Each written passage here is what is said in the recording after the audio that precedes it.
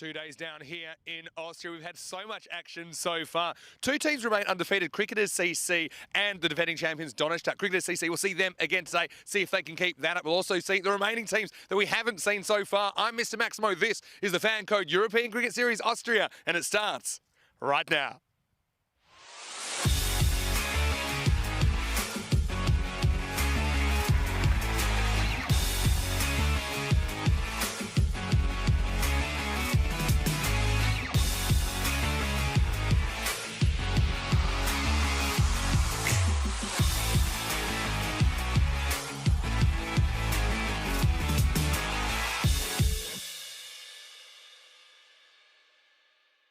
The European Cricket Series is proudly brought to you by HCL Software, Fan Code, and Grizzly Bear Sports.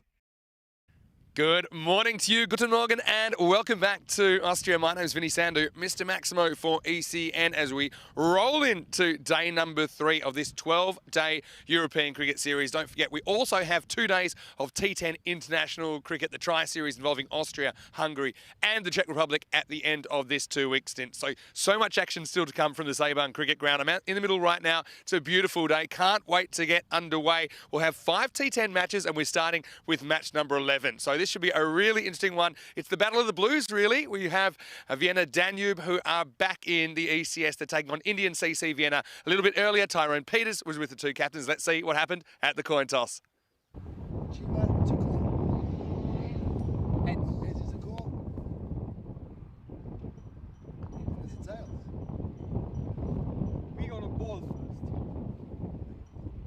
So the news from the toss is that Vienna Danube have won the toss and the captain Kai Bamalia has elected to bowl first. Interesting one for me that they want to chase. I don't think it really matters too much. The conditions won't change too much, but Kai Bamalia is a really important player for Vienna Danube. Remember seeing him back here in 2021, had a very good series. Didn't always have the luck, but I do think they've got some really interesting players to watch out for. And the captain, for me, he is the #1 man to watch. Let's talk about Indian CC Vienna, though. They've had an up and down kind of experience on the European Cricket Network. I know they just missed out on the finals last year. The year before that, they were finalists. So for me, I always like to watch Mehat Shima. I think he is a really vocal wicketkeeper and powerful opening bat. And I'm pretty sure we'll see him at the top of the order. Watch out for Ranjit Singh as well. He's likely to open, and he's also a really big hitter. So 2 teams with plenty to gain today. And of course, they are playing their first match in this series. Let's talk about the weather today. I can tell you plenty of sunshine, so that's good. But I can sum it up in one word: windy. And I think the wind had so much to do with where the ball was hit, how far the ball was hit yesterday. And typically, it's kind of, this is a right-hander's position here. It's kind of favouring the leg side. So it was a tough day for left-handers yesterday. We saw some of the right-handers, though, picking the ball up off their pads. And yeah, it means it's pretty tough for the bowlers. It does swirl around a bit, but it is pretty intense most of the time. That's a pretty clear feature of this cricket ground in Saban, because it is pretty unprotected from the elements. Well, here's a man. Well, he doesn't need any protection because he'll say what he wants to say when he wants to say it. Rico Full is in the commentary box. Let's get ready for the start of day 3, Rico. I'll be there in a second, but first I can tell you the news from the toss here in the middle in match 11 is Vienna Danube on their return to the ECS. They've won the toss. They're going to bowl first. Over to you. Thank you very much to Mr. Maximo Vinny Sandu, and welcome to the start of day 3 of this Fan Code European Cricket Series in Austria. Let's have a quick recap of what we saw in day 2. Vienna Eagles were making their debut up against the Austrian Cricket Tigers, and the Tigers were just a little bit too strong for them. Well, the Tigers roared in the morning, but they were to lose that roar later on in the day. Akib Iqbal, their captain, was in very good form. 3 for 10 with the ball, and then 28 over 11 with a player of the match performance in a victory for the ACT team by 7 wickets with 25 balls to go. And well, then we were going to see the reigning champions Donnerstadt. They were up against the Vienna Eagles, so it wasn't going to get any easier for the Eagles, and it proved to be that way. Donnerstadt put 122 on the board, thanks mainly to their captain Razman Shiguel, 71 off 25, and a 99-run partnership with Sabawun Divasi. And well, Vienna Eagles, a big good effort from them. They got to the 90s, 93, thanks to a half century from their captain Kadavir Singh. but Don started winning by 29 runs. Then it was time to see the Tigers again, but the Tigers now had lost their roar. They got to 111, thanks mainly to Imran Asif's 57 not out of 29.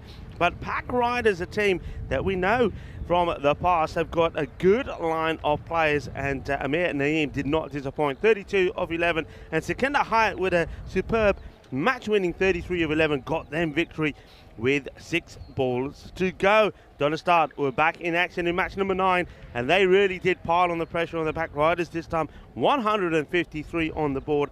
Aman Ahmadzai was in sensational form, 54 of 23 deliveries, and once again Davisi was quite key. Shigwal, the captain, 29 of 9. Pack Riders, they were bowled out for 75 and a victory by 78 runs with 8 balls to go.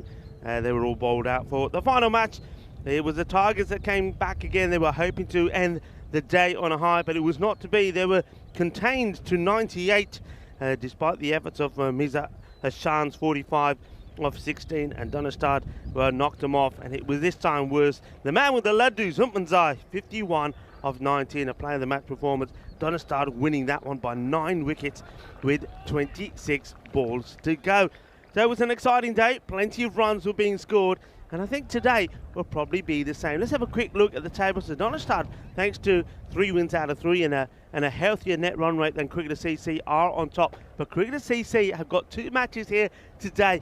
They could regain top spot, and well, we're going to see Indian CC Vienna up against Vienna Danube, and as you saw earlier in the coin toss, it was Vienna Danube that won the toss and elected to take the field. So it will be Indian Vienna will be having a knock first, and looking forward to seeing some of the boys from Indian Vienna, particularly their captain, and see how he gets on, and also the likes of Chima and Ranjit. These 2 guys at the top of the order can certainly make things happen. They're looking for a good start here in Vienna. One thing we do know, and what we've seen now, especially since the outfield got a cut yesterday, is that we think scores around about 115 are about par here. So I think in Vienna, they'll be looking to get to that 120 score, but it's all about the power play for me. Get a good power play in.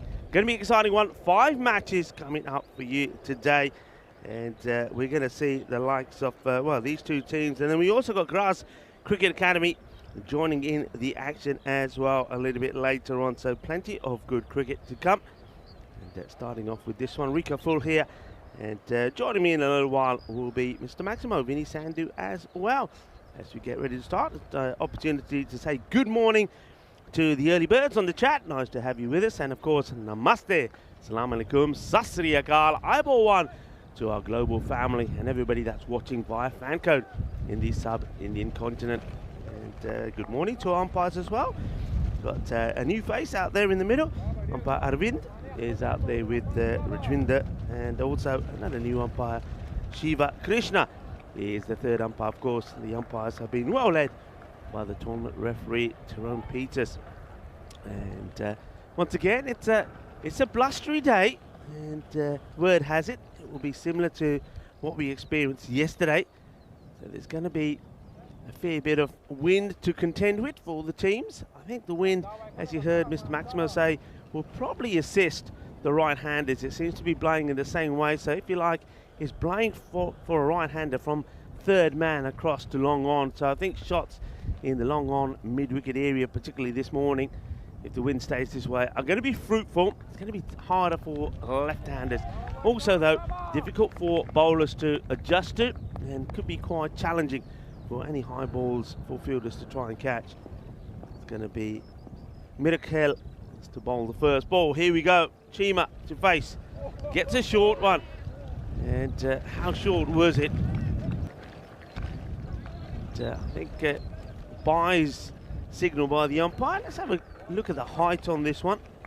And yeah, it's just below the head, but above the shoulder. So 1 for the over. So we're up and running straight away. Very good morning to Kroom and Nick Devonshire. Hello to you. Also, and Kai Bai as well. Hello, Kai Bai. Hope you're well. Let's play, he says. Yes, indeed.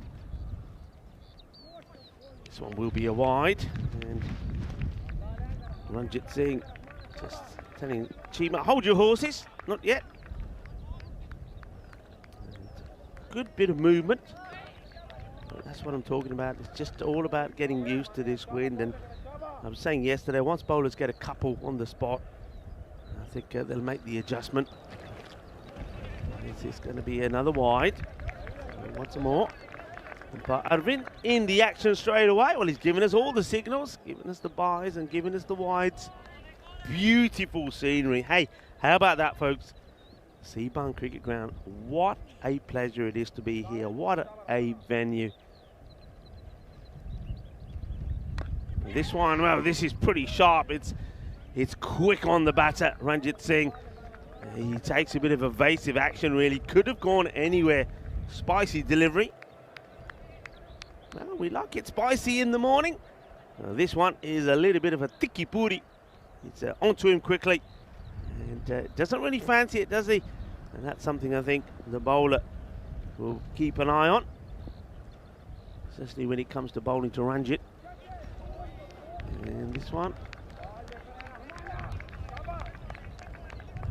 Good bit of pace. Bit of burst about him.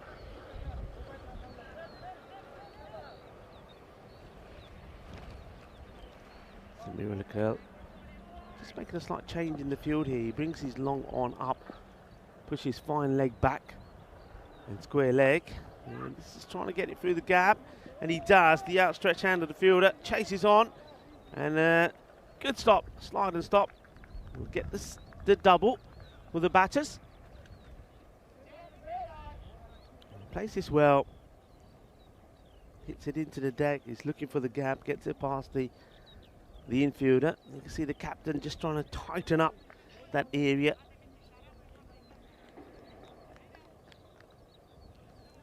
Kaipa Millar, the captain.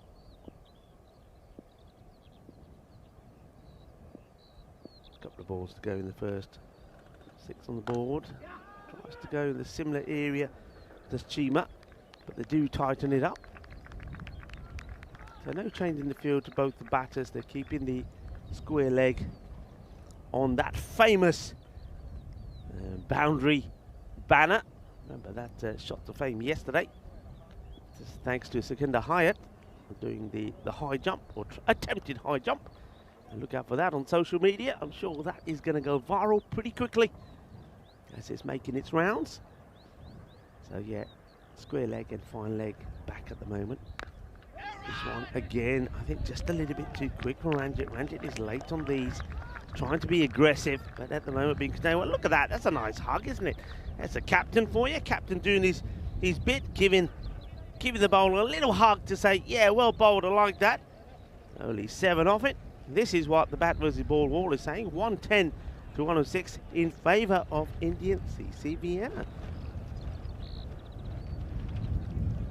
Indian Vienna, of course, were runners-up in 2021, where they lost to Vienna Afghan, who, of course, are done a stud now in the final, 122 to 91. Last year, though, they finished bottom of the pack with a 2-6 record, so they certainly are looking to improve.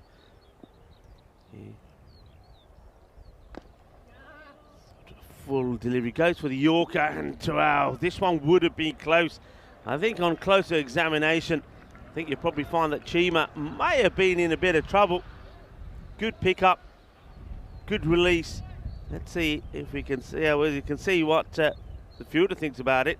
Yeah, it would have been very, very close. In fact, I think probably would have been out. Ranjit going for the big shot again. And appeal on the keeper. But it's a good delivery. Ranjit plays all around it, but no sign of an edge on that. Zaid Michael takes it comfortably. This one sort of skids through from Yusuf Zai.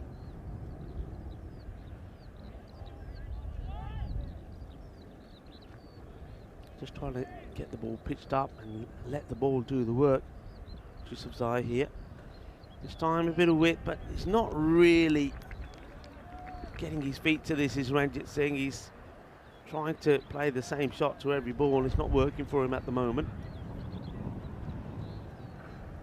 Morning to Rob Thompson. Binge watcher, hello to you. He's saying hello peeps. Yeah. Hello to you all. Bit of contact here. We'll get the single. As another gust of wind comes through and lifts our shelter off the ground and plonks it back down again. We saw a bit of that yesterday. It's nice sunshine, but you can have a look at the wheat field there. Give you an indication of the wind. Once again, this time it's Chima who's swinging and missing.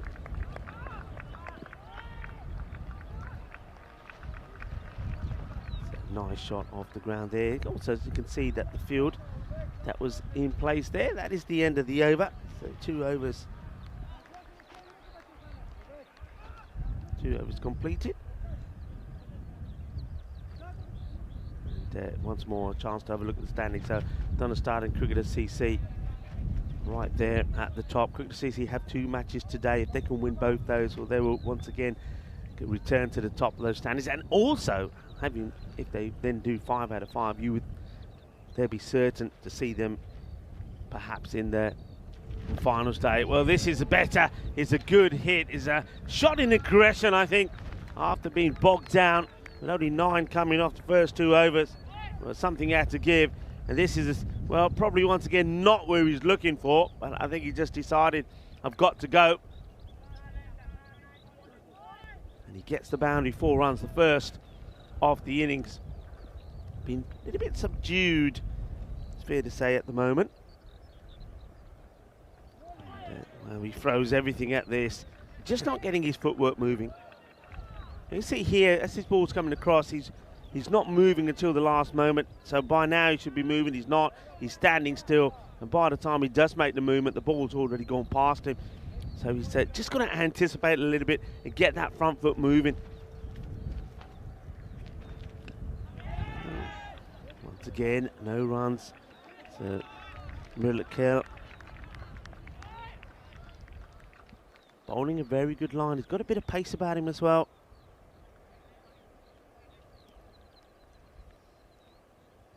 Good start by Vienna Danube. Just keeping it nice and tight, nice and tidy. Getting through the overs pretty quickly as well. I suppose it helps when the ball's not going to the boundary. And, oh, there, that's... I just said when the ball's not going to the boundary, well, I suppose I jinxed the fielder. He totally misses this. It's, probably shouldn't have been nothing. I don't even think the single's on. And, well, goes straight through him. Checked his fingers. Examination time. But, well, Obidullah Umari, he knows he should have done better there. 001 will not be happy. And, oh, that's a tremendous stop. This really is. Really good work from the wicketkeeper, Zahid.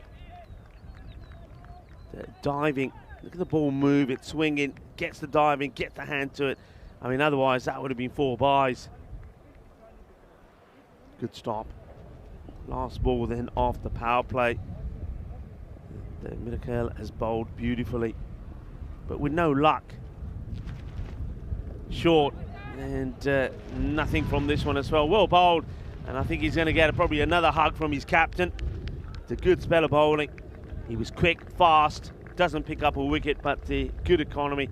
Only 7 from per over.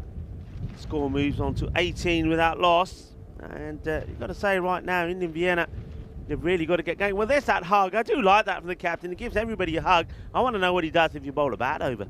But nice shot of the ground there again. Looks absolutely beautiful. And hats off to the likes of Mark Simpson-Parker, who works superbly around that count. Now, can you imagine that worse a turnip field? That's right, folks. And it was just a turnip field. So a bit of farmland back in 1991, and then all got changed to this superb cricket facility. And hats off to everybody involved and the Federation of Cricket in Austria. And I did say Austria, by the way. in the air. He's going to get lucky, gets over the infielder. And just be a single. Yeah, the reason why I say that, Austria is a country that quite often gets confused with Australia. The amount of parcels that should be coming here and end up down under, you would not believe. And even famous news broadcasters have got it wrong. CNN, for example, have confused Austria with Australia. And there was one particular story of one parcel that had to be redirected on 3 occasions, ending up down under when it should have been coming here to Austria. We've all made the mistake. So, up in the air should be. Oh, he just doesn't go for it, I think, the fielder. And they scramble the single. He goes down now on his hunches.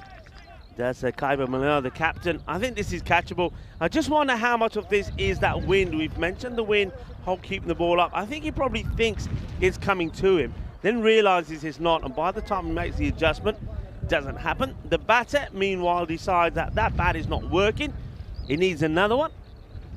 So maybe Ranjit Singh is going to have a little bit more luck with this one. He's on 11 at the moment of 12. Chima, 5 of 8. And I think the message probably from the man delivering the bat is, hey, either get going or get out. That's what you got to do. And he does get going. Well, this one works a treat. Well, bring me another one, he says. I like this one. Bolle,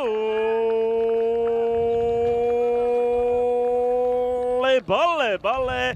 Inna zona. Shaka Lagya. That's more like it. He said, why didn't you give me this one to start off with? That one gets blasted away. Nice shot. Vienna Danube, by the way, in 2021 had a 2-4 record. So both these teams have got a taste of the European Cricket Network. Oh, this is a beaut, hit full and straight. And the fielder, well, he's only about 3 meters away from this. He can't get there. This is hit straight like a dart. And plenty of power on it. Well, Ranjit Singh, whatever the message was that was delivered along with that bat, well, it does well. Well, maybe that bat did end up in Australia and finally did get to Austria. But he's got it now, and it's working a treat. 6-4, and as we say on the ECN, he is hungry for more. And Yusuf Zia under attack after a good first over. Well, this one ain't good. It's going, it's long, it's hard, it goes all the way. 6 more. Boom. Shaka Lagya. Well, I don't know what happened in the power play, but it's all happening in the 4th. The slower delivery. Ranjit is onto it, and it gets smashed away. Lovely jubbly. That's the way to do it. The Ranjit Singh, finally, I think the alarm clock has woken him up. This one's going to be called a wide. It is too wide. They'll have to bowl it again. Well, the momentum they needed has come. And after all that, they can get something of this last delivery. They'll be pretty satisfied. Well, that'll help as well. That's nice from Ranjit Singh.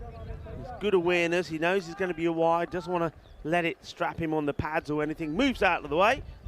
And just says, okay, bowl that one again. Only 2 came off his first over. So this one has gone magical. And he will finish with a dot as Ranjit goes back to what he was doing first time round. That is the end of the 4th over. It is 38 without loss. Looking a little bit better. Ranjit Singh has got going. Oh, another man who's ready to get going. And he joins me now. Here's the one and the only. Looking very dashing as well with his yellow shoes today, everybody. Here's Mr. Maximo in his Sandu. Good morning. Got the banana feeling. Morning, everyone. Morning, Rico. Yeah, really excited to see these 2 teams out there. You can see Vienna, saw them in the final a couple of years ago. We saw Vienna Danube a couple of years ago. They just narrowly missed out on going to the next phase. So great opportunity for them to get out there. And a great opportunity for me to spend another day with you here at this beautiful ground. You mentioned it used to be a turnip field. Super interesting, isn't it? It's already got a pretty interesting history. I mean, it's already, what, 30 years old plus? It's, yeah. You know, you got into, for example, Mark Simpson Park, like a 2nd generation kind of player that's grown up playing at this field. And anyway, let's get going here. Certainly short ball on occasion. Yeah, I think this one may be called a wide. I think it's over the head. As it goes past him, he's pretty tall. Let's see if we can clock it here. See, Amin is the bowler. Yeah. Yeah, for me at the crease, he would have gone over his head. Yeah, I mean, and it was called. It's a tough call live as well, so fair enough. Well, this is a no ball now, and somebody needs to have a word with the bowler. I don't think he realises. Amin, you can't be bowling too short one, so no ball. Free hit coming up, the licence to go the full Monty. This is even above the umpire's head as well. That's yeah, that's not great bowling. It's not on purpose, I think, either. He's just dragged that one down. Still good speed, good carry. Oh, this is hit like a bullet, no chance. Well, this one goes to the famous Stronger Together banner, which is back intact, I have to say. Strongest banners in world cricket, as we found out yesterday. Scanner Hayat found that out. But yeah, again, short again, wasn't it? Not quite as short, but short enough. Chima, it's just biding his time here, but he is a powerful striker when he gets going. All of these guys look, not all, but most look a bit like they haven't played a lot of cricket, and definitely not a lot of cricket in a match situation. So it might take a little while to get going. Ranjit certainly hasn't taken too long to get going. Yeah, but Chima, a little bit of sleeping giant. Well, he goes short again. It's high up in the air. The wind is carrying this. Oh, well, look at the wind here, folks. Look what the wind does to this. This one, you think for one moment, is going to the man who's wide, fine leg, and it just keeps going, and goes all the way to the boundary. Extraordinary.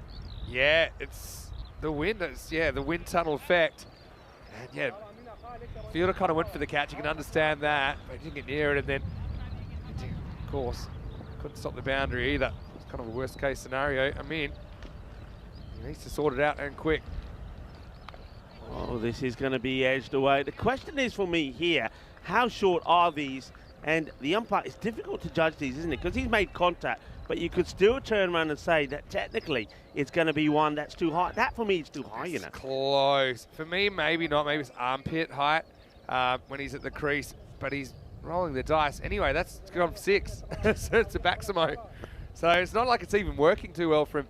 I'd just like to see as an experiment what would happen if you pitched one up. Yeah, I mean, when you think the bowlers before him, I know that the 4th over went magical, the one before this, but the first 3 overs, the power play, they bowled well, they pitched up. Now, well, it's short again, and this time it's been cut away, and even with the wind, and this is great work. Oh, yeah. This is sensational work. I was going to say, even with the wind, I think it might go all the way, but that wind had another say. Good arm as well. They had to hustle to get there. Yeah. But just look at the wind here. I mean, this is 4. As soon as it hits the back, you think 4 runs, but that wind gets hold of it, and it just slows it up. Yeah, 4 or more. Yeah, let's have a look at it. I mean, again, it's probably not over the shoulder, but it's chest high. But yeah, look at that. Look at the slip after the line as well. I'm loving it. This one gets played away. It should be stopped. It will be. They'll take the one. So 19 off the over with a ball to go. So remember the over before was a magical one from Justifica Zai. He's second after the first one. Only went for 2. This one, 19 already. So it's the perfect response after a slow power play. Swings and misses at this one. Once again, it was short. You'd think the batter would be ready for it. So he gets a dot ball in. It will be 57 without loss at the halfway point. I want to say very, very warm welcome to everyone, wherever you're watching from around the world. Hopefully you're well. When you sound here, Mr. Max, I'm here with Rico Full. Got the beautiful, I suppose, the agricultural background here. And it's very Sound of Music here, isn't it? Look, such an interesting first couple of days. Have a look at some of these numbers over the first couple of days as well, because during this innings, we've actually gone past 2,000 runs already. And I feel like we've just got here. Yeah. Also gone past 100 wickets already yesterday. But yeah, Maximo rate 7.9, that's pretty high. An average for that's about 6 per 10 overs. That's 6s per 10 overs. 4s rate back to what I would call normal in the 6s. We've seen it really big or really small. We'll talk about that in a minute. 5.8 wickets per innings, which is around average. But yeah, the 4s rate in Cyprus and Portugal, it was something like 9 or 10 4s per innings, so about a 4 and over. In Milan, it was way down, like it was. There were actually less 4s than 6s because the outfield was super slow. So it was more like 4 4s per 10 overs on average. And now it's back to what I would call kind of normal. But one thing that is above average is the six hitting ability of the player group here in Austria. So I think we're going to see plenty more of them today. Yeah, Jabakel.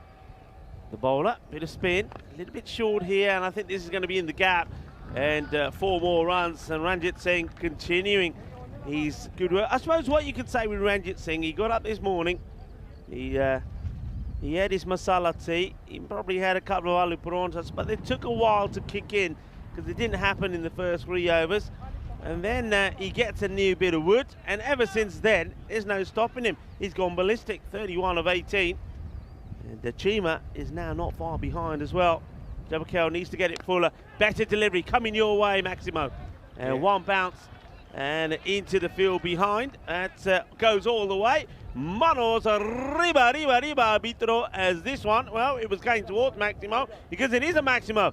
I thought of throwing the chair at that to try and stop it, but I realised we probably just would have had a smashed chair, so I decided not to. Good choice. I didn't want you would have deflected it onto something. The ploughed fields do actually provide. It's like at the Formula One. You know how they get the stuff, the special stuff to stop the cars really quickly. They do stop pretty quickly when they get in the soil. This is better delivery. Just gives this a bit more flight. It has to dive to get in. And, good work from the fielder, but very good backing up. And you can see that Chima saying, hey, I want some of the action as well.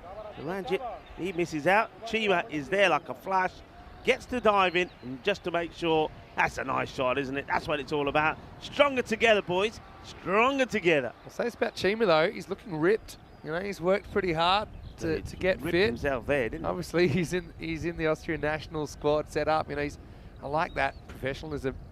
Looking after himself. This is a good ball from Jabakel.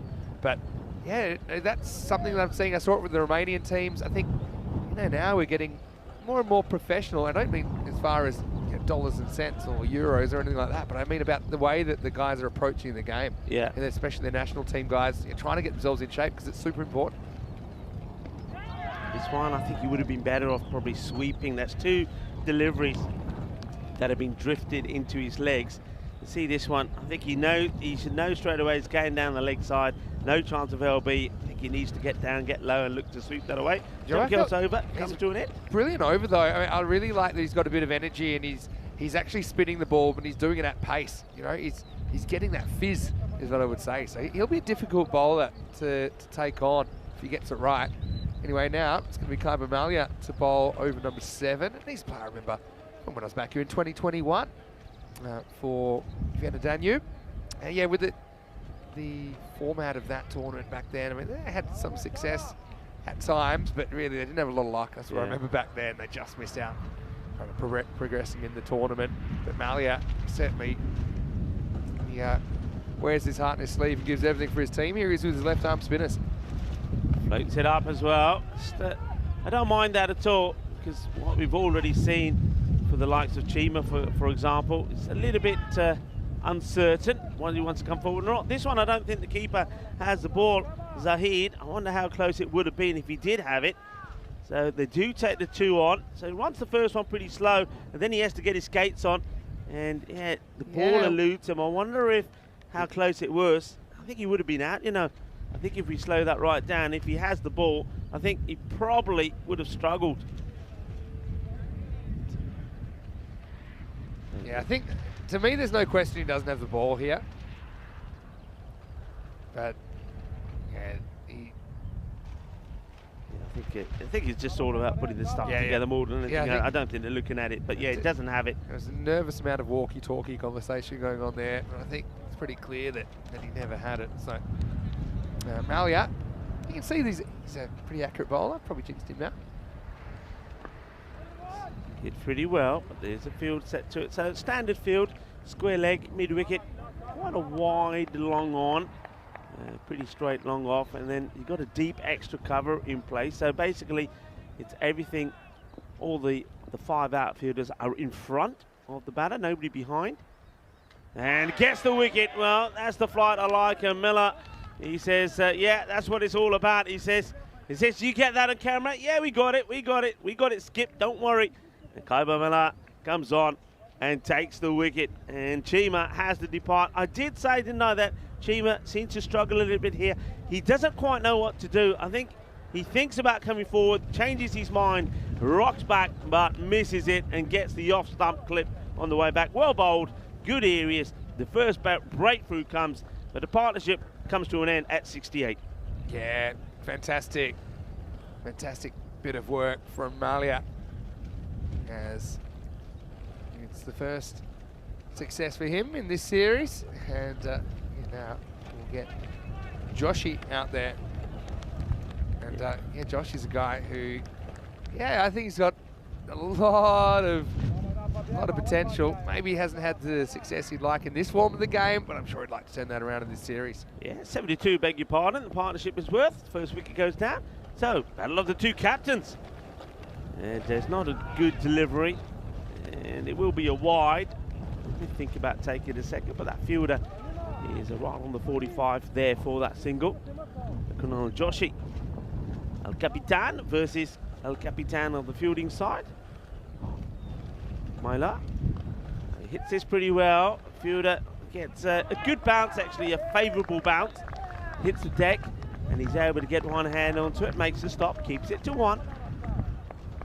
Good shot selection, though, to say from Joshi. I think that you've got to be prepared to play the sweep against the likes of Malia.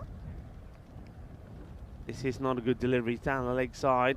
It's going to be another wide. It started quite well. Got his radar tuned in pretty well, Malia, to start off with, but now a couple have just gone down the leg side. Missed out, though, by the batters. Ranjit Singh on 41.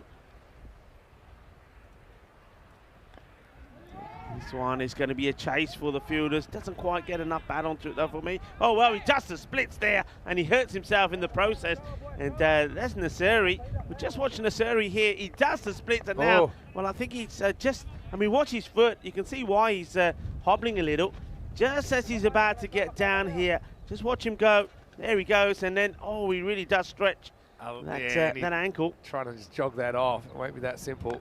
Okay, this is a chance. The bowler says, leave it to me, and no mistakes from Allah. He gets the wicket, and it's an important one because Ranjit Singh is gone as well. So both openers now are back in the shed.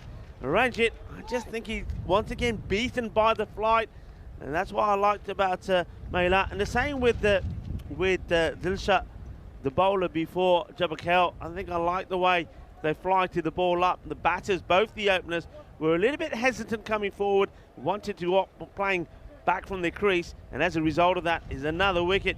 Let's have a look at some of the upcoming events here, Vinny. Yeah, let's have a look, because yeah, we're in here for a 12-day ECS, and then we have the ECI at the end of this 2 weeks. So Saturday and Sunday, the 20th and 21st of May. I know that Hungary and the Czech Republic will be here. Danny Hudacek actually might be wandering down from Prague. It's about a 4-hour train from here. It'd be great to see Danny. Yeah, and then Bulgaria for a couple of weeks. Also, it's an ECI.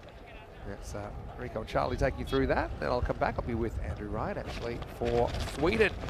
It starts on 5th of June. Let's get back to it. His bowler I like a lot. Oh, wow, this is huge, humongous. That's the biggest of the tournament so far.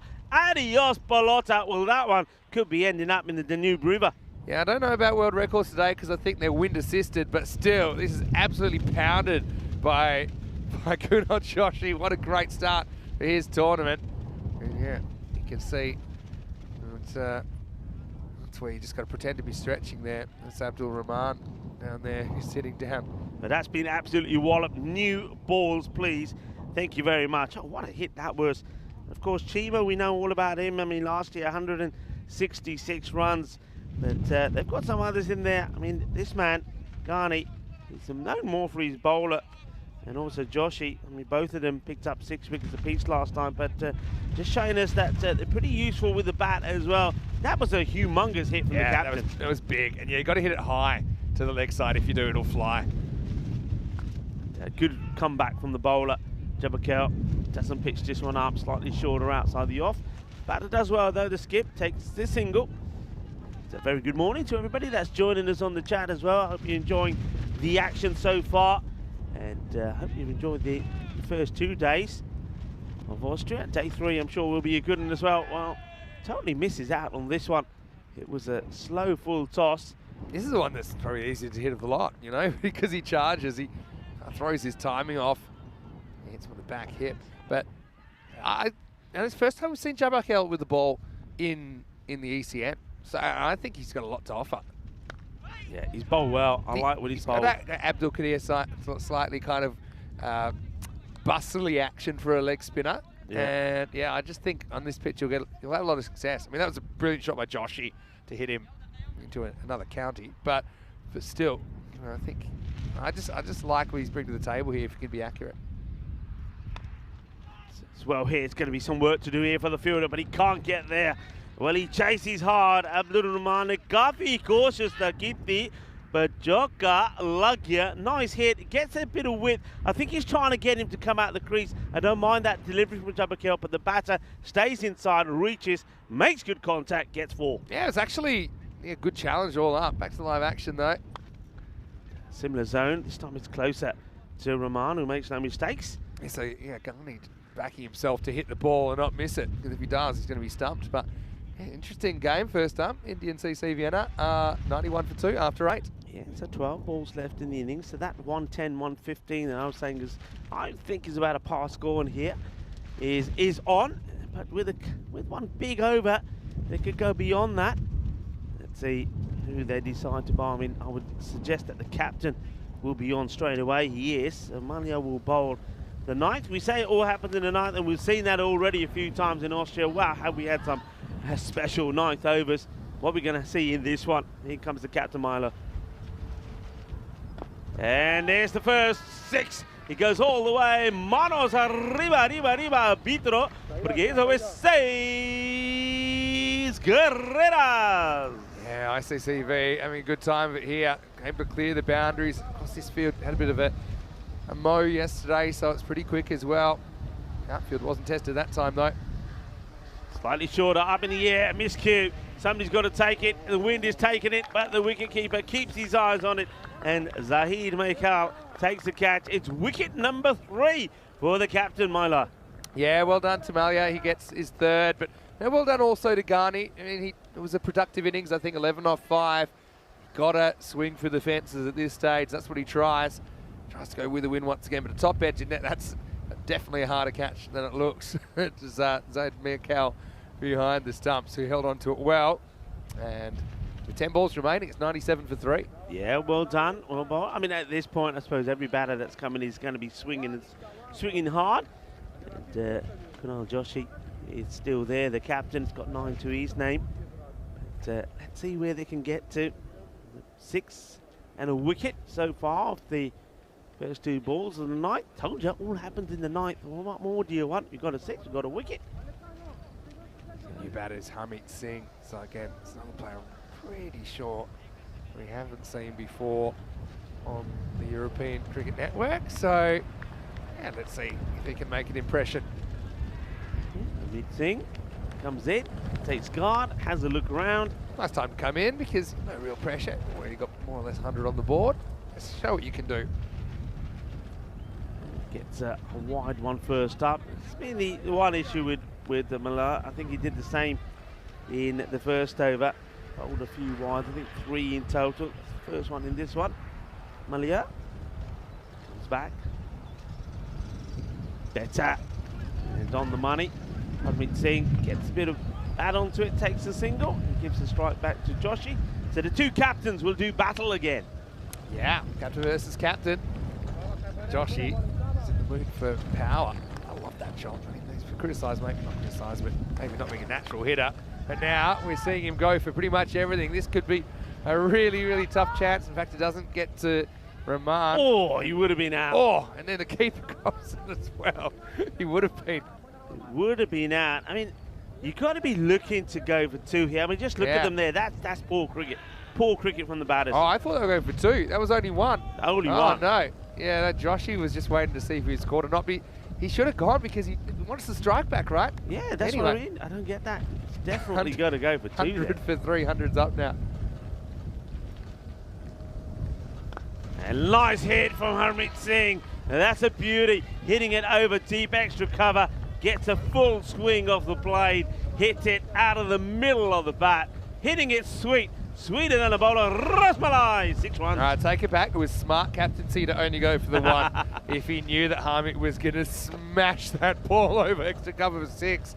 So, I suppose, all's well that ends well. Malia not really ending well after his 3 wickets, though, has gone for a few runs towards the end. And I think Hamit's after him again. It's in the same area and it's the same result. 6 more. Bolle,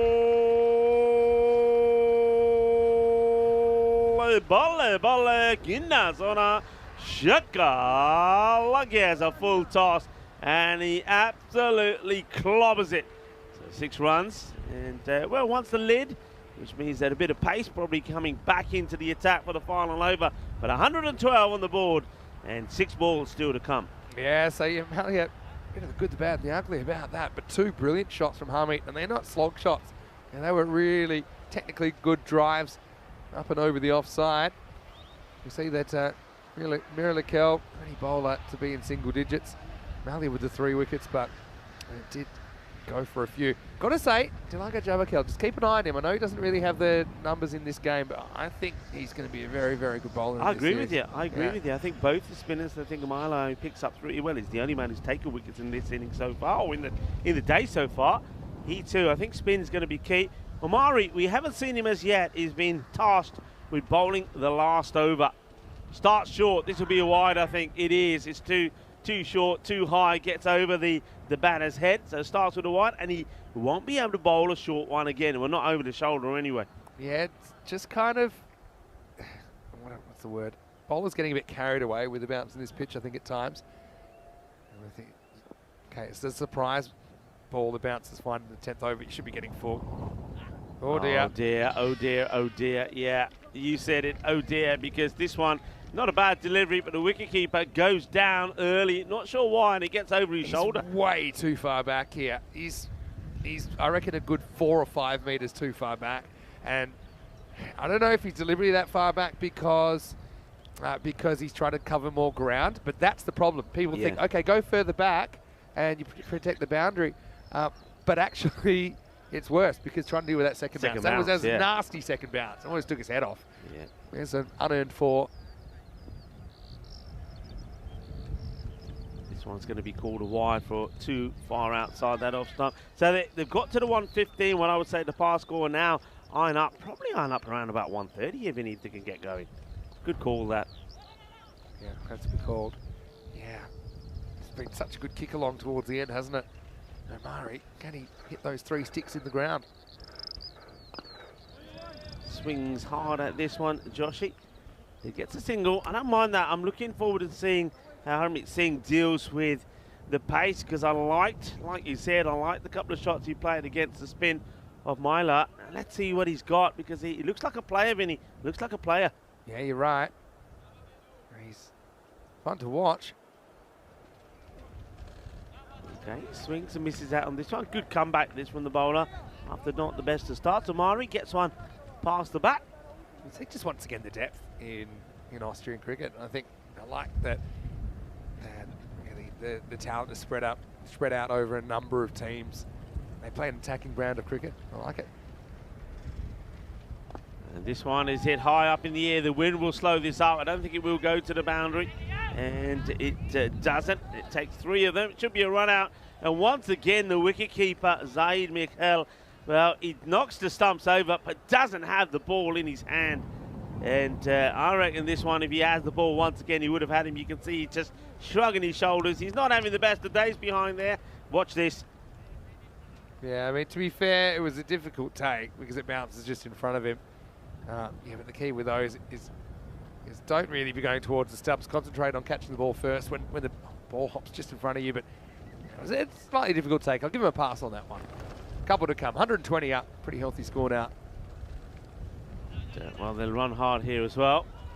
And get to stop onto it. He wants to take him on. Come on, come for 2. And, well, that's clever, I suppose, than the keeper, because nobody's at the keeper stumps here. Only a direct hit is going to stop you. I would have. But the thing is, I think that Hamid had other ideas because he knows there's only 1 ball to go. Because there's nobody at the keeper's end. I would have been taking on the 2. I think they would have probably tried for a direct hit.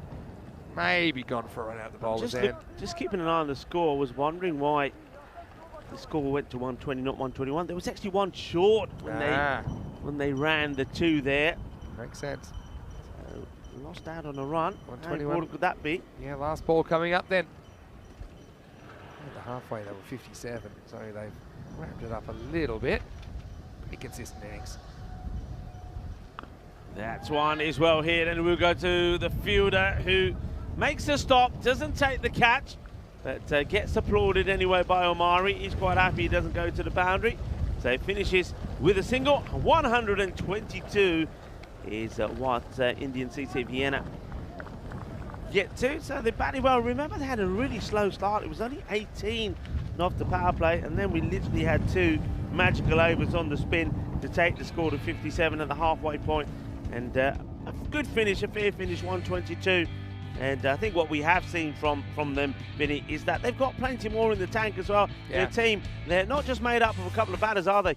Yeah, no, you're right. And I think they're well suited to this format of the game. We saw maybe a little bit of indisciplined bowling at times, but yeah, for the most part, it was just good stroke play. And they all had the right approach. That's what I liked, whether it worked or whether it didn't. I mean, they were trying to attack, they're trying to clear the boundaries.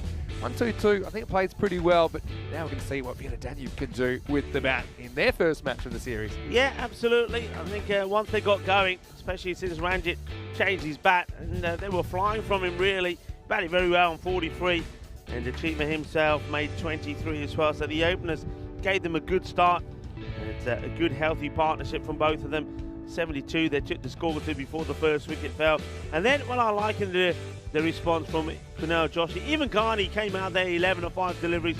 You know, Harmeet Singh as well plays a nice shot. The bowling, well, one thing we will say, there was quite, I think, too many wides for me, but I think 19 extras in total, 10 of those in wides.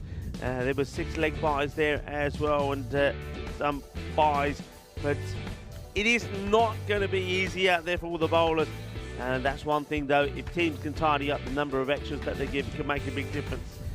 And we see a couple of close calls. A few times, I think, that Zaid Mikhail could have been involved in run-outs. That was one of them, but on both occasions, he's failing to get the ball in his gloves. Spin was good, and Myler came on and made all the difference, didn't he? He picked up the 3 wickets that we did see fall. So he was good, the captain. He was on the money. And Jabbakel, we like the look of Jabbakel as well. And I think we saw some nice shots there against him. He's somebody that I think as the series goes on will certainly be right up there, picking up a few wickets. This one was a very good catch by Zahid Mirkal. So not everything went against him. Always going to be difficult when that ball goes high up in the air. And this was Harmeet Singh. He came out and blasted 2 sixes over deep extra cover. That one was a powerful hit as the ball was pretty low, but he still gets plenty on it. And this one is where they, well, took 2, but ended up being 1 short. That could come back and haunt them, even despite the missed run out. So that could have been 0 runs if he had taken that ball cleanly in his gloves. So let's have a look at that scorecard. I think it'll be a pretty healthy one. If I'm the captain here looking at this, Kunal Joshi, I'm going to be pretty happy. The openers, once they got going, and they did get going pretty quickly, did well. I think the captain himself, not out of 12 of 8. I like Ahmad Ghani. He went out there, scored quick fire, 11 of 5. And Harmeet Singh, well, not out, 14 of just 6 deliveries. Helps the score to go to 122. Once again, those extras, that'll be a slight concern, I think, for Vienna Danube. That's something that they can improve on. With the bowling figures, I think it's got to be said, under difficult conditions, 6 bowlers used in total. Mohammed Amin just didn't work out today. He was just too short, and he went for 19. The second over there from the opener, just for Zai, that wasn't a good one. That went magical. He goes for 22. But Myler himself picked up 3 wickets, 29 he goes for. Omari, well, maybe Omari, we're going to see him bowl maybe perhaps higher up the order next time. He only got the 1 over this time around, and he bowled pretty tidily the very last over.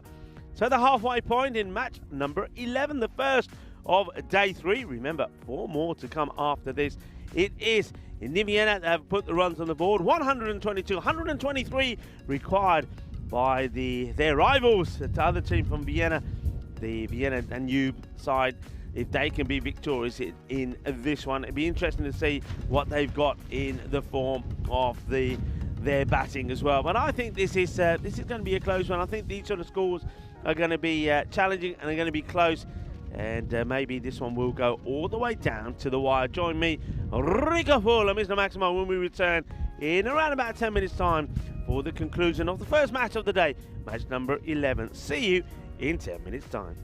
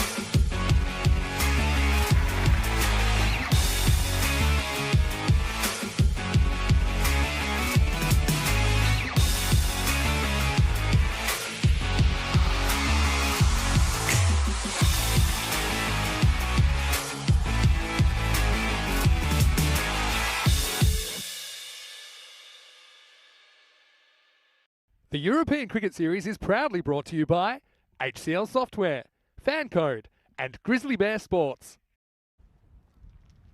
Hello, cricket lovers, and welcome back to Austria as we get ready for the start of the second innings, the reply from the Vienna Danube, and it will be their captain, Kaiber Miller, that will be out there to face the first ball, and he's out there with Shafiullah Jusfiaz. See how they can get on here. 123 is the target after we saw their opponents get to 122 for 3. It was a good knock there from the openers. Chima making 23 and Ranjit 43 of 24. Once again, I think the openers here will be looking for a good start. And well, Kaiber Miller was the only man to take any wickets for his side. He picked up all 3 with his spin, and now he's hoping that he can make the valuable contribution with the bat to get victory for his side. Both teams from Vienna, so some bragging rights up for grabs. And the Vienna Danube now with a chance to knock off these runs.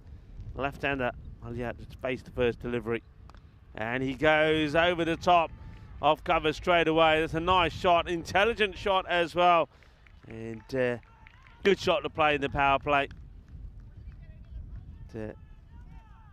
Executes it really well, gets right under it, lifts it over the top of those fielders, and it looks like the bowler Ghani is making a change straight away, and he wants some protection out there, so fielder goes out into the sweeping area on the offside. Third man stays back. And they make a change. He now gets moved to sort of the backward point area. Comes Ghani once more. And this time he sprays this down the leg side. Goes for the fuller delivery. Goes for the Yorker. Doesn't get it right. Ghani was one of the top bowlers for his side back in 2022. Just issues with the wind as the bails come flying off. They picked up 6 wickets along with his captain Kunal Joshi. No Gil Shamshur in the side. He was their top wicket taker. Took 10 wickets. And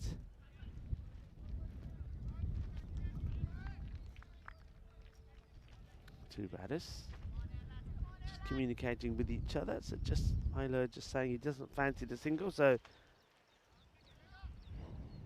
Yusuf Zia has to get sent back. Oh, this is a wild swing right across the line, and that could have ended up horrible for the captain. He's quite lucky actually, he doesn't miss the stumps by that much. Look at the reactions from the bowler. Not a good shot. I wonder if having that man being put out on the offside boundary had just stopped Milo playing the shots that he had in mind. And once again he goes to go down the ground, looking to challenge the opposition, who haven't got anybody straight. As I say, you got the man out on the offside and got a very fine third man on the boundary. Ghani, well, he strays onto the pads, and this time no mistakes from the captain. This will go all the way. Balle, balle, balle, 6 runs. And this is just perfect timing. And, just helps it along the way. And gets right under it, elevates it over the boundary. So the second boundary. Score moves on to 11. 2 boundaries, 6 and a 4, and that 1 wide. Just lets himself down there, Ghani. He wants to get back outside the off stump. And this one's a miscue, but I think he gets enough of it. It'll bounce and just plug as the fielders, well, between them, get the ball back. So this time 2 will be taken. And that will be the end of the first over. So 13 on the board. So it goes for that shot down the ground. But once again, like I say, with no man back, it's a safe shot to play. I think if there was a long off or long on, whichever position you're at, you would have got to that. But I think that was reactive, perhaps maybe from the bowler to push the man on the boundary on the offside straight away.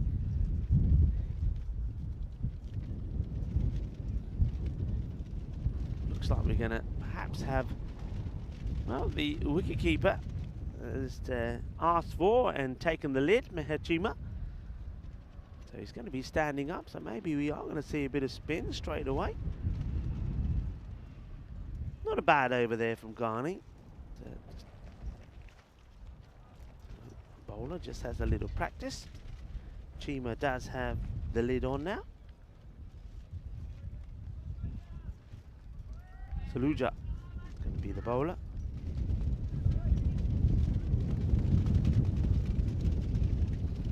As the wind starts sort of swirling now. I mentioned that earlier before the start of the day. It was sort of blowing from third man to long on, if you like, to the right-hander. This has been hit pretty well. It'll just be a single, so Yusuf Zia gets off the mark. But now it's sort of coming, I would say, like blowing from sort of cover right across the ground. So now you're saying right now, if the batters are trying to hit into that long on mid-wicket area, the ball's probably gonna slow up. So you're now looking to hit behind square that area to get the wind assistance. But it does keep chopping and changing, as does this field at the moment. They can't make up their mind where they want the field, so they do now bring the man that was pushed back on the boundary, a backward point, back in, so they can have a mid-on up. But he goes big this time, over extra cover, 6 more for the captain. Mela just gets a little bit too much width, doesn't he? And he makes that width as he walks down the leg side, gives himself room and puts it away. And I suppose this is where the bowler really needs to think and say, right, okay, Saluja to himself, well, if that's what the batter's going to do, I've got to get it right up there. I've got to get that Yorker going. So he's not able to get underneath the ball, try and squeeze it through. But a good shot still from the captain, Kaibamala.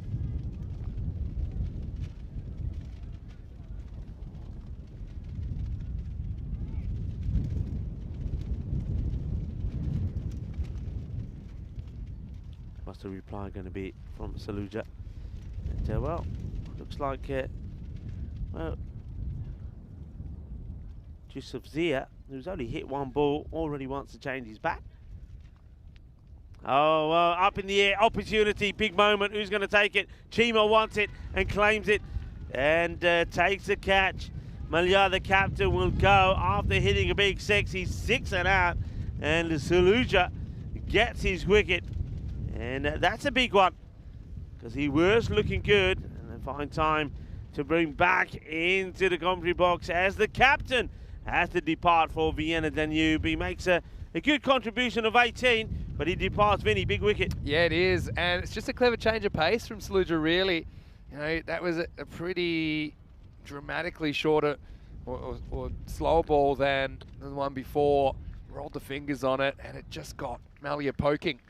So, I mean, they're up at the rate. It's yeah, certainly a good wicket to take. And, yeah, credit to Chima. He's pretty clever the way he chases this, because the ball's kind of blowing back to him. So he doesn't go after it too hard, because he knows it'll blow back to him a bit. It'd be easy to overrun that or underrun that. But, yeah, Vienna Danube lose their captain, and it's a big moment in the game, but it gives an opportunity to someone else. It's Mohammed Amin coming in at number 3. Yeah, Amin comes in. Didn't have the best of time with the ball, did he? It's just the one over he got went for 19. He was bowling far too short, but he gets a chance to make amends with the bat. 20 on the board, and 1 wicket down. The Saluja does get the breakthrough, so 1 left-hander replaces another.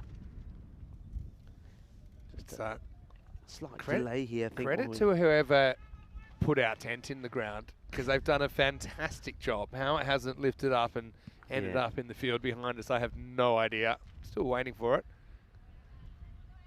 Just waiting for those scores to update. A little technical problem, got to sort it out. Yeah, I mean, you're absolutely right, because everything else around us is down. I mean, we've got our own little sort of banner fences that go around here with some marketing, Austrian Cricket Association's banner, etc. And they're down and out. The wind's blowing them over. Yeah. It's just us left standing here. Yeah, it's amazing, actually. I'm a bit worried if we do have any rain, and there may be a forecast of some rain for the weekend. We might have to abandon ship here because it's going to come in sideways. I think some stuff's going to get ruined. Yeah. Anyway, right now we've got a beautiful vantage point. We're just sorting out a slight technical issue, but hopefully they sort that out before too long. Hey, let's talk about the Indian CC Vienna innings. What about some of the power we saw? Kunal Joshi must have been in the gym. That was a massive six that he hit. But I liked Harmeet as well in the middle order.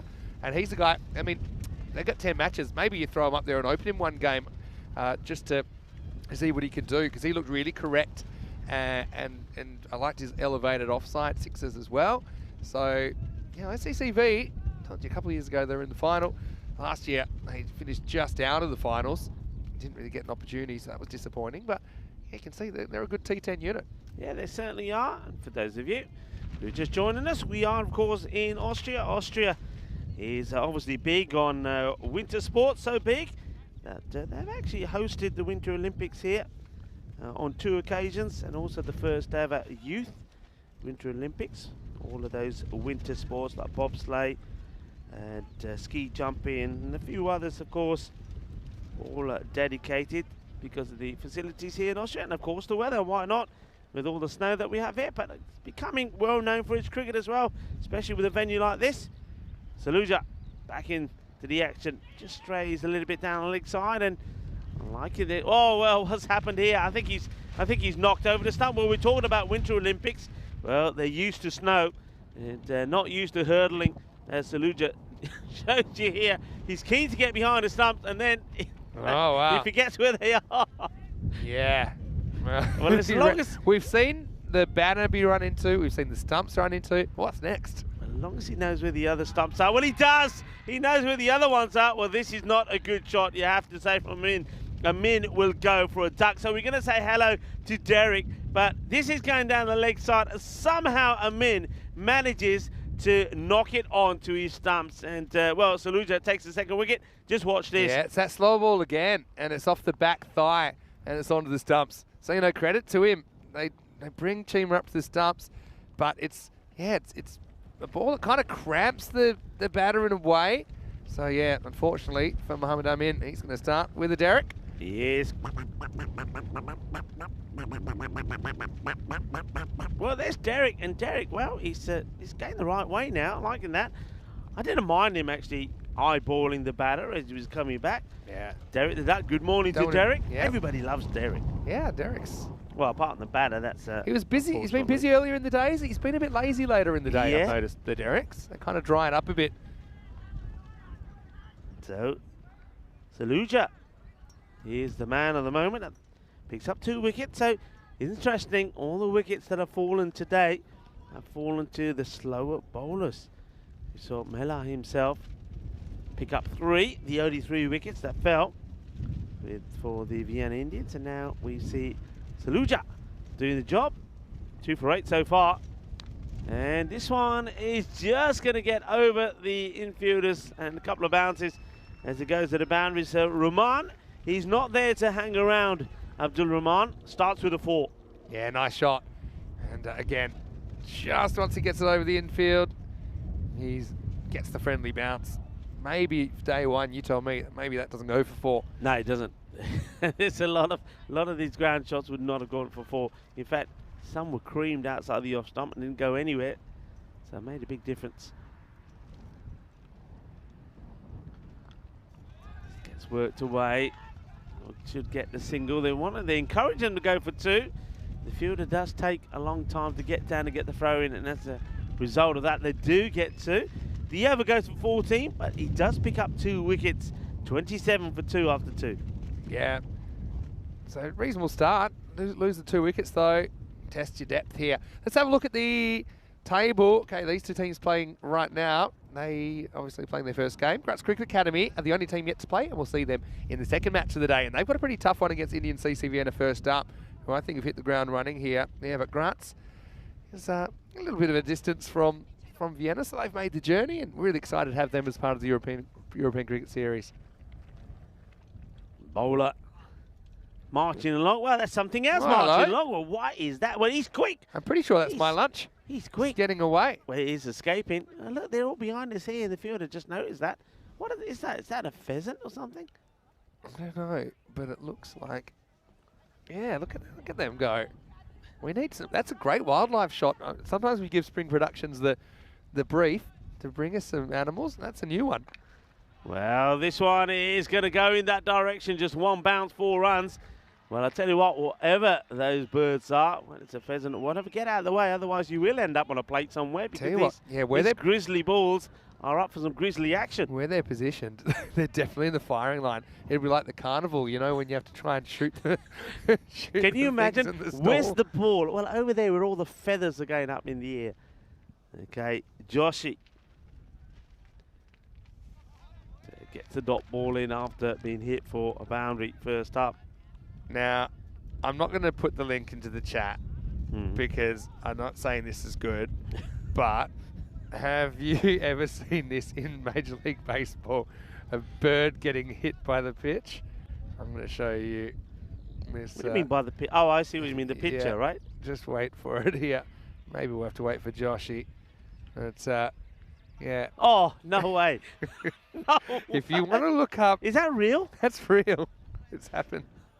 It's happened a couple of times. There's another one. I know. Oh. Yeah. Ah. Yeah. That's a close call on that one as well. Anyway, this one. Oh! Balle! A jalebi catch. Absolutely sensational. And Luthra takes a one-handed beauty. What a catch this is. It would have been a wide, but he gets clobbered. And, well, Luthar says, thank you very much. I'll have it. Here we go. Jalebi wala. It's an all-timer from Luthra. Don't know how he's done that. If there's any physicists out there that can tell us exactly how he got that far off the ground, I'd like to know. Because he's not even looking at the ball by the time that it whacks into his right palm. That's probably the catch of the series so far. And, wow, that is a game changer as well. 31 for 3. What a catch. Oh, what a catch. Let's see it again. Well, let's see if we can slow this down. I mean, you're right. He does well to get up. I mean, it would have been a wide. He gets clobbered. Watch him go. Hi, Ginna Sona. And he says, I'm not letting go of it. It's all mine, baby. It's all mine. What a catch. Yeah, it looked over him for all money, didn't it? But he comes down, climbs the ladder. There's a guy that looks like he can probably slam dunk a basketball under the radar. And to tell you who's happy is Joshi, who has a wicket from nowhere. It certainly is. Well, if you want to stay on the good side of the captain, you take catches like that. Fantastic catch. What a moment. It's bowling good areas here. Skip just getting that ball outside the off stump, just short of a length. And batters playing and missing. Well, what is going through the mind of the batter there, Yusuf Zia? He can't believe it. He thinks I've hit it pretty well. And a man who I least expect to be climbing that high in the air takes the catch. Another chance. Oh, just over the fielder there. I suppose the batter will say, yeah, I had it under control. Perfectly placed. Well, it was 4 runs. I thought Lightning was going to strike twice here in the same over. If you have a look at this, because that was tantalisingly close to something similar, different area of the field. But yeah, Vienna Danube still taking up the challenge here. Pretty much on the rate at the moment. And Amari gets his first runs through the boundary. Yeah, Amari bowled a very good last over as well when he came on to bowl.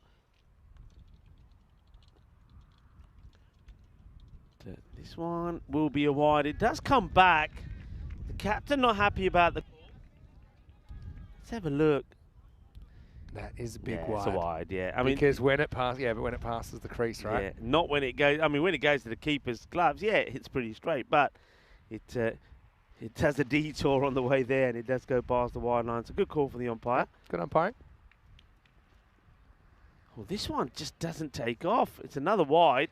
Hits the deck and stays low. Great work from the keeper. Yeah, excellent keeping. Chima's an excellent keeper. The thing is, this one, does it get a bit of the line? Yeah, probably. Is it completely inside the line? Or is it mostly inside the line? If it's mostly, it's not good enough. I think that was probably mostly. Anyway, judgment call. I think Joshy might as well bowl a bit straighter. We'll have some success. Last ball of power play. Well, he does go straighter. They take the single on. He'll be a bit disappointed, I think, Joshy, that's gone for one. He's got the fielders there. And maybe just needs to have one of them a little bit closer. End of the over. End of the power play. And picked up 3 wickets. Score on 35. Yeah, so 30... 38. Yeah, sorry. With a recount, 38. But still, that's pretty much right on the required rate. Maybe a run ahead. But I reckon that's setting up a really interesting game. Let's just see the depth of Vienna Danube. That's what it comes down to for me. If their middle order can keep going at this kind of rate or not. And don't forget, they'll be able to protect the boundaries a little bit better with the 5 outfielders allowed for the fielding side from this point going forward. The power play. And you can see that Saluja is quite right. He will stay in the attack. He's very keen to move his fielders around. And 2 for 14 he's taken so far. The 2 crucial wickets as well. That one of Kaiba Malia, the captain, who was looking very good. And then he got Mohammed Amin without scoring. So it's got a standard field now. And, we're wide once again. Chima standing up, makes a good stop. Yeah, Chima. And one of my favourite keepers to watch. Also, never short of a word. I like it when we turn the stop microphones right up. Is he one of those? There's a lot of the jibber jabber. Better delivery. Struck well down the ground. Fielder does really well. This is really good work from the Jalebi King, because this is bobbling around horribly. And at one point, I thought it was going to bounce over. And just have a look at this, Vinny. I mean, talking about Tortugas. This is multiple Tortugas. It really is. Yeah, it did really well. I love this outfield now. It's quickened up. Difference a haircut can make. But yeah, you can see that hitting the ball pretty hard here, pretty correctly for the most part. This is hit firmly, and it's going to take some stopping, and that's really well done. This has come so quick to the captain, Joshy, and no mistakes from him. Yeah, great work by Joshy again. Just willing to put his body on the line, make the block. They make such a big difference. Oh, this is pretty wild, and I think they're going to have a look at this, surely. Yeah, see how high it is. I think I think he's got to call this one. Well, does he get bad onto this? Does hit it. But it doesn't matter really, does it? It's still, I suppose it has dipped a fair bit. Let's have a look. Yeah, I think it's probably just dipping below the waist. Let's have a look. It's on its way down for sure. So they may, yeah, I think he may get away with this as it comes down. Impact. Tough one. Probably just dipping because it was that slower ball. He bowls it again, and this time it's going to be a cat, so that's out. So it obviously works. So Saluja takes a third. 3 for 18 now from him, and once again it's a full toss. But, I think he sliced his. I don't think he's hit this where he's aiming for. Yeah, I mean the difference is if that was called, and I don't think it was a no ball, but let's say it was called, then that becomes a free hit. You can't get out. But I think you could see the previous one, the trajectory of the ball was coming down. Yeah. You could see the kind of the comet of the ball coming down, probably below the waist. So yeah, next ball full toss, can't put it away. So if you're in a Danube, just hit another roadblock. It's 42 for 3. Yeah, that's a. I mean, it's just similar. If you look back in the first innings, you saw Harmeet Singh get a very similar delivery to that, and he walloped it for a huge 6. So it's all the technique, and I think what he does there, because he's moving towards the off stump as well, by the time he makes contact, He just hasn't got any weight distribution going into the shot. He's going the wrong way, and as a result of that, the catch has been taken. So another batter has to depart. 42 for 4 now. What gets put down there? Hit down the ground. It will be captain Kunal Joshi. He'll be pretty happy the way things are going at the moment. Yeah, I think so. Runs on the board. Still, yeah, I think 115 or so. I'd say around about par. I suppose the proof will be in the pudding when we see the run rates. Oh, this is so unlucky. This really is. I think when we look at this again, this is destined to hit the stumps, and somehow the batter gets a little bit of timber on it and deflects it away. A very good spell of bowling though from Saluja, 3 for 19, and he's made the difference in this one. 4 overs down, 43 on the board. 4 wickets down as well. As we just have a look at where they are, so you can see it's a sharp downward trend. I mean, it's like some of the slopes, the ski slopes that you have in Austria. It's going the wrong way. They need to go the upward way. Well, the man who took the amazing catch now, Luthra, is coming on to bowl. Yeah, might as well get him on. It's obviously his game. That was a brilliant catch. What can he do with the ball? And it's going to be a 1 bounce towards the man at mid-wicket. Just trying to look at kind of some of the run rates from last year here in Austria. I think you're kind of looking more or less in the 11 to 11.5, so maybe about 11 and over was average, so maybe 110. Does seem to be maybe a bit more high scoring with this strong wind, which is favouring the right-handers this year.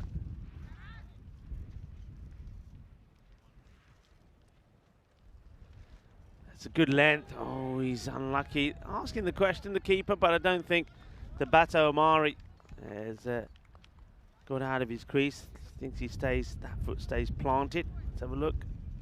Oh, he does a little skip, doesn't he? He's got 2 feet in, so I think he's, to be sure, safe. Flights it up. Good delivery. I'm liking these flighted deliveries. You know, I just wonder whether they become more difficult because of the breeze around. Yeah, in a way, yes. I mean, it's more likely that you can mistime it, but also it's if you do time it, it's going to go a lot further. So it's a double-edged sword. That's a quicker one, though. There's a bit of heat from Luthra. I'm liking these variations. That's what the coaches tell you. It's all about variations for bowlers in this short format. And, well, Luthra, he's certainly given us that. He's flying them up. He's banging them in short. What's this one going to be? It's a shorter one here. I think if he takes it straight away, Vinny, it would have been closer, you know. Yeah. I think there was a slight delay, perhaps, from Cheeman. Just have a look.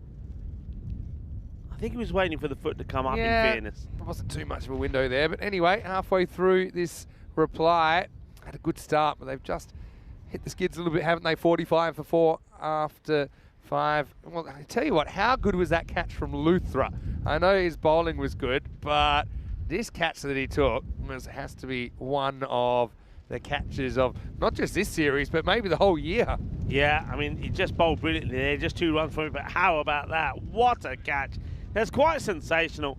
Absolutely brilliant. It really is, and that certainly sparked the chat into life, I'm sure. Okay, where are we here? Sharma coming on the bowl, and he flights it up as well. A fair bit of bat onto this, trying to get it in the gap, and oh well, talking about the gap, the fielder leaves a big gap, and this goes through him.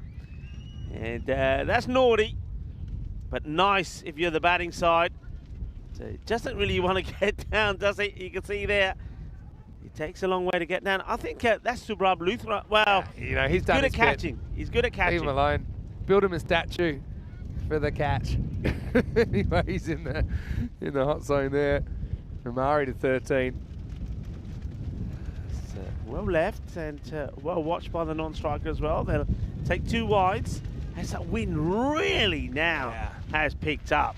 Yeah, we know we're in the wind tunnel. I'm going to be here for a while. We'll say hello to Marnus as well as Neville. Hopefully you're well. Hello to Suraj as well. He's watching from not too far away. Firmly hit.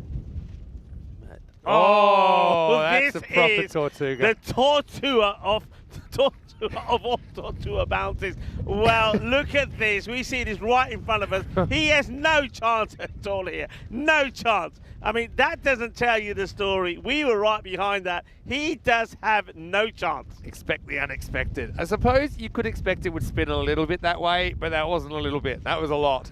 And poor Saluja, he gets done like a dinner. Another misfield for 4, if you want to call it that. Okay, this one is spinning viciously, but it doesn't spin out of the hands of the fielder. That's a really good catch, you know. That's a very, very good catch on the fielder. That one, once it goes up, is spinning viciously. Ranjit Singh, well, first he has to get to it, and he does, and then he holds on to it. And good wicket to take. Yeah, it's a good catch. Yeah, because it was all about motoring. I suppose he's running with the wind, so that's something, but also the ball's kind of blowing away from him. So yeah, it takes it. Doesn't really have to dive, just has to get to the drop zone, and he does. So yeah, we're seeing the middle overs kind of fall apart for Vienna Danube as they lose a 5th wicket now. It's all the 5s, 55 for 5. Yeah, another one bites the dust, as they say, as looks like a new batter making his way out is Zahid Michel. I noticed Kai in the chat was also calling it the Field of Dreams. Yeah, the Field of Dreams refers to a Kevin Costner movie, and yeah, the kind of the long grass, I think the corn and everything. Yeah. And they actually do a Major League Baseball game, an official Major League Baseball game every year now at this Field of Dreams. They've built it up like Have they? kind of like the movie, like it's like an old school, you know, in the middle of nowhere, kind of very agricultural field. It's pretty cool. Anyway, Sharma with the wicket. So gets a fair bit of bat onto this and gets fielded. Not Yeah. cleanly, but it's just the one. Inside Mikel, who's out there now. He was doing the keeping for Vienna Danube in the first half of this game.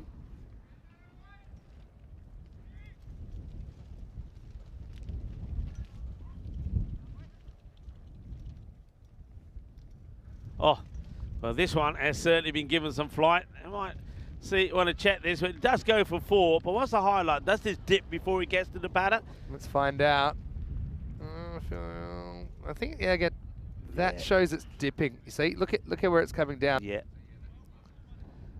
So yeah, you can kind of draw a line there and say that it's going to go down below the waist if he was in a standing position at the crease. Yeah, nice shot played. That's what they need. So Omari. Funny thing is, you don't have that much of a tail on that on the replay on the freeze because it's so slow. You could almost when the ball's moving really fast, like it looks a bit like that. That one was like wasn't actually blurred that much. Anyway, end of the over.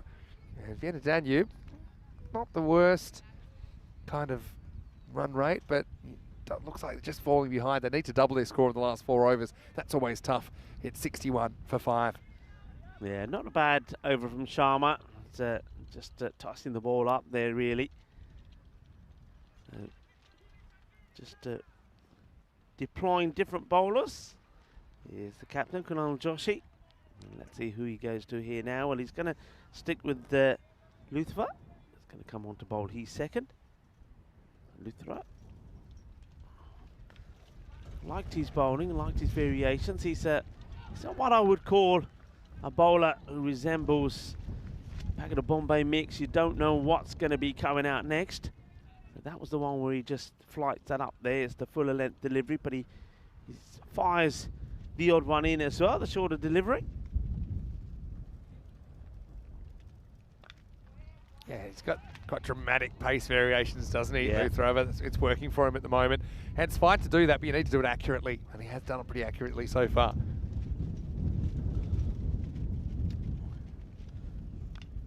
Once again, it's right up there in the block hole. Good bowling.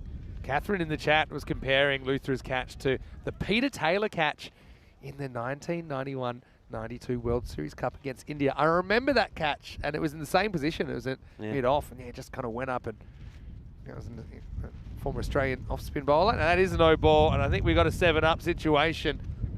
Maximo, and I'm telling you right now, this for me is too high. Yeah, without fail, it will be called. And no ball, that is a 7-up, or what we call a man new these days sometimes.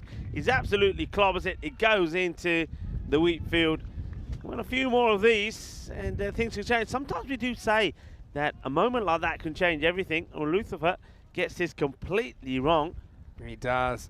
I'm just double checking whether that's been called or not. Yeah, it has been called. So no ball +6 and a free hit to come. So maybe that's the break you need to get back in this contest, because they had fallen pretty much 12 behind. Yeah. Well, here you can get like 12 in one ball, essentially, if this one goes as well. Yeah, Omari is keeping hopes alive at the moment for Vienna Danube. Okay, so license now to go to full Monty. I think this might be the quicker one. It is, but it goes quick off the bat as well. Omari turning on the stall. Inna zona, Shaka, Lagia. Manos arriba, arbitro, 6 match. Just like that, this game has changed. And it's a really good free hit, cash-in job from Omari. Yeah, I said they were 12 behind. Well, there's your 12. There's 13 in the last ball. And Luther had been so good, he'd only conceded 4 runs in 9 balls before that. Yeah. But his 10th ball goes for 13. That's cricket. That's the way it goes as this wind picks up. Hold on to your laptops and everything else. I've seen you've inherited a jacket from somewhere. Who's that? Big D's?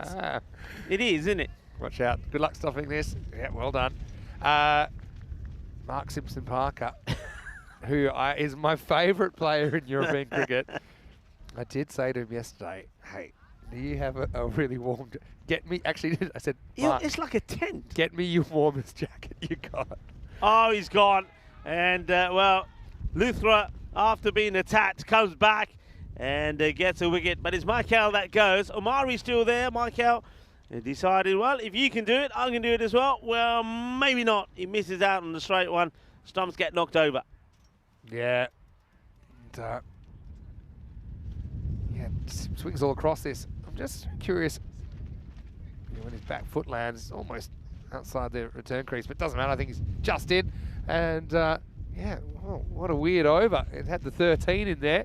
But apart from that, it's been really, really good. The game changes once again. Yeah, it does indeed. So, got a few runs from it, but another wicket does fall. And, well bowled. And the score 77, 6 wickets down. Let's have a look at what's coming up next. Indian CC Vienna taking on Graz Cricket Academy. So, yeah, first time we've seen GCA in the ECS, and yeah, looking forward to seeing them. They're led by Bharath Gowda. Indian CC Vienna, though, really impressed with them this morning with the bat. With the ball, I think there's been some good things as well. Maybe a little bit of inconsistency in there, but yeah, I think Kunal Joshi looks good. I really liked the work of Harmeet Singh in the middle as well. Just checking if he was in that lineup. I didn't spot him straight away. Anyway, there's 6, and this game is very, very much alive. Omari to 38.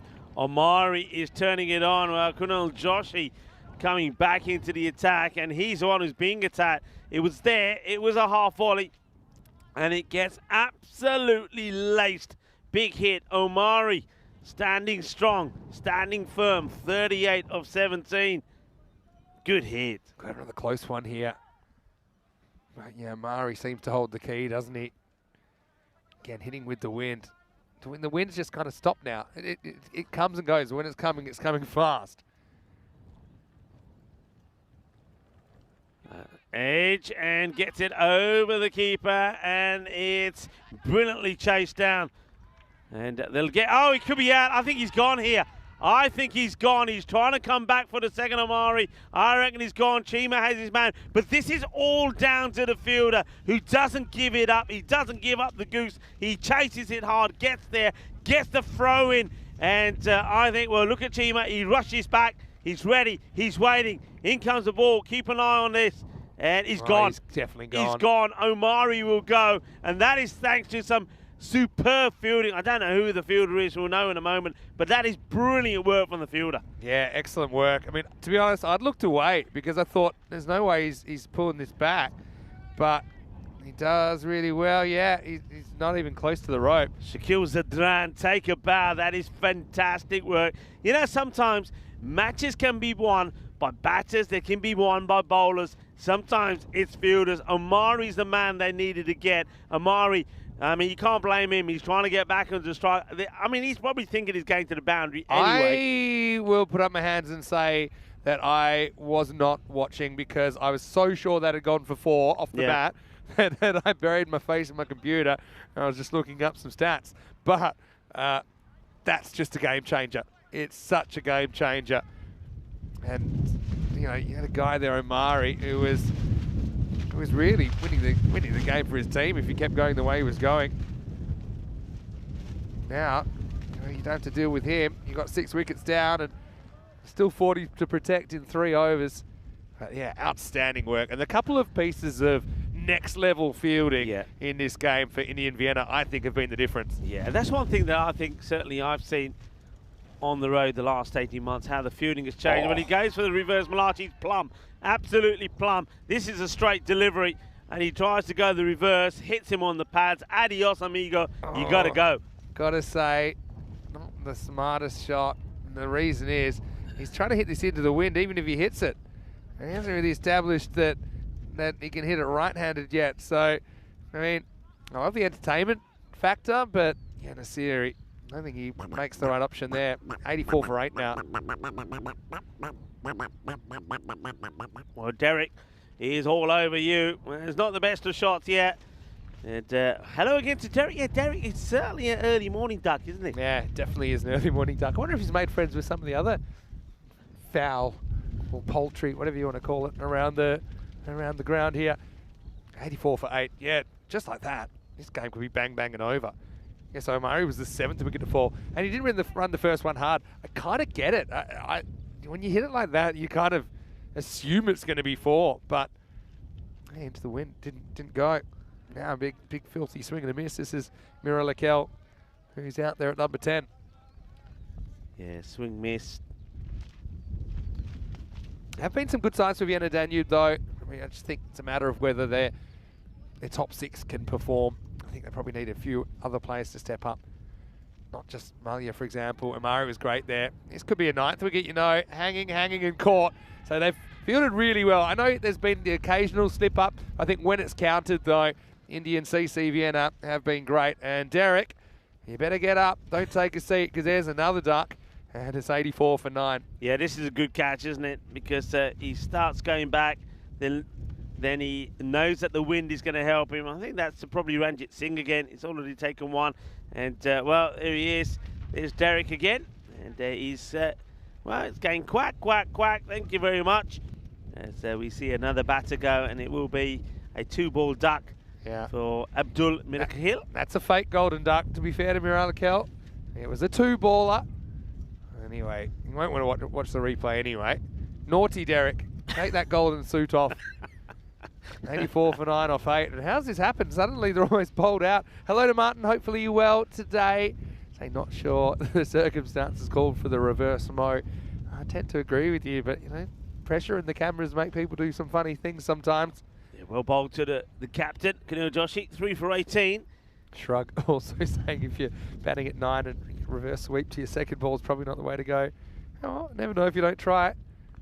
Well, that sums it up really. That was going to be a big wide, and Shahid knocks it into the ground.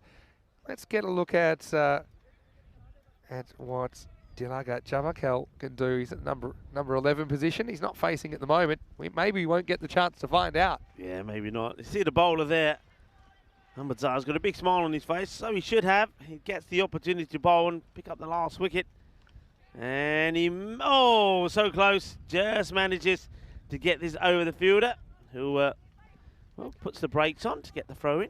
Let's just say sliding doors, because let's say in a parallel universe, Naseri smacks that reverse sweep into the car park, into the wind. Yeah, we'll be up and down. It would have have been the best moment of the year.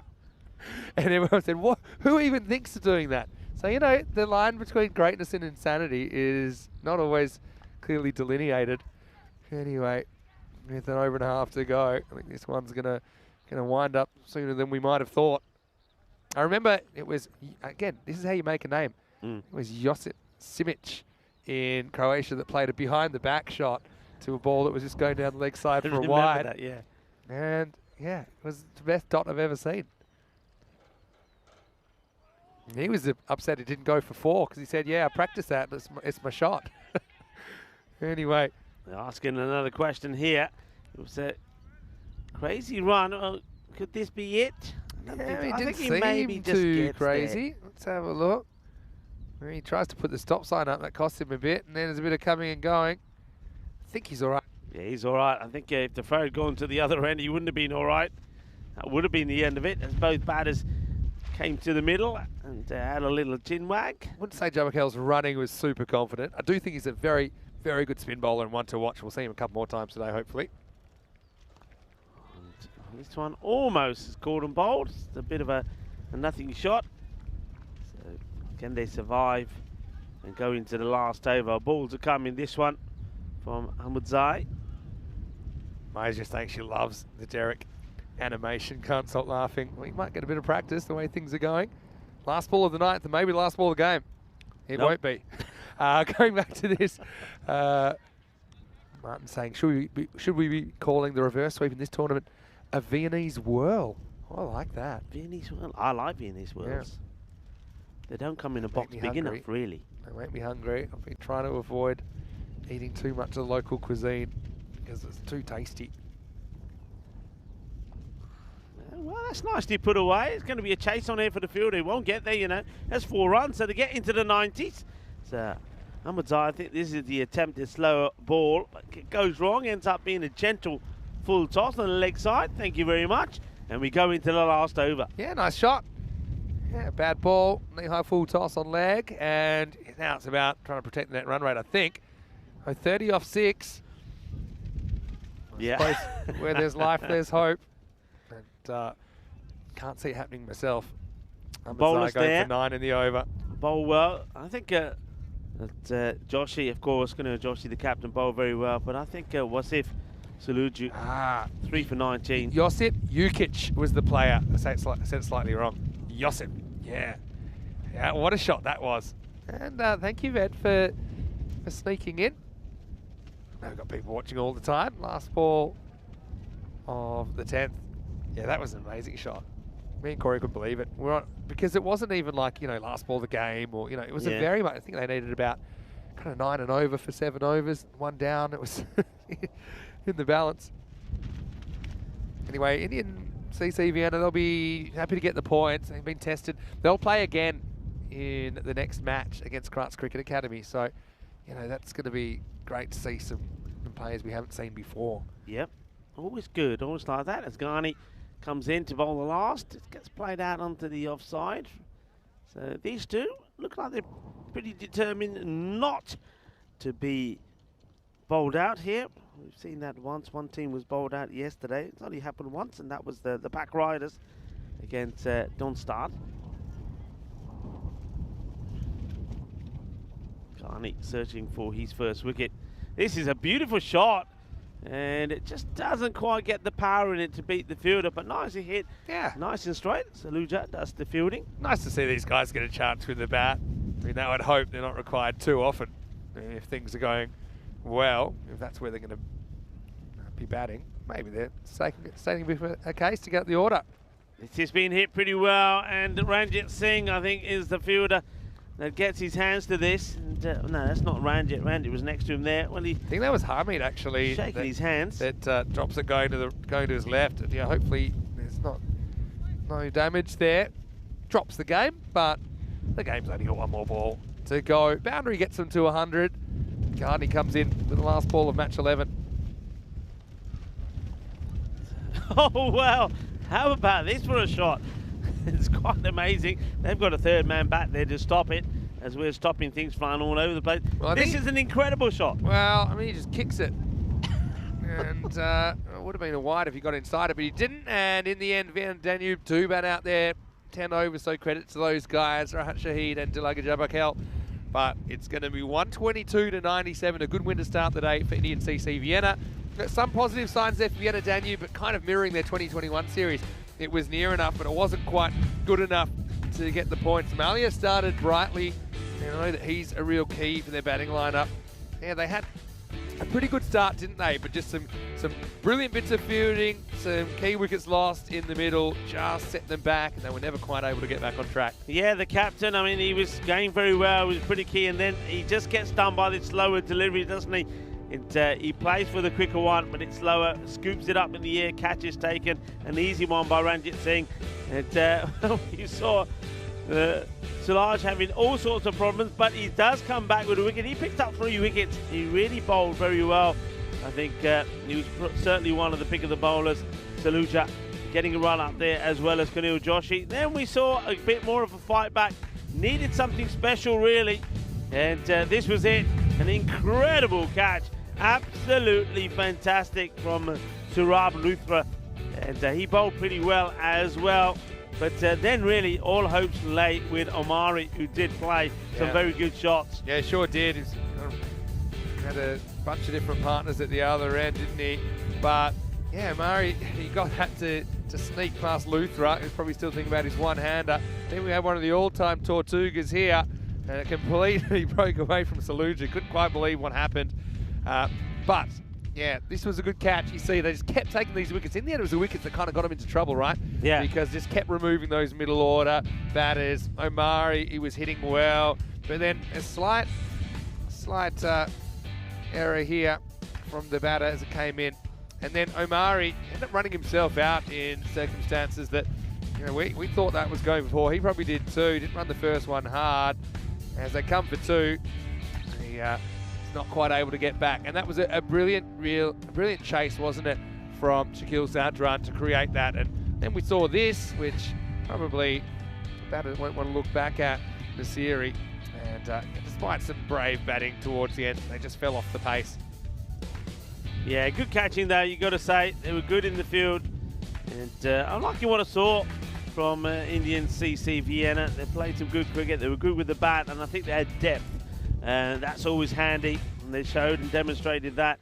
They also showed that with the ball. And they got plenty of bowlers. I think there were bowlers used there that probably in other circumstances may not have been, or not used in the way that they were deployed. Yeah. But in the field, I think they were sensational. And as we have a look at that scorecard, I think once the captain Kaiba Malio went, they were really relying on just Omari. Omari, 39 of 18, batted well, played some lovely shots, but it took a bit of fantastic fielding from Shakil Zadran to remove him. Yeah, positives for both teams. Probably not a positive for Danube that only 2 players reached double figures. That's probably the concern, as they were able to gather 97. But Omari batted well. Malia looked good early as well. As you said, they try a few different bowling options. 3-fers though for Saluja, who employed his slower ball very, very well. Kunal Joshi with 3 wickets as well. Ghani bowled pretty well up front and finished things off at the end. And Sharma was the man that came up with the other wicket at Luthra. Let's talk about his catch, because that was something that I think we'll remember for a long time. Was also getting it over in there. We'll take a break here. We'll be back in about 10. It'll be the first chance to get a look at Graz.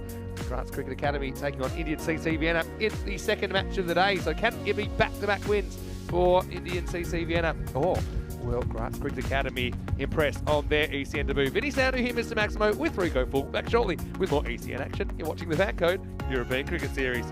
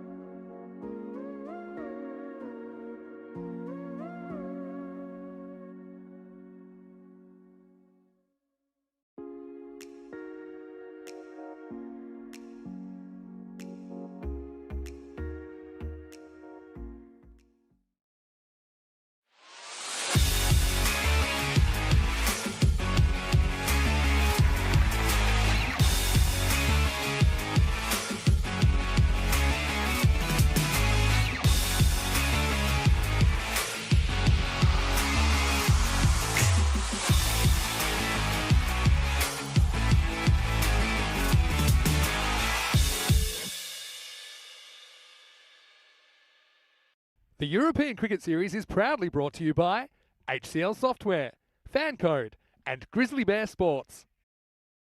Hello, welcome back to Austria. Great to have your company here. It's day 3 action, and we're going to roll into match number 12 now. Looking forward to this one, Indian CC Vienna, and it was great seeing them back on the park this morning. They're taking on Graz Cricket Academy, or GCA.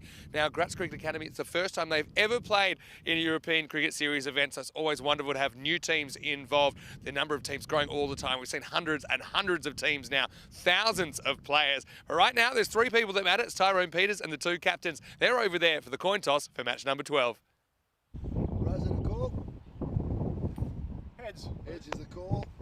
It is a tails. What are you going to do? So it is Indian Vienna that win the toss, and they have elected to bat first. I think it's a good, confident move. I like what I'm seeing from them. I like the approach. I like the depth in their batting lineup. I'm going to say Kunal Joshi seemed to have found another gear with his power hitting in the first game. I also really like the work of Harmeet Singh, who seems like a middle-order bully, and I like that. Also, you've got Ranjit Singh scoring some runs. Mehad Chima, of course, lurking at the top of the order as well. So they're going to be hard to stop. GCA on debut, they're going to have to take wickets and take their chances. So I think their fielding is going to be super important. Once again, just trying to keep Indian CC Vienna to something reasonable that they might be able to chase. But I can't wait to see a few new faces out there. And yeah, looking forward to seeing the 11th team in this competition. Of course, 11 teams, only 4 will make the semi-finals next Friday. Let's go over to Rico Falls. We get ready for the start of match 12 with the news that ICCV, they've won the toss. They're going to bat first. Thank you very much to Mr. Maximo as we get ready for the start of the second match of day 3, match number 12. And it's time for us to welcome another team, Graz Cricket Academy. Welcome to you guys. And, well, best of luck on your first match on the European Cricket Series, taking on Indian CC Vienna, who made a good start and winning their first match in this series.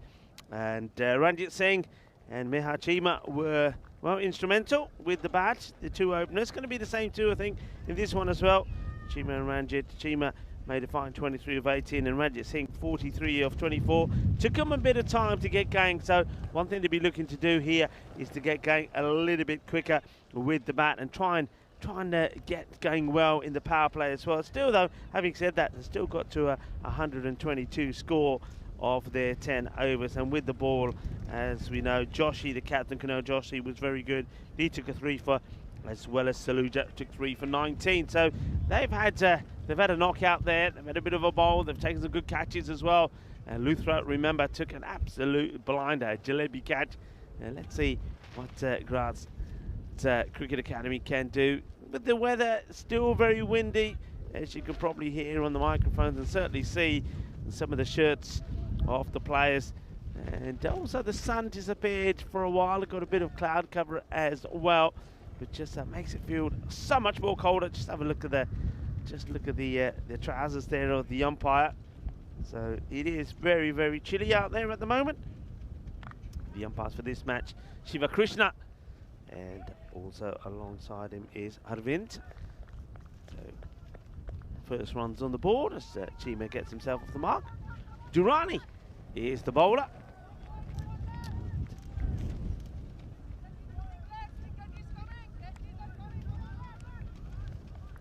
Trying to see Ranjit Singh. Ranjit, well, once he changed his bat in the first match today, he was unstoppable.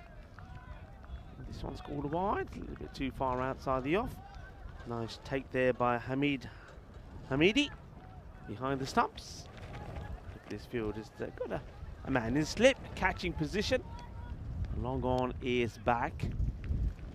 And just trying to spot the other player who I don't see at the moment. This one's short, is an edge.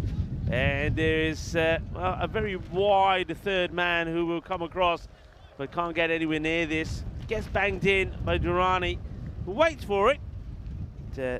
Does Singh, gets an edge and it fires away. No Harmeet Singh in the lineup this time around for Indian CC, and yeah, Vinny Sandhu, as he said, I did like the look of him, but we've got Guswan Singh who comes in his place. Let's see if he's a like-for-like replacement.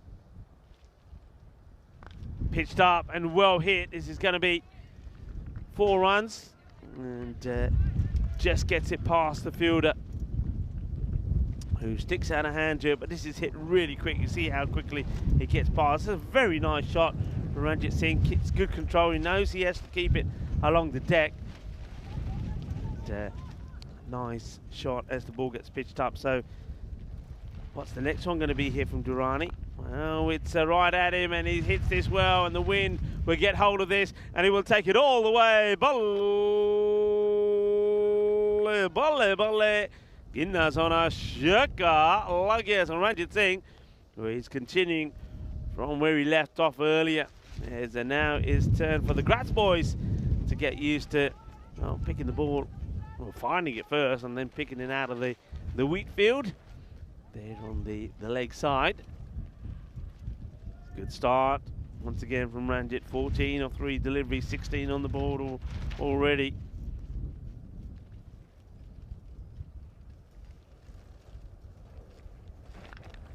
This one is beautifully played. What a lovely shot. And straight down the ground. And probably one of the shots of the day is, well, that is not the Michelin man. It is Mr. Maximo. Really nicely played. The timing on this was beautiful. And straight past the bowler, 4 runs. This over goes magical. 20 of 5 deliveries.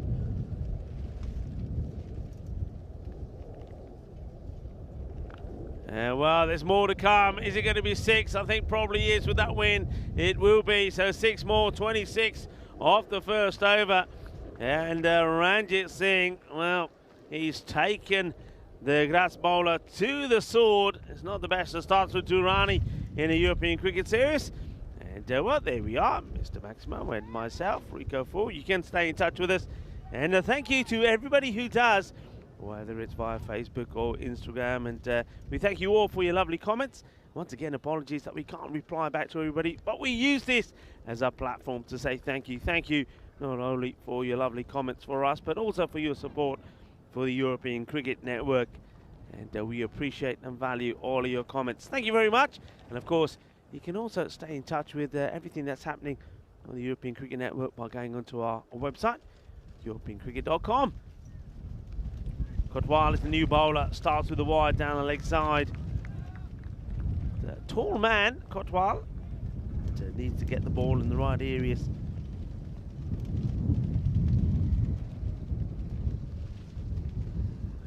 Wind. Relentless, doesn't stop. Kotwal. Chima looking to hit this too hard. I think just needs to just slow himself down a little bit. A little bit excited about this, just needs to be focused on playing proper shots. That's the one he should be cutting and relying on his timing.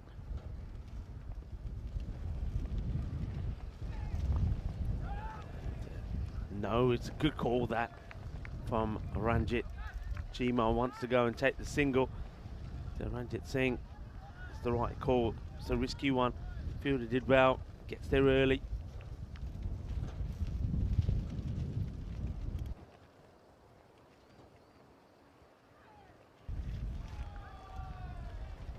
Another wide.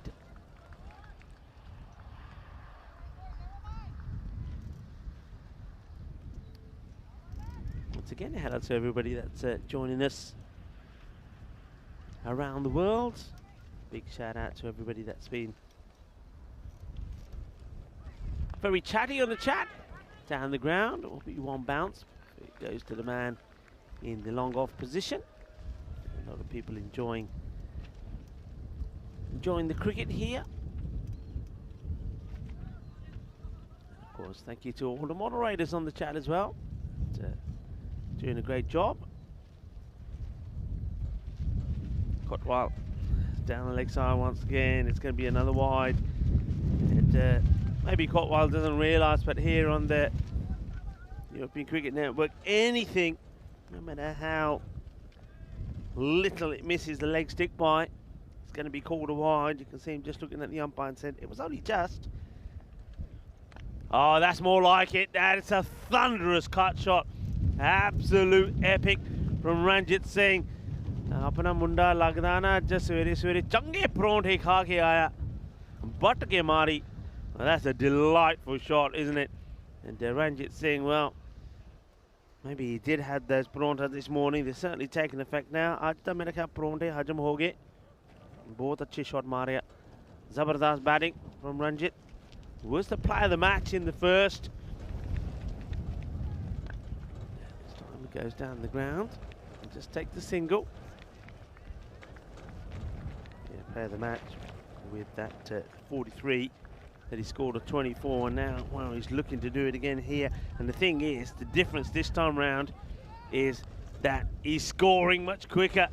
They were only 18 off the power play. Oh, this is a no ball. It's a Gundy one. I think it strikes him, Chima. I think he wears this on the shoulder. So that gets called. And that's going to be a warning for the bowler. And where does Chima wear this? Yeah, right on the side. Gets him just under the arm. That's going to leave a bruise. But I think Chima is probably more disappointed that he's missed out on it. Free hit. And he misses out on this as well, Chima. I just think he's trying to be too aggressive. That's my my observation. He's trying to be too aggressive. He's trying to force every shot rather than play naturally. Just needs to calm down a little, and that's probably what Ranjit says to him. This is how it looks. So we see that Indian CC Vienna, they're up there, and because of the way they won that last match, they take themselves into third position. But just look at that, 5 teams are on 2 points. Grass Cricket Academy would love it if they could be another that get to 2. But Indian Vienna CC are looking to add to that. And they've got just 2 matches today. They've got this one, and then they can have a break. Whereas Grass Cricket Academy, 3 matches. They play in match number 14 later against Cricketer CC. That won't be an easy one. And then they play Vienna Danube, who we saw get beaten by Vienna CC earlier. Pardon me, Indian Vienna earlier in the earlier match today. So Graz Cricket Academy got a big day ahead of them, as does Vienna Danube. They've also got 3 matches today. Better areas from the bowler. Gowda comes into bowl over number 3, 36 already on the board. And as I said last time round, Indian Vienna CC were 18 at the power play and still went on to score 122. So it's looking ominous at the moment for the new boys. That's a bit unlucky. A bit of an inside edge. This time from Ranjit Singh, gets a single. Gowda, good start from him, good areas, gets the ball pitched up. Let's see if he can maintain it. Square leg and a wide long on the boundary. They'd love to get the power play out of the way as well, then they can spread the field. So nice looking shot and straight to the fielder. So good pick up from the bowler as well there. Chima, just not happening for him at the moment when he does get one out of the middle. Goes straight to the fielder, picks it up.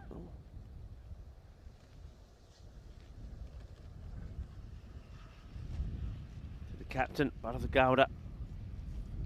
Tidy so far. And this one goes aerial. The wind is catching hold of this and only just keeps it out of the reach of the fielder. Gets a good throw in, and once again it's going to take a time for Ranjit Singh to make sure that he's safe. And that's Rohid Hamidi. Quite a few Hamidis in the side here. I wonder if they are related or not. Good work from the fielder. Also from the man behind the stumps, Hamid Hamidi. 2 Hamidis getting into action. Doesn't quite hit this straight through the line, does Ranjit Singh. Sort of drags it across onto the onside. It's a very good over so far, this from the captain Gowda. Bharat Gowda looking to impress. Team on debut.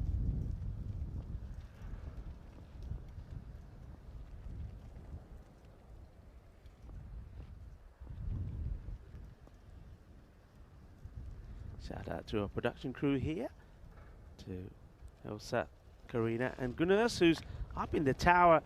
I mean, it's cold enough down here. And in the tower, it's blowing the gale. It's even colder. I think it's double wind factor up there. So Gunners doing a fantastic job bringing you all of the images. And I think we all agree the production of what you're seeing is absolutely superb. So big shout out to our partner Spring Productions. And after power play 42 it is. So a much better, a much solid start from Indian Vienna. Remember these two, they put 72 on the board for the first wicket partnership against Vienna Danube.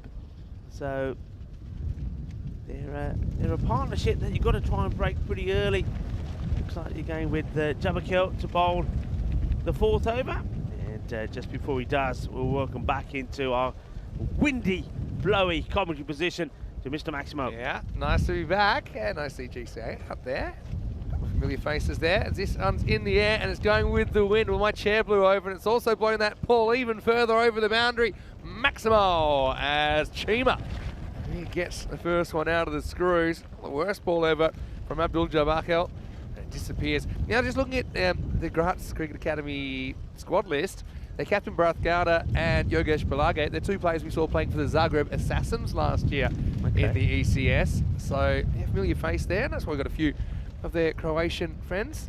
Well, that's how windy it is. You said that your chair blew over. It wasn't just your chair that blew over. Watch the stumps go here. Well, I get the feeling that pretty soon we're going to have to dispose of the bales. Yeah, okay, that's one thing. What happens when you have to dispose of the whole stumps? All right, here's the comeback. As this is driven away. We've seen it. Well, now they're going to take on it too. It's a dodgy one. Oh, I think he's got home though.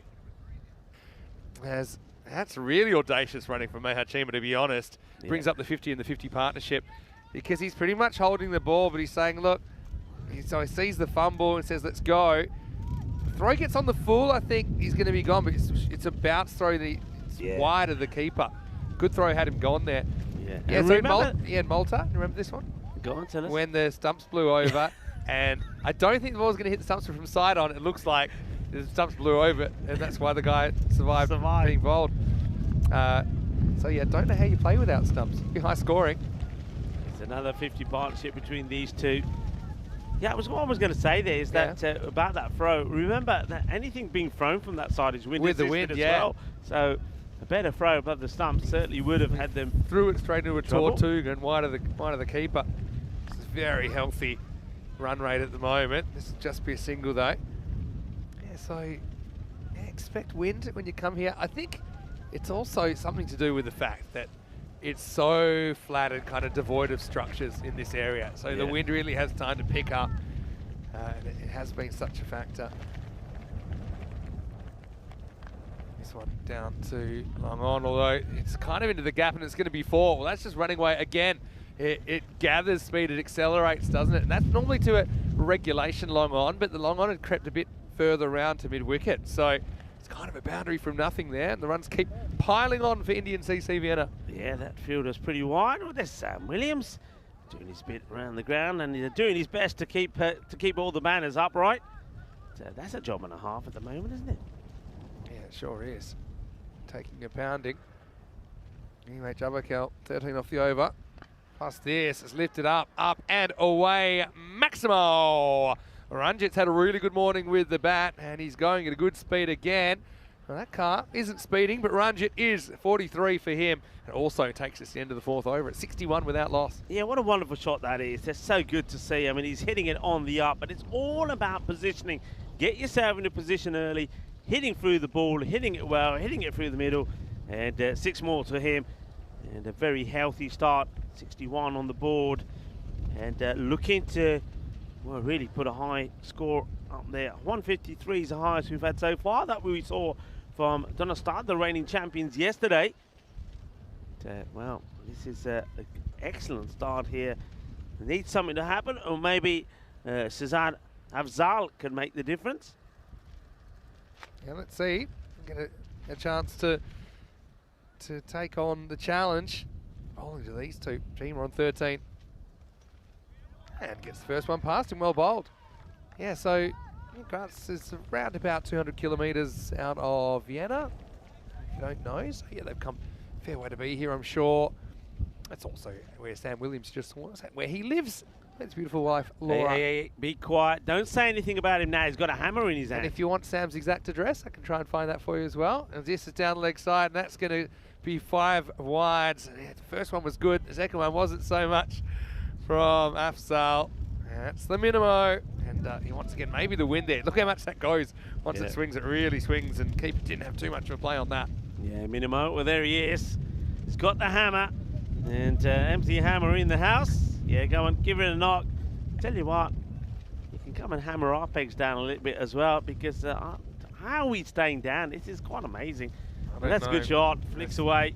4 more. Yeah, keeps on keeping on, doesn't he? Chima, I liked his hustle here. He's been good support for Ranjit today, even though Chima's kind of played second fiddle a little bit. But yeah, hits that one very, very nicely. I think with Chima, what I've noticed is he doesn't get going until 18 balls are going bowled. He starts playing his shots after the power play, whereas Ranjit Singh this time around was able to get going a little bit quicker. Yeah, but Chima, mentioned earlier, seems to have made a definite attempt to kind of get fit, get in as best shape as possible, play his cricket the right way. He's often filling that second keeper position for Austria. Anyway, this one is going, it's going, and that one's gone. Maximo! Once again, it ends up in the fields behind us. Again, proper cricket shot. This clears the front leg, gets it over, and that was pretty close to you. Of course, the wind is kind of blowing it back towards the box there. Yeah, lovely shot. He plays this so well, doesn't he? Beautifully struck. And now Chima deciding that it's his turn to turn on the style. Yeah, it goes again, and he's really putting on a show now. He said it's my turn, as Afzal's over goes magical after a promising start. He's gone for 21, and there's still 2 balls remaining. Yeah, that's such a good shot. I mean, one thing about it is when you watch that, it's not a bad delivery. It's full. If he misses, he's hitting the stumps, but at the moment, these two are seeing the ball so well. What a partnership. As I said, they put 72 in the first one, 82 in this one. That's the thing, though, about that length. It's not quite a Yorker, right? It's not the worst ball, but these guys are pretty confident. Whoa, well, there's a very, very good delivery from Afzal. He does get it right this time, and he goes straight through Chima. It just swung back past the gate and knocks him over neck and crop, and the opening partnership is finally broken at 82, and well done to Grunts Cricket Academy. They have their first wicket on the European Cricket Network. It's 82 for 1. Yeah, well done, Badania, to Afzal. He gets the first wicket on European Cricket Series restart. It's a slower delivery. And Chima, I think he changes his mind, doesn't he? He wants to go forward, realises he's not there for the straight hit, then starts to go back into his crease. And in doing so, he loses it. It gets through him and knocks the timber over. And well done to Graz Cricket Academy. They pick up the first wicket. Indian Vienna, 82 for 1. Yeah, and it was the length that caused the indecision in the footwork from Chima. Didn't know whether to go forward or back. Kind of did neither in the end. And yeah, left that gap between bat and pad. Afzal well bowled. He has something to show for it, but Kunal Joshi came out. I like the way he hit the ball this morning. Coming out at 3. He is pretty careful with this first one. Knocks it down. Good fielding there. Oh, that's a good throw. You know, they'll have a look at this. I think he's I mean, in. he's pretty quick-rounded, isn't he? And he's got good technique as he's sliding the bat in. So I think he is home, but still well fielded. That is Bharath Gada. Played for the Assassins. This is an Assassin's shot, shooting from the hip. I think he's home. Let's have a look. He is. Oh, he's gone. The bat's in the air. He doesn't slide he's gone it down. Here. You watch this. He is gone. And out. See? He hasn't got the bat down. That is brilliant fielding. I mean, it's the way he does it all in one motion. Yeah. Pick up and throw in one motion. Well, you said he's an assassin. Well, he is. He's assassinated Ranjit Singh, and his good innings comes to an end. So two openers now back already. That is outstanding bit of fielding. What a piece of fielding. And so, yeah, Ranjit batted so well for 43, but now he's going to have to go. So 2 wickets in the over, which also had over 20 runs. But yeah, that is the kind of thing that can just spark something. Vinny Sandu here, Mr. Maximum here with Rico full. And yeah, I thought he was in. He should have been in, really. Just didn't get that bat down. He was over the line, hadn't grounded it. Well done by Sprint Productions well done. and the officials as well. But Ranjit, his assault is over. Now we've got 2 new batters at the crease. Yeah, he'll be disappointed. I was just saying that he should be in because he's got a good technique. He runs sliding his bat in, but on that occasion he doesn't, and that's why he's out. So you kind of, it's easier if you are on the artificial surface, you get a better slide. I think you're a bit concerned on the grass if it plugs. Yeah. Anyway, big good morning to everyone. It is a windy day here, as you can probably tell, but we're also enjoying our time in Austria. And great to see all 11 teams have hit the field now at Graz Academy. The last team to hit the field as Gowda, the captain, comes on and misses the pitch. I think this is a no ball. As just checking this is off the pitch or not. I read it as off the pitch, and yeah, I think that shows it pretty clearly. So no ball called, and that creates the free hit. So, well, his throws were on target. That one wasn't, and it allows Chabra, who is the new batter. It looks like Joshi on strike actually. Yeah, Joshi will be facing the free hit. Now gets a wide. I had the visions of the bat fly. When we saw the bat fly yesterday, well, bats are meant to fly. When we saw one fly yesterday, I thought this one was going. I don't know why he's trying to reach at this one anyway. He would have been filthy with himself if he scooped that up to any of the fielders. So another wide. So free hit stays in place. Yeah, so this is Joshi facing up. Another wide. So yeah, just having a bit of trouble bringing it back.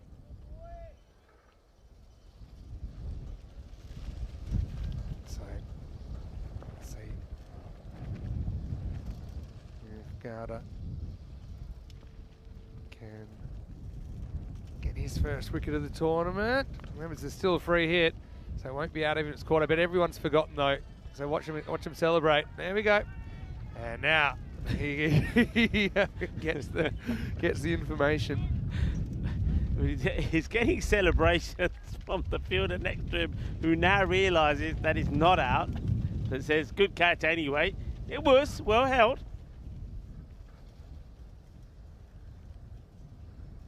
Interesting. I'm not sure whether this is about. I think it may be just a fly or something. It's into his eye. I don't think he was trying to do the run out there of the non-striker. I reckon we'll have a delay here because I don't think they had the right striker, because that run out caused a bit of confusion. It was the last ball of the over, and then they change ends. So yeah, that's just something you got to clock. But anyway, that gives it a chance. Oh, we're here. No, we've got some people watching from Croatia, of course, because we've got a couple of the Zagreb's Assassins, former players out there. Let's have a look at the ECC groups if you've missed them. Hey, listen, I like the look of Group F. Okay. Group F, I think, is going to be spicy. Look, Portugal at the moment, as we know, be playing some really good cricket. We know all about Germany. You've got Scotland in there as well. And another team that have really improved recently is Norway. That is going to be spicy. And, of course, you're going to have Luxembourg there, who, well, okay, they're going to be the dark horses in it, but they're getting better all the time as well. That is going to be a really entertaining no weak group. teams there. Absolutely no weak teams. Scotland 11, probably favourites. They did qualify last year, but Germany have been disappointing the ECC, you know, first couple of years, just with some of their, maybe some of their selections, and maybe not picking the best players for the format, I suppose is what I'd say. Norway pretty strong as well, so that's going to be huge. And you see Croatia in there for the first time as well. I know we've got quite a few of our Croatian viewers watching today. Yeah, and Austria have Hungary in their group, so Austro-Hungarian games will be pretty interesting as well. Yeah, well, we'll get a taste of that here, won't we? It's the first time in an ECI we'll see teams that have been drawn in the same group playing against each other in an ECI. Anyway, this one's called a wide again. I'm just going to call it right here. They're going to run into time issues. Yeah, I think. Okay, with a slight technical delay, that's not their fault. But just with these extra deliveries, I just foresee that it could be tough. And Case in point, this one as well. Yeah, it's just strange because you'd expect the wind to kind of be bringing it back left to right, but it's not really happening at the moment. Yeah, he's running back, so he's aware of the fact. I think Yeah. the umpires, I mean, don't forget the umpires are always notifying the captain on the fielding side if they're running behind, so they know they're behind. That's better. That's what he's trying to do. There's a bit of an appeal. Yeah. That's how I was convinced. Batter's not really convinced either, saying what you're talking about. Yeah, I think the bowler only gets excited about it once the keeper's appealed, so he's not interested at all. Then afterwards, he says, how's that? Not out. Yeah, Chabra. Nice to see him out there. See if they can keep this kind of run rate going. Now they've got 2 new batters. There's another wide. Well, I don't want to count, but I'm going to try. How many we've had this over? I reckon that's 6 now. 6 this over. I reckon. 1, 2, 3, 4, 5. Yeah, I think you're right. I think we're up to 6. The record is a 16 ball over. Yeah. I think it was a dealer reef. And the 16th ball took a wicket. That was in Barcelona last year. So he's a long way off that. But having said that, we're only halfway through the over. That one does come in. See, he's got that natural movement. It's not out. Even if he hit it, he's hit it into the ground here because it reaches the bat on the full. Check it out here. It's bounced just past the stumps. Yeah, it goes past the Very box. optimistic appeal. Well, these two not getting much to hit at the moment. And this one, right on target. Is there an edge on this one? Keeper likes it. It's a lot of appealing. It's almost Yeah. like they're appealing with every delivery. See this? Just goes the right natural through. movement. Yeah, but you can see that he's got that really nice in-swing action, Gowda. But yeah, some going, some not. Unpredictable at the moment. Last ball of the 6th. This is another pretty good one as well. So Chabra is 0 off 5, but they're still fairly productive over there. Having said that, there's only 7 off it. Yeah. And not many were hit. It's 89 for 2 after 6. And I think the one off the bat was off a free hit in that over. So anyway, Joshy, just the one to his name, but he'll get the chance to face up. Again, he's a very good bat, Kunal Joshi. Sometimes hasn't had things go his way in this format of the game. Yeah, hello to Mayo Patel, who's amongst other people on the chat. How are you? Hope you're well. And well, Dave's asking a question. He's saying, what language do the umpires speak to the players? English? Typically, he'd be German. Hmm? Yeah, typically here, they speak German to the players. The players typically, I mean, a lot of players speak very good English, or at least some English, but almost all the players, their German would be better than their English. Yep. Here, and I will say that my German is lousy. Jeffrey, Mr. Grizzly himself in the chat. How are you? And I hope you're well. He's saying hello to both of us. Says we see a boundary here. Nice shot. The cut shot gets plenty of bat onto this and places it at the backward point area. So though there is a sweeper out there, you can't get there in time. But 4 more as the score keeps ticking upwards. Yeah, hello to you, Jeffrey. Hope you're well. Hello, Jeff. Good to hear from you. I've got Dr. Paul in there as well. He's got an interesting idea. Come back to that in a second. First, we'll see another attempted cut. This one's more up than across, and it'll test the field. Great effort. And tell you what, if that was rugby, he might have just scored a try there, but instead the pullback's gone wrong and the result's going to be 4. Check this one out. Yeah, this is a really good effort. And just watching this bounce, it just hits the deck and accelerates away. It's like chasing a kick down. Oh, He tries to pull it back, but can't eject it. Now, Paul saying, why don't we put extras on the little ticker at the bottom? I like what you're saying. It'd be cool to keep track of, but I also, you don't want to draw too much extra attention to extras because you don't want to shame teams, especially in conditions like this. I will say, every time when you see a batting or bowling scorecard, and you'll see it plenty of times during innings, you'll be able to check the extras if you want to have a look. And if you want to look live, you can always just go to europeancricket.com, check out the scorecard. Anyway, this one's one across the line. Oh. And we're out of here. Well, we're just holding on to a rooftop here. Now, I wish I'd seen that. Maximo has lost some of his equipment. Let's just see. And, yeah, we had a good run, didn't here we? we go. Let's just see. My monitor's. Luckily, my monitor got a pretty soft landing on the grass. And it's all happening here at the moment. This is where. Okay, you got it. Oh well, there we go.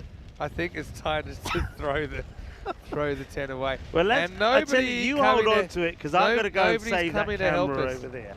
I'm going to save the camera, so you hold on to that. Yeah. Well, you won't like. Okay, hold on. This has got to go at the top.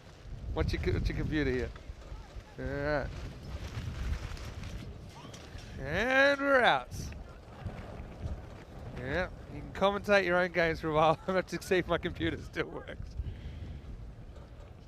It's a lot quieter now without the 10.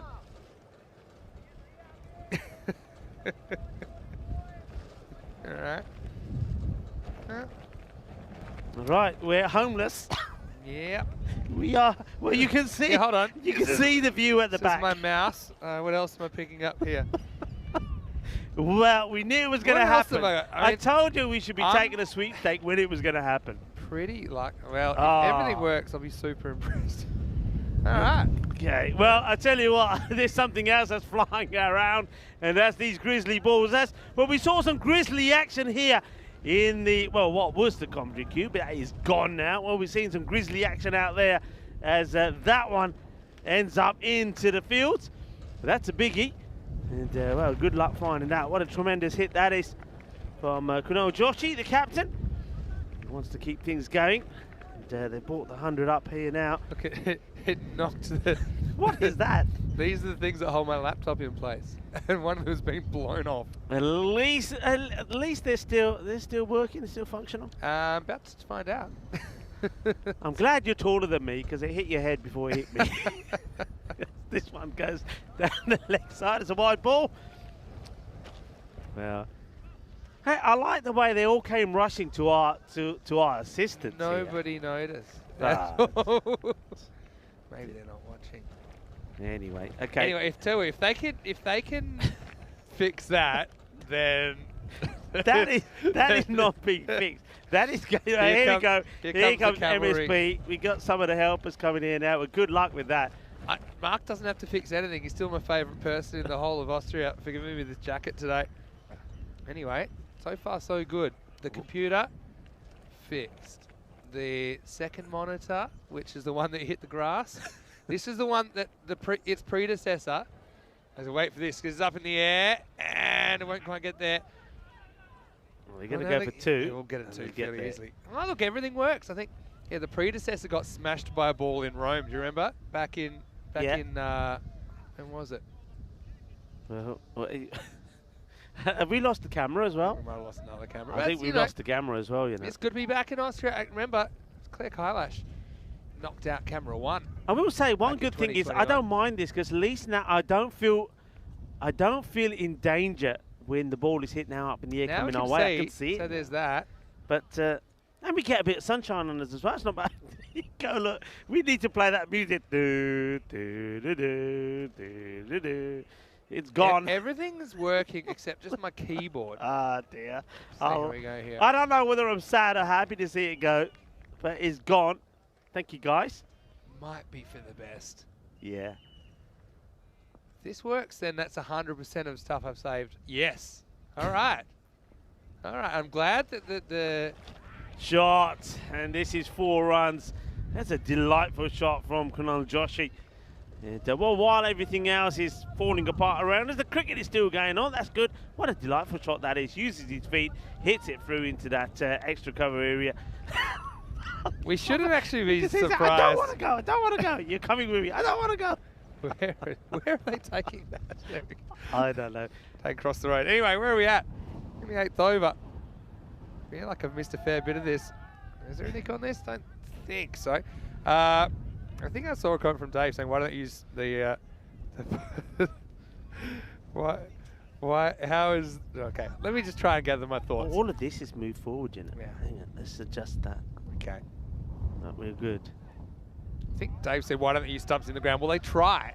The problem is you have to burrow pretty far into the core of the earth to make it far enough. But yeah, that is supersonic wind. And I was marveling at how a tent hadn't blown away. I think part of me knew it wasn't going to be around forever. Anyway, this one's in the air. Now, good luck. Yeah. It's up in the wind, and he just bails out. Well, you know what? I know how you feel, because that was pretty much what we were dealing with a moment ago.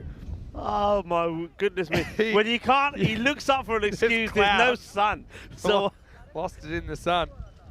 And last moment, he don't see it. That's Shortcat Durrani. Welcome to the European Cricket Series. yeah. Well, Durrani, Run over. a bit of drama from Durrani. I think he might be coming on to have a bowl now. Anyway, that was the end of the over. So Right. it's 114. Okay, I've finally got the chat back up. So thanks everyone for your condolences. Nick Devonshire saying tent is dead. Siraj saying RIP gazebo. And Maya saying if the tent was on the other side of the field, the windy side, we'd be blown away into the distance. Yeah, you're right. At least it didn't blow onto the field. I think that happened once. You see it all here in the European Cricket Network action. Oh, all right. Hey, it could have been a lot worse.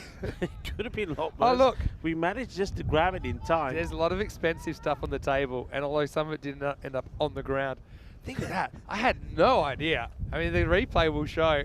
I'm sure it'll be in the highlights. that hit me before I knew anything about it. Anyway, this won't be seen either. Oh, yes, it will. Well, there you go. I suppose you can catch him if you do see him. I was worried that was going to be hit over the head, but I mean, this is a little love tap. You're seeing it skied in the air. It doesn't carry this time around. So there will be a wicket. They've been hard to come by, haven't they, for Grants Cricket Academy, but that'll make it 114 for 3. Joshy gone for 15. Yeah, good catch. Nicely held. And, well, it looks like we're getting some donations in to try and buy us another, another house. Dave has donated €2. Thank you, Dave. Well, I like it. See, there is some consideration and kindness out there. That's very kind. Yeah, you're very kind indeed. And, I think we might need to pay someone to take it to the dump, to be honest. Anyway, how about this for like a hook shot that's over mid-on? That was so high. Garney doesn't care. Maximo, what a shot and what a way to start your innings. yeah, great shot from Garney. Well, Jeffrey is saying nothing surprising. Hey, Jeffrey, we want to, how about a grizzly cave? There we go.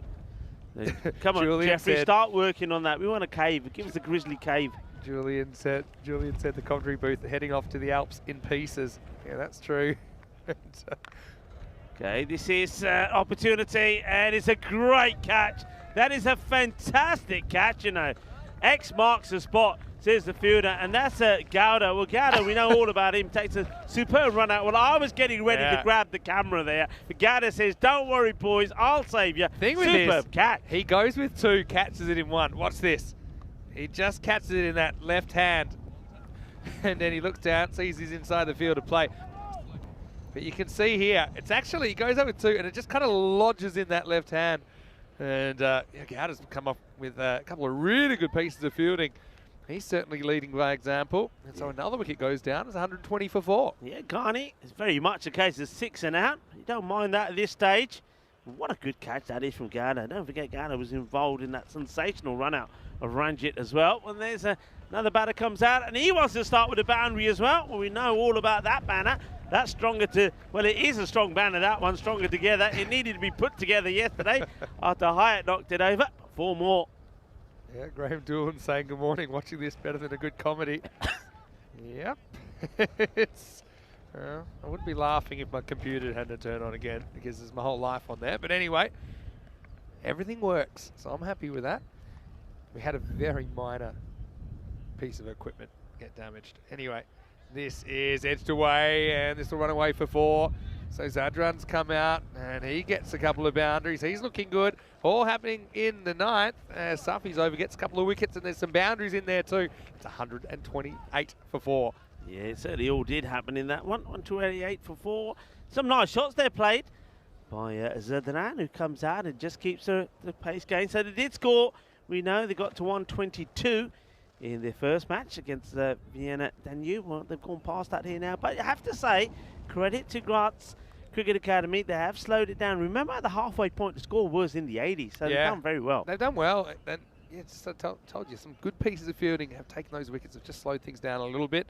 A question from Shrug, I think it was. Where's the Swedish ECS? Is it on the Landskrona blue pitch? Well, this year we're actually in Stockholm, so just got the 2 weeks in Sweden this year. So we'll be in Stockholm this year. I'd hope that we do get back to Landskrona maybe next year, and if Sweden's still having one series a year, that we alternate. Who knows? Maybe we'll get back to 2 series in Sweden next year. But yeah, this will be at the Stockholm venue this time around. This one's called a wide. Check it out on the replay. How did we do in time, by the way? They were fine in the end. Yeah. They had a couple of minutes up their sleeve. Those wickets helping. Yeah, that's wide. It's got straight over the line. Bowler didn't want the call, but I think it was fair. Pandaya is the bowler. Comes on to bowl. Yeah, goes leg side. And this will be a big chase. Great effort. If he somehow pulled this off, that is one of the best boundary stops you'll ever see, because he has to go up and to the right. Fantastic fielding. Oh, brilliant. This is like in the tennis match, you know, when you get the lob. Yeah. And you got to then hit it back in. Well, look, it's going, and he gets there. That is superbly well done. Because he had to get enough on it, because if he just got a bit on it, he was just going to hit it back over the rope. Yeah. So that was wonderful fielding. Good stuff there from Durrani.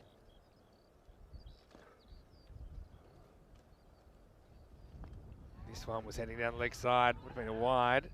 Instead, it'll be 1.5. I'll just take 1. Yeah, I've got to say, I do like the convertible. Yeah, yeah. It's nice to feel the sunshine. Only the thing is with the convertible is the implication is you could put the roof back on, and we don't have that option now. Well, there's always that umbrella's been left there for the last few days. It's mine now. If it does rain, I'm grabbing it. It'd be like Mary Poppins, though, I think. Another wide. And so it has been a bit of a constant nuisance for Graz in this innings. So yeah, hello to everyone. Yeah, there it is. That's Rico's eyeing that that's my umbrella. Good What luck. do you reckon's in that bag? Is that could be another tent in there? Maybe it's another umbrella. Sun's out now. I feel like I'm getting burnt. This is between the body and the stumps.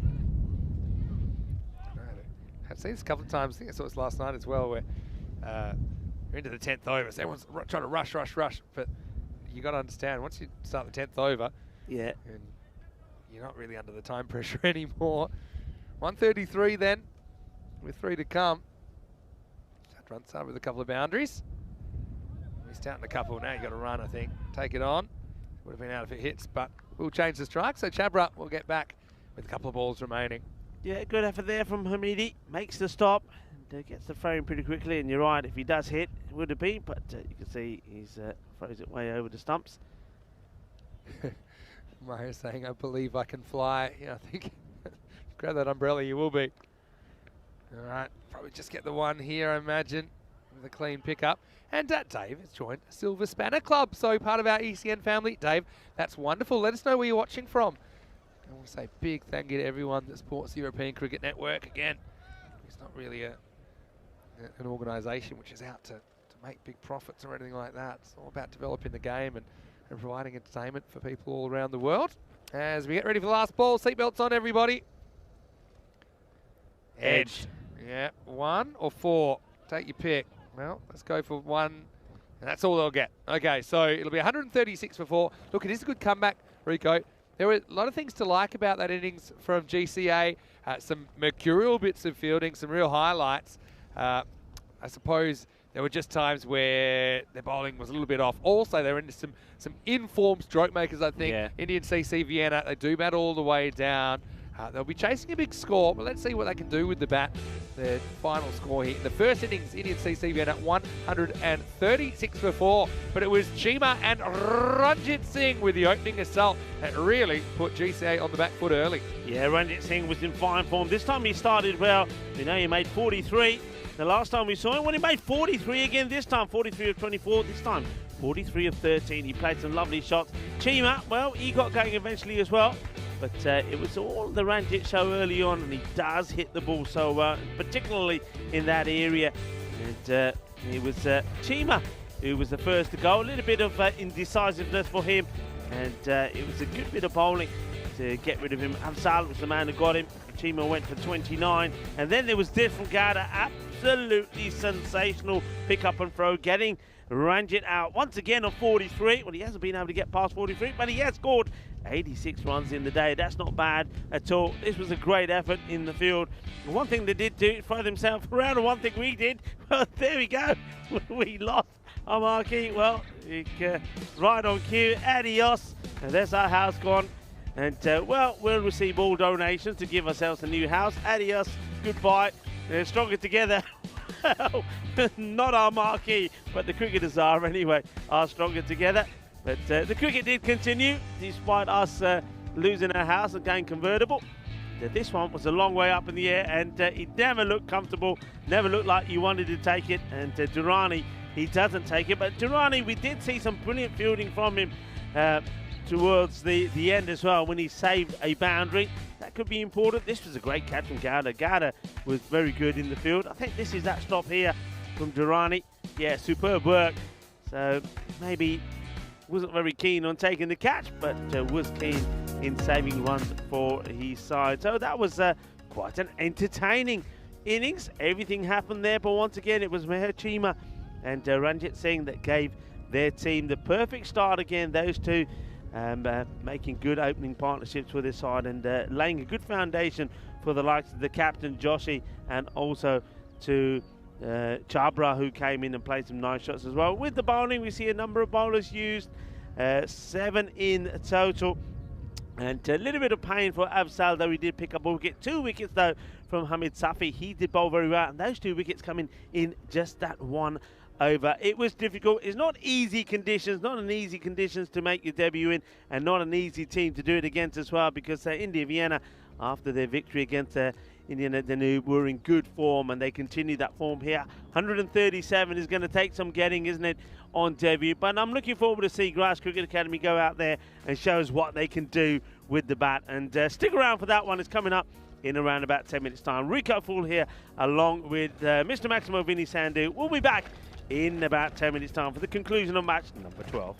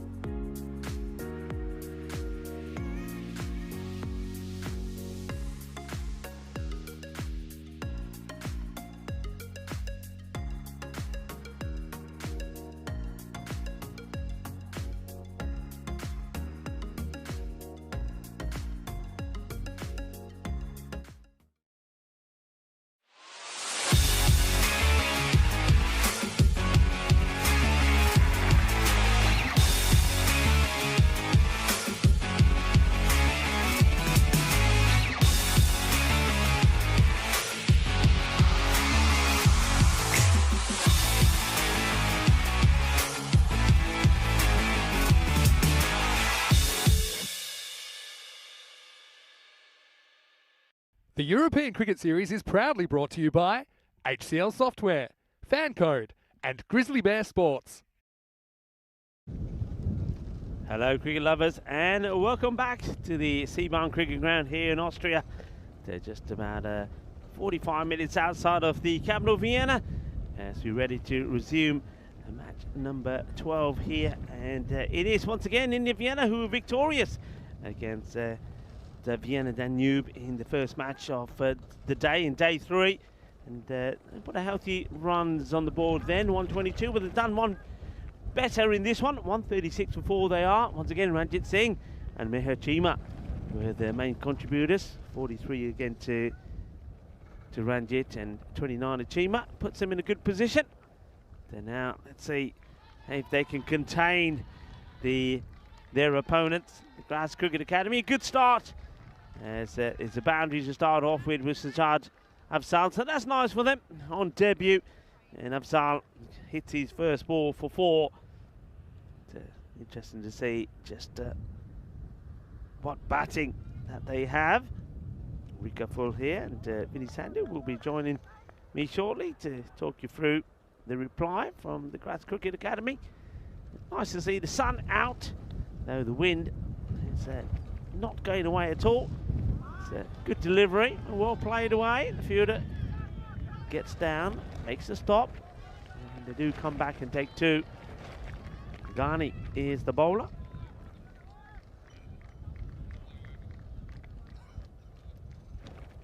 Let's just see here. Well, the stumps being blown over again. Well, it's not just the stumps. That's what we know. It's been blown over. We know that we are now without our tent. Our tent has gone, which is not bad when the sun's out. Actually, it's pretty pleasant, I have to say. The sun is on us now. It feels a lot warmer, I have to say that. And also, we can see anything aerial coming our way. I like that. So that's well hit. It's going to take some stopping. And the fielder, well, somehow puts a foot out and stops it. This is quite amazing. This is just pure luck. And this is just pure luck. Because this ball looks like it's not going to get stopped. The fielder runs hard and, well, he puts a foot in the way and gets a stop. So saves 2 runs for his side. Positive start there from Afzal, I'm liking it. Quick shadow, yes. So he takes another single. So we will see Durrani face his first ball now.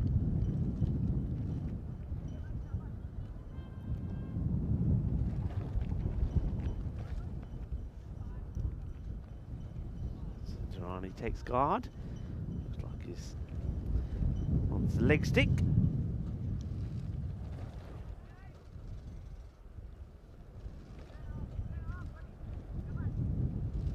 So facing his first ball on the European Cricket Network. Swings hard, wants to run, and well, the wicketkeeper does very well. Now this is going to be interesting. Cheema knocks the stumps over. The question is, does the batter get himself back or not? And this is going to be pretty close, you know. This is going to be close. Ooh, we're going to have to really slow this down. And I reckon, well, if you go by that, the bat is on the line. For me, that could be given out. He's got to get past the line. The line belongs to the fielding side. And we've got to, I think, really slow it down. Just at this point, I think he's going to be gone. I think he'll be out because I think the bat is on the line. And he will be.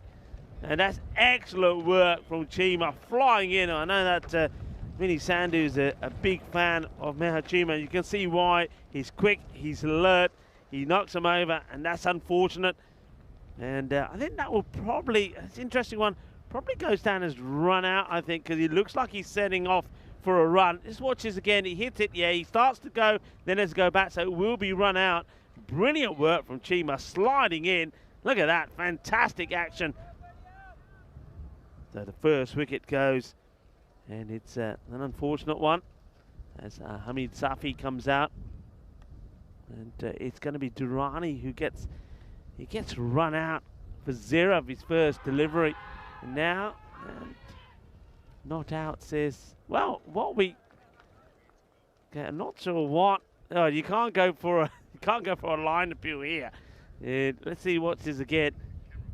So he's going for LBW, but there's no line appeal on LBWs. I think he's got to make a decision: is out or not. I think his initial decision was not out. So leg by has eventually been signalled by the umpire, and not out is the verdict. As I'll give you an update on the scores on that. Right, I'm back. You're back. I Hello. don't want to miss any of Welcome this back. action. It's all happening out there at the I thought for a moment. second the bails might have come off when they were checking if it was like a hit wicket or something. End of the first over, is it? Yes, it is. Yeah, 10 on the board. Yeah, 10 off 1. 10-4-1 off 1. 48 matches since the golden ball. I mean, the old days, that'd be 2 weeks on ECN. Now it's a week and a bit. Yeah. About a week and a half, actually. But, yeah, the umpire just wanted to check something there. I don't think you can really check the LBW that way. I will say, it looks pretty adjacent to me if there wasn't any bat on it. But anyway, maybe had a bit lucky survive.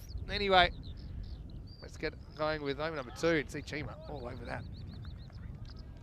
It was a great bit of work, acrobatic work. Yeah, I think it was just kind of a nervous kind of run first up in that first over. He's down safely. Yeah, Girani just took off on the long march to nowhere, couldn't get back. Chima, good option, Jonty Road style, flinging himself at the stumps. Now, another good bit of work up to the stumps. So he's up to the stumps to Saluja. Saluja is not the quickest, but that kind of works in his favour. He's got a kind of rolling cutter, which is a good variation he bowls as well. Yeah, he's a good bowler, isn't he? Salujo, he picked up 3 wickets in the first match against Danube. Again, CEO just takes all the air out of the ball, doesn't he? I was just looking at the chat in the interim as well, and yeah, Dave had a question: who created the interlude music? I can't remember which one this one is, but it's music you will find. I think it could have been Dreams by Sebastian Tissot that we're using at the moment. And a nice calming music. Nothing calm about the approach from Safi. He's trying to hit the ball into next week, and he's 0 of 5 at the moment. Yes. Also had a question, I think, about how come the stumps aren't banged into the ground here. Just based, long story short, a lot of the pitches in Europe, they don't have the holes for the stumps to go in, so use the stumps on the base like this. Oh, rinse and repeat. And Safi's played out his own personal maiden here. Yeah, swinging and missing here. You just get the feeling that one straight ball and it will be the end of him. That one's pretty close to that line. Probably should have been wide, but anyway, keeps the maiden in play for Saluja. Last ball of it. And there it is. So going nowhere fast. GCA, it's 10 for 1 after 2. Now, what I will say, having come from Milan, and you'd remember this, in Milan they do have the holes for the stumps going in. I love seeing stumps flying. I love it. But yeah, it can make the innings go a lot longer, because to set them up, especially late in the day or late in the tournament, takes forever. Yeah. At the Cardamom Oval, we have this secret cardamom formulation, which is this kind of substance we put in, and also there's individual stump holes there, so those ones hold up a bit better. But when you just have the sandbox, in the end, there's not a lot of sand left, and it can cause unnecessary delays. So personally, for ECS, I do like this as a preference to just kind of the sandy box, if I'm honest. Anyway, what a good over that was by Saluja, hey? It was a very good over. We don't see too many maidens. It's a genuine maiden. No legs, no leg buys, no buys, and no wickets. Just a genuine good old-fashioned maiden, 6 dots. Here's Joshy coming in. He gets the ball outside the off stump as well. So, let's just say GCA struggling a little bit to make the most of this power play. Yeah, another swing and a miss from Afzal. Trying to G each other up. Indian CC Vienna. Pitched up and knocked away. Should break the run at one. It'll be gone here. Just when you think you got to run, you don't. And they're going to have a look at this. And if he's made this, I'll be amazed, because he's actually jumping. He doesn't ever slide his bat. And we'll have a look at it. Good pick up, throw, direct hit. Is his foot in? That's the only question. Let's try and track it. So alert. I don't think so. No, that other foot's not going to land, and that foot's out. So, well, unfortunately, got some bad news. this score is going to stay grounded at 10, and he's going to be gone. And so it's going to be bad to worse, really. So yeah, they've gone The upstairs. batter can't believe it. He said, Yeah. "What? Me? What do you mean? What do you mean I'm out?" Yeah, unfortunately, he said he still can't believe it.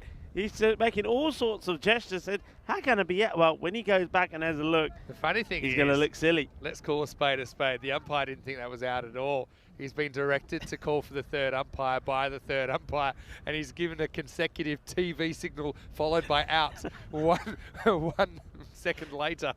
But yeah, I mean, that's those things.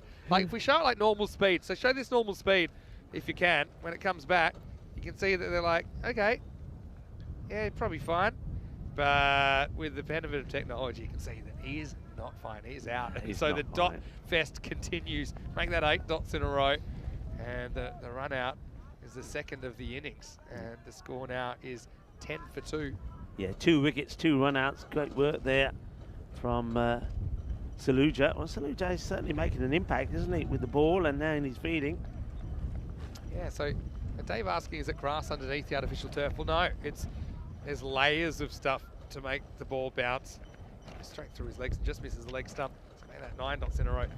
Yeah, so that's why, typically it's either concrete or rocks or shale or there's a rubbery pitch in It's Milan. like a rubber compound, Yeah, isn't it? yeah, I mean, it's- you'll put sand down and gravel as well It ain't first. organic that way. There we go. Can we break the run? Maybe, maybe not. If he catches it, won't be. He's totally misjudged it.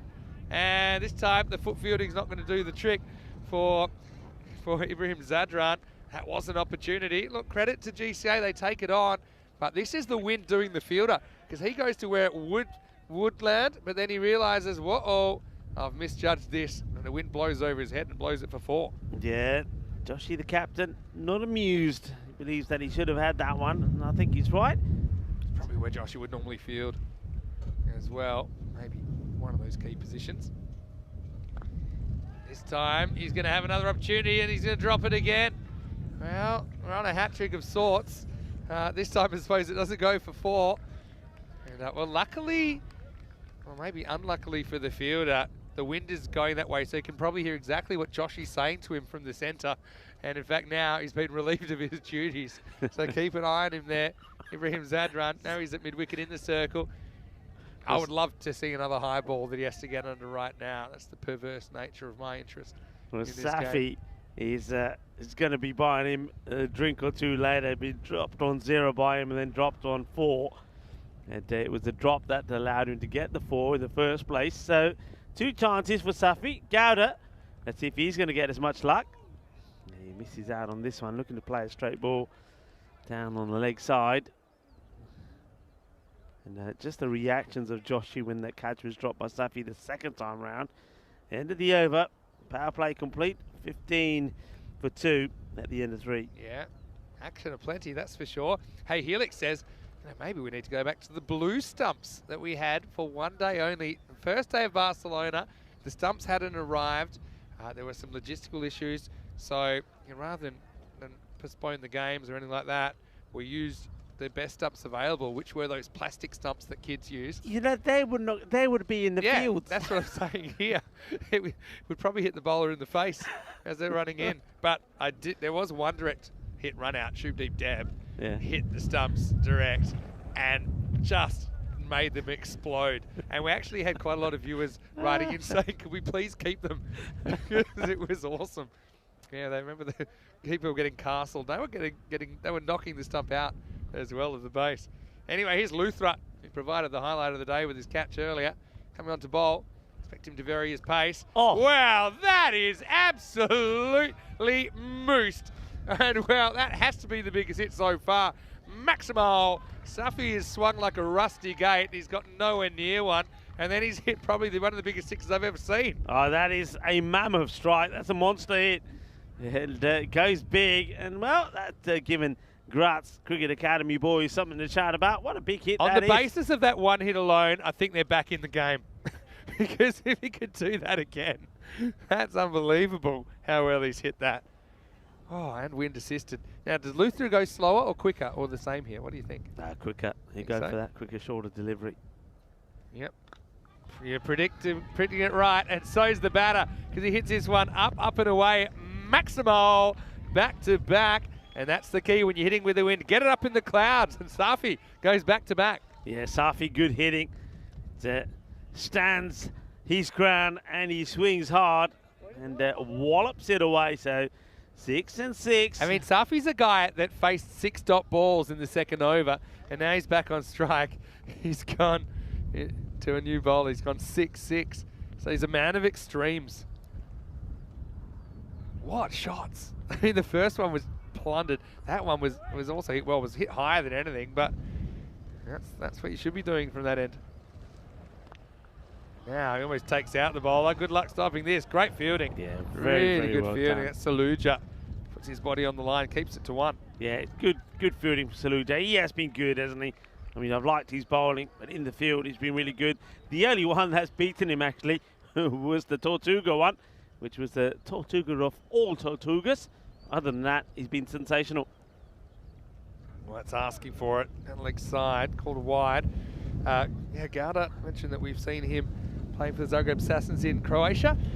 Also some questions about how long has ECN been around? That's what Dave's asking. Well, give you the short version. But now we just watched a little dab away. It's probably smart from Gauda. Safi is on a heater. He gets another crack at Luthra.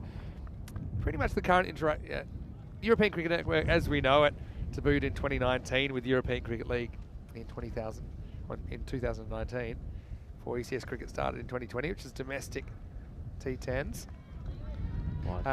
But before that, there was a project called German Cricket TV, which kind of ran into what is now known as European Cricket Network. But we've been in full-time cricket since about mid-2020. This is a short ball, which is also going to go for 6. Maximo. Safi bringing the heat. And for a guy that just ate a maiden, he smacked 3 sixes in that over. And who knows, if he can stick around, could still be game on. Yeah, this is a good hit, isn't it? Absolutely smashes it. I mean, he's got the wind behind there. It's coming directly from behind the wicketkeeper. So anything hit straight is going to fly. And the fly as our tent did. And probably end up where our tent did. Where did that tent end up? It's now in tent heaven, I think. It's been giving you a tent funeral. Yeah, that reminded me of Kiel. How many did we lose there? 3, right? Yeah. Well, have another one. And he tries it on again. Luther's gone for 28. Maximo. Safi has sprung to life. He's out of hibernation, and this game's alive out of nowhere. That's very Austria. It's 43 for 2 after 4. Well, it's doing to Indian Vienna what basically Indian Vienna did in the first match to Vienna Danube, where the power play was just 18, and then the fourth over went absolutely magical. And now it's well, a little bit of payback time for them to taste what they normally do. So this is what they needed. It gets them back on track. Look at that acceleration upwards, absolutely brilliant. So they need to change things. And who did they go for? They go for Kuswan Singh to bowl a bit of spin. So first time we've seen Kuswan. I'm going to actually put that link of the ECN story in the chat. First, this should be stopped just a single. Yeah, so if anyone wants to check it out, you can. It's a nice story that ABC in Australia did about European Cricket Network and kind of what's behind it. Gives you a bit more of a background about what we're doing here. And yeah, with over 1,000 matches a year, we've done 1,200 the last 2 years. This year, well, not maybe, will be even more than that, probably close to 1,500. Oh, again, that was there with a length to hit. Safi's a one-man wrecking ball at the moment. I don't think I've ever seen such a quick transformation from a batter, from literally nothing to literally the maximum. He goes and hits this one very well as well. This is going for 4. So he's up to 34 off 17 now. So yeah, slowing the ball down, but I suppose hitting with the wind, you've got that insurance policy. You don't have to get it quite out of the middle. Thing is, at the moment, plenty of them are out of the middle from the bat of Safi. Yeah, he's hitting well, isn't he? You've got the feeling here, you see that Indian CC Vienna just saying, well, eventually we'll get him, and then we're back in this. But, well, they're having to wait, 34-17. This is a real wide one. Thinks about stepping and seeing. hitting it, and then realizes, that, you know what, I'd rather have another one. Smart batting. Tossed up, yeah. I don't mind that going slower, because you saw with Luther, kept going faster, thinking, okay. Yeah. But then he could just use the pace, he could just kind of sweaten it. But sometimes it was really slow. Eventually, you just get over aggressive and maybe make a mistake. But you might not make a mistake, you might smash it out of the ground as well, so I don't really know what to do now, because Safi is just run into some incredible form. Maximo, and he's brought up the 50 in the 5th over. Yeah, see where this is pitching. It's right in, well, I don't mean there. It's, well, it's being seeded, isn't it, into the ground. We're going to see fresh grizzlies growing some grizzly trees this time next year. But anyway, he's just pitching it too short. He's allowing the bat to get the full swing in. He's got to go full right up there. Yorker length delivery, pitching about where the feet are. That's what he's got to be going for. Anything he can get under the bat on will disappear. This is short, and it gets played out this time on the offside. He'll take a single. That's not a bad result, because he'll stay on strike as the throw comes in. So 13 come off the over, and the score moves on to 56. Going well, going nicely. Let's have another look at the European Cricket Championship. Starting on the 25th of September, Carter Mania is going to rock the world once more, and it's going to be bigger and better. This is the Euros of cricket, Vinny. It's a huge tournament, and it's bigger and better than ever before. 31 nations, including France. Dave said he's watching from France. They'll be in Group A, so make sure you watch for them. They're a really exciting team. Saw them over the weekend playing some internationals in Italy, and yeah, we're under 20 weeks away. It's going to come quickly. You know, it's going to come quicker than you think.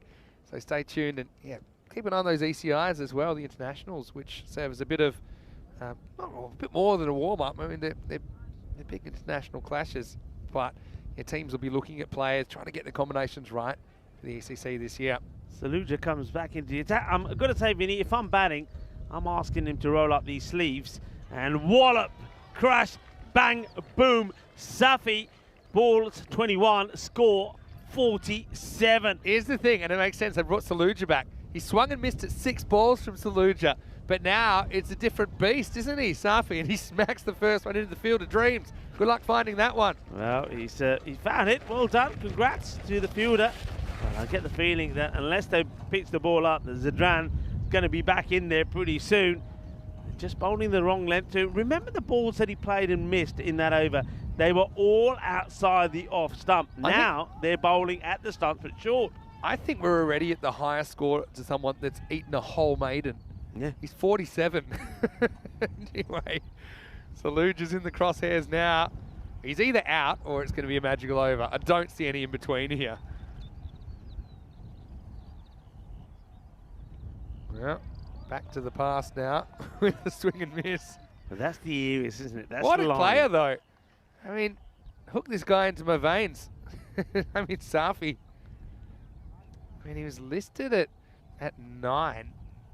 I'm glad he's not batting 9. Oh, and again, swing and a miss. Saluja saying, well, it worked before, so I know you got 1 away off me, but he's also missed 8. Now, let me see what's going to go on. Is he going to try and bat swap? No, he's just going to come and... He's going to get a lecture from Gowda. I suppose that is his captain.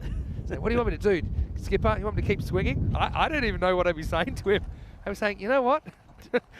You're 47 off 16, which is effectively 47 off 10, because I'm pretty sure you missed your first 6.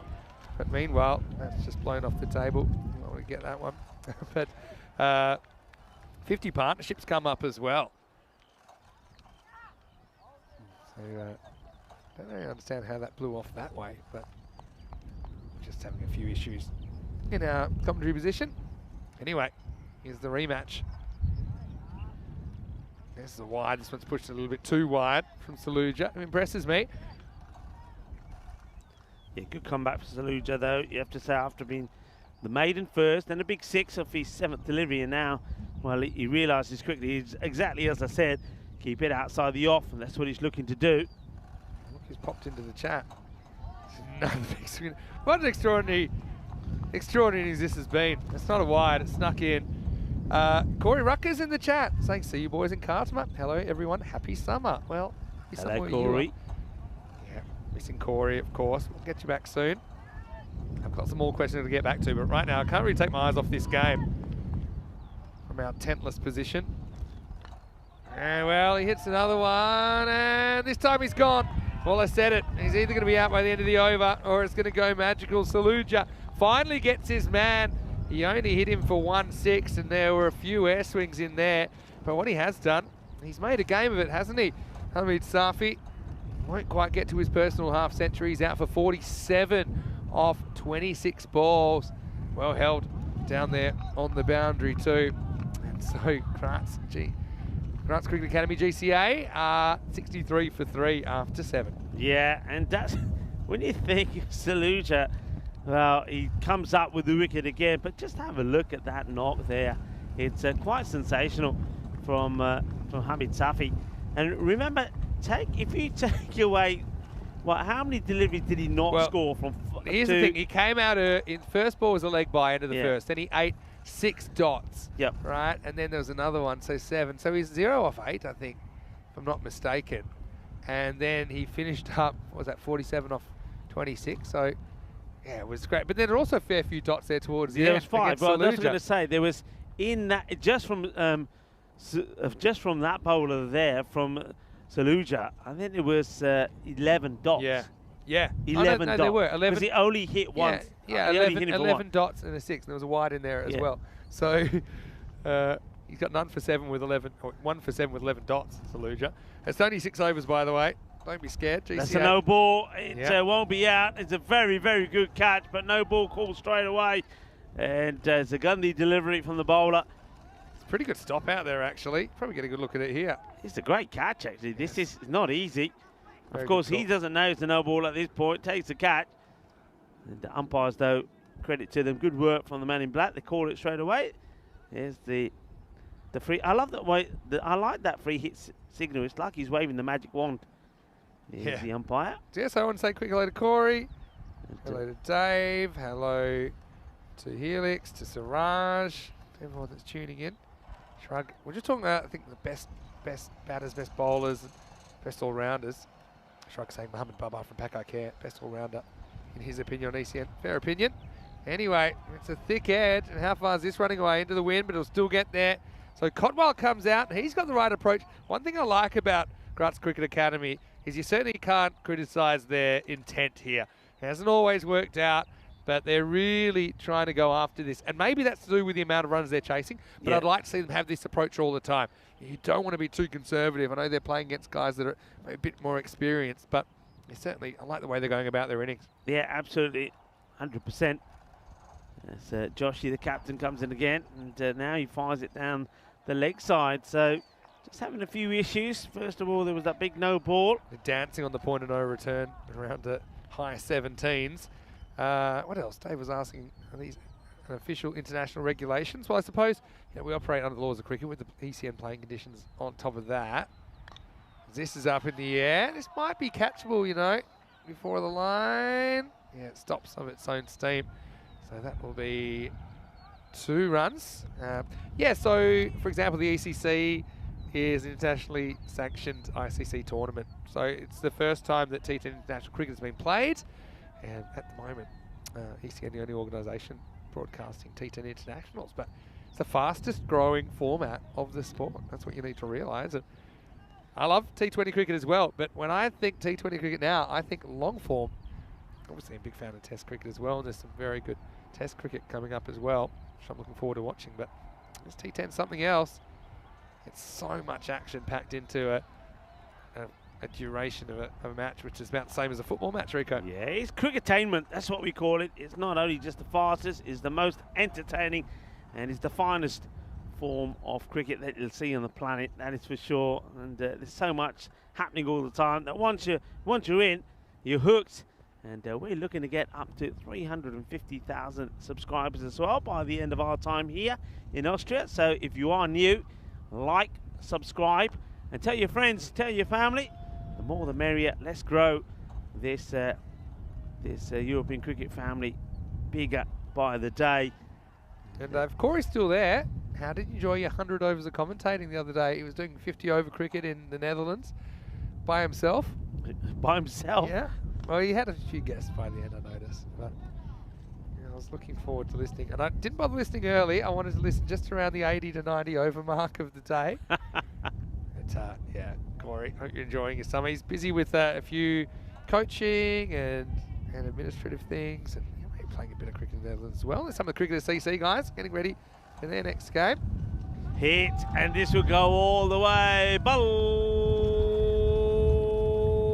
Balle, Ginna zona, Shaka Lagawa. Now the captain, Gowda, decides it's time for him to hit a biggie, and that is a biggie.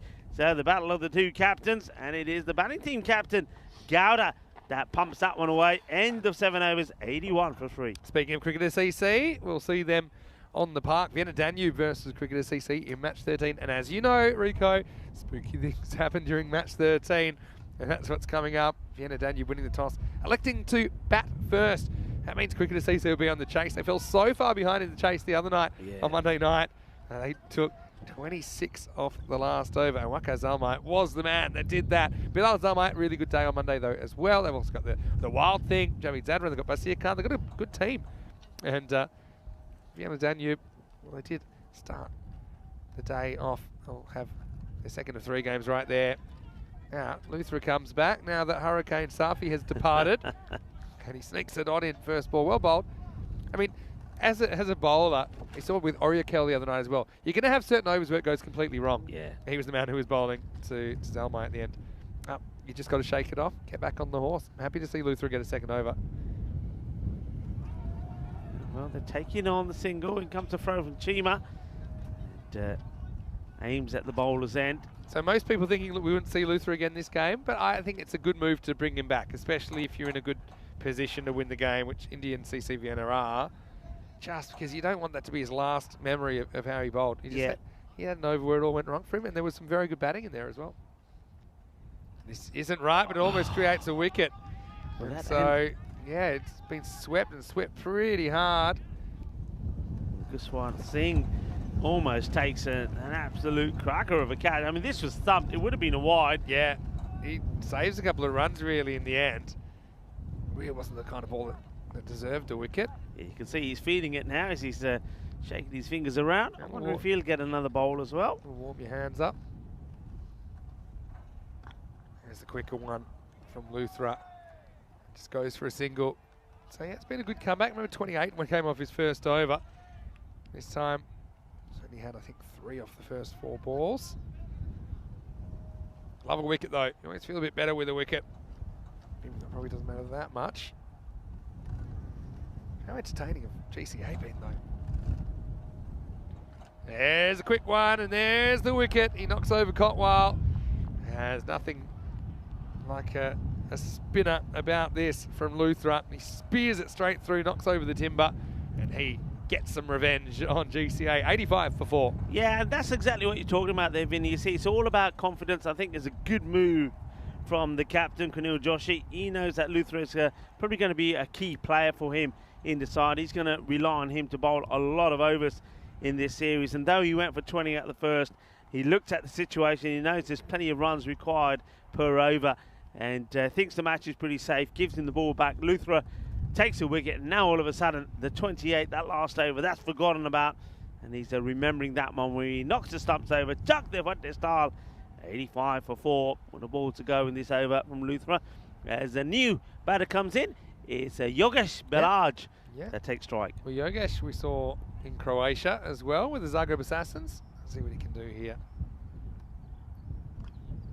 He hits the 4 first up, and that's a good shot. He just had some width and he played with it, and Luthra had an up and down couple of overs, probably more downs than ups for him.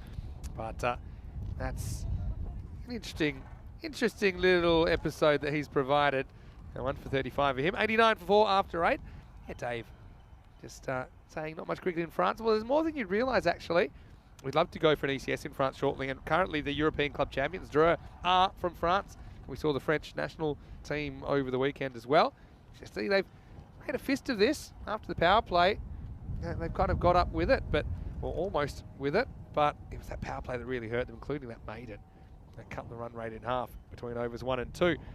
And the other thing is people saying you should patent the word cricketainment, but that's kind of an ECN term that we've all developed. Yeah. I heard in that article, the news story, which I sent the video of, might send it again soon in the chat. Dan Weston talks about cricketainment. Yeah. It's cricket and it's entertainment, and it's both. Anyway, that looks pretty high to me. Yeah, I think, well, first of all, because I think he does eventually stop it, but yeah, I reckon this is going to have to be He's down on called. one knee, so there's that, but it just seemed quite high. Yeah, he goes down. Just keep an eye on this, and yeah, that's good. That's a no ball for sure. Yeah. That for He me is is a no down. ball. Yeah, it has been called now by the umpire, so no ball called, and there's the free hit. They wave the magic wand. He does go down one knee, but Bowler doesn't even wait. yeah, gets straight into it. And it'll be one, and that's it. Yeah, so here's the thing. No one's ever done anything quite like the European Cricket Network. That's what makes it so exciting to be a part of. And that's why I love doing what I'm doing. That's why you love what you're doing as well. European cricket has existed in one way or another at some level for a long time. Well, there's another one that's gone way wrong, and that'll be the second of the over. Also means he's on his final warning. Yep. For high non-pitching balls. Another free hit coming up. Well, Zedran probably would have been happy that he's been given a chance. Now he's probably not so happy. Just the one legal delivery so far. Another free hit. There's a free hit. Watch the spin. I said watch it. Could just be a single. Yeah, so yeah, you've got amateur cricket essentially, but broadcast at a really good level, thanks to our wonderful partners at Spring Productions. And also, you know, this is the highest level of club cricket in Austria. Yeah. And wherever we go, it's the highest level of club cricket in that country. And of course, we have our two marquee tournaments, the Champions League and the Euros every year. Would have been a big wide, instead it clunks into the pad. And so, yeah, I just think you see it all. You see some of the best cricket you've ever seen. You'll see some of the worst. You'll see some of the funniest. But, you know, really when it comes down to it, these guys are pioneers, I think, in the club scene here. And because of the demographic trends, things are getting more and more, more and more professional, little by little. Yeah, I mean, if you love cricket, you love the European Cricket Network, because what it's doing is developing and growing cricket across Europe. I mean, just in my time, knowing where the sport was in a lot of the countries that we visited and where it is now, I mean, how it's grown, how it's advanced. I mean, just this is a good example here. Last year, 5 teams. This year, a year on, 11 teams. Yeah. It's growing wherever we go. It's getting better. We're seeing the quality with the top teams that are playing as well in the European Cricket League, in the Euros as well. And it's great. And we're seeing a lot of surprises. Just have a look at the European Cricket League champions at the moment. You know, it was Spain before with Pakakir Badalona, and then this year it's Drew from France. And it's not the teams that you'd expect, and I think we're going to probably see a few upsets when it comes to the European Cricket Championship as well.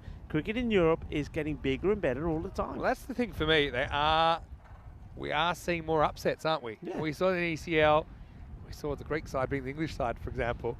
That is because partly the format is a bit of an evener, but also it shows you the strides the continental teams are taking.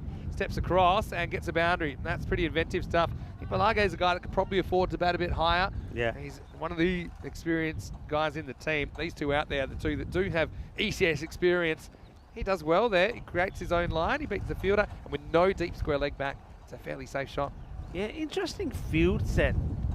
Just go back to that in a moment. You can see he's looking to hit in the square leg area, but they're leaving that open for him. They've sort of got mid-wicket, long on, long off, deep extra cover out. But nobody else is just sticking with the 4 men. Even the 3rd man is inside the boundary. But that's the end of the over. We can have a look at some of the bowling figures there. The score, though, at the end of 9, 102 for 4. Yeah, it's going to fall just short, but still it's been a good chase, I got to say, for a team on debut. I think it's good. On debut, we've got the 100 on the board as well. That'll give him some confidence. We've often seen teams kind of just fall to 50 or 60 and kind of give it up. There's been no sign of that. So yeah, I've liked it so far. Yes, I set the link in one more time to check that out. Yeah, this one, well, does he look comfortable? Oh, well, he wants to look go who it is. one-handedly. Oh, look who it is. That's Luthra again. And that's the magic hand. But this time, the wind takes a little bit too far. I mean, this would have been amazing if he'd pulled this off. And I don't know if he would have stuck the landing or not. I think they want to check this for height as well, because it might be a 7 up potentially, because it was pretty high. Yeah, it's a great effort though from Luthro, wasn't it? Fantastic effort. Now gets a thick inside edge, and this is flying away as well. It will not quite get there, and I think, well, I think I'm trying to read the body language here. Yeah, so am I I. think it is 4. It's been given 4. It's rolled into the rope. I think the second fielder is the one that recognises it. So first we've got Gusuan going back, and I think he. Yeah, but then he watches. I think it's his foot. I think it's his foot anyway. I think it stops before, and then yeah, there. Yeah. When he flicks it back, it rolls back onto the rope. I think his foot was okay because he flicked it before the other foot landed. Anyway, very entertaining finish of this one. I think you want to if you can get there. They're going to get an average score, maybe even a slightly above average score here. That was all about that crazy assault in the middle. Garney coming back. And then, yeah, things off. speaking of the kind of people you see playing cricket, I mean, mostly people have learned cricket in other countries. That's not unusual for an emerging sport. Lovely shot, work to do. And, well, he's been good. Normally he's sliding around, but this time the Silaj decides he'll just use his foot, gets the foot on it, makes the stop. Has been some foot fielding. Has been reasonably successful here. We see the Flix bus going past in the background. Look at that. That's a good way to get from place to place here in Europe. All right, 2 to come. Oh, wow. How about this? It's an absolute beauty. Manos arriba, arbitro. As Gowda goes big, the captain. What a lovely shot this is. 6 runs. What they've done here, they've made it close, and it means their net run rate won't take a pounding. They'll just lose by, let's say, 15 runs or so. Just have a look at how windy it is. This will give you an idea. Just have a look at. The thing is, though, you know what you're saying there. For all the good, all the good that we did see there from Safi. Yeah. That 6 balls, or if you forget 6 balls, the 11 dots that he played out, that cost them this match, isn't it? Well, I know, but you can't have the ball without the horns. You know, he also he scored 4 or 5 a ball apart from that. Anyway, there's a 6 to finish. Maximo has Garney. It's a bit of treatment towards the end. He'll go for 34.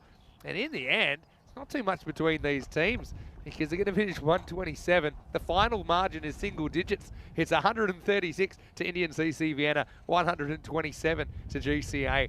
And Indian CC Vienna take the win by just 9 runs. Yeah, I mean, I like that. It was a good battle, and I'm looking forward to seeing them all again already. Remember, next up we've got Vienna Danube against Cricket CC, but then Grass Cricket Academy, they also play Cricket CC as well. That's going to be an exciting match. I'm looking forward to seeing these guys again. I think they're going to get better. This was great work there from Chimo, wasn't it? And good alertness and observation. So, for example, we don't really even see what the opener brings to the table, Durrani, because he runs himself out first ball. And then this was a run out as well. Yeah, he mentioned the LBW a little bit earlier. That was a really close one that wasn't given. But then it was over to Hamid Safi, and he went on an absolute rampage, didn't he, after eating 6 dot balls. In fact, I think he started with 8 dot balls, and I was already eyeing off records like longest duck. Yeah. But then he ended up scoring 6 sixes and 2 fours and plundering 47 runs, and it got Graz right back in the game. Yeah, and this is some of the hitting that we're talking about. He hit big, you got to say, and give him credit. There's a nice catch there towards the end. But some of the shots here were amazing. This was a good catch taken, but no ball was called straight away. And well, it was entertaining stuff, let's say that, and it's a good debut. I know they lose the match, but like I always say, that if you're going to lose, then lose well, and they did lose well, because I think you made the comment already, it's certainly getting close to the score, and it's something that if they can get results to go their way, it will certainly help them when it comes to the net run rate, because we have seen some teams lose by big margins. That's another great effort there from our top fielder. Lucifer gets the hands to it, but can't take the catch. He couldn't take the Jalebi catch this time, but I do feel though if he did take it, he probably would have taken him the other side of the boundary. And then a good finish there from the captain himself. He played some nice shots to Gowda. He finishes on 29 of 15. And Yogesh Balaj, I think you're absolutely right. Probably see him further up the order. He made 21 not out of 8 as well. Batted well. This is what's coming up next. And so third match of the day, it starts in 15 minutes. Vienna Danube have some good hitters in there. Malia at the top of the order. I think Omari had a really good game in the first game we saw from them. But Cricketers EC, they've been a runaway train and they've won from some outrageous situations. They are 3-0 and they will play back-to-back in matches 13 and 14. News from the toss is that Cricketers EC will be chasing again because Vienna Danube winning the toss and electing to bat. Let's go back and have a look at this scorecard. And it's a pretty interesting one, isn't it? With Afzal going for 9, Durrani running himself out first ball. Safi 47 off 26. And yeah, so many dot balls in there, but also so much entertainment as he was able to crack ball after ball out of this ground. Gowda with 29 off 15 and Balage 21 off 8. So between them, they get 50 off 23. Yeah. And they're the two players with previous experience. So yeah, I think obviously the fact that you see them batting lower shows you they got confidence in some of the other guys to score runs. For Saluja, he had a pretty interesting time, didn't he? 1 for 7, including that maiden, but he did get one blow off the bat of Safi, but then he also got him out. The other wicket went to Luthra, but he was hideously expensive in his first over that cost him 28. It probably wasn't the most polished Indian CC Vienna bowling performance, but still think that they will be pretty satisfied to get the points. We'll take a quick break, back in around about 10 to take you into match number 13. And match number 13 is always chock full of entertainment. Vinny Sandu here, Mr. Maximo with Rico Full. See you after the break for more Fancode European Cricket Series.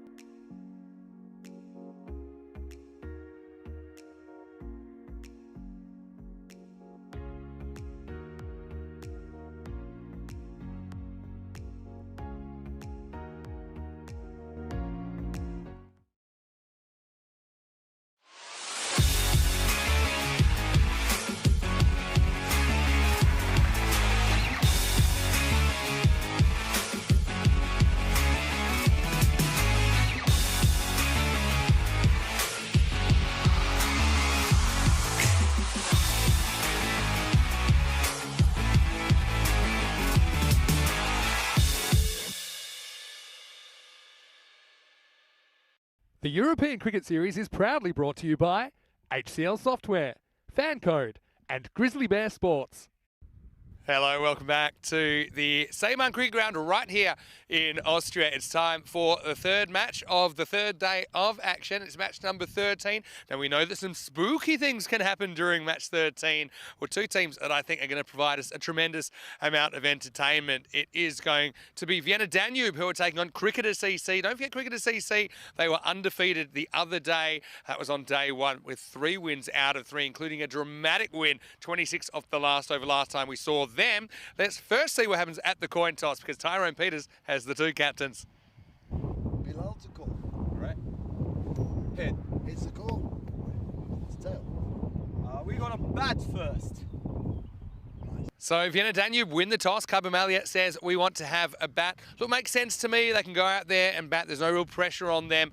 I think they just want to make as many as possible. We know this wind has been very, very friendly, especially to people willing to hit down the ground, especially to right-handers, kind of favouring their power zone on the leg side. Got to say, though, Cricketer CC, great to see them live for me the first time because I was travelling on Monday, but I did see that dramatic win. 26 off the last over. They did that chasing. They'll probably feel like anything's possible. I call them a bunch of loose cannons. You know, it's like when you get dangerous chemicals and you mix them all together. I think that they're a high-octane kind of lineup. They love this format of the game. Watch out for the wild thing, Javid Zadran as well. And, well, I just think with so many good players in their side, they're going to go a long way in this tournament. Still, Vienna Danube, I think that they look up for the fight, and I can't wait to see them batting first very shortly as we get ready for the start of match 13. It is Vienna Danube winning the toss and batting over to Rico Full in the now convertible commentary box. Over to you, Rico. Let's get ready for the start of this one. Yes, thank you very much. Well, it is nice while the sun is out to be in a convertible commentary position. It is nice. It's a lovely setup here at the Seemann Cricket Ground. And just at this moment of time, the wind has thankfully died down a little bit as well. But it's a beautiful ground, and looking forward to this match number 13 on day 3 of the Fan Code European Cricket Series here in Austria. And Vienna Danube, well, they're a team that they played their first match earlier today against India Vienna, and chasing 123. They got to 97 for 9. Khyber Malliya, their captain, was in good form and picked up 3 for 29. Also batted pretty well as well, 18 of 8 deliveries. But Omari, looking forward to seeing Abidullah Omari again, 39 of 18. He was quite sensational. Cricketer CC, though, I mean, we have to go back to day 1 when they won 3 out of 3. They were quite amazing. Bilal Zalmi was the key player when they beat Nazi by 9 wickets with 24 balls to go. That was a straightforward one. The others were not. They were surprising, really. They beat Vienna CC from nowhere. It looked like they were out of it. And then Vienna CC, who were, well, defending 127, over number 9 from Azib Katak went disastrously wrong. It took forever to bowl. He went for 27 and then had to be taken off with the ball to go because of too many high full tosses.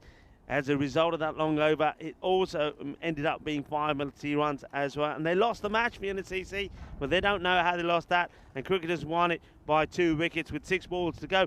And then Cricketers, well, the match Vinny Sandu was talking about, when it was Wakar Zalmay who hit 26 of the last over against the Austrian Daredevils to give them a victory. And once again, looked like an unlikely victory for them. So they're a team that have made winning a habit. They're a team that have won matches when really you thought there was no way back for them. But they were sitting at top of the table. They still are on points, but Donnerstad yesterday winning 3 out of 3 as well. At the top at the moment on net run rate. But there's an opportunity for them here with 2 matches today to get 2 more victories under their belt and not only go back to the top of the table, but they could also probably secure a place in finals day if they're to do that. They've got 2 matches today. This one against Vienna Danube, and then they take on Graz Cricket Academy in the very next match as well, match number 4 of the day. There's the captain, Bilal Zalmai. It was a great pleasure to talk to him the other day as well. He's a lovely character and he takes his cricket seriously, and he wants to lead by example. He's going to be bowling the first ball, and he'll be bowling to the captain, Khyber Malliya. So it's going to be battle of the 2 captains once more. We've seen a few of these battles today. So Khyber Malliya ready to face the first delivery. Batted well. He's played some lovely strokes before he was out, the left-hander. Here's the first ball. And deals with this pretty well, gets right under it. And it's going to be 4 runs as with the fielder chasing after that. Marcelin, well, he loses his footing and nearly goes down. As another fielder comes from nowhere trying to stop it. Good little shot. It goes all the way back, and he knows exactly what he's doing as he lofts it over into that gap. And 4 runs. It's a good start. The Danube looking to register their first victory. Cricketer CC, as I mentioned, unbeaten. And good bit of work, nice pick up and throw. Liking the contrasting colours out there of the two teams. And Cricketer CC very much the Austrian and red and white feel about them. Colours, of course, of the Austrian flag, which well, is one of the oldest national flags in the world. A few other things about Austria. The sewing machine was invented by Austrian Josef Medesberger. And also, well, we are close to Vienna, just outside Vienna actually, and LBW appeal, but I think it's going down the leg side, no run. Approximately 1/4 of the population of Austria lives in Vienna. And another fascinating fact is Vienna has the oldest zoo in the world, which was founded in 1752. So plenty of things, interesting things about Vienna. And it is also a very beautiful country. It looks absolutely stunning, very clean.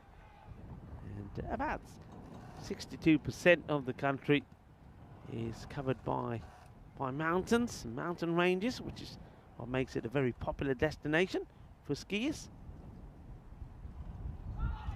This one is close, and it's more than close. It's absolutely plumb, and you can see he's working on this. And well, Joseph Zia will have to go, and he's not a happy chappy, but I don't think there's too much doubt about this one. He just doesn't get his footwork right, and unfortunately he's gonna have to go without scoring. So we're gonna see Derek the Duck. He's gonna quack him off, and here he goes.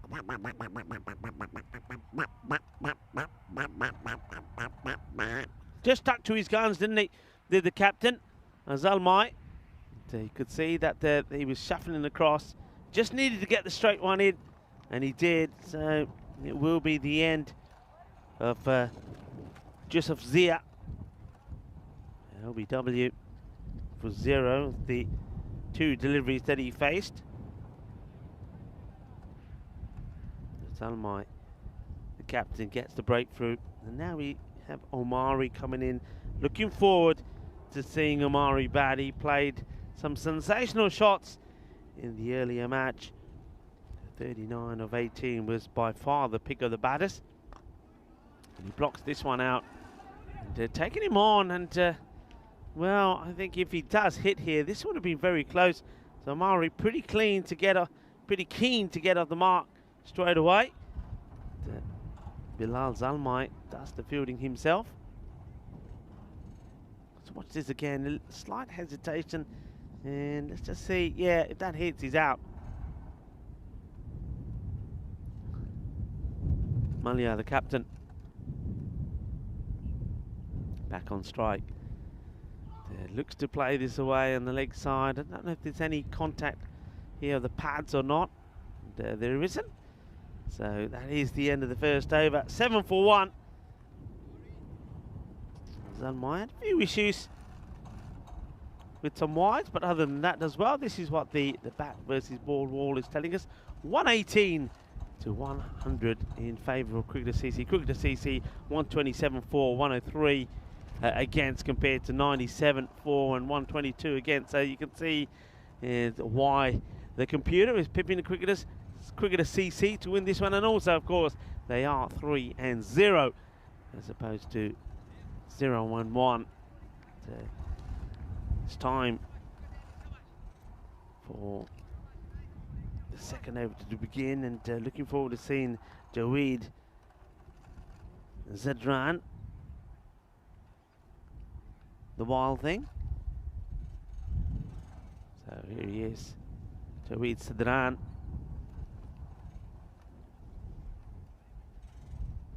Starts, I think, with a wide, bangs this one in.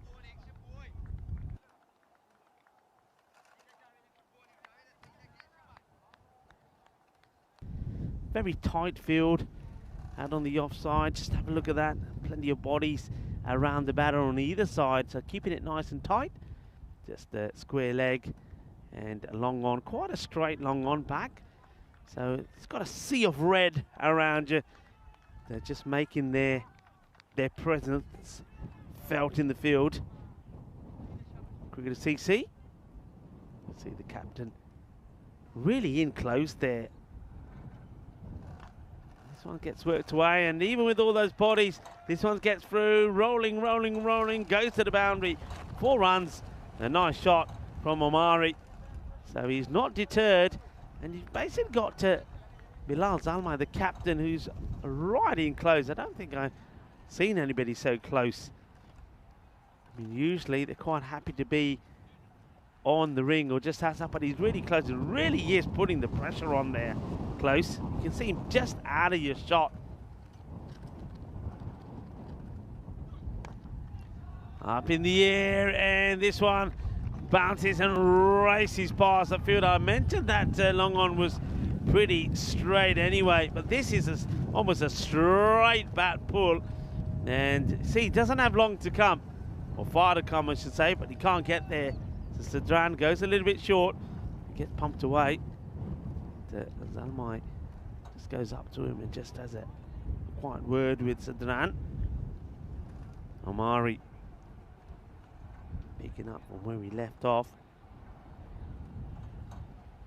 Oh, this is well, sneaks this one in. The batter is saying, hey, what's going on here? Let's have a look at this again. I mean, he is coming around the wicket, and well, yeah, that's fine.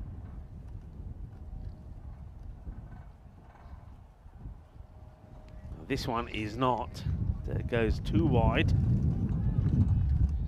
Interesting, isn't it? When you see the way the wind is blowing, we made a lot of reference to it.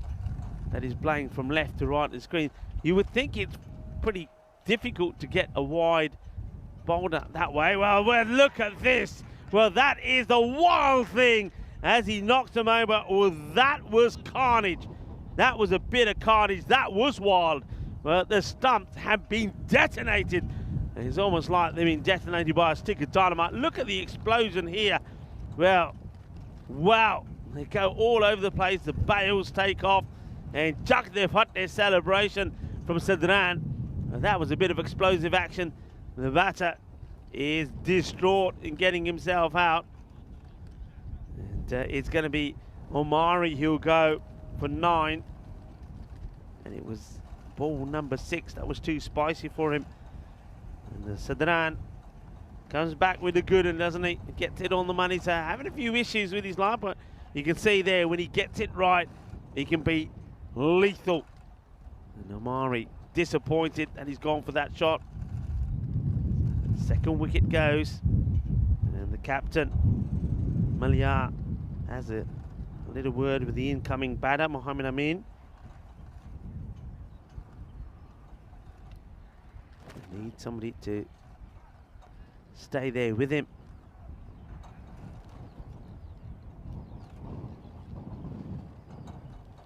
The captain just another chat there with Sadran.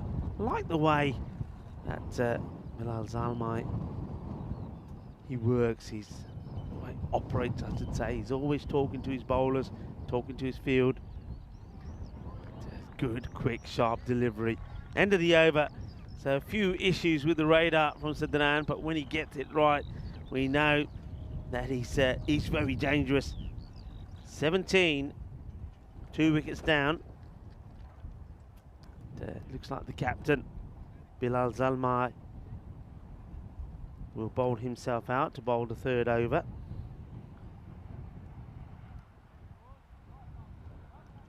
Batters that have come and gone already. Yusuf Zia It was LBW to Zalmai without scoring. 2 ball duck for him, and then we just saw Amari being blown away by Sadran. He goes for 9 of 6. Oh, wow, interesting leave, this one from Malia. The 2 captains do battle again.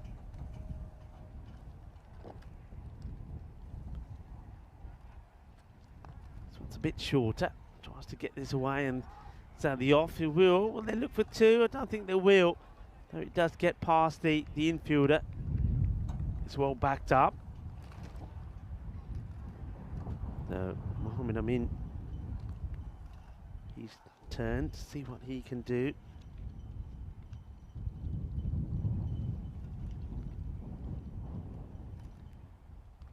And oh, he almost plays it back onto his stumps.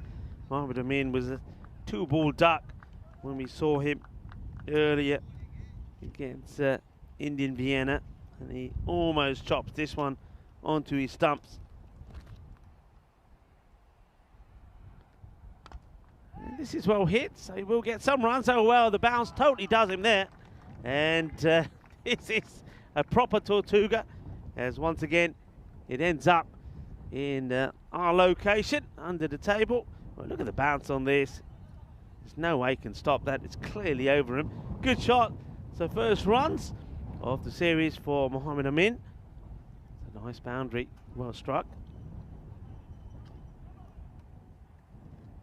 Salmai just reorganises his field. So long on and mid-wicket are back. Oh, this is big, and he will go all the way. Bully, bully, bully. Nice shot. And absolutely clobbers it big. So he's going over in the long off, and now before then long on. This is a good shot. Uses his feet, gives himself a bit of room, and wallops it. So Mohammed Amin, so now that he's in, he's saying, I'm going to show you what I can do. So maybe just the support that the captain Kaiba Malia needs.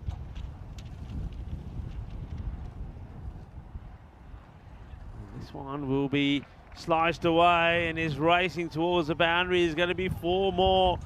So 6 and 4, hungry for more, starting to get a move on. And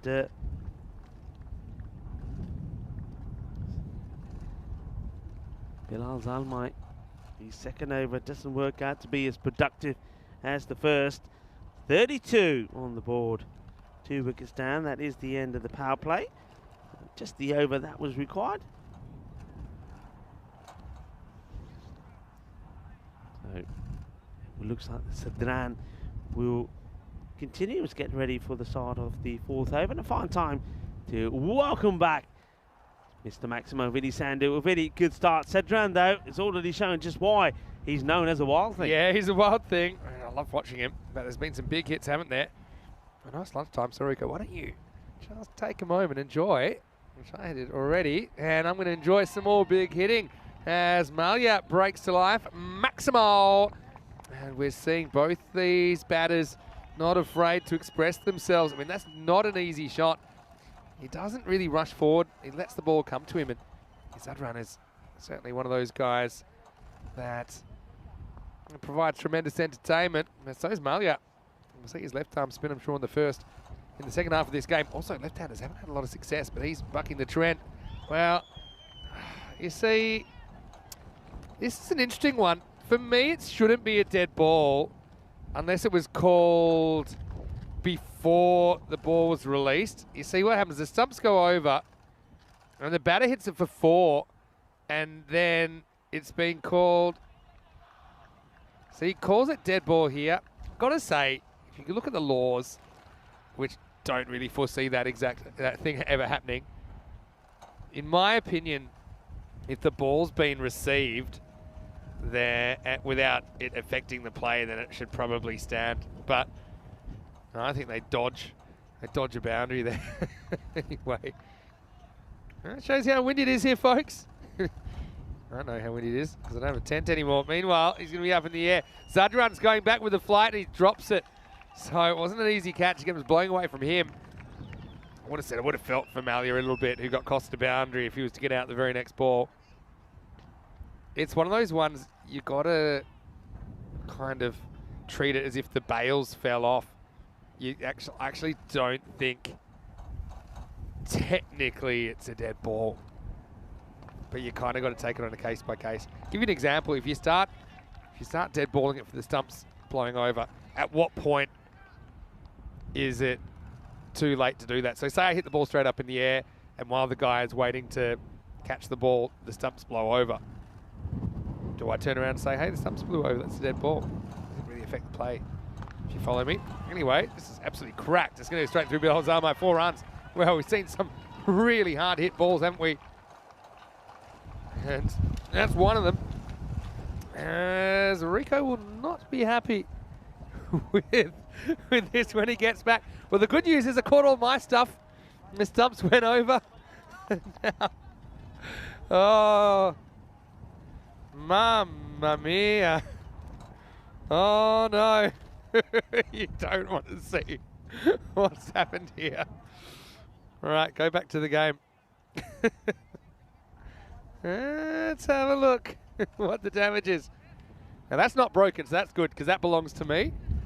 That's fine. We just got everything taken out. Rico's laptop. I think his team sheet is in Burno somewhere. Anyway, we're back to the action. Wow, that would have been a massive wide, but instead he somehow hooked it to mid-wicket. Well, folks, if you want to see the highest hook shot in the world, that's it. See, if it was the second for the over, it'd be a no ball. But the first one, if it's over the head, just gets called wide. And because he's hit it, it's not a wide anymore. I don't know how he's hit it. He's pretty much overhand smashed it, Roger Federer style. Oh, it's been that kind of day. Rico's chair is now several meters behind me. He'll have to go fetch that because the cord doesn't extend that far. Had to be the best gust of wind yet. Wild Thing hit away. Look, this is an example of the wind making the ball pull up because the wind is left to right. And so it'll just be a single. All right, folks. Let me pick up Rico's headset off the floor and I'll check in with everyone. Looks like it's the end of the over. So it's 45 for 2 after 4 overs. Checking out the run rate so far. See which way it's tracking. Upwards is what I'd say. But yeah, what do you think about that? The stumps blowing over, how should that be handled?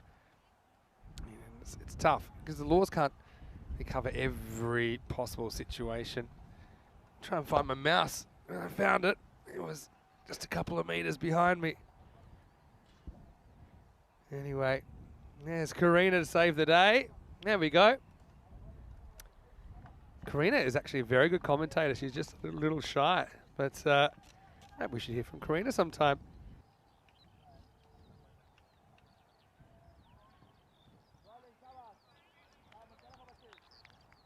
Start a new over. Alakel comes out there.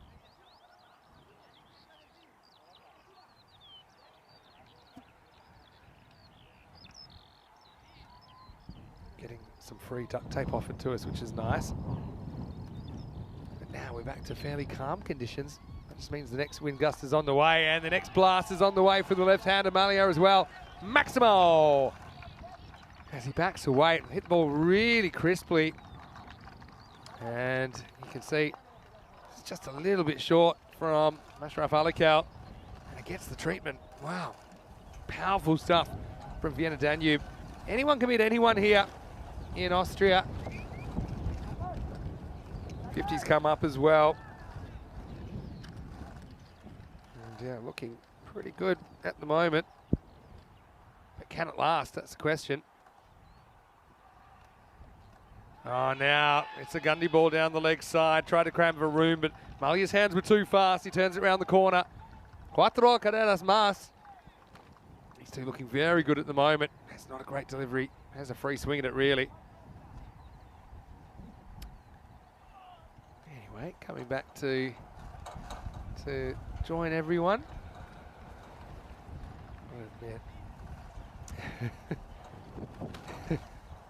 Nick saying maybe reverse one of those transit vans over us.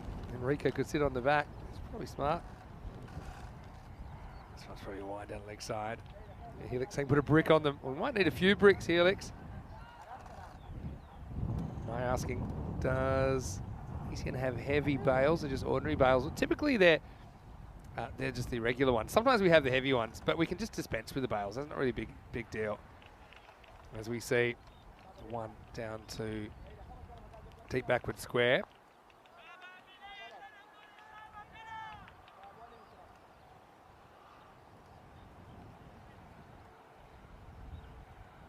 I suppose the issue is when the entire stumps blow over, then what do you do? Another wide down leg side. Keeping though. Especially your armoured behind the stumps.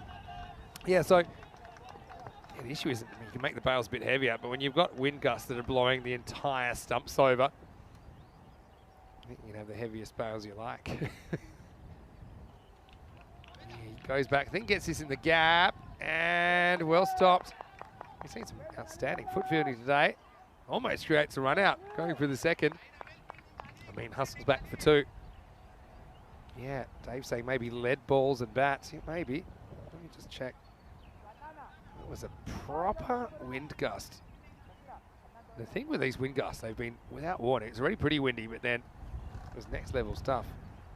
Yeah, don't let the little calm periods lure you into a false sense of security. It's hit so hard and no one's catching this. That's four. Min joins his captain on 25. It's a very productive first half of the innings for Vienna Danube. They're 64 for 2. I don't think there's any gig in sports commentary in the world quite like the European Cricket Network. That's why we're so happy to do what we do, because it is unique. And there's Rico on your right in his Dr. Fool jacket. Rico Fool on Instagram, or Rico.Fool.1 on Facebook. Then you can get me at Mr. Maximo. Thanks everyone for your support, of course. It's a very healthy and positive environment we work in. That includes our viewing community. Don't forget, you can also follow European Cricket at European Cricket on Instagram, on Twitter, on Facebook, and a few others as well. Must admit, I don't get to spend too much time on social media. I don't have too many free hours, but I want to say a big thank you. I do try and get back to the messages eventually. So rack long hop first up from Samagol Mesan. He gets away with it. And gets the ball back eventually. But Mesan is a guy we did see playing for Austria in the ECC last year. Came in. Well, this is launched in the air, and it's going to be touch and go. It's going, and it's gone. Maximo! Malia takes it on. And the wind wasn't super strong that time. Most of the time it's behind the batter, but hung up there. Yeah, but if you hit it high on the drive today, I think you'll have a good day. And it does get over Basia Khan in the end. So good contest on our hands. Cricketer CC showed they can chase down big totals.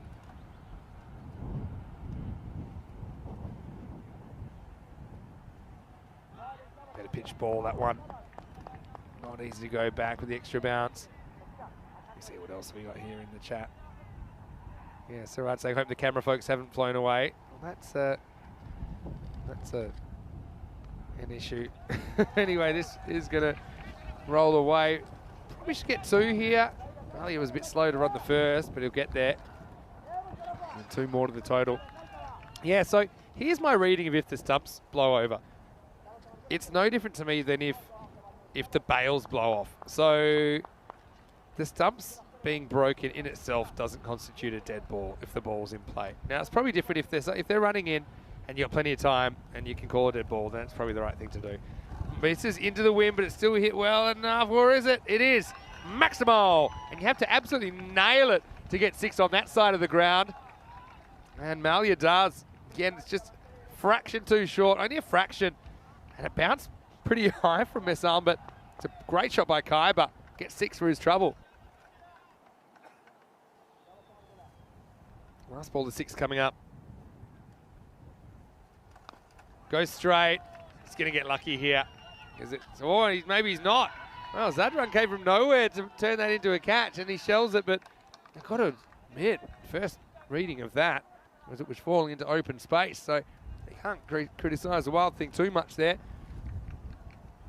Yeah, he anticipated he got there, but they'll get a single after all that. And it takes us to the end of the over. Score 79 for 2 after 6. Yeah, so yeah, my reading is once the ball's in play, unless it's called dead by the umpire, stays alive. Now the issue there is that dead ball seemed to be called and signalled after the guy had hit the ball. So my feeling is it didn't really affect the bowler or the batter, in which case I'd probably like to see the play stand. And if the bowler, for example, was to get a ball that would have bowled a guy, but then the stumps fell over, I feel like that's just bad luck. I don't know. It's a freak of nature. It's an act of God. I know that in lots of insurance policies there's force majeure. I feel like that falls under that. But I have seen it before. That's the thing.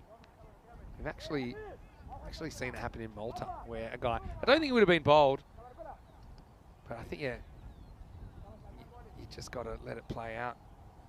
Sometimes it helps the batter, sometimes it helps the bowler. Start of a new over. This is Shadnan Khan. It's good to see him out there. Uses his bouncer first up. It's a good call. But then I'll have to be careful for the rest of the over. He doesn't bowl another one above shoulder height.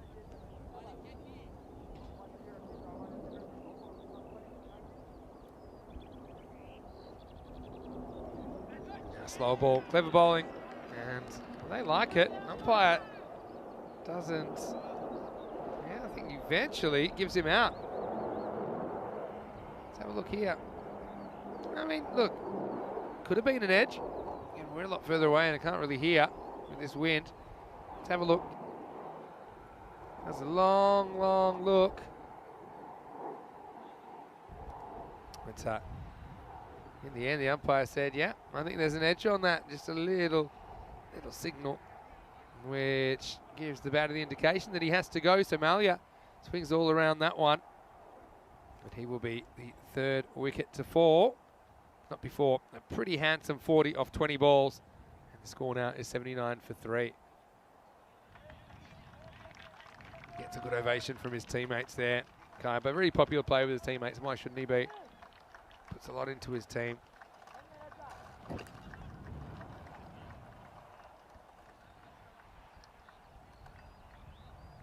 So Rahman comes in. Again, all the teams have the right approach here. So, flipping back to the chat. Yeah, we have had some issues sometimes with being too dangerous to shoot out of the camera tower. Been okay since that large gust in the 4th over.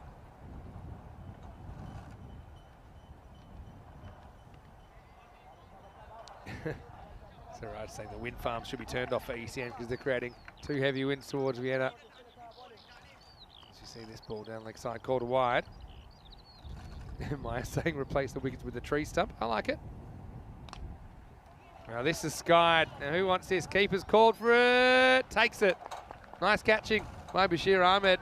And Rahman is going to go first ball. Just saw a wide for the first legal ball he skies. And so Shadnan Khan comes up with the wickets, turning into a really good over. He's still got an over after this if he wants one, Shadnan. It's just a ball that the batter gets a bit too front on, trying to muscle it, trying to clear that front leg, but just gets it up and doesn't get it forwards. So Derek will have to brave the wind. It's a golden Derek, so you know he's a bit denser than your average Derek. As Abdul Rahman goes without scoring. Cricketer CC with a nice little run here. And it's 80 for 4. And that gives us a good little conversation point. Dave saying he used to play cricket with the stumps chalked onto the wall, ha ha ha. Of course, there's a famous, you know, the big green rubbish bin in Australia. That was a good thing to use as the stumps.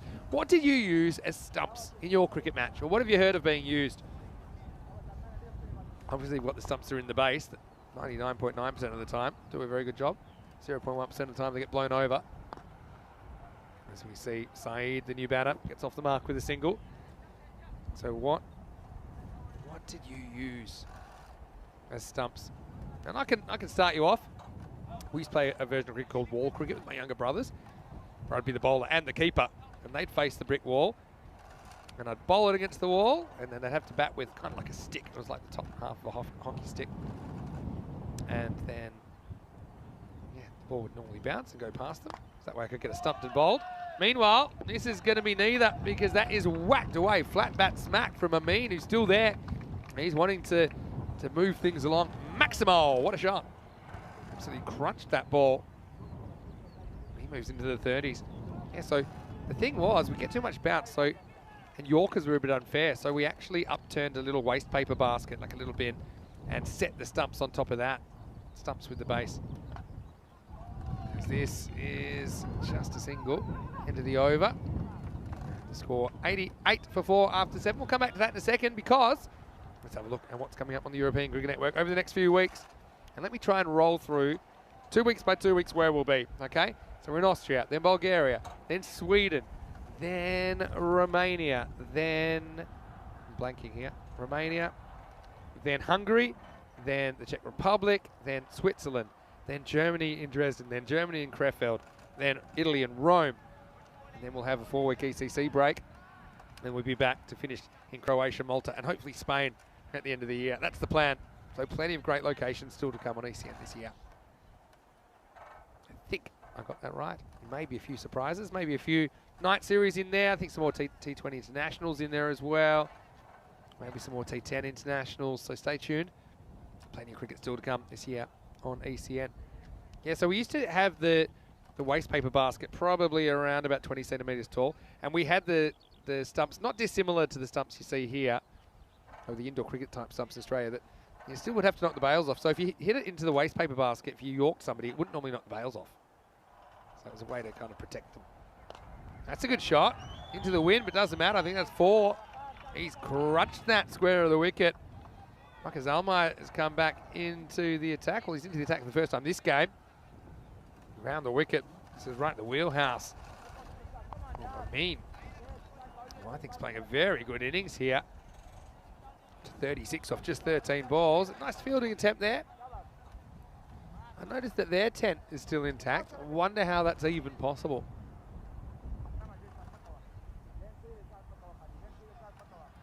A bit of question about the women's boundaries compared to the men's in ECN cricket. The women's boundaries are typically about 20% shorter. That's consistent with women's versus men's cricket at the ICC level. Zalmite in the comeback, gets it outside off stump. Yeah, that's good location. That's hard to hit across. Won't stop him trying. Down leg side.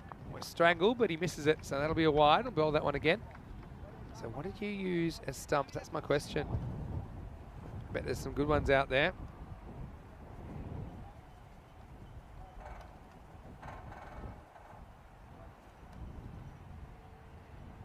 Tim Reedman as well. Nice to see you in the chat. Pitched up, a bit late on it. Still goes pretty quickly down to long off. Bilal doing the fielding. Just a single. Good to see Bilal back. Had some health issues, I know. It's really happy that he's out there, looking fit, playing well for his team. He's a real character of the game.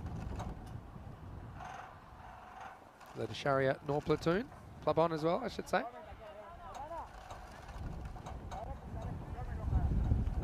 This.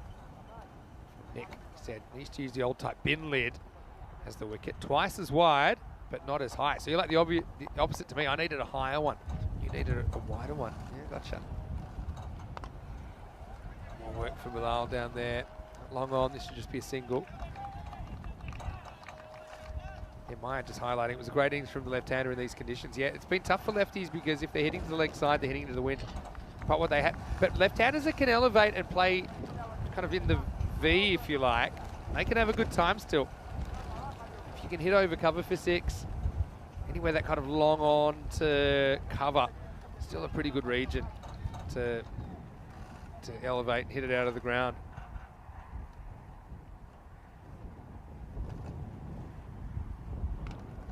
Drags this one. There's protection out there in the form of Nazrullah Mirakel. So, not target for about the 120 the way things are going at the moment. 22 pace or so after that ball.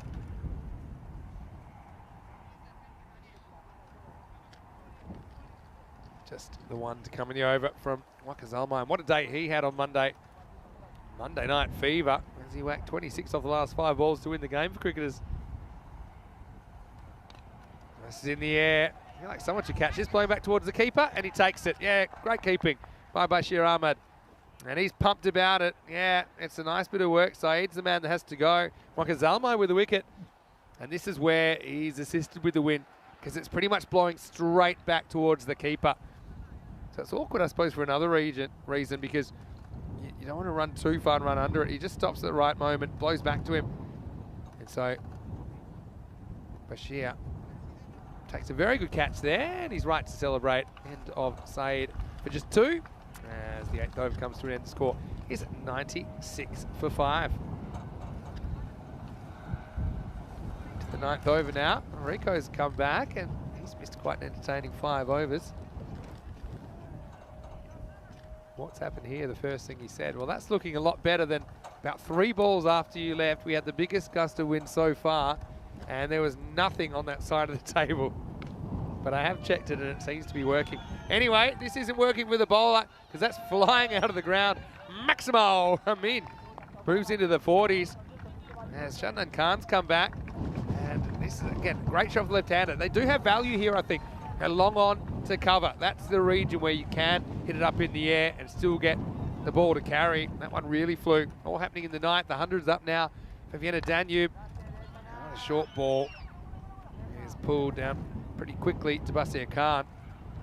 Just a single. So you might want to turn on your laptop. Just double check that's fine. This one I'm pretty sure. I just put it down again because I didn't want it blowing away again. Fairly confident. Of course, we had the stumps blowing over and a dead ball called for that earlier, which kind of cost Malia a 4. Rico's just doing a bit of IT work.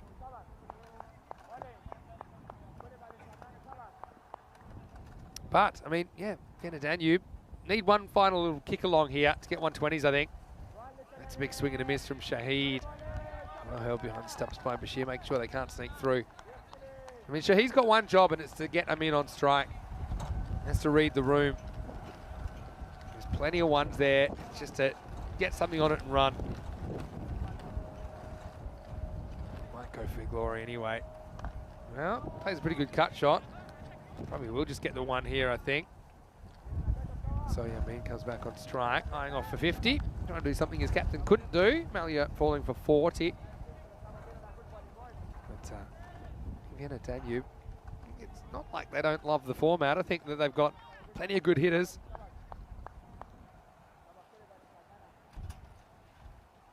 This will be a good contest. Shadnan Khan misses Amin. It won't materialise yet. So it'll be a wide.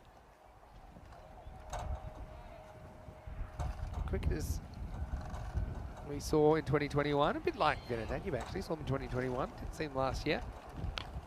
It's a pretty good shot. Looks like it's into the gap. It is, and that's 4. So Amin moves to 49. Again, he's pretty uncomplicated. He's seeing it. He's hitting it. He's hitting it hard, and he's asking the right questions of the fielders. You can see that this ends up cracking into probably the remains of what used to be a tent down there. I can't believe the match officials' tent is still up. Well, that's what that's made of. Anyway, 109. Amin on the verge of a half century. And he'll get it. So well batted. He's played shots all around the wicket, really. And it's a very impressive half century to Mohammed Amin. 50 off just 20 balls. And he has brought that up with 3 Maximos and 6 fours. Striking exactly 250 runs per 100 balls. He'll retain the strike as well as we get to the end of the 9th over. The score is 110 for 5. Shadnan Khan, 2 wickets for 23 off his spell. But all the bowlers, with the exception of Wakazalma, we might see come back now, going for double digits economy. They just sneak in with about a minute to go as well on the clock. So, time for the last over. And it will be Wakazalma who's going to bowl it. So Amin in the hot seat, 50 and counting. Slower ball. Clever bowling. Must have just snuck inside. We'll check it out on the replay. Let's have a look. Yep. Good length there. Kind of yorked himself. Maybe getting a bit too leg side conscious. That's a ball that maybe you can drive over cover. There's nobody back on the offside except for a long off down the ground. Just loses his run there. And yeah, the wind can cause a few issues for bowlers as well. Just out of sync a little bit.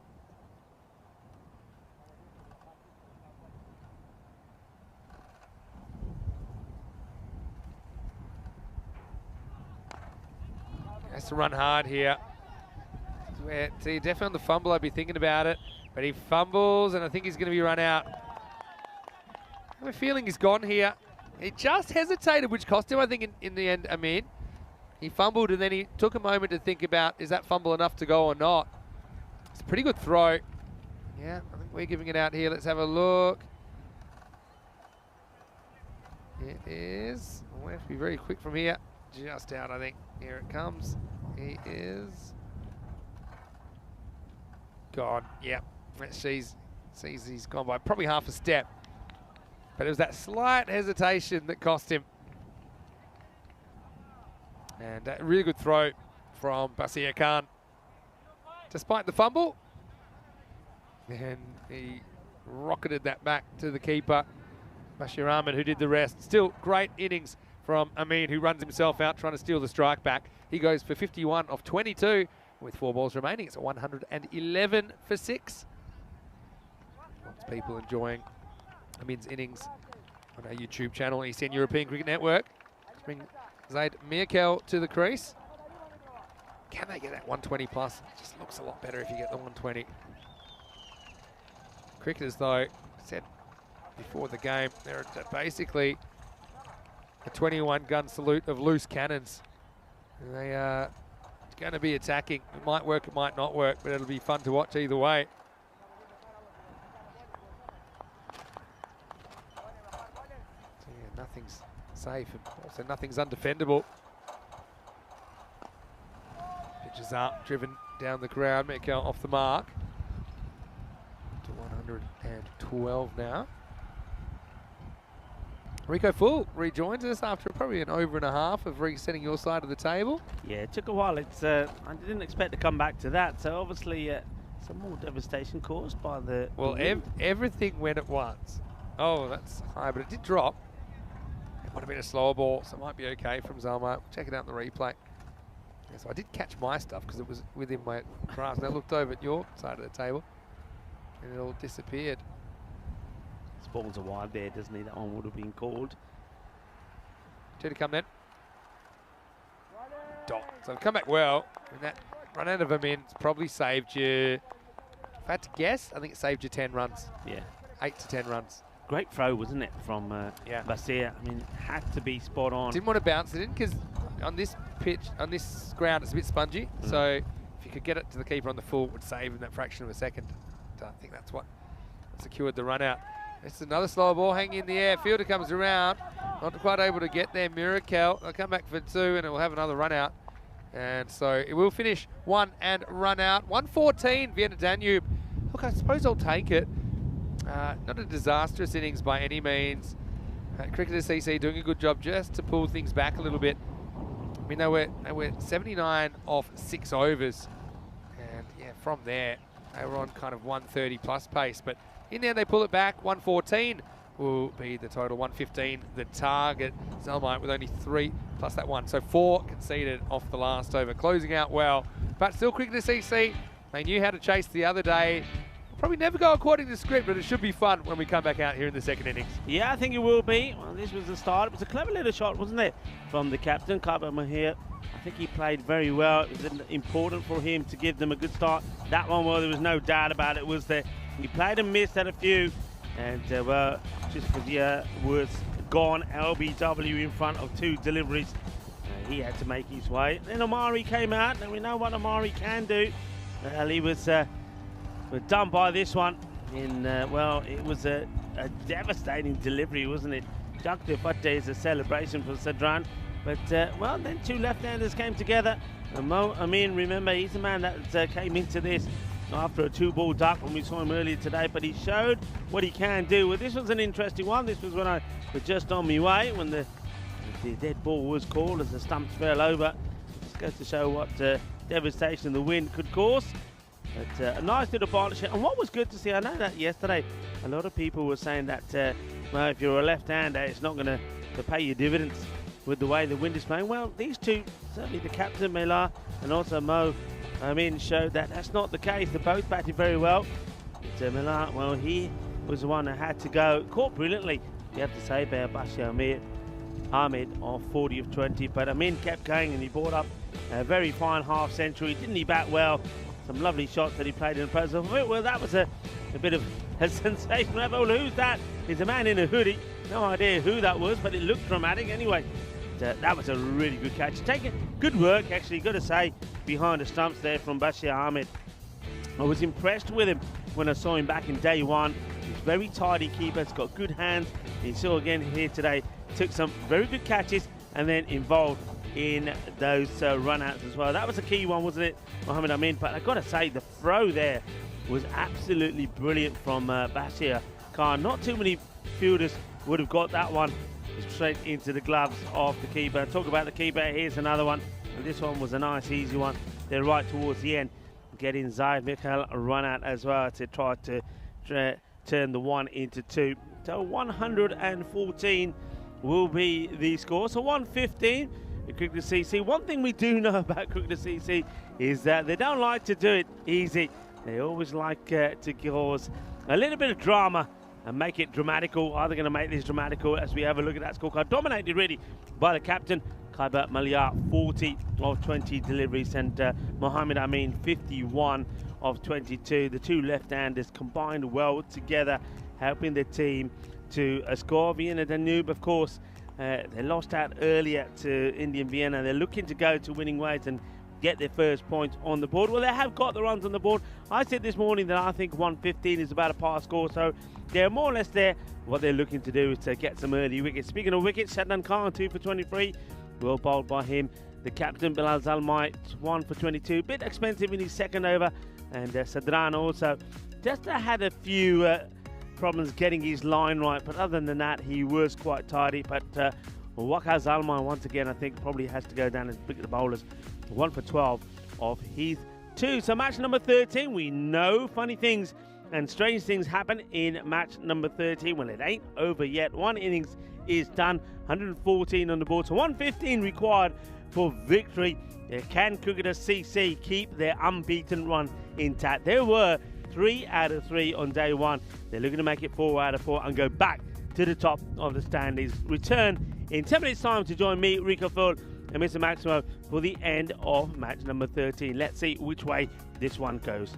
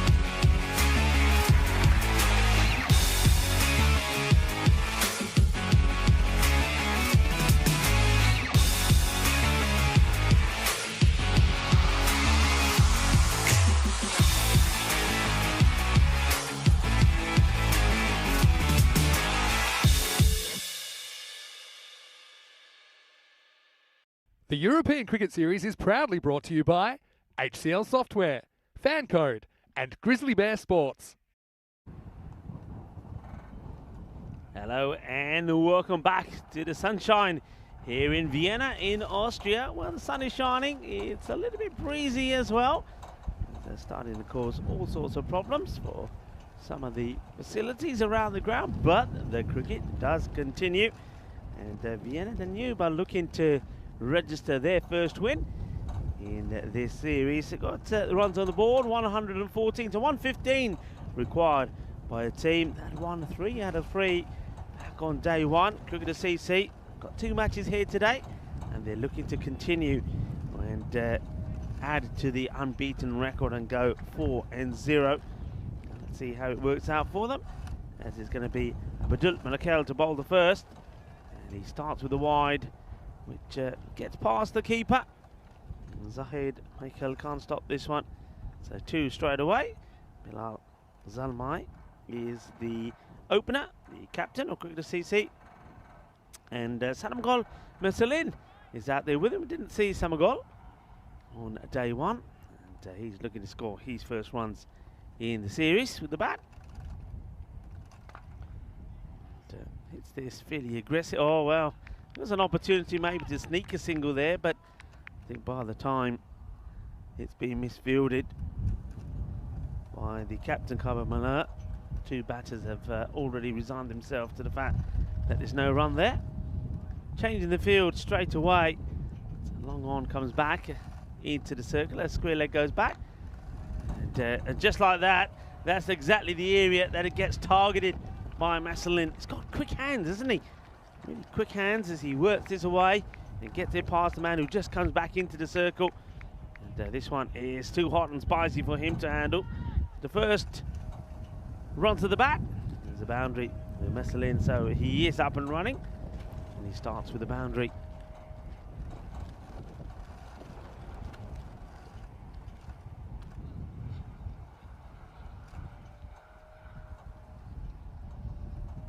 Oh, well, this one absolutely takes off. Now, this is a feisty delivery for Miralakel. He says, well, okay, if that's what you want to do to me, if you're going to drive me, try driving this one. Well, there's no driving it. It's a good comeback from Miralakel, the bowler.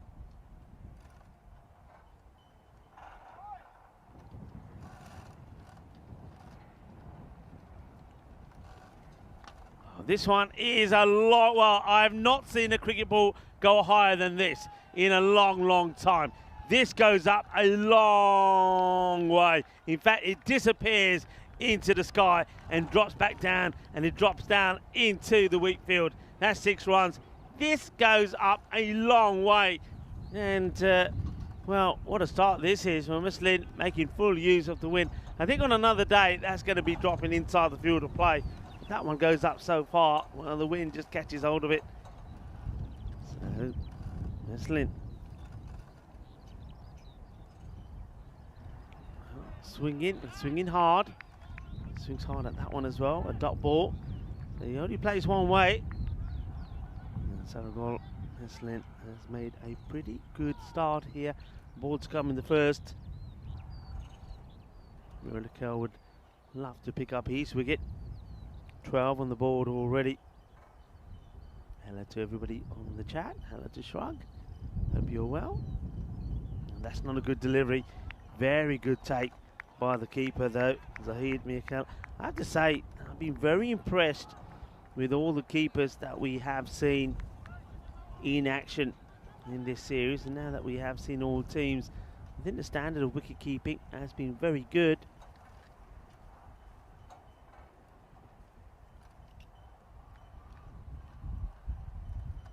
Miralakel looking to finish the over well, and I don't think he's going to, as this one gets well stopped. They're coming back with a second, just waiting to see if there's any pre-signal here for the umpire. Yeah, there were, so that will go down as leg byes.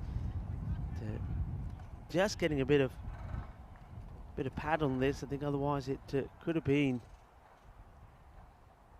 wides. 49 matches now since the golden ball. We've had some close ones. Had a couple of close ones yesterday And the last match of day one was pretty close as well. It will come, trust me, we will get one, and maybe more than one in the matches that we have here in Austria. Just have a feeling, especially as teams get to know each other. 15 of the first over, so it's a good start from Cricketer CC. It's what they need. This one just gets defensively played away by Zellmeyer. He gets himself off the mark. Does the captain. Warm welcome to a lot of people on the chat already. Dave as well. And a few people thinking that Vienna Danube are favourites to go on and win this one.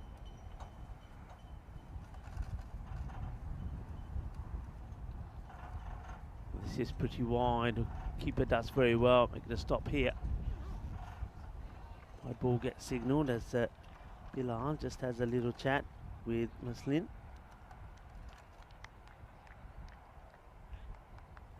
And Middle Patel saying that one that went high up in the air for Muslin was a bird killer. Yeah, Julian Dawson. Hello to you, Julian, as well. Yeah, that went a long, long way up. And, Shrug saying, all good, thanks. Enjoying another great day's cricket. Well, yeah, it has been. And remember, there's still plenty more action to come. And action like this, we've seen a lot of this, haven't we? I think Austria has not disappointed with the big hitting. Sixes galore. We saw earlier Vinny Sandu was making reference to the number of Maximos that we've seen. And I think we're looking at around about the average of 6 per innings. I get the feeling that after today, so far from what we've seen, that's going to go up. Because that's another one that sails, and I mean sails, over the boundary. The wind has got a bit to do with it as well, but just a little bit short was Yusuf Azia. He gets punished. This one gets hit out on the offside. It's a good shot. The chase is on the Eva, and they won't get there. And that's Cuatro Carreras Mas. He likes to walk into the shot, doesn't he? Doesn't like to wait on it. That's Sanamagol Muslin, and you see there he just steps into it and muscles it to the boundary. So 4 more from him, and it's a very positive start.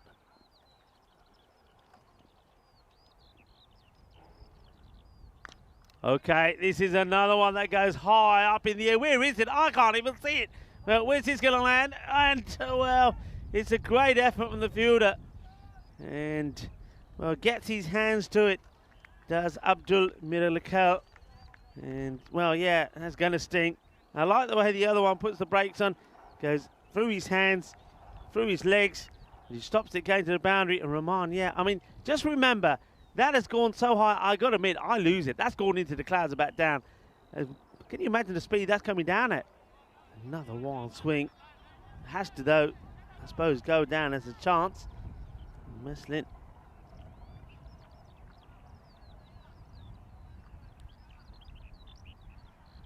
Was dropped there in 20, but what a difficult chance it was. Well, the man who puts it down has to deal with this one now and does really well. A good bit of fielding and a lovely arm as well. Throw right into the gloves of the keeper. Top fielder Abdul Miralakel. That's why I think he's a little bit disappointed he wasn't able to hold on to the catch. End of the over. 34 of 2. So Cricketer CC making a positive start. Well, there they are. And they're looking to go back to the top of the standings and make it 4 out of 4. Vienna Danube looking to register their first points and see if they can join that pack of 4 on 2 points. But it's, well, they need to pick up some wickets pretty quickly, and the way that Muslin's going, he's the man they want to see the back off. We've got other batters to come, of course. Remember, Wakat Zalmai, and he's incredible knock the other day that everybody's still talking about. 26 off the last over to win. This is a bit of a full toss. Gets past the batter. Let's have a look at this again. He hasn't quite got going yet. They're just dipping down quite viciously on the batter. And gone. Adios. Meslin goes for the big one, misses out, and just like that, as he's done so many times before, Kaiba Mulia, the captain, picks up the wicket. Remember, in the earlier match, it was Kaiba that took the only wickets that fell. So, once again, he's in the action. And so far, for Vienna Danube, the only man that's picked up any wickets is he. Floats this right up there, and Meslin wants to go big, misses out on it. So the first wicket does fall, and a very entertaining and exciting innings comes to an end. Samagol Meslin will go for 23, and not for the first time. It's ball number 13 that sees the end of him. Well bowled by the skipper. So Malia picks up the wicket. Just floats it up there, doesn't he? And he's basically saying, right, okay, it's there, you want it, have it. And brave as well to come on to bowl in the power play. Needed something to happen. So they do get the breakthrough. Meslin now goes. And that brings Basir Khan out to the middle. And Basir could be gone first ball. Well, he's begging, isn't he? The captain, Kaiba Malaya, goes down on his knees. The umpire, I think, decided that this one is not going to go on to hit. Let's see this again. Is it going to go on to miss leg stick? Ooh, very close, but it is moving away. He does go back. It's close. I don't think the height is an issue. Just going to miss, says the umpire. This one is down the leg stick. It's not a good delivery. And it's well stopped by Zahid Mikhal.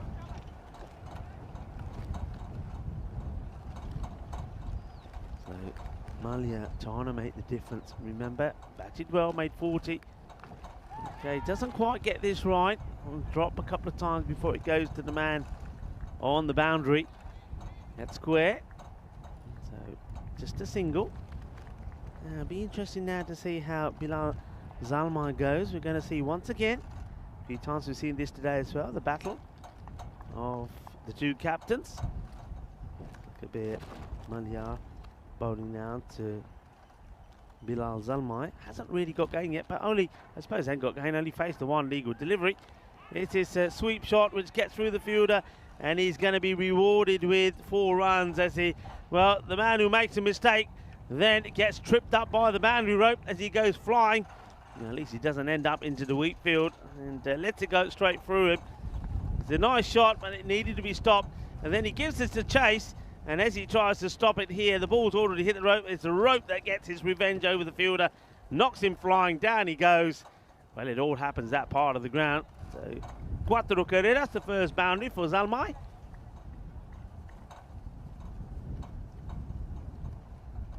This has been tonked. It will go over the fielder. Doesn't get it out of the middle, but he gets enough of it. It's a bit of a full toss.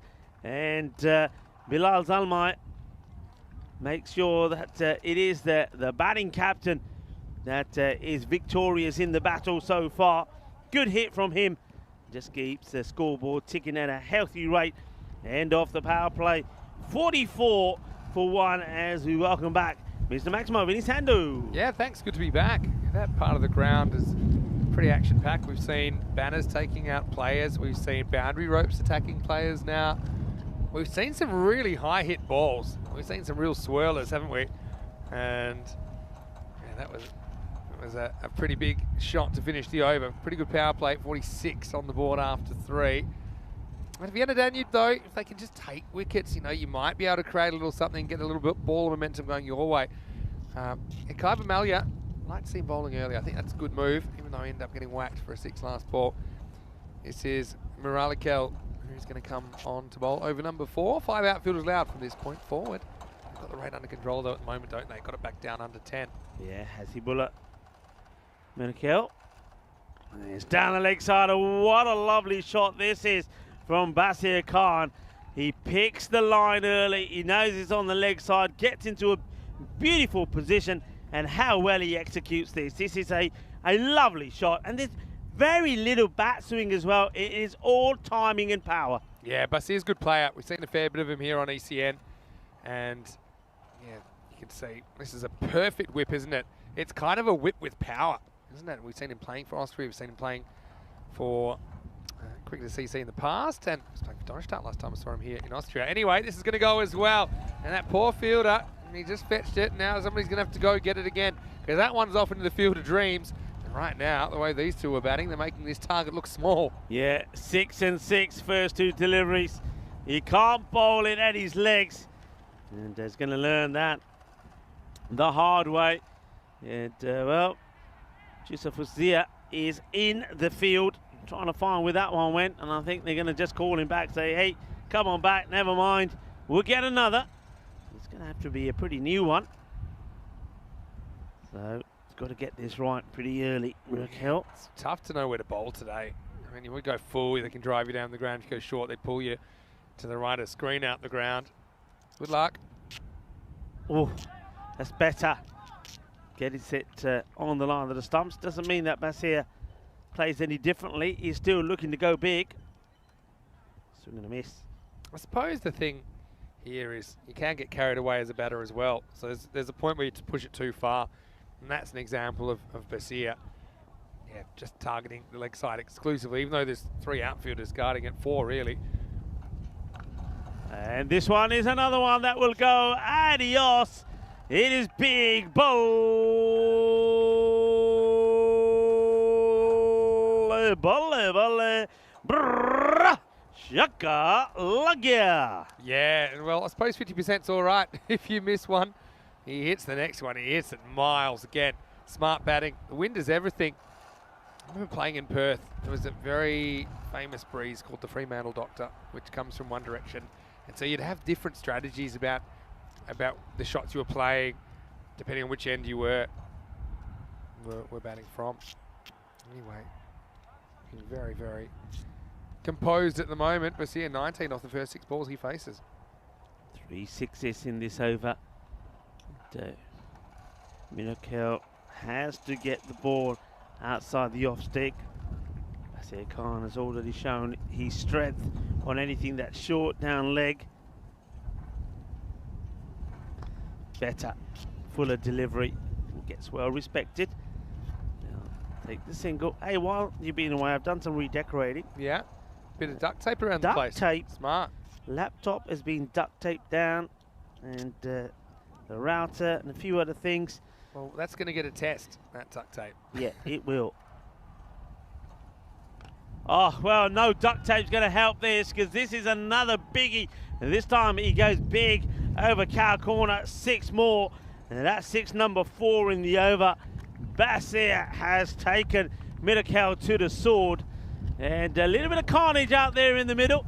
And they are racing away in the 70s already, Vinny. 71 for 1 at the end of 4. Absolutely flying, aren't they? Have a look at that. That's up in the air as well. And at the moment, Cricket CC, yeah, 71 off 4. That's pretty much high 170 space if they were to keep this up. They're really, really targeting that boundary to the right of screen. Where did it go here? So it looks like, well, they don't really have too much of an option, I suppose. Kaiba Malyar, captain, will come back to bowl his second. His partnership is worth 37 off just 10 deliveries. The field now gets spread. What have we got here? 3 on the leg side. Pretty straightforward, really. Just they've got the deep extra cover in as opposed to a sweeper on the offside. Gundy ball, easy hit, and that's going to be, I think it probably goes all the way, does it? No, just dropped short.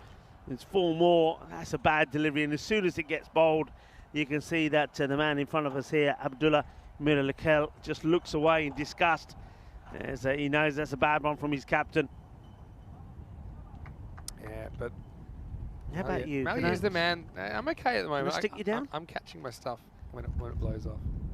Uh-oh. Oh, no. I mean, hang on a minute. It's a Gundy ball. That could have got a wicket. And it is a chance. It goes down. Well, we're saying oh no because we think it's ending up in the wheat field. Someone explain this to me. How you can just keep fetching balls outside off something, which is way harder. Then you get given one that's basically gift wrapped, and he drags it down, hits it to the fielder, who somehow drops it. I can understand him dropping it. I wasn't expecting it to go anywhere near a field. I was expecting it into the cornfields. Yeah, Saeed puts that one down. And it's not the man you want to put down, is it? And this one will go to the boundary. It's 4 more. This is not good bowling, is it? It's short. Look how short that is. And that's a very good shot played by Bilal Zalmai. Gets a sweep in and gets it past that the fielder out on the boundary behind square. So not the best of starts here for Malia. And it's another one that's going to go all the way. Shaba, shaka time here at the Seabarn Cricket Ground. It is raining runs. It's raining sixes as Bilal rocks back and creams this one over the boundary, over square as well. Oh, wow. That is very rich with Grizzly Bear cricket balls at the moment, that part of the ground. And just like that, they've got this down to under a run of Paul. What an assault this is from Cricketers CC. Setting an early marker down in this tournament, Rico. Yeah, well, I was saying that they like to make a meal of some of the victories that they've had. Well, they're not making a meal of this, are they? They're absolutely thrashing it all over the place, and this will be another one that's going to be a test for the fielder. He does well. It was a bit of a full toss. He could have put it wherever he liked. Once again, he finds the fielder. Yeah, just not helping their cause, are they? And, runs coming quick and fast at the moment.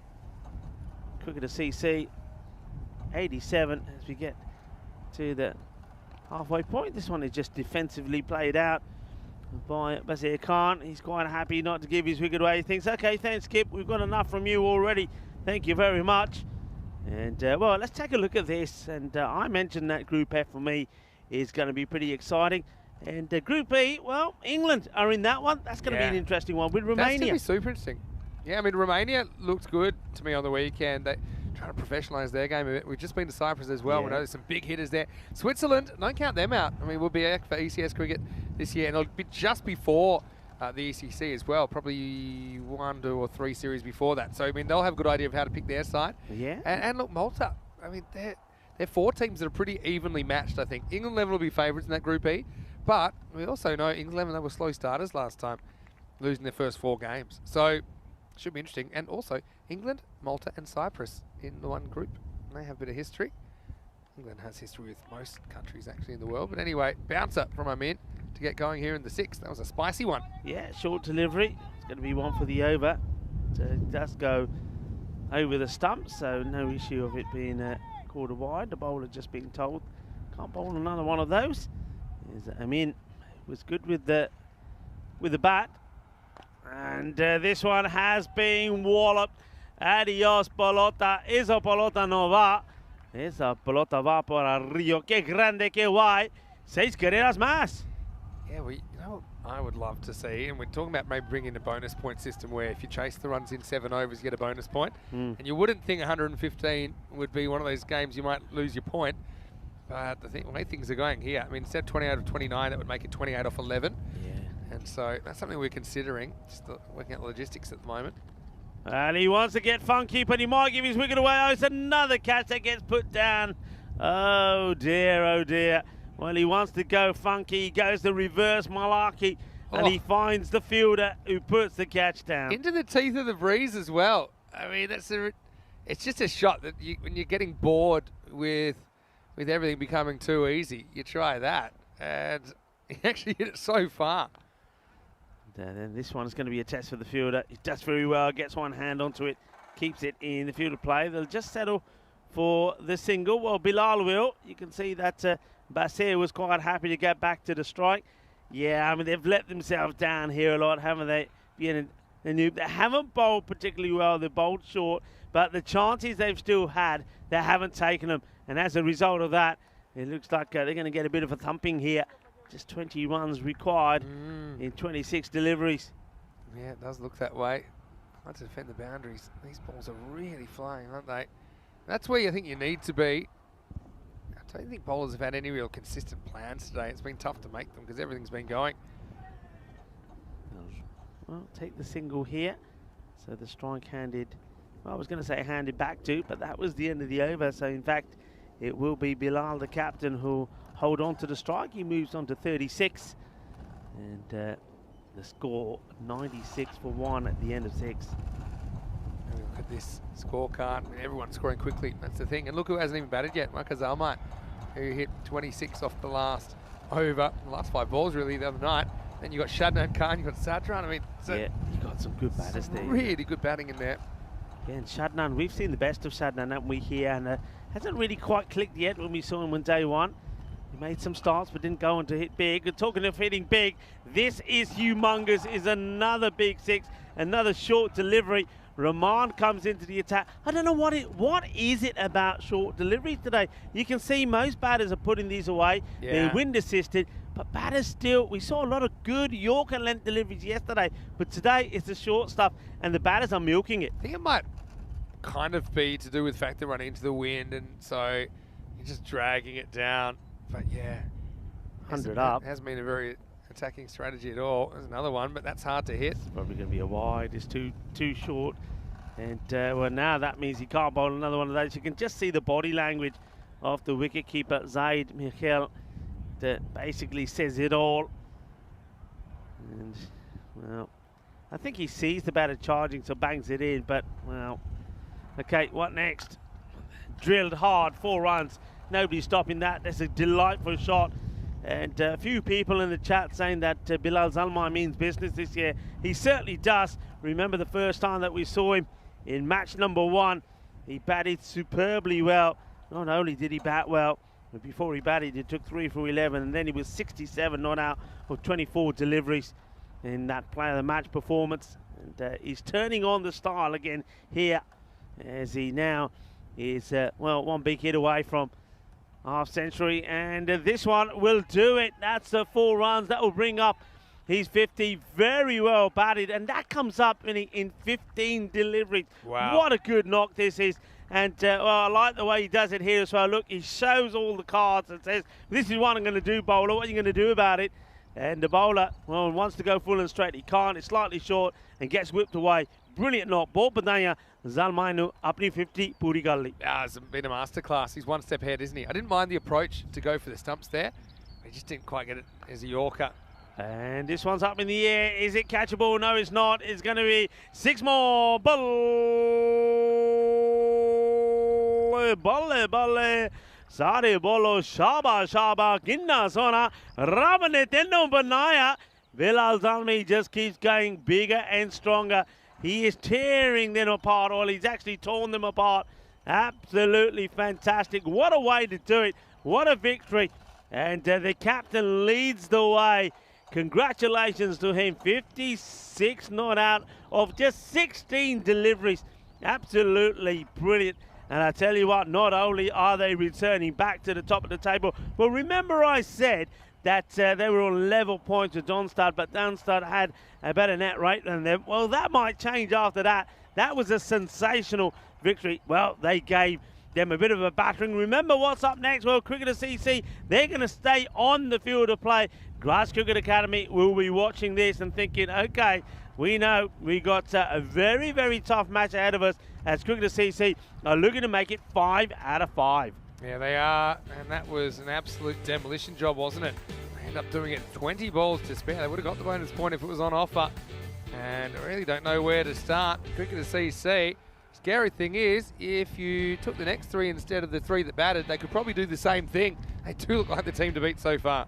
Yeah, I mean, that was just a great knock. And one thing I like about them, and a few teams have had this approach, is to go out there and they're not worried. They go out there to play one way. You can see that Meslin, he finally did depart after he played some really good shots himself. It's done by Miller, the slower ball, doing it. But that was, well, that was the early joy that they were to get, because that spot, Bilal Zalmai, assisted by that one, really. That was his first boundary. And I like it a bit. The rope gets his own back on the fielder. But after that, he never looked back. But some of the hitting from Basir, the hits he hit down there on the leg side, some of them were exceptional. Some of them were bad deliveries that were half trackers that he put away. But 1 or 2 were just beautiful. And they just didn't learn. They kept bowling there for him. There were some chances, though, you have to say. They didn't bowl well. There were chances. This one came pretty late on when Bilal Zalmi could have gone. It wasn't to be, and there's a few balls ended up there, and that man there, Jisuf Bazia, he spent a lot of time in the wheat field, In fact, I reckon he spent more time there than he did on the actual field of play. And this was the half century. He brings it up in style, Zalmai. Beautiful shot from him. And then he hits another big Maximo after that to bring victory to his side. Sensational batting really from him. But not just from him. I think when you look at this scorecard, I mean, that tells you a story. They didn't chew up deliveries. 56 of 16 were the captain. Eva Messelin, 23 of 13. And Basir Khan, 26 of 11. They're looking strong. Yeah, they really are. And they say that all the way down. So that's only day 3, and you don't win tournaments on day 3. But I tell you what, they couldn't have been more impressive so far, especially when they won from coming from behind situations. Everyone getting a bit of a pasting there, but Malia did come up with the only wicket in the innings. Mohamed Amin bowled a pretty good over as well. Maybe they would have needed to bring him on a little bit quicker, but I mean, don't really know how you can criticise the bowling too much. I mean, maybe just haven't seen enough consistency from the bowlers, but that was a bit of a masterclass from cricketers. So we'll take a break. We'll be back in around about 25 minutes, take you into the second last game of the day, and it should be a pretty good one. We've got Cricketers EC on again against GCA, and they packed a punch as well when we first saw them earlier today. Vinny Sandu here, Mr. Maximo, with Rico Full. We'll see you just after this with more Fan Code European Cricket Series.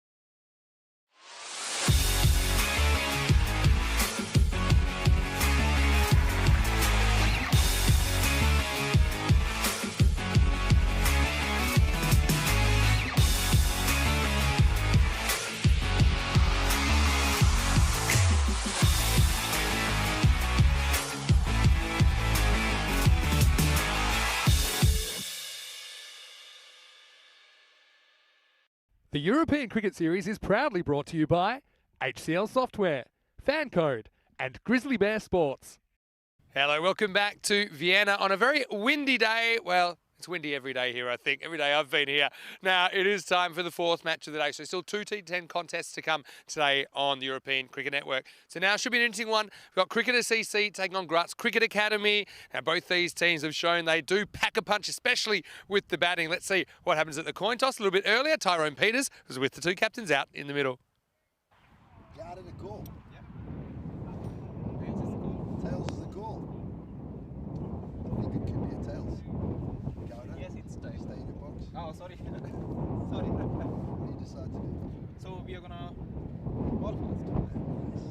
So it is Graz Cricket Academy that win the toss, and they've elected to bowl first. They want to chase. Did like their effort in the chase. They just fell 9 runs short earlier today. But Hamid Safi, it was quite incredible, wasn't he? He ate a whole bunch of dot balls and then went crazy.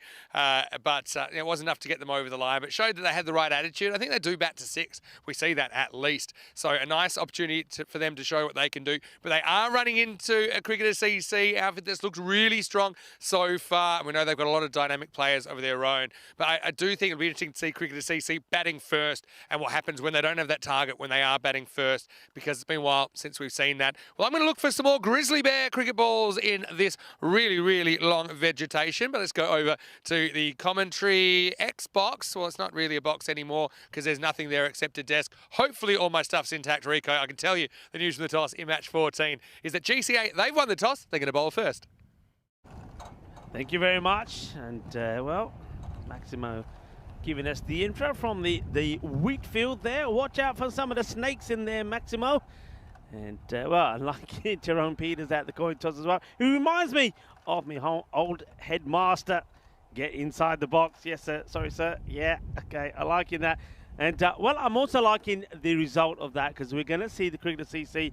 They're going to bat first for the first time. They've won 4 out of 4, but each time we've seen them, they've always been chasing. So it's going to be interesting to see how they go when they're actually batting first. A lot of people think that they're going to score some big runs here. And, yeah, they should do, but quite often we expect that, and the complete opposite happens. Graz Cricket Academy, well, they're not going to not have a go, are they? I mean, really, remember how close they came to Indian Vienna's 136. They made it to 127. Hamid Safi, 47. He made. Bharat Gowda is going to be pretty key as well as I think 1 or 2 other players are going to hopefully make some inroads in this one. They're an exciting team. They made a good start, a good debut. And I think to make 127 on your debut, chasing a target of 137, I think they did really well. I know they're up against it. They'll know that they're up against it. I mean, Cricket CC at the moment, they are on fire, and it's going to be the same opening pair, the captain Bilal Zalmai and Sanamgol Masalin, that are going to be the openers, and both of these two were pretty destructive first up. But I just think here that the Graz Cricket Academy, they just know if they can pick up 2, maybe 3 early wickets and then have a go at the middle order, they can try to contain the Cricketer CC batting lineup. Well, that's going to be their plan. The first thing they've got to try and do is just try and make sure that it's not going to be an explosive power play, because if you don't get these wickets early for Cricketer CC, we know what they can do. They can go pretty big. They went made 44 in the power play against Vienna Danube, and well, then they knocked those the runs off pretty quickly, chasing 114. They got there with plenty of deliveries to go, 20 balls to go as they chase down that target of 115. So we know that they're a strong batting lineup. You've got to get their openers pretty quickly. The sun is back out again. It's been behind the clouds for a fair bit of the time we've been away. Welcome back anyway to everybody. Nice to have you back with us. Julian Dawson is there. Yeah, Julian, the coin just blew away. Hello to Mayan Patel as well. And Damaya is one of many that think this is going to be a big score. Let's wait and see. Here's the first ball. And, well, this gets a watch respectfully. It's a dot. Well, not many probably expected that. It's Jabakel bowls the first. We've seen a lot of deliveries. End up going to the boundary first up. So a nice start for Abdul. And this one just out of the reach of the fielder who's inside the circle. And the second ball will go to the boundary. 4 runs. So Bilal Zalmai is up and running, the captain. He's made already 2 half centuries in this series. You saw him score a fine one in the very first match, and we saw him score 56 not out in the second one of 16 deliveries. 50 came up in just 14. That one gets clipped away. Take another single. The Graz Cricket Academy, we heard Vinny Sandu telling us that they're some 200 kilometers away from Vienna, so it's a fair old journey that they've got to take. A lot of commitment from them, not just them, but I think all the cricketers that we see. There's one thing that we do forget, that it is you know, very much commitment on the side of all the players. Oh, this one has been absolutely blasted. And Michelin, I said when I saw him in the previous match when he went out and open, his hand speed is very quick. Just watch this, how quickly he gets the hands involved, the wrists and the hands, the speed is pretty electrifying as he whacks this one away for 6. Just keep an eye on him, he's a hard hitter. But yeah, just going back to that, all the cricketers here, you know, not just here, of course, in Austria, but all around Europe where we travel, you know, a lot of commitment, a lot of sacrifices by the players. And, you know, we are not talking about professional players here, folks. You know, these are all amateurs, they all have families, they all have other lives and jobs. They've got to take time off away from work and quite often using up their holidays to play. So well done to all the cricketers, and also not just the cricketers, but of course the match officials as well. And it's all about teamwork. This one's been hit pretty well as well, and there's no stopping that. I mean, again, it's just a little whippet action. Just watch the hands here again. Just look at that. That is almost like the helicopter shot, isn't it? Half the helicopter. And 4 more. Very entertaining and exciting to watch player is Michelin. Jabakel 15 off this over already. Started with a dot, remember.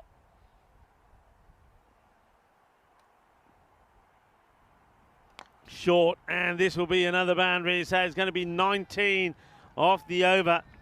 And it just wasn't able to get the first ball, well, get to be able to recapture what he bowled the first ball. This again is just too short.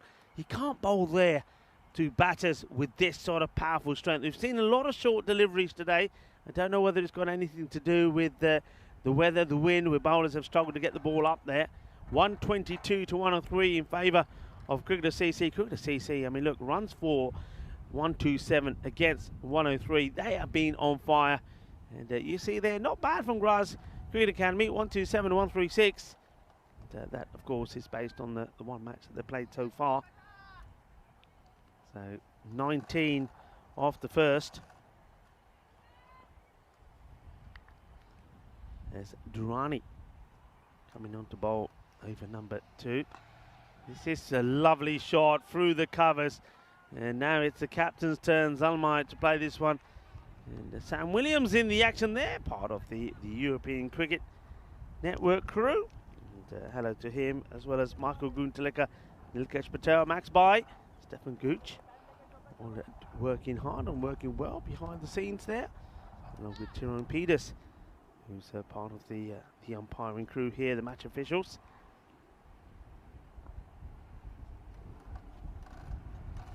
Durrani goes slightly slower. This one just gets clipped away off the hips by the captain. So that's what he does in the first over. Gets a boundary, then takes a single, passes the strike back to Michelin. Also a big shout out to our crew from our production crew, Spring Productions. It's been absolutely fantastic. This one's high up in the air. Fielder coming across, chance and taken. They get the breakthrough. Michelin has to go. That's a very important wicket to take. They do get one off the big wickets early, and it's Yogesh Balaj that takes the catch. He's a good player. I'd like to see him higher up the batting order when it comes to it, but for now, well, he takes a really good catch. And Yogesh does what a lot of teams haven't been able to do today, and that's take the chances when they're presented to you. And it will be the end of Meslin. He'll go for a quick fire 14 of ball number 5. Good catch from Yogesh. And they were excited about it as well. It's a key person to get. So Durrani getting the wicket. 24 for 1 in the second over.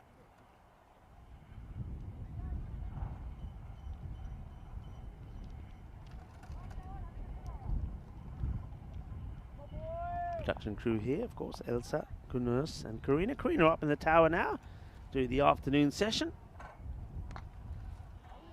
This is out, taking it on. It's a good pick up and throw. He's gone. He's gone. I think this might be is this Gowda again? Because that was exactly what he did in the first match. Absolutely sensational. It is, you know, Bharat Gowda, 2 out of 2. You do not take any short, quick singles to him, because he is absolutely sensational. And this is, I think that's Shadnan Khan. He is out, going for a run of his very first ball. And he is going to be gone. He doesn't get their direct hit. Boom. Thank you, my man. Shadnan has to go. Gowda does it. Derek, are you golden? Oh, yeah, he is.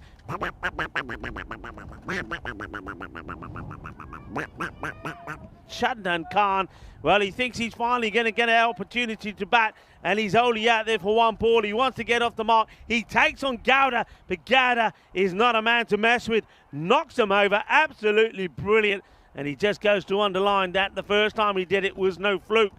2 wickets down. And this is up in the air. It could be 2 and 2. It will be 2 and 2. It's another, and it's another big wicket. It's Basir Khan. He will go for a golden duck as well. Durrani is on fire. Well, that's your team hat-trick. How about that? And I told you, a lot of people thinking, yeah, cricketers will go bang and they'll score a lot of runs. Strange things happen on the European Cricket Network. Durrani picks up another wicket, and it's going to be a golden duck as well for Khan. Incredible. What a good catch that is as well from Kotwal. And, well, Derek, no rest for the Golden Ducks today.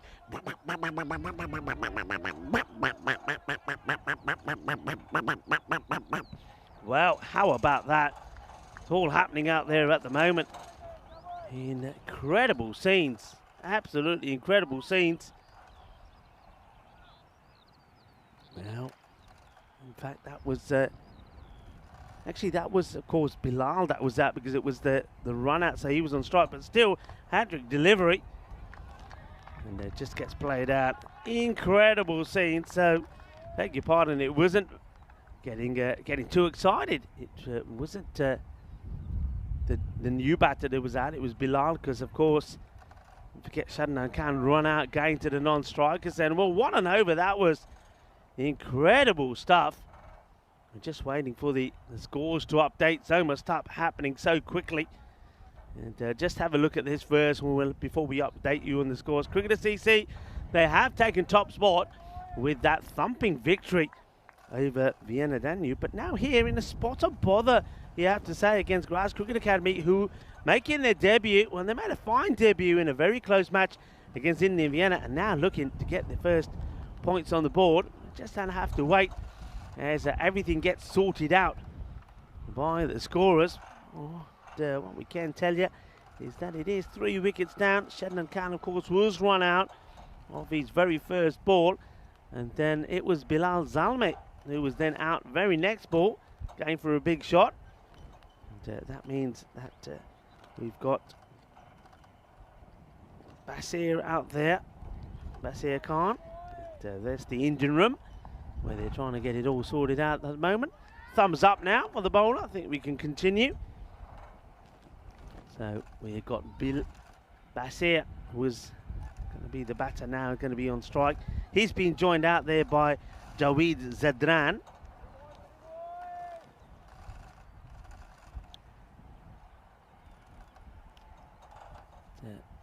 Hello to everybody in the chat.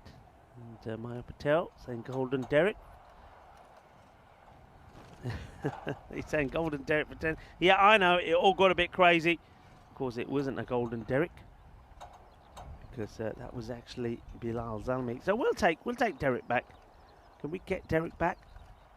Anyway, let's just give you that scorecard there. So just to correct myself, it was Bilal Zalmi who was the man out. It wasn't actually Basir Khan, because Basir Khan was at the non-strikers then. He went the captain for 10. Not the best of shots to play under the circumstances, but like I said, they play one way. He'll still be feeling that he's got enough batting still out there. Don't forget, you got these two. You still got Waka Zalmi as well. Oh, a bit of a leave.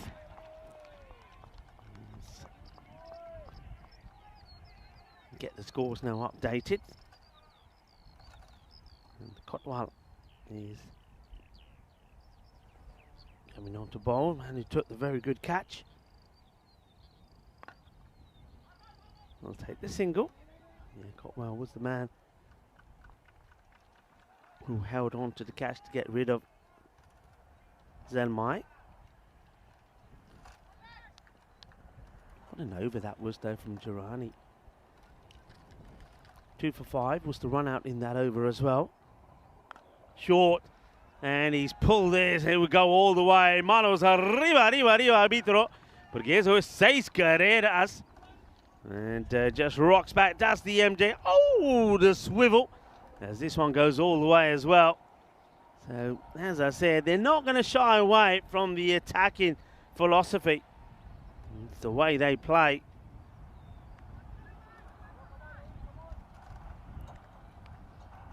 So you've got Basir and Jawed Zadran, two very capable batters. Well, this is a big swing, it is an edge, you know.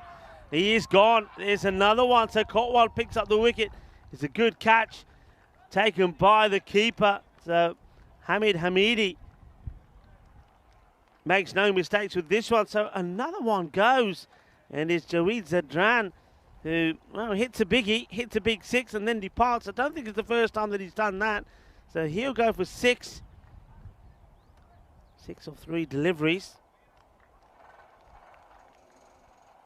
So they want to be brave, they want to be assertive, but losing a few wickets, I wonder at what time, at what point they'll change their style.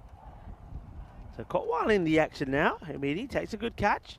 So Basir Khan still out there. Have to be joined by another partner. And, hopefully somebody's going to stick around with him, he'll be thinking. And well, it is now, I believe that looks like Waka Zalmi that makes his way out.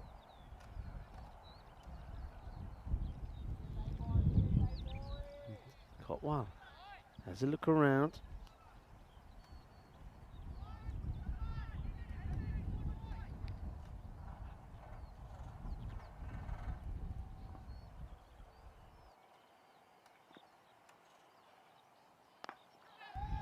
This one gets played up in the air, just dropping short. It'll just be a single. This, I believe, is Jabrakel. It doesn't look like Kotwal to me. I think we might have to get that adjusted. I'm pretty sure that is Jabrakel that's bowling here. Defensively played, so you can see there's a slight change here now in the way, the approach perhaps from Cricketer CC.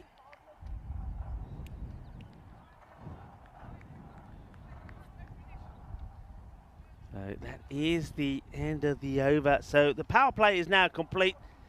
32, 4 wickets down. Now often we say if you lose 3 or 4 wickets in the power play, then well, the fielding team definitely has to have the upper hand, and you would think that here now.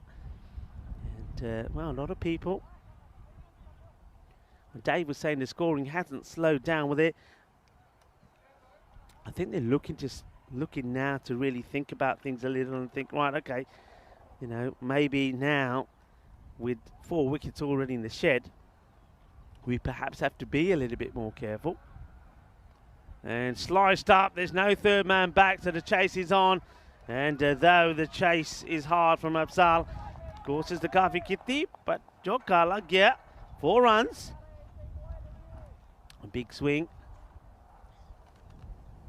So Durrani does come back into the attack. No surprise there. But they bowl very, very well. The run out there as well. And don't forget, at one point he was on a hat-trick.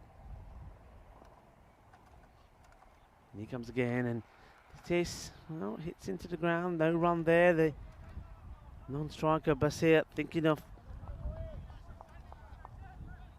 taking the single, but he gets sent back. Batter's gone already. Bilal Zalmai, the captain, went for 10. Caught by Kotwal of Durrani. Mesalin was caught brilliantly by Yogesh. 14 he made. Oh, this is big. Well, we return back to the big hitting. Shaba, Kinna Sona. Manos arriba, arbitro. Eso es muy guay, muy grande y muy dulce. Más dulce ese golpe de tarta de chocolate. 6 more. What a big hit that is. Well, Waka Zalmai saying, remember me. I'm a 6 hitting machine. He smashes that one away. Shadnan Khan was run out for 0 of his first ball. And this one's been guided away. Third man got work to do. Gets there, makes a stop, just a single. And it was once again Gowda that was on fire with the run out. That's what caused all the mayhem. Short, Gundy. And once again, this is going to be a chase for nothing. As Madney will get there, but by the time he turns and gets into his stride, the ball already is past the boundary rope. Not a good delivery that from Durrani. Lets himself down a little bit there. So even with those 4 wickets down, it looks like the 50 is almost there. Ball to go in the 4th. And, this one will be a wide as well. Good work from the wicketkeeper.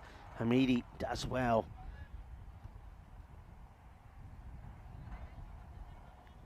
A little bit quiet in the camp there, the cricketers. They started off very vocal, certainly the way the first over went. And then the second over started pretty well for them. And then Durrani picked up those couple of wickets. There was the run out, of course, of Shadnan. Shadnan Khan would be very disappointed. He's a quality player. Just a slight delay here for a moment.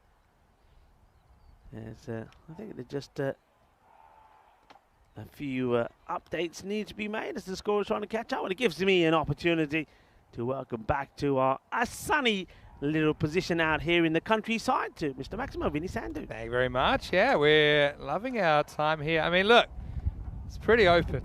We're not going to lie to you here. We did have a 10. We don't have a 10. It's a long story. If you go back and watch, I think, the second game today, it was actually as soon as Grutz Cricket Academy turned up, we lost our house. All right. But, I mean, they've made a lot of sacrifices to be here as well. They brought some of their supporters as well for the trip. It was about 200 kilometres.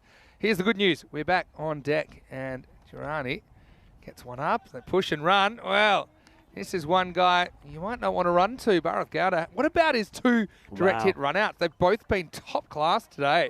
He's been quality, hasn't he? Absolute quality. End of the 4th over. So the score's 49 for 4 after 4. Yeah, so, I mean, they've lost wickets, but they're still scoring pretty well. That's what they're going to do, aren't they? Yeah. They're not going to shy away from it. You've still got 2 very good, powerful hitters there. We've already seen the power of Waka Zalmai, and we know about Basir Khan as well. He was in top form in the last match. He hit the ball really well. He's a hard hitter. So you still got, I think, he's still got to pick up 2 more wickets here. Oh yeah, at least. Because here's the thing with cricketers, they're going to keep coming at you. Credit to GCA though for taking those chances and creating some chances as well, because there's also been some pretty large hits. Anyway, to make it even more confusing, it's Kotwal that's going to bowl the next over. I think he was misidentified in the 3rd. So anyway, imagine they'd be happy to swap overs and just say, all right, you have that, you have one of mine, I'll have one of yours. But yeah, this will be maybe a slight delay. I want to say a quick hello to everyone in the chat as well. Thanks for joining us, and everyone's live at the ground as well. Beautiful ground here. It does have a bit of history to it, which you can probably tell just by looking at the white picket fence, which I'm sure around about 35 to 40 years ago, we looked in better nick. But I think it's also just a nice little nod to the past here in Sabine. Yeah, and the history, I mean, we know that way back in 1991, it actually still was. It was a farm. It was, well, where we're playing cricket at the moment, well, they had loads of turnips growing. It was a turnip field, and then slowly but surely it's developed into not just any cricket ground, but a cricket ground not just worthy of the European Cricket Network, but of some international cricket as well. Yeah, of course. There's been plenty of T20 international cricket here played since all countries that are ICC affiliated got T20 international status back, about 4 years ago now. But yeah, hello to everyone, as well as Dave, and yeah, Dave's just learning the ropes as a spanner today. He's also joined as part of the Silver Spanner Club. It's, I'll just sort this out. But yeah, the wind seems to have died down a little bit, which normally just makes me a little bit more worried, but it's certainly a good hitting day, isn't it? And I remember, we used to have one of the few games, we had a bit of an ECN game versus some of the cricketers here when we had a short day a couple of years ago. Back in the day, I think we only had 3 games that day. Yeah, and I was just amazed how far the ball flies off the bat. Yeah, I'm liking the comments there from Nick. Nick is saying difference between the commentators and the umpires. Well, the umpires know how to pitch their 10. Haha, very funny. And then James Stewart also pitching in. I always knew that Rico and Vinny were outstanding in their field. Okay, guys. Yeah, Shrug saying I must have warmed up because I've ditched my massive coat. Well, yes, but you know why? Because I've got the sun directly on me now because we have no shade. I tell you what, you're wearing the yellow shirt and the yellow shoes. They are absolutely glary right now. I can't look at you. I have to look away. Can I? You're glowing. Should we look? Do you want to see the shoes? This is going to be hard. I'm going to hold you up again. All right, you're going to have to do this. Here's my shoes. You ready? You're not going to do it. Ready? I don't think you'll do it. All right, I think. Your trousers will rip. There you go. There you go. There's the shoes. It's not a banana, folks. It's not a banana. It is a shoe. Yeah, so. They're bright. I need me sunnies. I'm feeling very regal today because, they had the coronation on the weekend, so these are very royal colours, the purple and the yellow. Yeah, purple is a bit of royalty. So yeah, we're in our field. This is not, I feel like this would be a green screen. So, especially in these days of Zoom backgrounds and YouTubes, you'd think, this would pass for like one of those fake backgrounds. Look, there's real. There's cars. Well, I'll be honest, not a lot going on, but it is a beautiful part of the world. Anyway, yeah, you can see we're here. Yeah. We are homeless. We are roofless. Anyway, I think we're ready to start, are we? We're roofless, but the batters are ruthless. Aren't the views around? I mean, I know that the folks have seen behind us. But to the right of us, I don't know if, Elsa, if we can have a look at some of the hills and the mountains. There's the challenge. Absolutely beautiful. The challenge is you've got to get the haunted house up there. Is that a house or a castle? Yeah, it's a castle, and they used to do some awful things there. I won't go into it, but yeah. There you go. That was quick. Anyway, good news is we're going to come back. Maybe end the over, we can get one as good as we can get there. It's a good start, though. As we're going to start with a wide in the new over. Hello to John Gray as well, who's joining us. And to everybody else. Yeah, shoot a few comments and questions in if you like. Here's Cotwell. Hello, John. The real Cotwell, who is starting up his spell now. The real Cotwell, please stand up, and he's there. Pretty well bowled. But look how the ball just springs off the bat here. Yeah. And these Grizzly balls we're using this year, I just got a feeling they spring off the bat a bit further. Good work. That 50 did come up in the ball before the wide. So they moved to 51. Good bit of work here. Good bit of ground fielding. The umpire had to be pretty quick. See you later.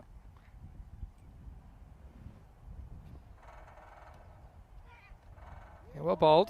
A bit too close to cut. But, yeah, this guy that's on strike, Wakazalmai, didn't he have a good day? Well, it's a good day to say the least. I mean, to hit 26 off the last 5 balls was just something else, wasn't it? Here comes Cotwell again. Short. Oh, well, this has been muscled. That's the only way to put this, Vinny. This has been muscled for a 6. Well, I think it was hit or be hit for Zalmai because it was a pretty good bouncer, to be honest, from Cotwell. And, yeah, he's just wearing a little baseball cap for protection. But, yeah, he gets it just right, doesn't he? And it flies out of the ground. Maximo time. And, yeah, Zalmai, love to hit 6s. I'm just glad his face is still put together. He's probably saying to the bowler, yaar, my helmet nahi pai, ki kar raha? Kitna mera thi kasoor nahi pai. Well, that's probably the bowler saying, what do you mean don't bowl short at him? He's saying, I was at his body, but it took off. It went for his head instead, but he can't bowl another one. Is that one for the over? I feel like it should be Yeah, that's one one for the over. Yeah, I didn't see it signal. Got to be one for the probably over. Was. Anyway, I want to say hello to Kroom as well. Dave, James Stewart as well, everyone else. Hello to Jules as well. The hills are alive with the sound of Rico and Vinny. Good afternoon, everyone. Well, my mother doesn't message me that often, but she was saying, hey, it's very Sound of Music. And Jules is thinking the same thing. This will be 4, as it's going to be cracked. And even though it's into the wind, because it's flat, cuts through, and here's Elmo off to the races again. 6 and 4. And of course, as we know on ECN, that means he is hungry for more. Yeah, he's hungry, all right. He's Okazami. He's made a name for himself, isn't he? And, I'm sure the finish that he provided us with the other day. You know how many people I've seen that said, I thought the match was finished, so I switched off? Yeah, yeah, I bet. It's like... I probably would have done that, except I was packing and the remote was too far away. Oh. No ball, surely. This is a no ball. It's got to be good. I know he does come out. Yeah. He attacks it, but I don't see this ball dipping at all. Yeah. He plays this really well. It's not coming down, is it? So it's flat. He hits it, you know. Yeah, he hits Yeah, it. he hits it about waist high, but it's not. If anything, you could argue it's on the way up still. So I think it's a good call. And if you're in doubt with those, you need to give them. That's the way the playing condition is. Yeah, you can't be bowling at this pace and not get away with that. And, you know, yeah, he does charge the Zelmai. What a good eye he has. I mean, to be charging that and still put that away, that's some shot. He comes again. It is the free hit. And, oh, there's a mix-up. It could be a run out here. And, well, he makes it in. It's not the best of throws. I think the fielder didn't know which way to go. And it took a little bit of time to decide. And by the time he throws it, it's not a good throw. And they get away with it, Vinny. Yeah, you're right. And if he picked that clean, he would have had more time. Again, bounce in front of the keeper. Certainly was direct. There's no doubt I think it would have been gone by some distance. Not even a picture yet. And yeah, even if the keeper had grabbed it and taken the bails, I think it would have been out. But it was a tough take, to be fair. 66 for 4 after 5. Just a reminder, you can follow us on social media as well. You can get me at Mr. Maximo. You can get Rico at RicoFull. How about you send me some surprise messages so that when if I do remember to open it up tonight, I'll send you a little reply. So if you're watching right now, send us a message. Ask me something creative, you know. You can have a one-to-one conversation. There's lots of sites now where, you know, you have to pay money to have one-on-one conversations with people. Somebody asked me a question the other day. Maybe we'll put this to the chat. Somebody asked me the question the other day. Had to think about, what is one of your simple pleasures in life? Oh, yeah. Okay, good question. Okay, for me, it's become, Yeah, go on. having a shower with the lights off and listening to music. That's the closest I get to like being in a meditative Hey, listen, state. people, I'll tell you something now. That's no lie. Back to that in a Everyone picture it. minute. No. It's no lie, because Simple if pleasures. you've got a room in a hotel next to Vinny Sandy, Simple, you always know yeah. which room he's in. You can always hear the music. Because you blast it as well, don't you? I think he might have gotten away with one there, Afsal. That looked over the line to me. Maybe it was the pre-movement that discouraged the umpire from calling it. This one will be 1. Now, come on, you do blast Tell the us music. your simple pleasures. Me, you know, mine is really simple. Okay. A nice cup of tea. Okay. A nice cup That of is simple. masala tea. You're a simple man. Yeah, very simple. You know, just every so often. Oh, well, and another one is looking at shots like this, because that is an absolute beaut. Once again, and it's down the leg side, and it goes, it disappears, and it's time for Basir Khan to show what he can do. Big hit, 6 runs. Mohamed Safi, he was the hero earlier, hitting a few big sixes. That's one he has to fetch. And, you know, I'm a little bit worried. You can't have your shorter players going out there because you will lose him in the grass. What was it like in there, by the way? I saw Yeah, you came out alive. I wandered in there. Couldn't find too many grizzlies. I didn't try too hard. Yeah. And, you know, I've been here before when it's been even taller, you know. It's been up to my head, up to my shoulders. Dave says his simple pleasure in life is breathing. Yeah, okay, smart. I'm with you. Anybody else? Oh, snakes through. Have you heard that joke about I won't say what sort of person it is, but let's just say there was a person who wasn't very clever and was having a haircut, and suddenly the hair, they kind of just dropped dead on the floor. And the hairdresser's, what's going on? What's going on? Then they realise that they're wearing a set of headphones, and the hairdresser has cut the cord. And then when he takes the headphones out and listens to what's being played, it's saying breathe in, breathe out. Breathe in, breathe out. There's a little bit of, it's not quite last game of the day, but it's close. It's about it's about a subsection of the community that I'm not going to marginalise by saying who that joke is about. So I'm going to keep it pretty general there. 73 for 4 after 6. So not a bad over there from Hamsal at all. Just slows things down a little. But these two, while they're out there, there's still some more fireworks. You can say, well, there's somebody who's marking his territory. It used to be a groundsman's nightmare, didn't it? Use a marker, the groundsman would say. And it is Pandaya. Yeah, Panjab. Oh, chop back to him. Will he get there in time? He fumbles the ball that was barely moving. So it's going to be one to start his over. Yeah, so look, there's often sometimes we have bathtubs, sometimes we don't. So it's either a shower or a bath. So bath probably I can sit in there as long as I like. Shower, I'm a bit more conscious of being environmentally friendly and not making it maybe 1 song, 2 songs max. But if one of those songs is Meatloaf's Paradise by the Dashboard Light and it goes for 8 minutes and 40 seconds, so be it. Anyway, I do bring my speakers with me wherever I go on the tour. Anyway, this is a bit of a top edge. This is hanging. How far is it going?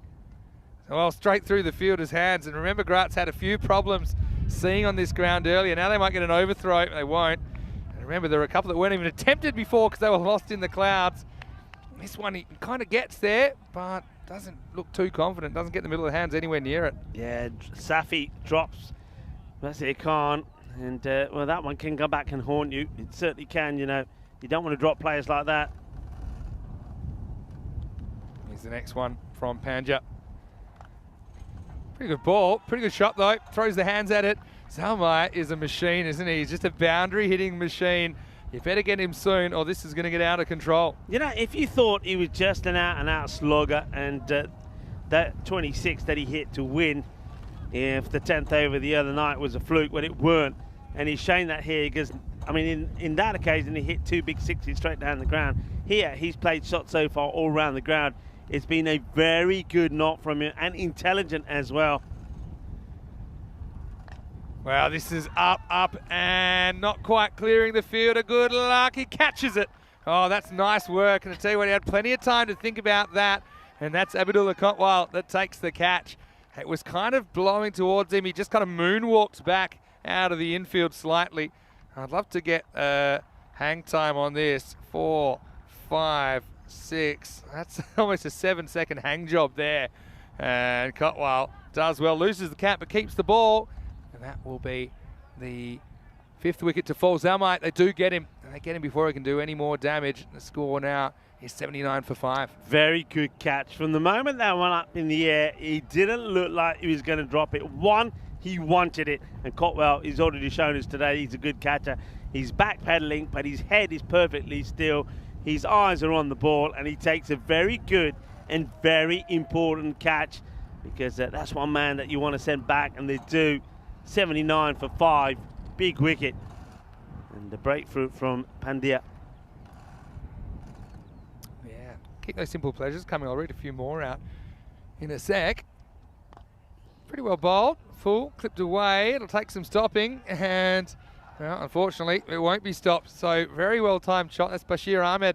Well, Bashir by name, Bashir by nature. And he comes out, and it's not the worst delivery ever. Maybe a bit middle and leggish, but very nice whip away. Nice effort, though. I like the way the fielder tries to get down, but this outfielder certainly has quickened up on day 2 and day 3. Hamid Safi having a bit of a nightmare out there. Dropped the catch, and then this time around wasn't able to stop that one. Just to remember, he did drop Basir there, and that's going to be pretty important. The new batter that's come in is Bashir Ahmed. I like Bashir as a keeper. He's really impressed me as a keeper. Yeah, he's talented no matter what he does, really. This is a wide plus an extra run, so it'll be 2 wides. Jules saying that her simple pleasures to go to her go-to place is sat with a cup of tea in front of her log burner after a busy day at work. That sounds nice. Yeah, I like that. Yeah, cup of tea. That is nice, you know. And Stuart has a really good memory. He's just conjured up images of my hot tub in Malta adventure, which was a while ago now. That's about 3 months ago. Oh, well, this one with the wind, I think this is travelling, going and gone. Maximo! And Basir Khan, not to be outdone, is going to just turn on this one. And again, with the wind, this one sails over. On another day, that might be caught, but not today. And that's also going to be the end of the over. It's 91 for 5 after 7.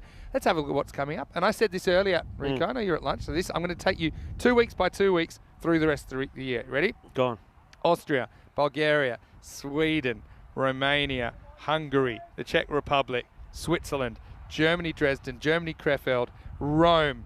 Then we go to the ECC break, and then Malta, then Croatia, then Malta, and then hopefully Spain to finish the year. And then perhaps a couple of bonus ones as well. You've been doing your homework. All right, this could be gone. Oh, it's dropped, and you know what? It was always going to be tough. He had to get down. It got to him. He tried to have soft hands, made pretty good position. Unfortunately, that one goes down. Yeah, Ahmed now, he gets alive, dropped on 4. He had time, got himself, I think, in position in the end, and did all the hard work, apart from take the catch, and that's Jogic. Jogic, he's been good out there. He took a good catch earlier. And that's where the wind's the fielder's friend, because that ball on a normal day wouldn't have carried to him. Yeah, you can see that did. It was kind of flat and hovered just above the turf. So Ahmed gets his life. Basir. Oh, Skied. Throws everything at this. He's going to catch it himself. He does catch it. Well done by Afzal. That one went miles in the air again, swirling around. And so they have just picked up a couple of wickets, and 2 more big hitters are back in the pavilion. And Graz probably feel that they could fancy chasing something about the 120 if they bat well. And with that wicket of Basir Khan for a quick fire 20, it's 6 down now for cricketers. It's 92 for 6. He was dropped earlier, and he's only added a further 7, so it hasn't hurt them that much. So, well, that's somebody coming out ready for a bit of action, doing a bit of warming up there. That's Nasrullah Mirahel comes out. He joins Ahmed out there. There's some of these batters getting an opportunity for the first time, really, so I want to make the most of it. Yeah. They're coming out, look, healthy score already on the board, considering where we are in the match, so they've got an opportunity to make a valuable contribution.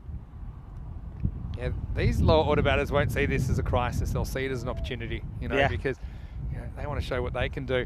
Well, James saying that the Malta hot tub story sounds like a good old-fashioned budgie smuggling party all aboard the Vinny Slip and Slide Express. Well, that was the issue, if you remember back, is that the budgies flew away. Anyway, won't go into that too far. Pick up and throw. I mean, pretty good in the direct hits this time. Sneak through for 1. Oh no, he's really taken this overthrow too seriously, and I think he's gone.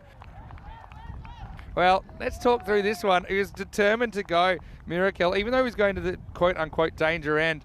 And if he was going to go, I just think that the other batter had a better view of how far it actually got away from the fielder. And he's saying, no, what are you doing? Please go back. Yeah. He didn't have his listening ears on, did he, Mirakel? And he's going to be run out. See, that's after the first throw, and so it's going to be another run out for Gowda. You can see he's gone by a step, isn't he? Yeah, here comes the throw, and he just overcommitted, and when he did, you could see, look, he had to put the brakes on, pull the handbrake, and try and get back. There's no way he was going to be able to do it. So here we go. There's the first run, and you can see that he wasn't actually watching, and he says, let's go. And Bashir's saying, no, I don't really think we should go. And I think, to be honest, Bashir was right. He had more information to go on, and that's a classic.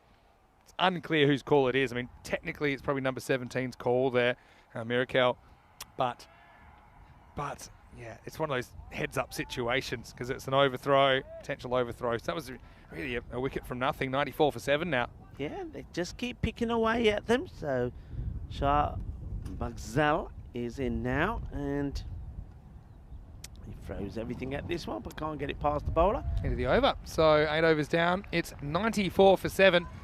GCA certainly played well in bursts today. I mean, if they can put a whole game together, then I think they're going to be a real dangerous team in this series. Yeah, Dave's saying the wind is 12th man. I also like that he said he's got a pedal machine to work with while sitting watching the computer. That's a very clever way to get your exercise in. It says to exercise whilst being lazy. Well, it's a bit of a tautology, isn't it? Anyway, have a look at this run rate. I mean, it was stratospheric early on. Again, let's see exactly what happened on that run out. See how they get one, and see he's not watching for a long time here, Mirakel. By the time he is, he doesn't really have a good perception of what's going on. And so, yeah, all angles covered there. Nice work. Anyway, there's going to be another wicket as Safi comes on for a bowl, and he hits the pegs.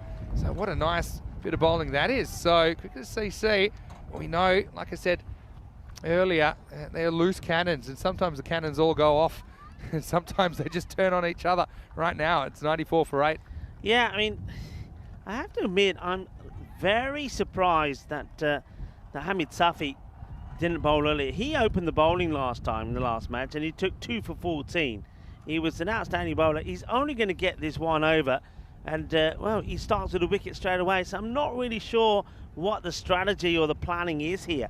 But he's a good player. He's a good all-rounder. You've got to give him 2 overs. He's only going to get 1. Well, he gets 1 ball so far, and he picks up a wicket. Yeah, pretty good audition to come back. There's going to be Javed Afghan to come out at number 10.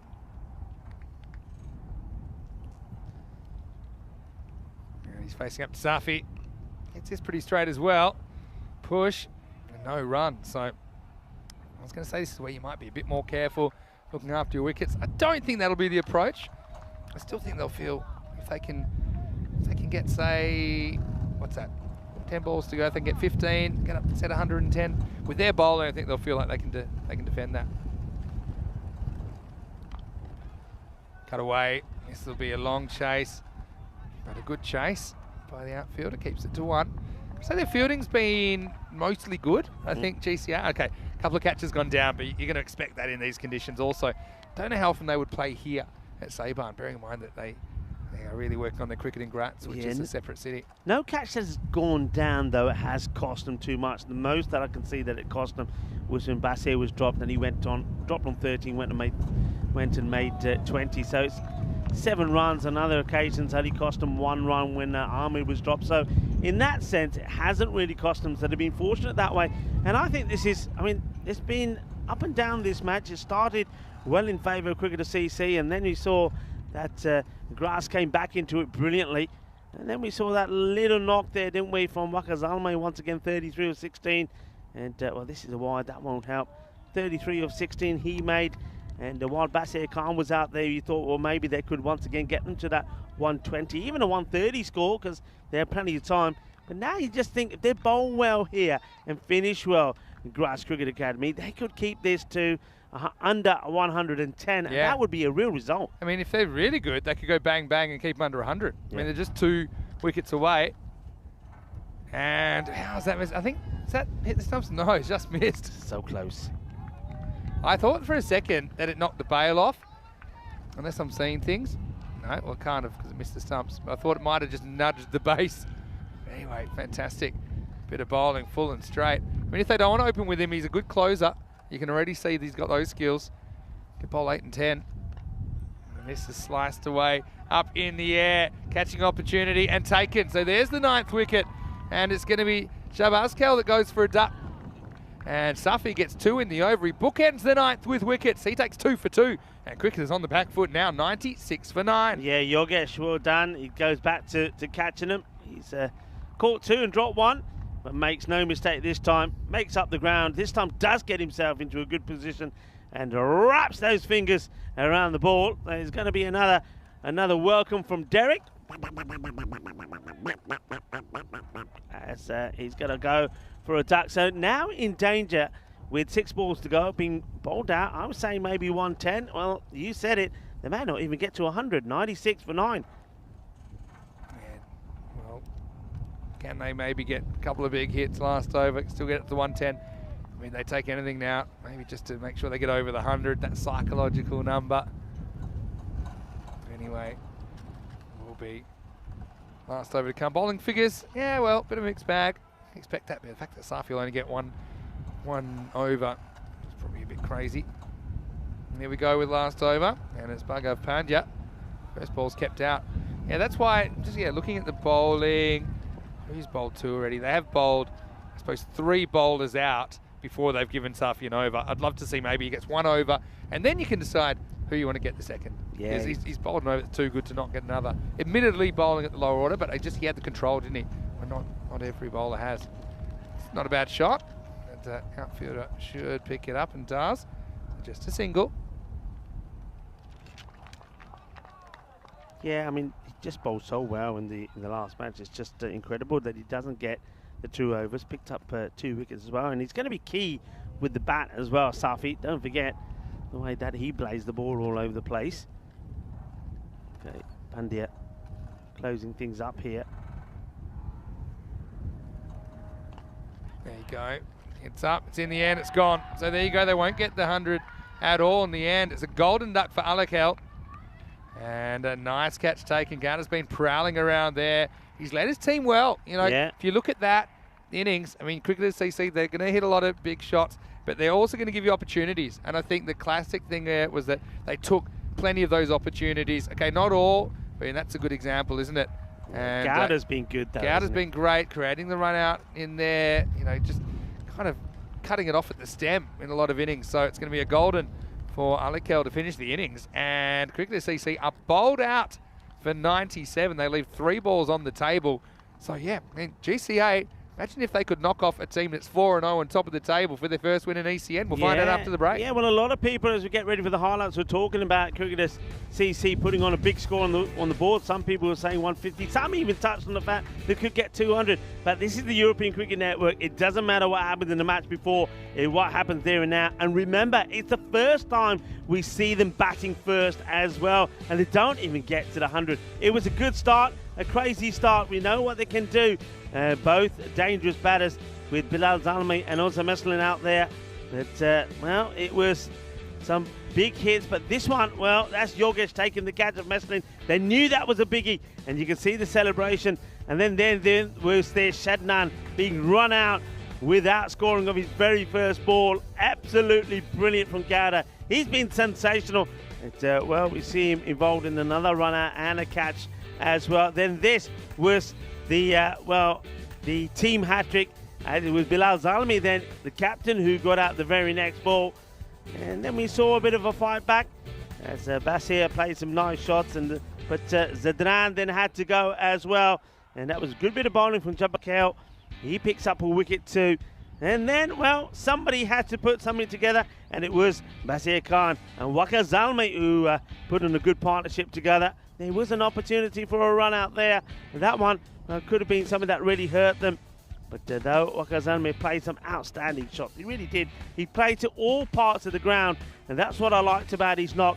I mean, look at this one here as well. He was cutting the ball, hitting through the covers, hitting big, but then this one went a long way up in the air. This was an important catch, and it was well taken. Very, very well held. And nicely done there by Kotwal. Kotwal caught really well. And I think you have got some good fielders out there.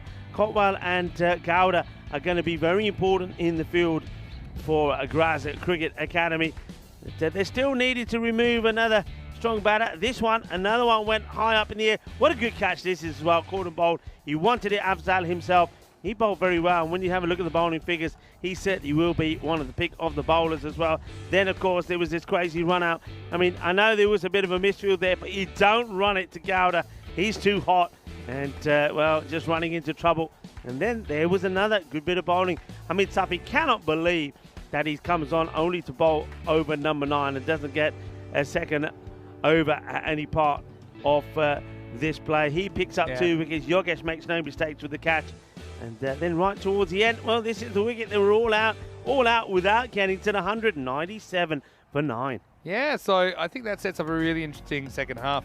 Feel like it might be a 50-50, to be honest, because, okay, GCA, they're kind of high-risk, high-return batting lineup. They'll have the approach. I think there's no doubt about that. But will they be able to get on top of the Cricketer CC bowlers?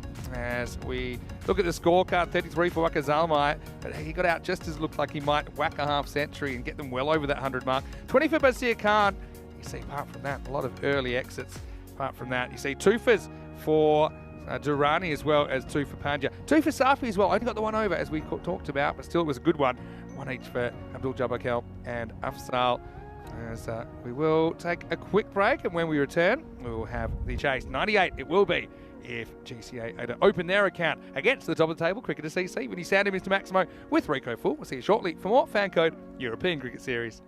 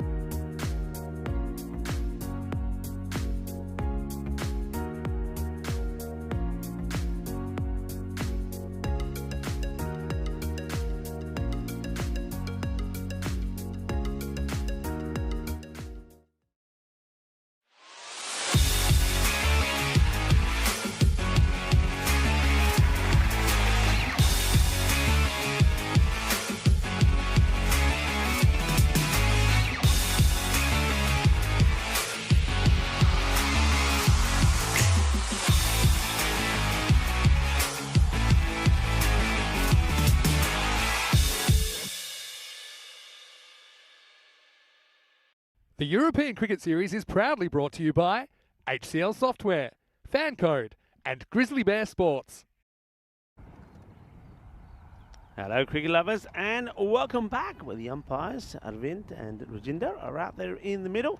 They're to be joined by Cricketer CC, a team that are trying to make it, well, 5 on a spin. They've made it 4 earlier with a victory earlier in the day up against Vienna Danube. But this time round, on a team that have been chasing well and scoring runs freely, have been put a little bit under the cosh. Only got to 97 all out with 3 balls to go in their innings. Only Waka Zalmai getting to 33 and Basir Khan 20, making any real contribution. So that's a bit of a surprise to a lot of people who were expecting them to be batting first and putting a lot of runs on the board. So we're going to have to see just how strong they can be in defending now. So first time they're going to have to defend a score. And they're certainly under a bit of pressure here. Graz Cricket Academy looking to win their first match here on debut. Remember, the first match they played was a real close encounter. It was an exciting match against Indian Vienna. Indian Vienna 136 for 4. And Graz Cricket Academy got to 127. So they've got some good batters in there. Can they click?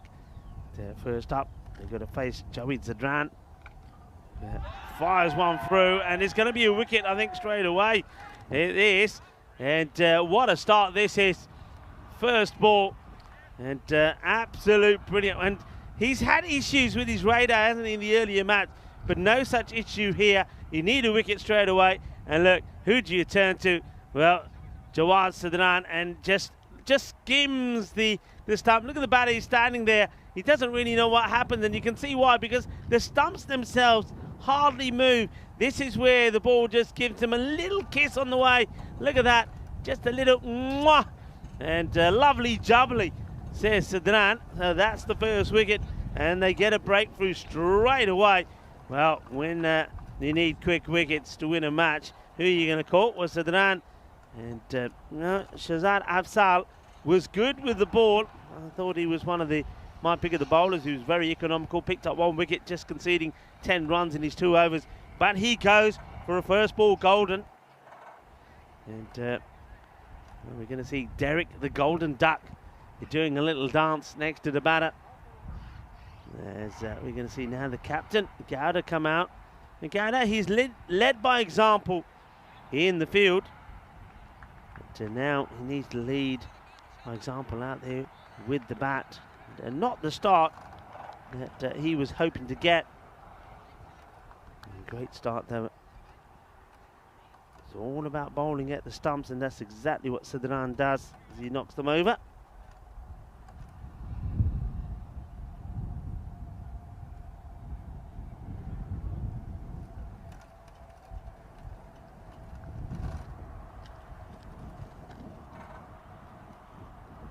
So Jaweed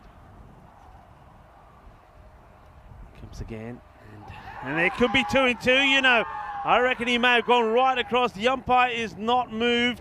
Signals the leg by. Well, have a look. You can see that Bilal Zalmi is on his knees appealing. Oh, well, I think that's umpire's call.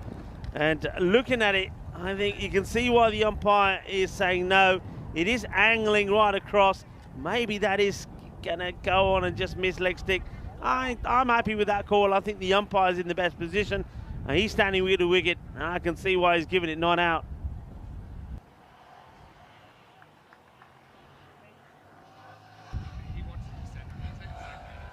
Oh, well, this is it's gonna be 4 byes. They might have a look at the height on this as well, because, well, it's a full toss. How high is this? Well, I reckon they might call this, you know, because it almost knocks the bows off. Well, what's the height situation on it? Well, I mean, he does come out to it. And, oh, I think that's a no ball. I think it's a no ball. I think it gets called as a no ball as well. I think it's the right decision. I think that's too high. And that sometimes people will say it can't be a no ball. Look, the ball's hit the stump. That's only just missed the bails. And Zadran, 4 byes as well come off it. And, well, when you ain't got too many runs on the ball. This is another one. This is another one that's high. This has been called as well. It's a slower ball, so it was a free hit. This is going to be free hit as well. But Sadran started with an absolute beauty, and I don't know what's happened now. He's lost the plot as he's bowled another full bunger. So after a fantastic start, he got 1 wicket close to an LBW, and the next 2 he hasn't managed to pitch. So another free hit coming up, and he's just been told here now, you know what the umpire's saying there, well, any more of that and you're off. Hits this pretty well, should be taken on the bounce. It will be by Basir Khan. So at least he goes back to pitching this one. And, well, crazy start. It's only the third legal delivery. 12 on the board already. Edge, 4 runs.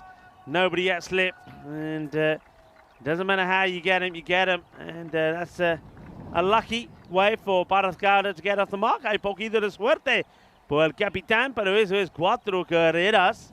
Muchísimas gracias. I'll take that. And how things can change. The very first ball of this over was a wicket. They were up and about, cricketer CC, and now, well, of the next 3 deliveries, 16 runs. It's nicely played. Fielder gets down, makes the stop. No issues there from Nasrullah Mirakel. Keeps it to 1.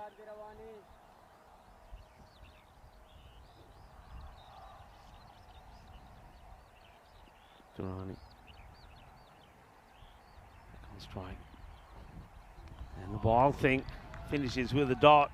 It was a bit of a wild over, I have to say. I mean, where those 2 high full tosses came from, I will never know. But finishes with 17. The first over. 17 for 1. That's Gowda and Durrani. Look to get a victory for them. And what a victory it will be for Grass Cricket Academy to unsettle the team at the top of the standings. 4 out of 4 before this match. The cricketer CC, captain, will be bowling next. Normally does open the bowling. He probably thought it was a good idea of East to let Sidran open, especially when the first ball resulted in a wicket. But probably now thinking maybe it wasn't so good. Let's see what he can do with the ball. Bilal Zalmai. Keeper standing up, and he has kept well as well. I do like Bashir Ahmed behind the stumps. He played away nicely. Fielder makes a stop.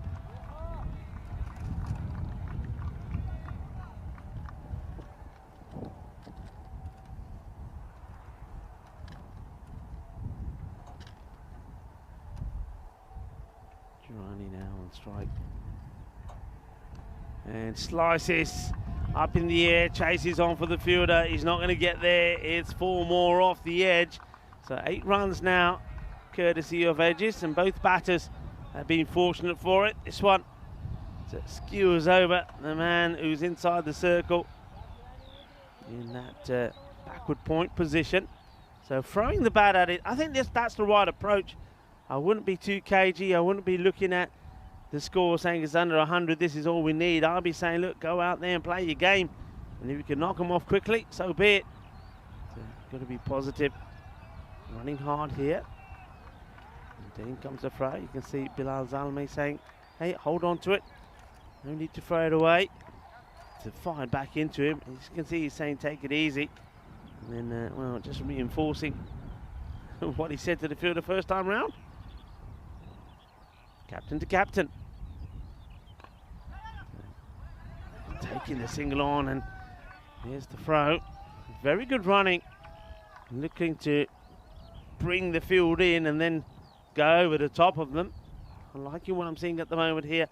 It's almost like good understanding as well between both the batters. Durrani and Gowda. Every run being cheered by the teammates sitting in the Grass Cricket Academy dugout. We'll take another single. 4 to go. 8 from the over so far. And, oh, well, he's asking the question. My first impression is the bat was down. And the catch goes down, but the ball does go onto the stump. I do believe it was a catch. I don't think it was a bump, but I think the bat was down. But look, it happened so quickly. Let's see if we can slow this down. This is a big moment. Big moment. Let's see if he keeps his bat down. Let's have a look. There's the touch. I think the bat is always down. Let's see if we can see it from here. What we're looking to see is, does that bat stay down? It does. And you know what? A lot of people make a song and a dance about the non-striker being run out. Well, there's a classic example of the way to do it. You keep your bat down. And having a look at this, I'm saying, for me, not out. Mr. Maximo, I think he's coming back here. I think he's now changed his mind. I think originally he thought it was, but, well, it could have been out if he took the catch, I suppose.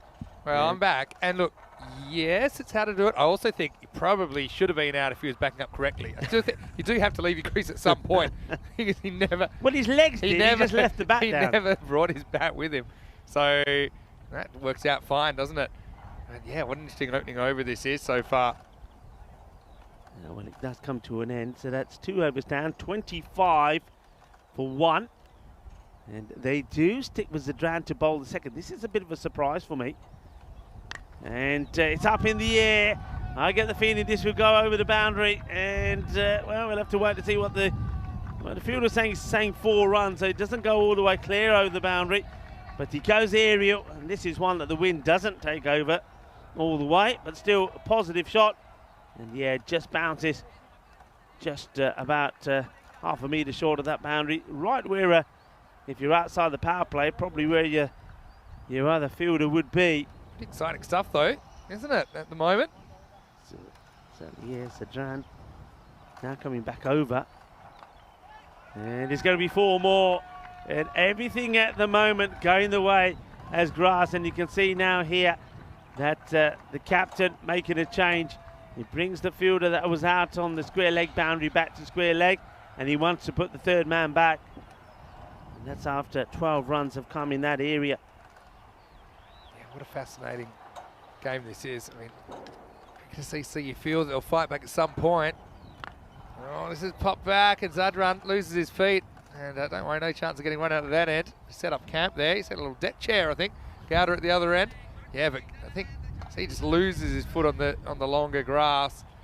And so, GCA, this would be quite the way to open your ECN account if they could pull this off. Still a long way to go. Here's Zadran. Oh, it's got to be a wide, I think. Yeah, it's not a good delivery. I mean, he's an intelligent enough player to know that if he bangs it in like this, it's always going to go way over the head of the batter. Probably didn't even need to duck, to be honest. So, yeah, just offers a wide. And now, well, that's why the man is back there. He does make the stop. So, good field positioning. I mean, it takes 12 runs in that area before he makes the change. But he does make it. And this time, it's only the single. Yeah, what do you think? I mean, can they keep this up? It's just the start they needed. You say just the start they needed, and don't forget, first ball did bring up about a wicket. So you thought then, well, Yeah, it's the that's true, perfect actually. start, really, for Cricket CC. But hand it to Grass Cricket Academy, it didn't let them fluster them. Slower delivery. This time he does get it right. That's the one I think he had issues with in the first over and ended up being 2 full tosses. But no such problem this time around. It's a much better over from Zadran, but his spell does go for 23. And the power play now is complete. 36 for 1 at the end of 3. So they're right on course where they need to be. Yeah, right where they need to be. I mean, not gonna. I mean, I feel like it's not going to be smooth sailing all the way. That's what I'm saying. I mean, there's some different options we'll see from Cricket CC, but yeah, I'm really impressed with what I've seen. I've loved their attitude of Grants today, playing like absolutely nothing to lose, which is true. And yeah, they've had some things that work, some things that hadn't. Never underestimate how good the TV is for them to go back and look at their performance today, see what they've done well, what they maybe would like to do a bit better. Zanway to continue. Now he does have the 3 men back on the leg side boundary. Because it has 1 man straight and 3rd man remains back. So this just gets guided away. So it'll be a single. Yeah, so Change of pace. Again, going from the fast to the slow bowling of Bilal Zalmai. We've seen play for Austria and do some pretty awesome things as well. Can he get the breakthrough they need? Just feel if they can get a breakthrough or two, they can get a couple of other batters in. But, obviously haven't been seeing it so well, but Durrani have none of those problems right now. He lifts this up and out of the ground. Maximo! What a shot. And the wind wasn't even that strong, but that one still disappeared. Yeah, it's a good shot. You see the captain, Zalmai, going for the stump, so pitching this right up. But the batter is waiting for it. He's already decided anything that is pitched up, he's going for it straight down the ground, and he nails it out of the middle. Durrani going well. What I said earlier, he ran himself at first ball. Now it gets a ball that's a full top. And I think it's just below the waist. But remember, he ran himself out first ball earlier. Yeah. And I said, well, the thing is, we haven't actually really seen him bat yet, so let's see what he can do. Is this another chance? I think it does. I think it may have carried, you know. I think it's another caught and bowled opportunity. Yeah, it was a chance. That one sneaks inside the line. Yeah, it was a chance for sure, but it's hit hard. It's also a chance to disappear for 6.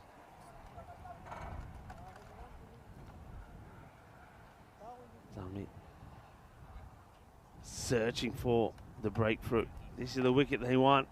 That fuller delivery. It's almost like a slow full toss. It gets worked away by Durrani for a single. So ball to go now in this one. So Zalmai's bowled well. 4 for 16. Now he's bowling to the captain, Gada. He would love to get his opposite number out. He's got a ball to do it in if he can.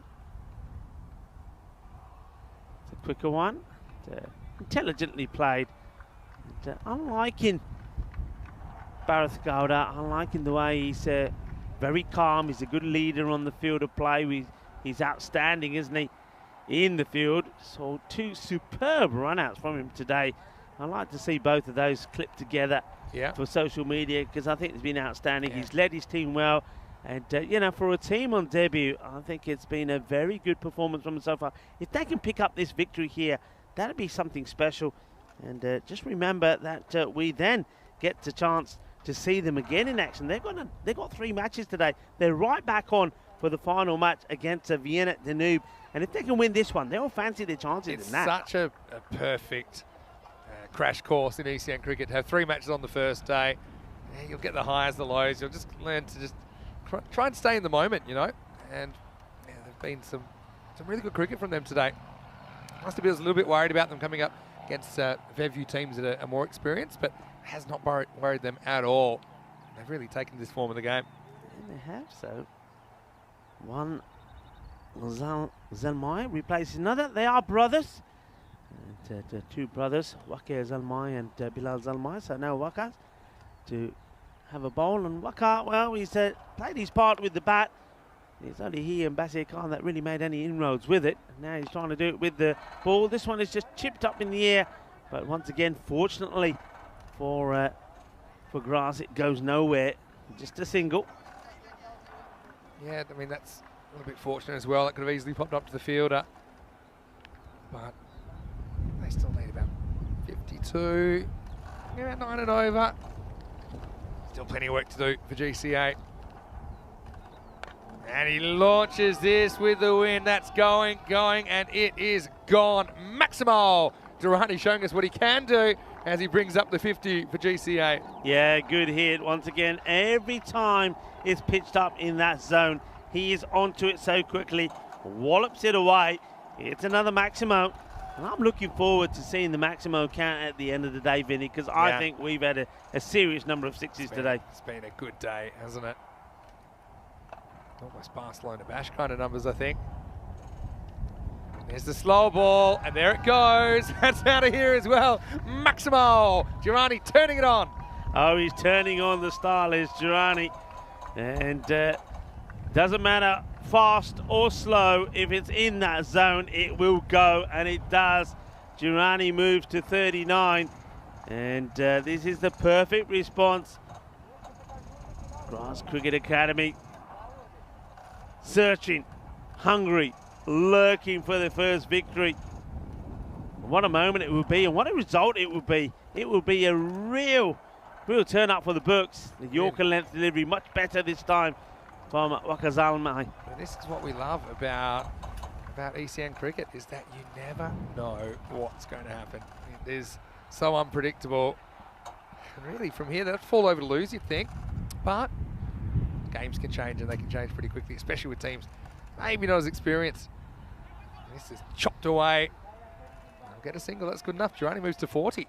Yeah, don't forget though, Grass Cricket Academy, they've still got some good batters to come. Don't forget Hamid Safi.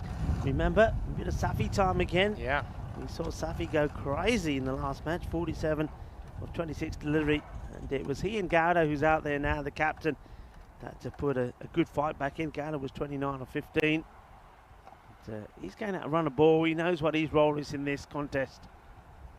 And there you go. You see once again, he's not going to throw his wicket away. He knows that his team is well on top at the moment, and he wants to keep it that way at the halfway point. 59 for 1. Let's have a look at what's coming up. Of course, 25th of September, it will be time for the ECC. It's the Euros of cricket, and it's so great. We've expanded from 15 countries originally in 2021 to 21 last year, and now 31 countries will get to take part. Of course, mentioned that there's a bit of a Croatian connection with a couple of the Zagreb Assassins players playing here for Grass Cricket Academy, where they reside. And Croatia will be playing in Group B. Of course, Austria, they've got an interesting group with Ireland, as well as Hungary, Finland and Turkey in Group D. Let's get back to the action. Shannon Khan is getting a bowl. Just want to turn around the corner. Yeah, they seem to be in control at the moment. 2 wickets might change things, but it's seeming less and less possible that cricketers can work their way back into this game.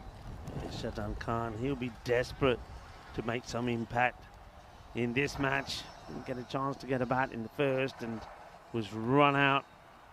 First ball in this one. This one just been worked away. It's a really nice shot. It's a risky one to play, I suppose, but it's a little bit short. And the captain, Gowda, just clips this away. Nicely played. Handsome shot. He knows there's no danger of being caught. No fielder in that area on the 45. So clips it away, gets 4 runs. Yeah, nice batting. Yeah, they're looking the goods at the moment, aren't they?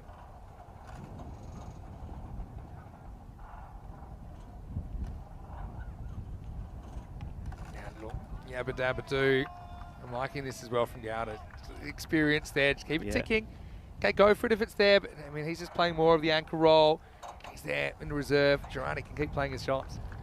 Yeah, it's intelligent cricket, like I've said before, smart cricket. He knows what his role is. While Durrani is doing what he's doing, he doesn't have to go crazy. This one will go towards third man. And he's been busy out there since he's been placed in that position. It's another one that earlier on in the innings would have gone to the boundary for 4. But since that field change, it's just a single. Shaddan really needs to be thinking about these Yorker length deliveries.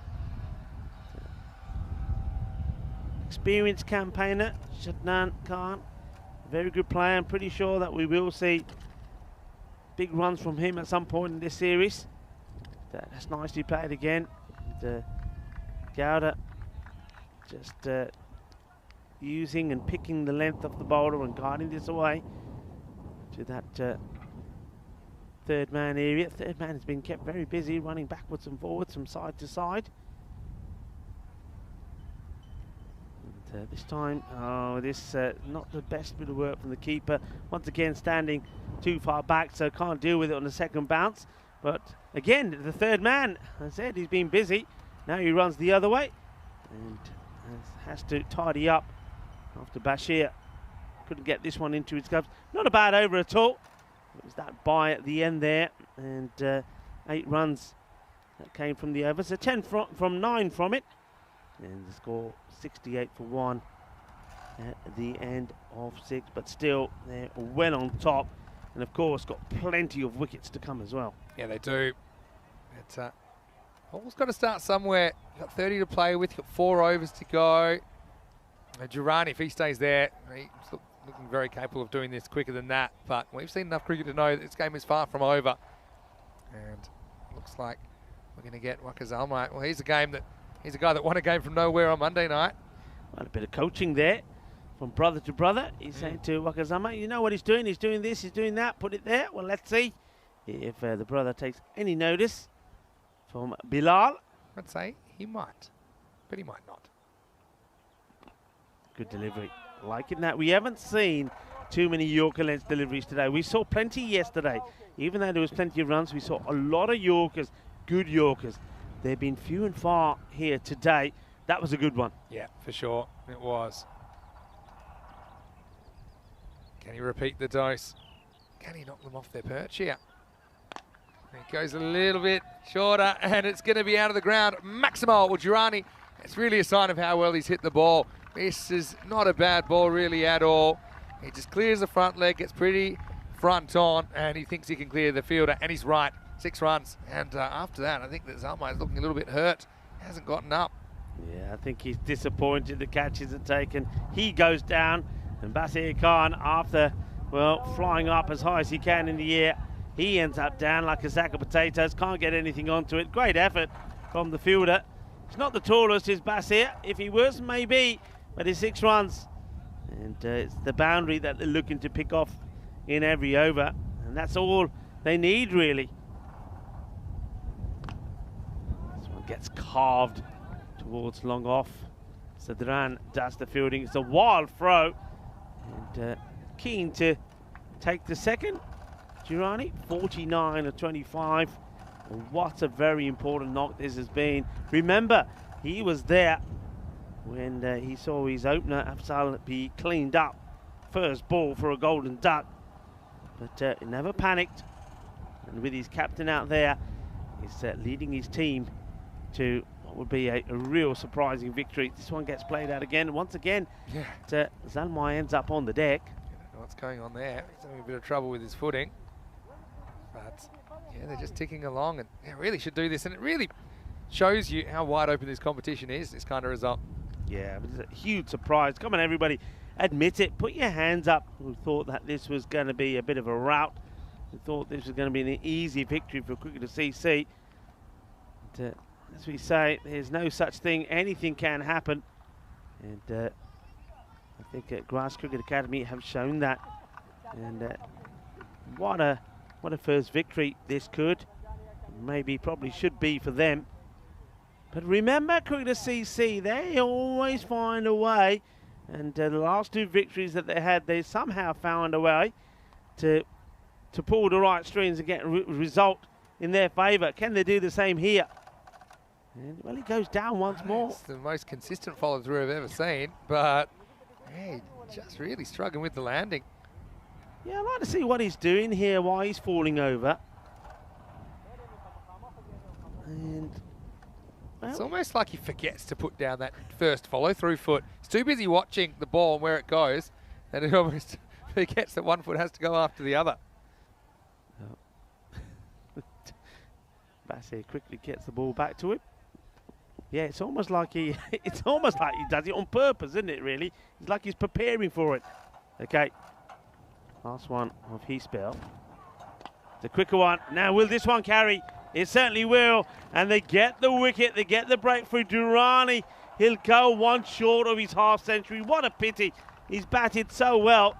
And also, he'll be disappointed that he's given a wicket to Zalmai after the last ball of his spell. So this time, Basir Khan can reach it, does take the catch. They get the breakthrough, but has it come too late, Vinny? Yeah, well, never too late, I suppose. Speaking of late, we're going to be going into the late hours here because in half an hour we'll have match 15. And this is shaping up as a pretty good one. Now, Vienna Danube against Grants Cricket Academy. And GC have shown a bit of their power today, haven't they? Vienna Danube have been a bit hit and miss, but probably more missed with an 0-2 record. Malia has been good for them. Omari's been good for them. Amin's been reasonably good for them, but haven't been able to win a game yet. So they'll be hoping to do that in match 15. But GCA, they're not going to go quietly. Join us for that. News from the toss is that Grants Cricket Academy, they've won the toss and elected to bowl first. We're talking about quietly, Vinny. Guess who's out there now? It's Hamid Safi time. And this will be interesting. Well, he's not on strike at the moment. Gowda facing up. Dot ball. It's Shadnan. Will continue. Shadnan Khan. 77. Walking sticks, as you call them, for 2.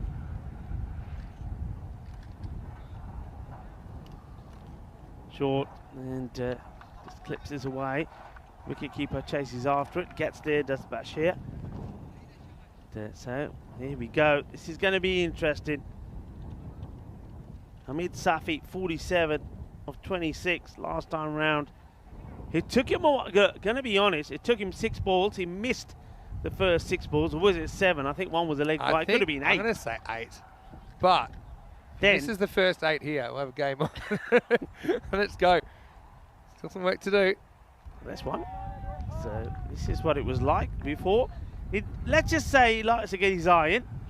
But when he gets his iron, boy, can he hit it. The ultimate Jekyll and Hyde, hey? At the moment, but I'm loving it. What's the rate at here at the moment? Well, just going just slightly uppish with that wicket, going to about 8 and over. Yeah, it's almost to the point where you just look at the runs versus balls, you know, and say, okay, it's almost run a ball here. Maybe a wide. It is a wide. Shadnan just trying to keep the ball sort of outside the offside, but goes too wide. Doesn't want to go for the stumps, and you know why. Doesn't want to get it in the swing zone. Up in the air, opportunity, goes a long way up, but he's not going to be able to get there. It's going to be 6 runs as the wind just keeps this going and going. Gets it over Zadran. 6 runs. This was really the toe end of the bat. It was a big toe. And yeah, Joey Zadran did everything he could, but would have had to have, matrixed it. And this is another one that's going to go to the boundary. I think this is 4. And the umpires are just checking. I don't know if the fielder can tell you. He's got his eyes focused on trying to take the catch. Let's have a look here. Where does this one bounce? Yeah, that's 6, I think. The 6, yeah, Gus goes all the way. Manos arriba arbitro. But again, so 6 más. And, well, Safi, he only needed the 1 ball to get his iron this time. .66. It's almost done and dusted. 7 required. Okay, right. This one should be, well, Shadnan doesn't look like you want it, but he does take it. It's a good catch. And, wow, he spikes this into the ground. Not sure what this is about, but they do get the wicket. Once again, as I said, when we saw the wicket of Durrani, I think it's come too late. Good catch. Really good catch. That was skied so high. Shadnan's class act. See, he's frustrated. It looks like it's not going to be enough here. Having said that, if you take it to the 9th, if you can take it to the 10th, then maybe we'll have a few wobbles. But here's the thing. Remember how important it was that GCA were able to rock and roll cricketers. They said, remember we were talking about, oh, they should still get the 100. They should probably still get 110, even with those late wickets. But the fact they went bang, bang and got them under 100 is making this a lot easier for them in the last couple of overs. Very good point, because their opponents, Cricketer CC, at this point were 96. Yeah. Problem was, though, they were 96 for 9. Yeah, and then they left 3 balls on the table. Yeah. So In fact, they were 90, pardon me, in fact, they were 94. Yeah. At the end of 8 overs, 94 for 7. Yeah. So you thought they were going to go, that's when I said that they should get to about 110. Never happened, didn't get to 100. So, same thing can happen. The only difference is they haven't quite lost as many wickets. So it's going to be Lakel to bowl. Not a bad start for him. And you can see that Gowda is not interested in playing the big shots. You've got the 2 guys that have played ECN cricket before that are Yeah. out there at the moment, playing in Croatia last year. 7 off 11. Corner store. I think Gowda probably just is sensible and pushes. No, he could tie the game with a Maximo. Yeah. That's his go-to shot. And they do tighten it up, and I think Bilal Zalmai is disappointed with the fielder here because he deliberately moves him in closer because he knows that's the shot the Gowda likes to play. That's good field positioning. He does everything right, but he gets let down by the fielder. Okay, Balage now to face his first. And he goes for the big shot, and he's found a lot of open space. Nobody out there because they've got to the man behind square, so the mid-wicket is a long way around towards the man at long on. So what will be the orthodox mid-wicket area is left vacant. Now, whether that was an error in the field, I'm not sure. Well, he's there now, but it comes with 4. So 2 required in 9 deliveries. They're going to do it. What a great win. Up in the air, should be taken. And it will be taken. So it's another wicket to Malagi. He will go after hitting a 4. So another one goes.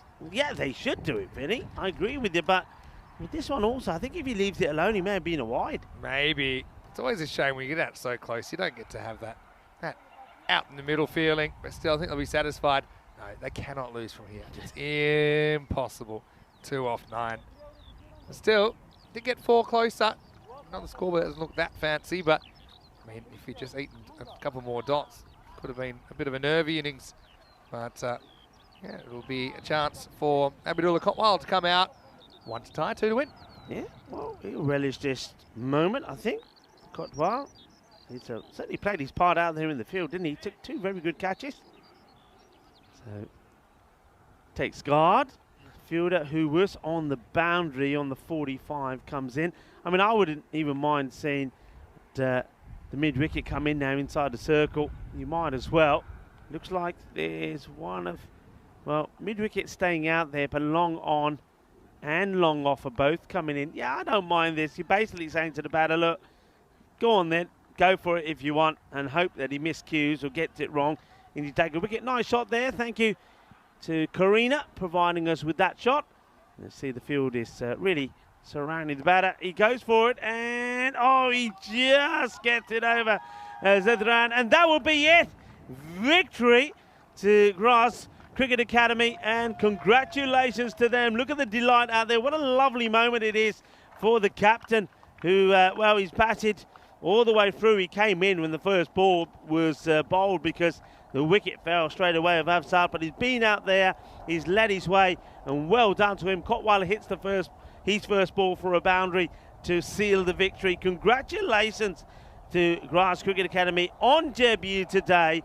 And they gave us an entertaining first game, didn't they, against Indian Vienna. And then in a game that probably everybody thought they were not going to win, they upset the real cart. They come and they produce a fantastic performance, restricting Cricketer CC to 97 and then knocking them off with 7 balls to go. Yeah, great effort. And they did it essentially with the ball originally, but then they had to have someone step up with the bat. I mean, that was the worst possible start, wasn't it?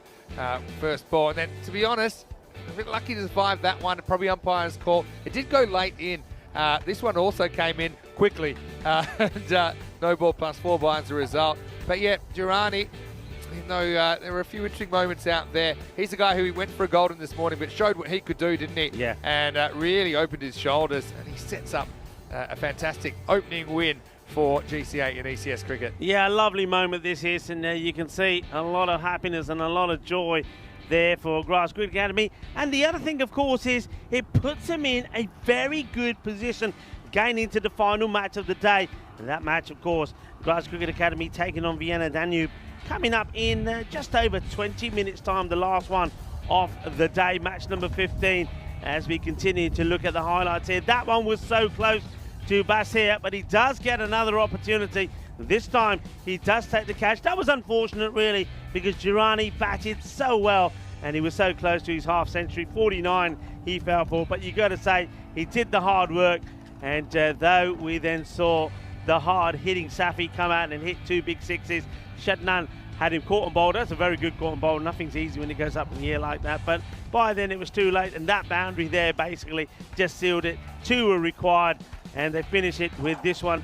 And there's another wicket there, and this was a winning shot, just getting it over Zedran.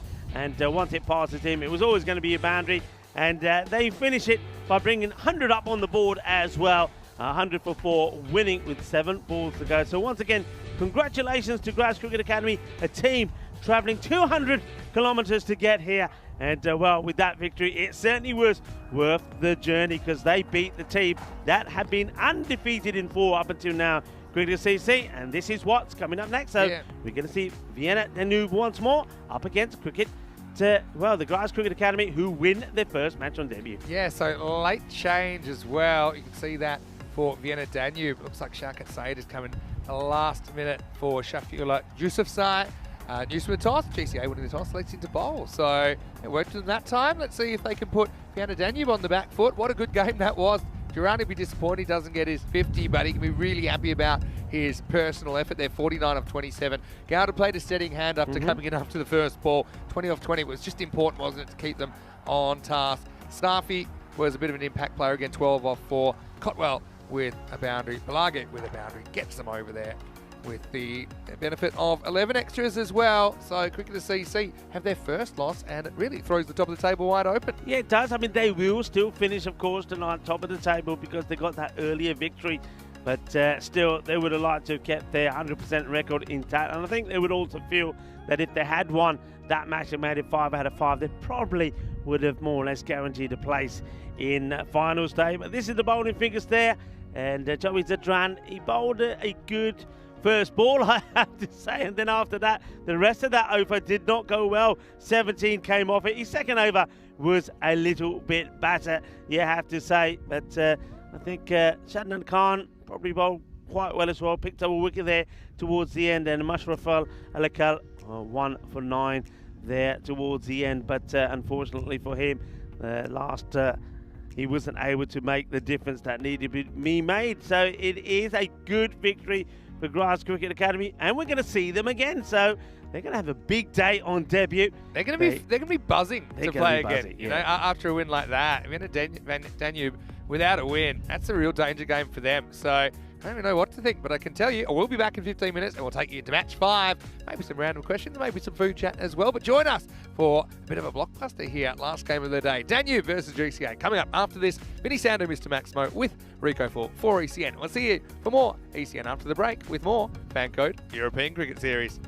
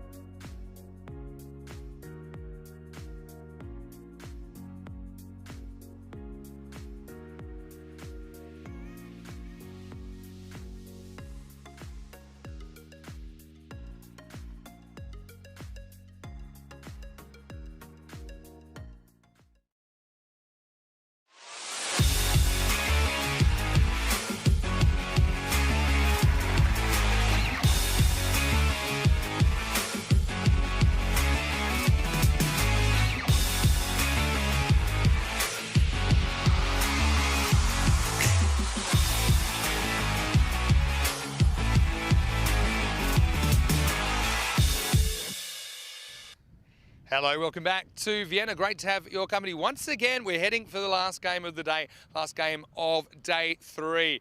And it is going to be match 15 on the way. Vienna Danube back for their third match today. They're taking on Graz Cricket Academy, also their third match today. What an initiation for them in ECN T10 cricket. Let's go out to the middle where Tyrone Peters has the 2 captains. Let's see what happens at the coin toss. Grants to call. Yep. Tails. Tails the call.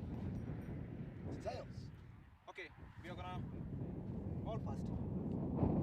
So Bharat Gada of GCA has won the toss and is elected to bowl. Makes sense because they kept Cricketer CC to under 100. And I've been really impressed with their kind of natural talent and enthusiasm. Not everything's gone their way, but what they did do in that last game, they did create chances and they did take a fair few of those chances. I think Gada's fielding has been incredible today as well. We've seen 2 very, very special direct hit run-outs from the skipper. So he's leading by example. I mean, will we see some more big hitting heroics from Safi? He's been pretty good today as well. We'll have to see. But look, Vienna Danube, they have had a bit of a hit and miss start to their tournament, no doubt about it, but they've got some very, very good players. I think that they will go into this as maybe slight favourites just because of that ECS experience, but it should be a really great game to finish the day. I think Malia, always the key. And I think the left-handers batted well, didn't they? Amin as well batted very well earlier, despite it being a bit of a right-hander's day. Rico Full will take you to the first ball here, the last game of the day. Maybe some food chat, maybe some random questions as well. Rico, news from the toss is that it is GCA. They've won the toss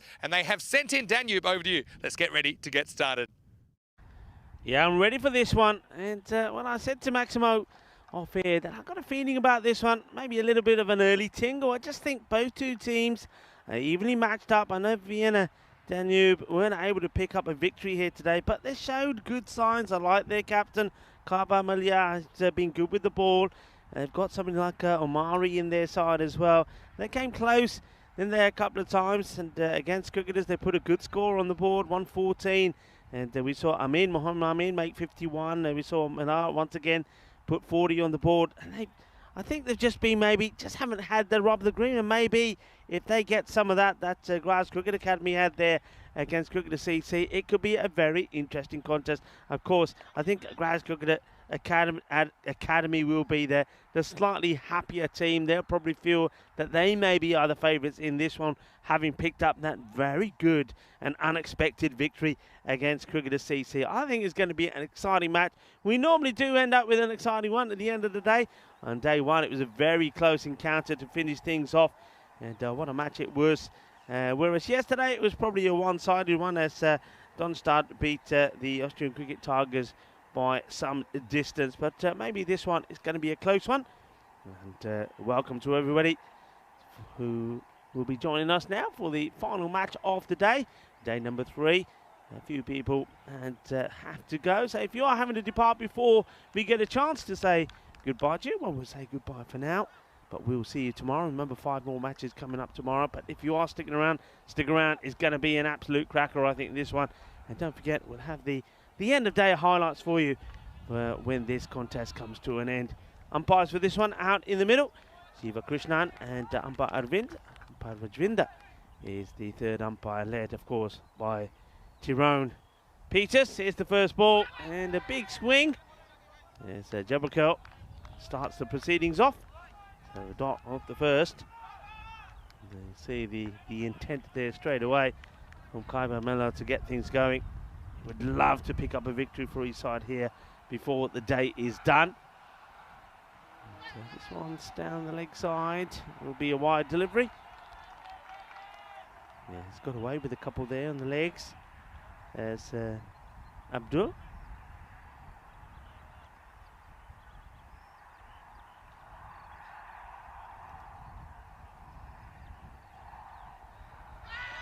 This time it's outside the off, and very excited.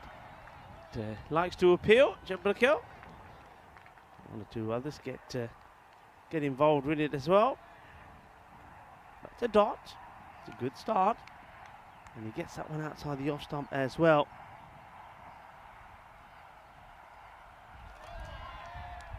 And another appeal. Now, I've mentioned this before, that I just think, you know, as an umpire myself, when you get the team like this that is appealing every time the ball goes past the bat, the problem you have, and this is a message to teams that do that, is that when there is something close, the umpires by then are fed up of all your appeals, so they're not going to give it to you. So don't appeal unless you're pretty sure. This one is up and over and will go for 4 runs. I think that's one bounce boundary. The umpire's just checking. And I'm pretty sure this one just drops before the rope. It's a nice shot to play. Let's keep an eye on it. Let's see where this lands a little bit further. In fact, I think it goes all the way. Well, it will be 6 runs. So, 6 carreras, manos arriba from the man in black. Shiva Krishna puts them up in the air like he just don't care. Well, he's had to spread them to outwards a few times and now upwards. Jabakel maybe just goes a little bit too wide this time. Got to go a bit fuller. Can he? Hits this one down the ground. Long on. He's the one of 2 fielders back on the boundary in the power play. The field now needs to change as we see the right-hander Saeed to face his first delivery. So Shaukat Saeed being given the opportunity to open up with his captain.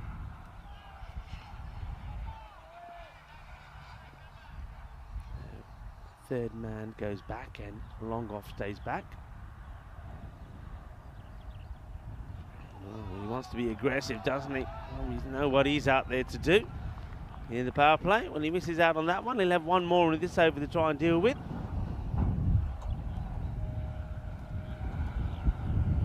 As wind comes back with vengeance after we had a few moments of peace and tranquility. Jabakel.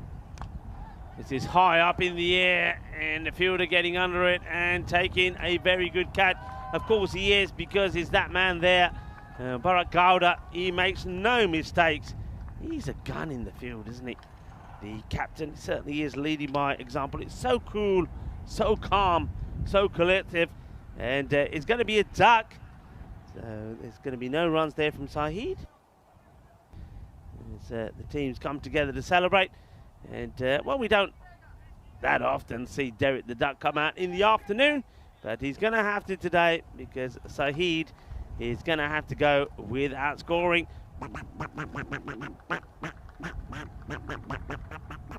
So a bit of a gamble. It does work. It was also the end of the over. 9 for 1. This is what the bat versus ball wall is telling us. They're saying, well, they're feeling what I was feeling. There's going to be close. 112 to 111 in favour of Grass Cricket Academy. Well, there you go. So not only I believe this could be a close encounter. First wicket, though, does fall. And nice catch held by Gowda. And unfortunately, it's no runs there from Saeed, who's put up the order to try and get them a bit of momentum in the power play. It doesn't work. Jabakel gets the wicket. It's just flicked away. It's not a good delivery. It's a little gentle full toss on the legs to Marlo, the captain. And he just says, thank you very much. Doesn't try and hit it too hard. That's what I like about this. He backs himself to get it over the infielders. So 4 runs. Durrani coming into the attack. Durrani played a key part in the first victory for Grass Cricket Academy in the last match. 49 he made. This one's into the pads. Half an appeal. The umpire not interested. And also took 2 for 22. And earned himself the Player of the Match award because of those statistics. Let's see if he can put another match-winning performance together for his side. Rahman is at the non-striker's end. And this is high up in the air. He could do. Wicketkeeper claims it and will take it, no problems. So Kaiba Malia is on his way, and Malia, the captain, is one of the key batters for the Vienna Danube side. So the captain, he will go. Ball number 7 for him. 11 he puts on the board. Good catch by Hamidi. And just like that, Grass Cricket Academy once again starting to pick up the key wickets. This is what they did against Cricketer CC. And Durrani, well, I said, could he play an important part in this one as well? Well, Well, he's answered that. Yes, he can, because he does pick up a key wicket. Rahman, who's probably just came out there, he hasn't faced a ball yet. So we're going to have 2 new batters out there.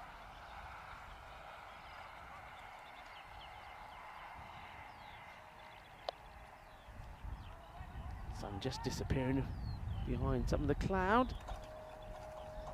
Late afternoon here now, just gone past the half past 5 here in Austria. As it is Mohammed Amin who now comes out. Amin, well, he's had mixed knocks so far, a 0 and then a 49. As he plays this one away, you will take some runs.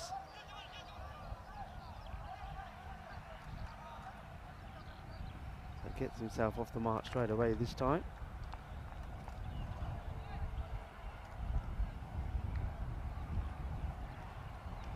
Amin actually did go and get his 50. He's 51, beg your pardon. So he's one man who does get a half century today.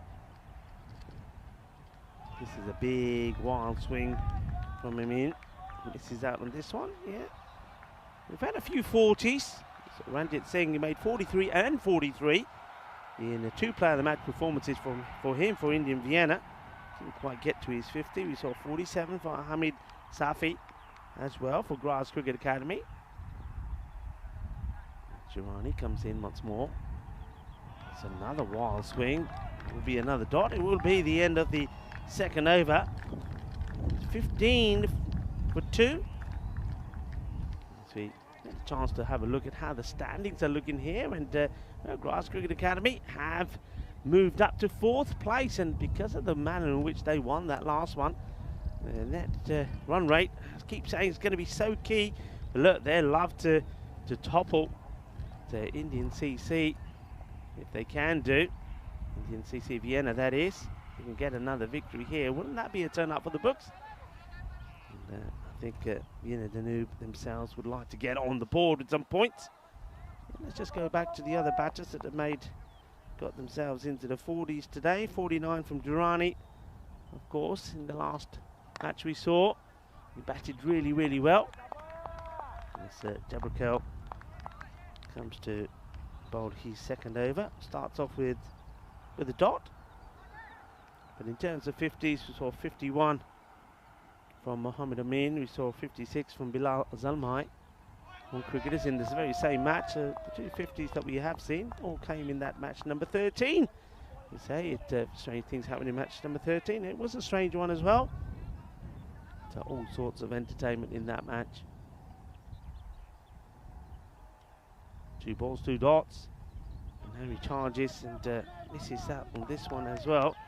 Does Rahman. Hasn't got off the mark yet, and don't want to be unkind, but the way he's swinging and missing at the moment, you just get the feeling if he gets a straight one, he may not get off the mark. But,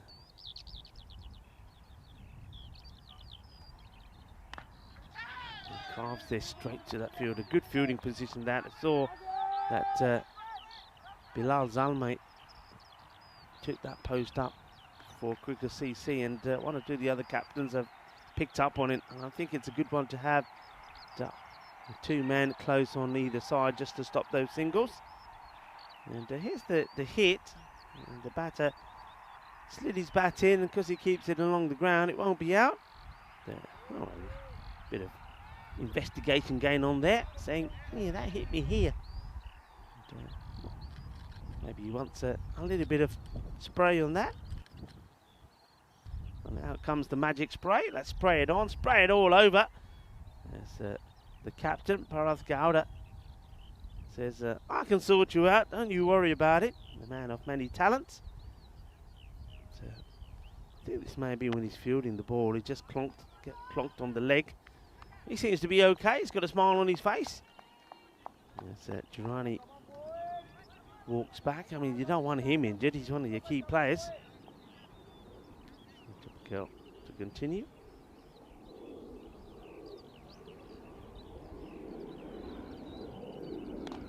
And this is high in the air, and it will just drop before the boundary. So 4 runs, good shot again to play. You've got to make the most of the power play. They haven't been able to the first couple of overs. So let's see if they can with the remaining deliveries left in it before the field will surely get spread. The last ball off that power play now. And he goes for it, and this is a tantalising one, but I feel it will go all the way. It does. Balle, Kinnasona, Shaka Lagya. Well, that's more like it. Well, that'll help. It's not quite the power play you're looking for, but they do get into the 20s. 25. But 2 wickets have also gone down. 25 for 2. And it's the wickets that you've lost. I think that one off the captain. Kaibamulia is the one that hurts you most at the moment. But Mohammed Amin, I think they feel that while they've got the man who scored the half century last time round out there, they've still got the potential to go out there and put a good score on the board.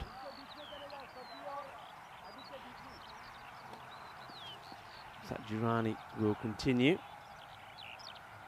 I'm going to bowl him out straight away. So both openers will be bowled out.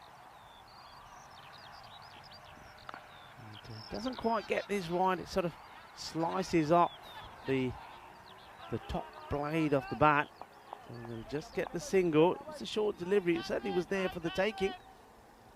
And, Rahman did finally find his range and got his eye in. And, change of bat. No, obviously, when he, I wouldn't change it. He just started hitting it. So now he's got another bit of wood. Let's see how this one works for him. Well, it's high up in the air. It's an opportunity. Gowda does not drop him, and he's not going to drop this one either. And in fact, that's not Gowda. It's where Gowda normally is. And that's why I'm thinking it's going to be Gowda. It's Rohit Hamidi. Well, he's just as good. And he takes over from Gowda territory. And how often do we see that? You see Rahman changing a bat that worked pretty well for him the last 2 shots. And changes it. And the first ball that he hits with the new one that gets him out. Well, we know who he's going to be blaming. As he, after finally hitting a couple of deliveries, will go for 10. Ball number 7. So Durrani picks up another. Nice catch. Taken there as well. So you can see that left-hander. I mean, talking now to Abdullah Umari and saying, hey, look, gonna need you to show the sort of form that you showed in the earlier match and get some runs for us, me and you, buddy. 39 he made of 18 against Indian Vienna. They need him to do the same here now if they are to put a good score on the board. Oh, this is a good delivery, straight, short, at the body. Doesn't give Amari any room to work with.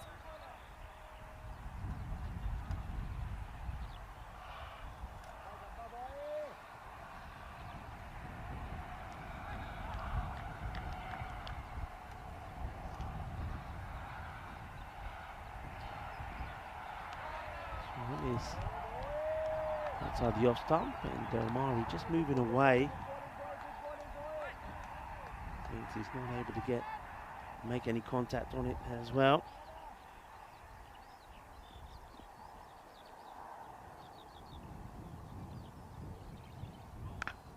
This time bat onto ball, plays it out into the offside. Quite happy to take the single. I think from here on in, well, they might have been looking for a second, but it's been well watched and backed up.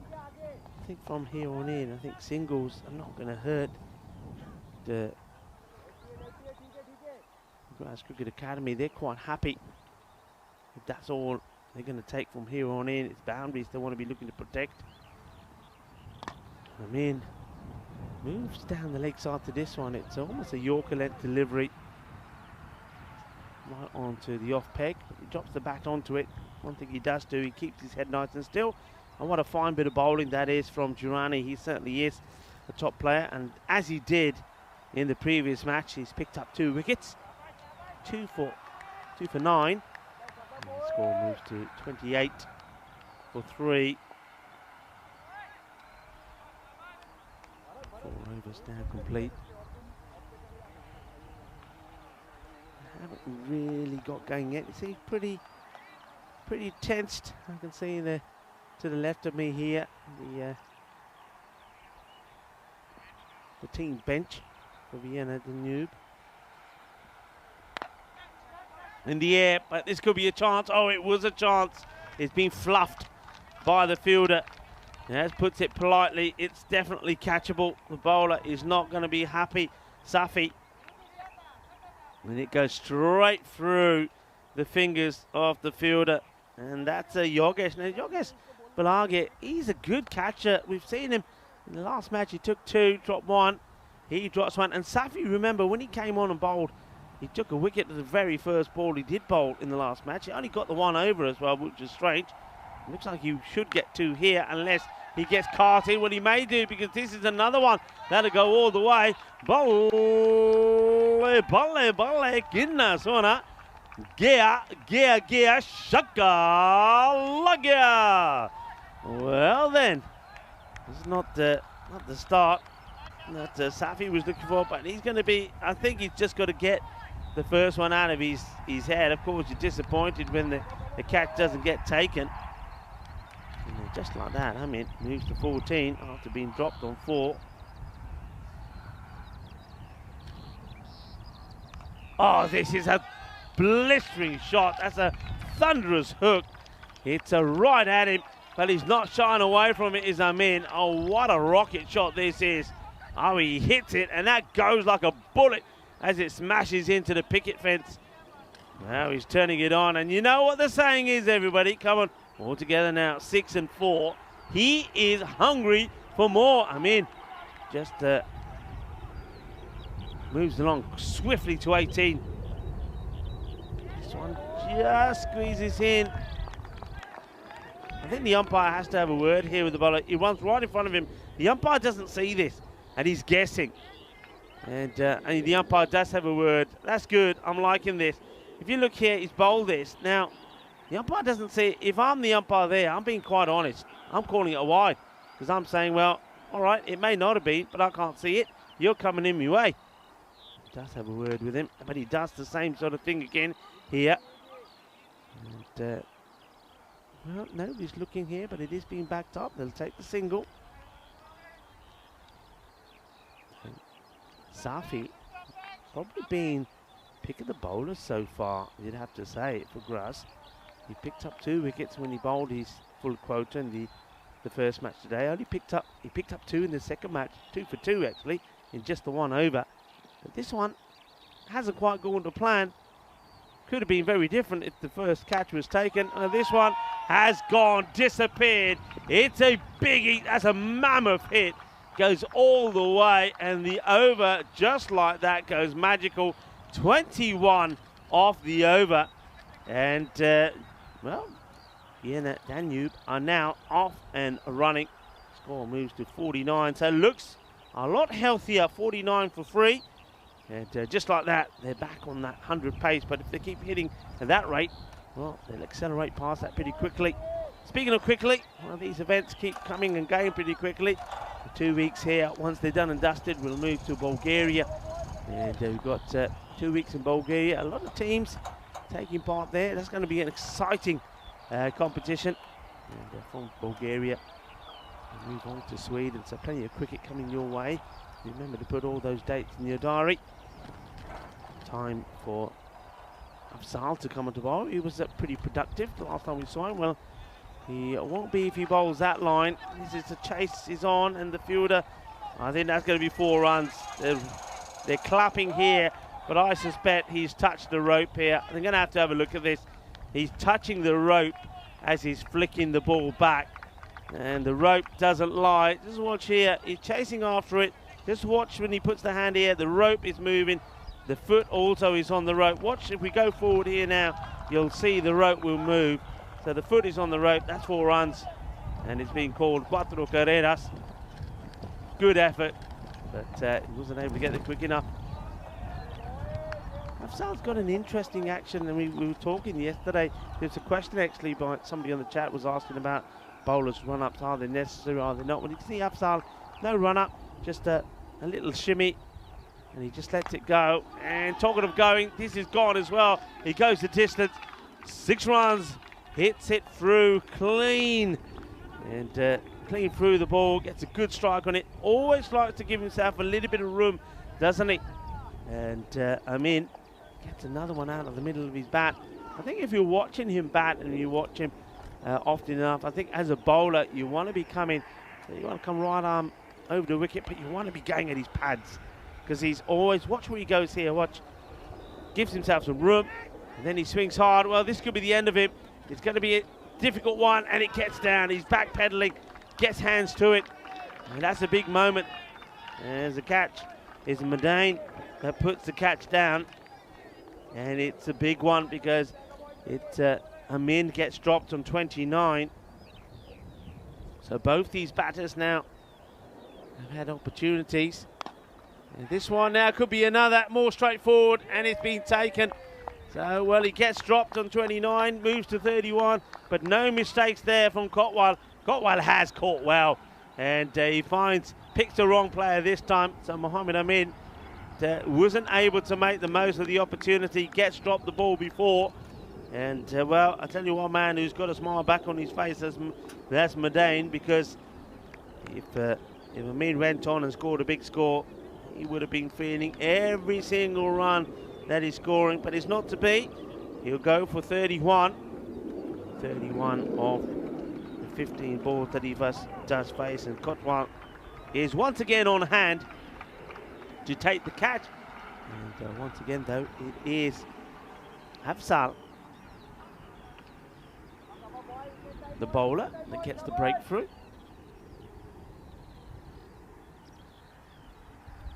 It's Shahid, the new batter that comes out.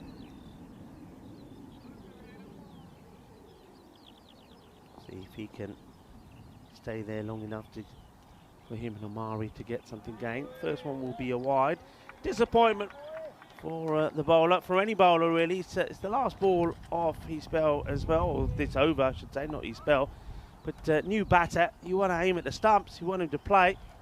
Gets the wide in, and that's better, that's where you need to be. So good finish from him after bowling the wide, when it almost ends up being in his favour, the wide, because he could have picked up a wicket from it. For bowling the extra delivery, it's not to be. And at the end of 6 overs, they stay at that 100 pace, 62 for 4. But you get the feeling here that with Amin gone, that something like Omari now has to take his place and start playing some of those big shots. That's the scorecard for you. So a couple of players before Amin getting into double figures. You saw the captain going for 11, and then Rahman, after hitting 2 boundaries, is going for 10. Somebody's got to go all the way, and they need another partnership here. So if Omari can get himself to a 30-40 score, he'll get to that 110 to 120. At the moment, the way they're going, they'll get to 100. Could get as high as 122. This is the wicket, though, that they want to try and pick up. I think if Grants Cricket Academy can get the wicket of Omari, then I do feel that they may not even get to the 100.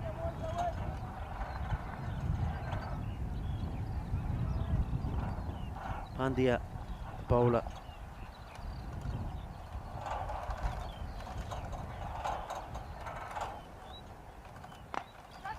Firmly struck. He's got to watch the bounce, it does. No issues this time for Yogesh.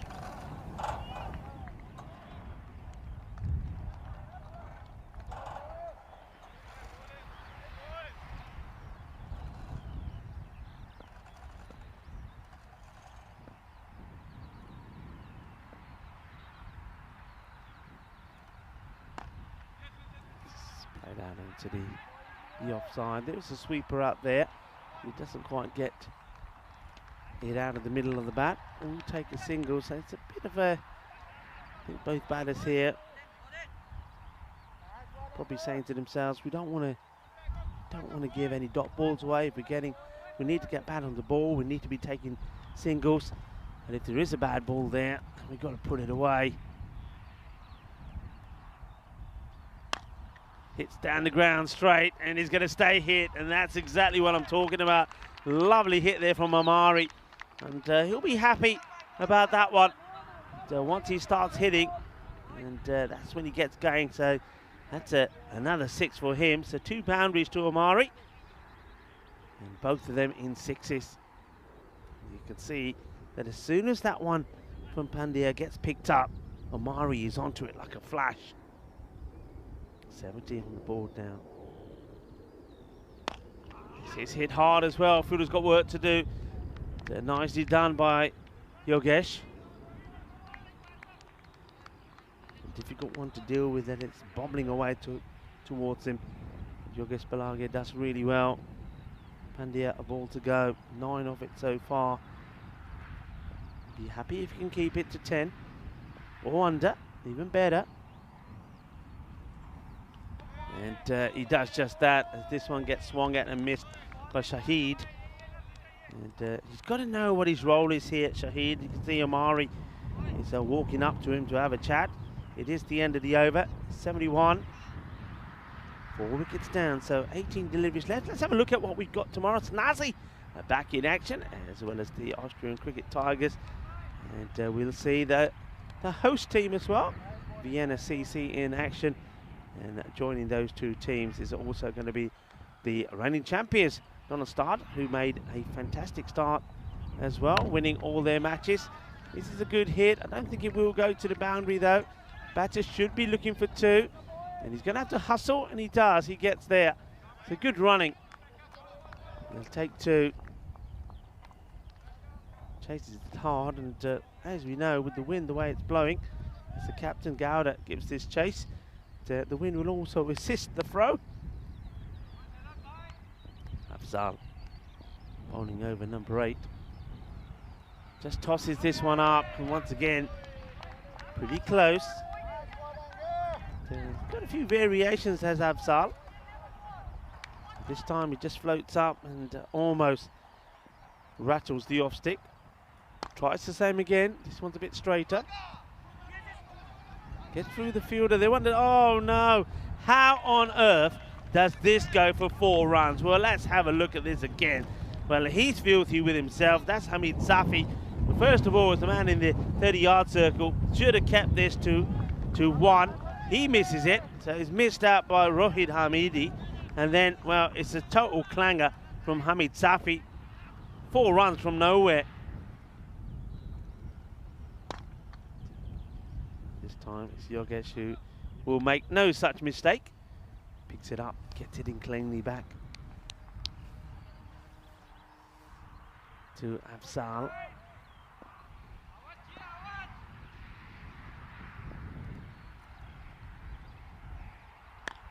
Slightly shorter. Well, he wants the single, but you can see the big stop sign there from Omari.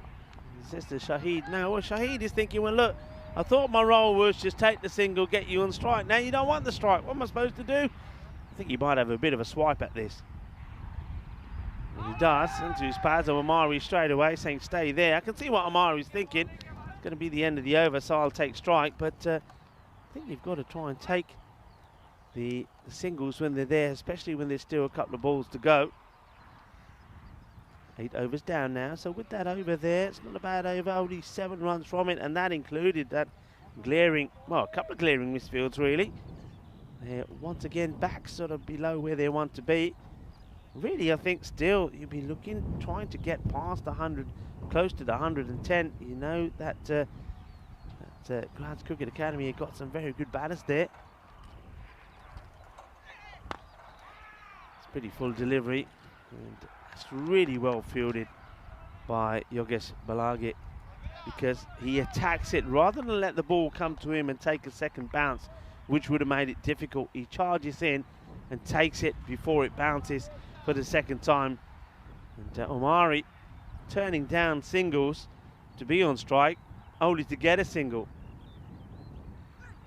And what he was fearing now happens. Shahid on strike. Swings, misses, dot ball. Omari giving all sorts of instructions to Shahid. Shahid, well, it's another one that gets through the inner fielder, but I don't think they need to worry. I don't think Omari is going to take the second, even if it's on. He wants to stay on strike. Omari now looking to attack. Right. So holding his ankle there. Maybe he's picked up a bit of energy. Well, this is right at Omari. Chase is on, and it's going to be 4 runs. You can see the bowler tries to follow Omari here. Cotwell, because he starts to move early, he says, okay, I'm going to aim it right at you. And Omari, he does very well to still get not just bat onto it, but enough bat onto it and get the placement right to find the boundary. So valuable for a couple of deliveries to come in the over from Cotwell.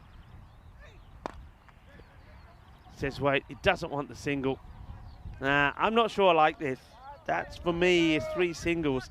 That's been turned down. There's still a delivery to go, so you can always get the single and basically then say to Shahid, right, you got this one ball, we're not taking a single, just throw everything at it. I mean, if this is a dot or not a single, or only a single, what does he gain? And you see now he does take the... Oh, dear, well, he gets lucky.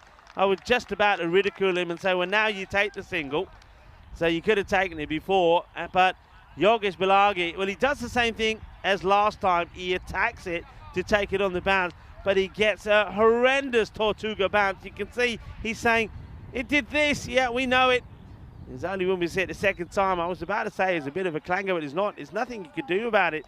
So 4 runs, but that could actually work in their favour because it means that Shahid will be in strike for the final over. 89 for 4 going into the last. Shahid has to get bat onto this and see what happens here. It gets played away, so that's exactly what you need. So Shahid does get the single. So now Shahid gives the strike back to Omari.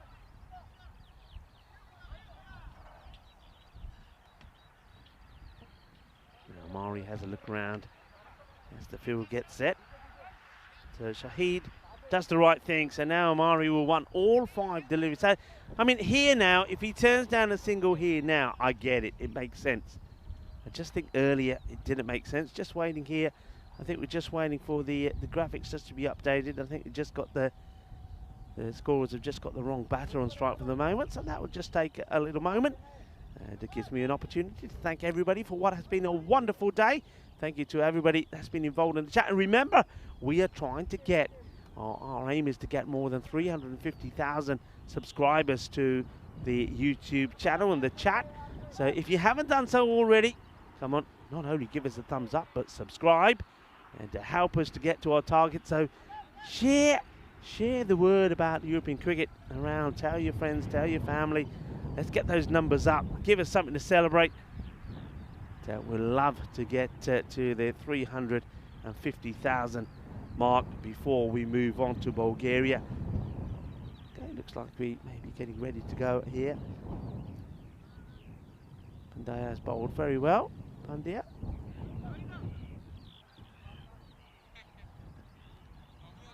Also, thank you to all our viewers around the world, wherever you're tuning in from. I know a lot of people are watching via fan code in the sub-Indian continent.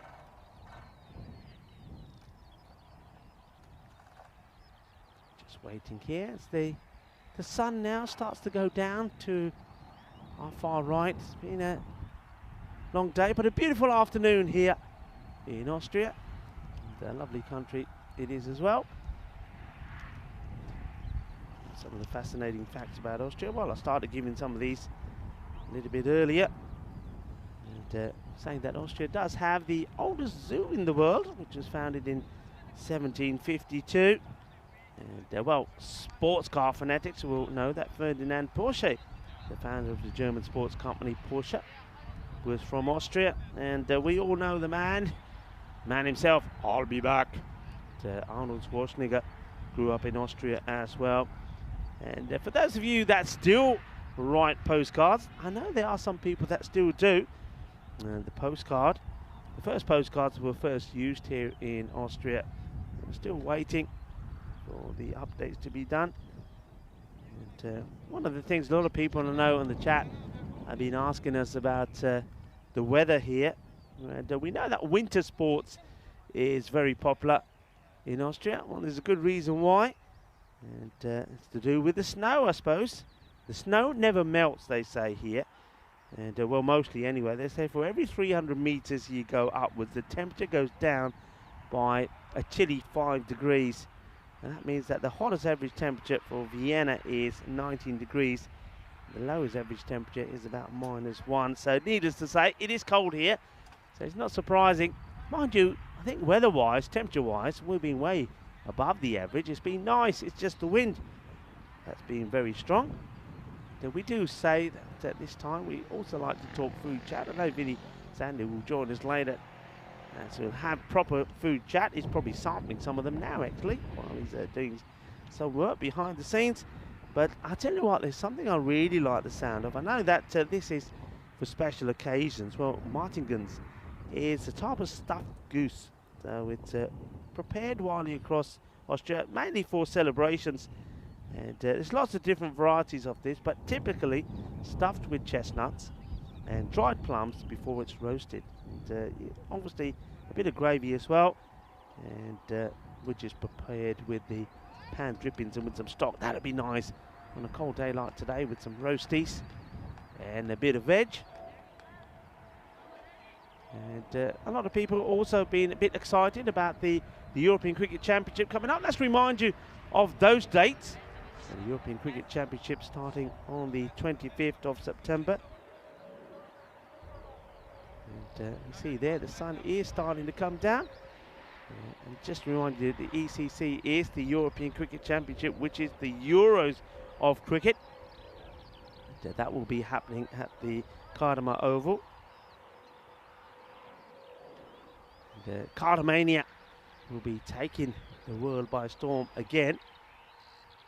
And they're certainly looking forward to that. Netherlands, of course, are the reigning champions, and they won't be taking part in the group, but they will, of course, be there for the finals week. So that all starts on the 25th of September. And well, we were talking food, and I knew he'd hear me talk food, and he'll come and join me. Well, he is coming and join me. Mr. Maximo is back. Hello, you heard food. That's the sound of the cavalry coming to save you. It's almost like when you get into the 9th and 10th hours, some of these little concentration errors in the scorers start to creep in. Anyway, they do a great job. I think they might have just misdiagnosed a wide as a dot, and that set out a chain of events, which means we've lost 4 or 5 minutes of our evening. But that's the way it goes, 89 for 4. I mean, it looks like it might be a similar kind of chase that Grants Cricket Academy had to pull off in the last game. So, good news is, I've come back and we are ready to action. Almost like miraculously when I returned, everything has come good. All right, still 10th overtime. So it's been well hit and well fielded as well. Do they take the single? No. I don't mind that. I was saying earlier, if from here on in, Omari turns down a single, I get it. And I think that's a good shot. He wants to try and get 100 plus on the board, but misses out on that one. Let's see if he can get hold of the next one from Pandya. Hits it well, chases on. They do go here. He's going to have to turn and go for 2. Otherwise, it's pointless turning down the one before. I reckon they would have made it 2, you know. It wasn't a great throw. This is the thing, you see, when I say I get it, I get turning it down. And again, I would have got turning that down. But if you go, you've then got to go for 2. Yeah, and that's the other thing. Is there's a way to do that. If you're more organised, I mean, you can actually more or less sacrifice Shahid to keep that end safe so that Omari can get back. But anyway, let's see if he does get back on strike. Yeah, it's going to be a wide. I would have considered going there to try and change the strike as well. As it is, doesn't really hurt Vienna Danube to get the extra run. You can see he's very itchy to get back down that striker's end. Yeah, he's probably thinking to himself, right, I don't need to risk being run out in the wide. We'll take the run. 3 balls to go. And, well done to Shahid. He's playing his part pretty well. See what I mean? Shahid is showing that he is capable of giving the strike back to Omari. Yeah, that's So right. early on, when Amari was turning him down with 2 or 3 balls going and over, I don't think that made sense. Now it does make sense. Anyway, what can he do with the last 2 remaining deliveries? Let's trap myself in time. Can they get to the 100? Amari tries to go large. He might lose his wicket. It's a long way up in the air. The fielder doesn't look comfortable, and now we come back for 2. And that's very good running. Oh. They could even go 3. Amari's not looking. He doesn't want to 3. know. He'll take 4, but not 3. And look, he does the right thing there, Omar. He runs hard. He doesn't ball watch. He decides, look, I'm going to put my head down and run, and hopefully this finds the grass. It does. And then I don't mind this big try at the stumps, because if you get him, you get him. If you give away 1 over 3, well, you're not going to give away 1 over 3 because he wants to strike. Yeah. So you had a free shot to get him out. As it is, you've got 1 more ball to bowl. Let's roll. Maximo takes him past 100, and he wants the wide, and he'll get the wide. The bowler pleading with the umpire says, please no, please no. He's proper filthy there, Bargav, but that's gone straight over the line. That's a wide. In fact, it even has a bit of ball outside the line. It's almost like it's a different kind of appeal. It's a plead. Please, keep your arms down. It doesn't work. Boundary gets him to 100 or more. Let's go.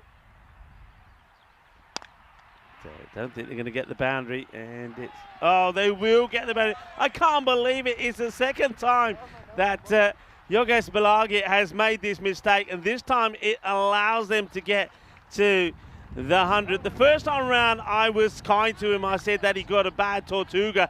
This time round, I can't be kind to him. That is just poor cricket from a very good player. I was super excited because it looked like that would be 97. That would mean the target was 98, and that's exactly the target they chased out in the last game. Having said that, I mean, they'll be chasing 101. They bat well, they'll do it. Vienna Danube, though, I mean, they slightly better rested perhaps, but GC8 full of enthusiasm here. And they can potentially go 2 out of 3. And as Meatloaf said, and we know 2 out of 3 ain't bad, especially when it's your first day of ECS action. Yeah, I mean, I think if before the start of the match, if you said to Grass Cricket Academy that you're going to be chasing 101 for victory, do you take it? I think they take it. Oh yeah, definitely. I think they're more or less happy with where they're at. And yeah, Vienna Danube, he kind of have that attacking approach, which I think is suited to the game. Doesn't always work. I mean, the fielding has been reasonably good today from Graz, and they've been led well by their captain, Gowda. He hasn't missed too much at all, but it was a bit of hit and miss, wasn't it? A couple of misjudgments. We know it's a slightly tricky wind, but I think it's a fairly even contest, maybe slight advantage to Graz Cricket Academy, but runs on the board. I think it's a game that could go either way, Rico. Yeah, it is. I mean, I said at the beginning before the start of the match, I think it'll be a close one. I think the bat versus ball wall also predicted only 1 run between the two. I think it will be close, but one thing that the Vienna Danube have to do, they've got to take early wickets pretty quickly. If they do that and put the pressure on, it will go close. If they're not able to, and Grass Cricket Academy get a very powerful power play in where they get 45 or so in the first 3 overs, then really it's only going to go one way. Now I've got just the score being recounted. It could be 99 total. I think they'll fix it up more or less soon. Well, they sort out over the break anyway, but it's going to be either target 100 or 101. Look, let's see what Graz Cricket Academy throw at Vienna Danube, because I'm pretty sure that we'll see Girani at the top of the order. Didn't he bat well last time? Yeah. You might see some fireworks from Hamid Safi as well. That was clever, strategically take the 2 but not take the 3rd. And then, well, as Shrug said, looks like Graz might have to get back to the academy and learn the long barrier. Don't think you always need it, but I suppose last ball just needed to make the stop, and probably would have been a run out going for the second. As it is, I'm going to go out on a limb and say it'll be a target of 100. Now I've got the score in my ear as 99 for 4. So we'll take a break. We'll be back in a few minutes with the chase. Vinny Sandu, Mr. Maximo, Rico Full as well. You're watching Game 15 right here in this Fan Code European Cricket Series, Austria.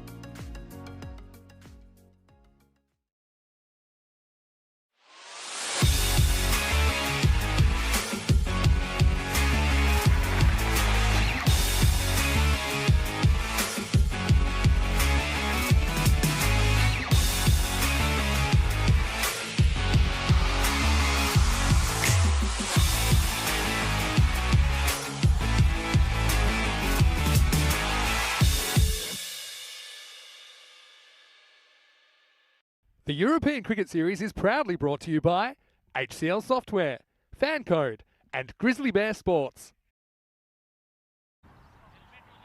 Hello and welcome back to the final match of the day, which is, we're halfway through it. Vienna, then you have had a bat. They got to 99 and the score has been checked and updated. So 99 was the score, so 100 is going to be the target. They weren't really able to get the acceleration in at the halfway point. The score was 49 for 3. So though they only lost just one further wicket in the second part of the innings, that acceleration didn't really come. I mean, Omari was there and he batted well, didn't he? And stayed there to the end, put 39 on the board. But other than him, nobody else could get going. Rahman, he's doing the warm-ups as he's going to bowl the first delivery. That's Abdul. First one is a dot ball. He's marked, so the target, as you see there on the screen, is 100. Afzal. So once again, the opener wasn't able to get off the mark last time. So a 2-ball duck. Durrani is out there with him. Durrani, well, was completely different. He was good. And well, it's a double duck. It's a pair for Afzal. It was a 2-ball duck last time round, and it's the same again for him this time round. As is Jagadevante for Miracle. He knocks him over. Big smiles on his face. And Afzal will go once again for a 2-ball duck. And here's the delivery from Miracle. Right on the money, knocks him over. We haven't seen too many of those today. I've said that before. Look where this pitch is, right on the Yorker length, and smashes into the timber. Jagadevante, and well, it's time for a little bit of this. He's having a bit of word with himself. I'm not talking about Derek. I'm talking about Afzal as he bangs himself on his helmet. So he makes a pair today. 2-ball duck again from him, so hasn't been able to get going. And sometimes I just wonder why teams do prefer to have the batter that is in form as a non-striker. I think it just puts you under unnecessary pressure. But these two, they've been here before. And Gowda, he comes in straight away. So Gowda and Durrani, can they do what they did last time round? Durrani made 49 of 27 player of the match performance, and Bharat Gowda was 20 of 20, leading his side for victory. Miracle was a great delivery from him. And this time, well, showing a bit of pace. I don't know where Durrani is running. Durrani wants to be the non-striker, and now he wants to get on strike. Well, my suggestion is to Durrani is that maybe you should be the #1 batter and open up. Rico Full here, and Mr. Maximo Vinny Sandu joins me in our open top box. Yeah, open top box. We might be relocating tomorrow, by the way, because there's a prospect, maybe not tomorrow, but heading to the weekend. We need to find a new home with a bit more protection, but more about that later. What a start for Vienna Danube. Mirakel's dealing at the moment, isn't he? And, yeah, it's a really good point you make about the form batter bit non-strikers, and I suppose I think it's the T10 version of the night watchman. Not saying that the established batter is not that the opening batter is not capable there, Shahid Asal. But I just think it's almost to protect him, to give him a look at the bowler first. Oh, this is a Gundy. proper Gundy ball. It's almost one on the slowness of the delivery there, because they decide it's on the way to the keeper. They've decided to run. And it was always going to be a tough take and throw. Yeah, interesting under-off throw. Yeah, I mean, I don't know what that delivery was about. He's bowled so well, getting the ball right up there at the stumps, and then he gets this one definitely terribly wrong. Yeah, so I suppose the thinking is, get Durrani at the other end just to have a look at the bowling, and then he can get on strike. But so often we see either an early wicket or we see the first batter using up a lot of dot balls. Anyway, Durrani's out there. And, well, he ran himself out for a golden duck earlier in the day. And he got run out going to the keeper, so maybe that's why he takes on that wide extra run to get one back. 2 on the board now. 1. All extras at the moment. Nothing off the bat. It's all about if the guns fire or if the guns misfire for GCA here. I think target of exactly 100. 99 for 4, the confirmed score in the first innings. Make a change in the field. Square leg now goes back onto the boundary. The other man back is the third man. This is high up in the air. Well, this is going to take some chasing. It will slow down slightly. Will it slow down enough? No. Just makes its way over the line. So 4 runs. First runs on the bat. And it's Durrani who gets them. And he gets them in form of a boundary with that shot there. Gets it over the infielders. And, that's the end of the first over as well. And it is 6 for 1 at the end of the first. And well, just to remind you, we've gone past the 50 mark now. 51 matches into golden ball. Raise the bat. Hopefully we don't get to 100. Of course, the longest streak without a golden ball, 405. It's about 3.5 months, I think, last year. But yeah, it's been a pretty golden season so far, hasn't it? Oh, that's wild. I think this is on the pitch, but just. The umpire wants to know if this is a wide or no ball. He's called it a wide. I felt it was just on because it was so short enough. Any full, it would have been off the pitch. Yeah. Just catching it. And, think about a toy with the idea of taking the second. You won't decide find against that it. on too many pitch maps. If you saw it that wide as it's on strike, I'd probably just take off. This one is a wide, but it's closer. Yeah, Mari, a bit disappointed that one's called, but I mean, I think the bowlers now should know they've played enough matches. Anything anywhere near that line is going to get called. Yeah. The whole ball's inside the line when it passes the popping crease, then it's fine. If it's not fine to be called a wide. Encourages positive stroke play and positive tactics. That goes Fuller. They take the single. A bit of a misfield. They're going to take it on and it'll get there. So it's going to be 2. As it gets fired back in by the fielder. I think his bat plug's here. They're asking the question, you know. I think he's in, and he's got the thumbs up, so it's a confident thumbs up. I was going to say it's good to run the first one hard, then they spot it. But have a look here, because he does drop his bat. Does he get in first? Yeah, that's when he drops it. Yeah, I think by the time the bails come off, he probably gets the foot just probably has down the foot as down well. anyway, but yeah. Close call, but he was right to have the thumbs up there. These two are an interesting combination, aren't they? We saw them put on a good partnership in the last game. And this one is an opportunity, and the fielder, he can't take it. I want to know if he's actually standing right on the line here or not. I suspect he's not. And just have a look, because he's back paddling. The ball does, I think, go for 6. Yeah. But I think if he's on the line, maybe he has a better chance. So it is 6 runs, but was he out of position here? I think looking at that, he's pretty much right back on the line. I mean, when he jumps back over the line, so I don't think he could have done that. It's Hasibullah Mirakel is on the field for Shaukat Saeed. He's off with a slight injury. She picked up in the innings break in the warm-up. Anyway, this will be a super close game. You told me, I don't mind telling everyone, that you had a bit of a golden feel about this last game. That was before it even started, before the first inning started. That kind of a total, isn't it? 99. It is that kind of total, and just looking at what the two teams have done in the performances today, you know, they're very much like for like. Yeah, asking the question there was a noise. I think it might have been, I suspect it's more the bat hitting the ground. I didn't see any deviation. Let's see how close, if at all, he was to this. He's actually miles behind the front line when he bowls, by the way. He's barely in front of the stumps. I think it's just a swing and a miss. Yeah. Interesting. And sometimes games where we're looking over every little run and making sure the score is absolutely right. Oh, the Oh Gundy. dear. That's a good shot too, off a huge beamer. Yeah. And Carter gets it away for 4. Didn't have to do much except hang the bat out there. Yeah, it's intelligent, isn't it? I mean, it's not a good delivery, but look, he says, I don't have to hit this hard. I know there's a free hit coming. Guides it away. Omari lets himself down with a real Gundy delivery. I used to call Javid Zadran the wild thing, but to be fair, he's improved so much with his control in the last couple of years. So I think maybe Omari's the wild thing part 2, because they're all over the place at the moment. I don't know, this one's going to be a wide, so the free hit will stay in place. Good batting, good running, because number one, to get inside it, but then also for Girani to identify that there's a run there.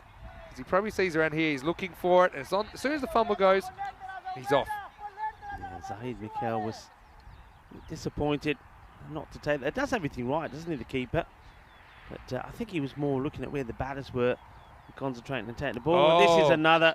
And That's 2 strikes. That's 2, you know, this will be called, the umpires, yeah, calling it. Well, the byes have signalled, and now I think they're checking the height. But there's no doubt for me, this is another, no doubt at all. Miles above. That would have knocked his heart out if it hit him.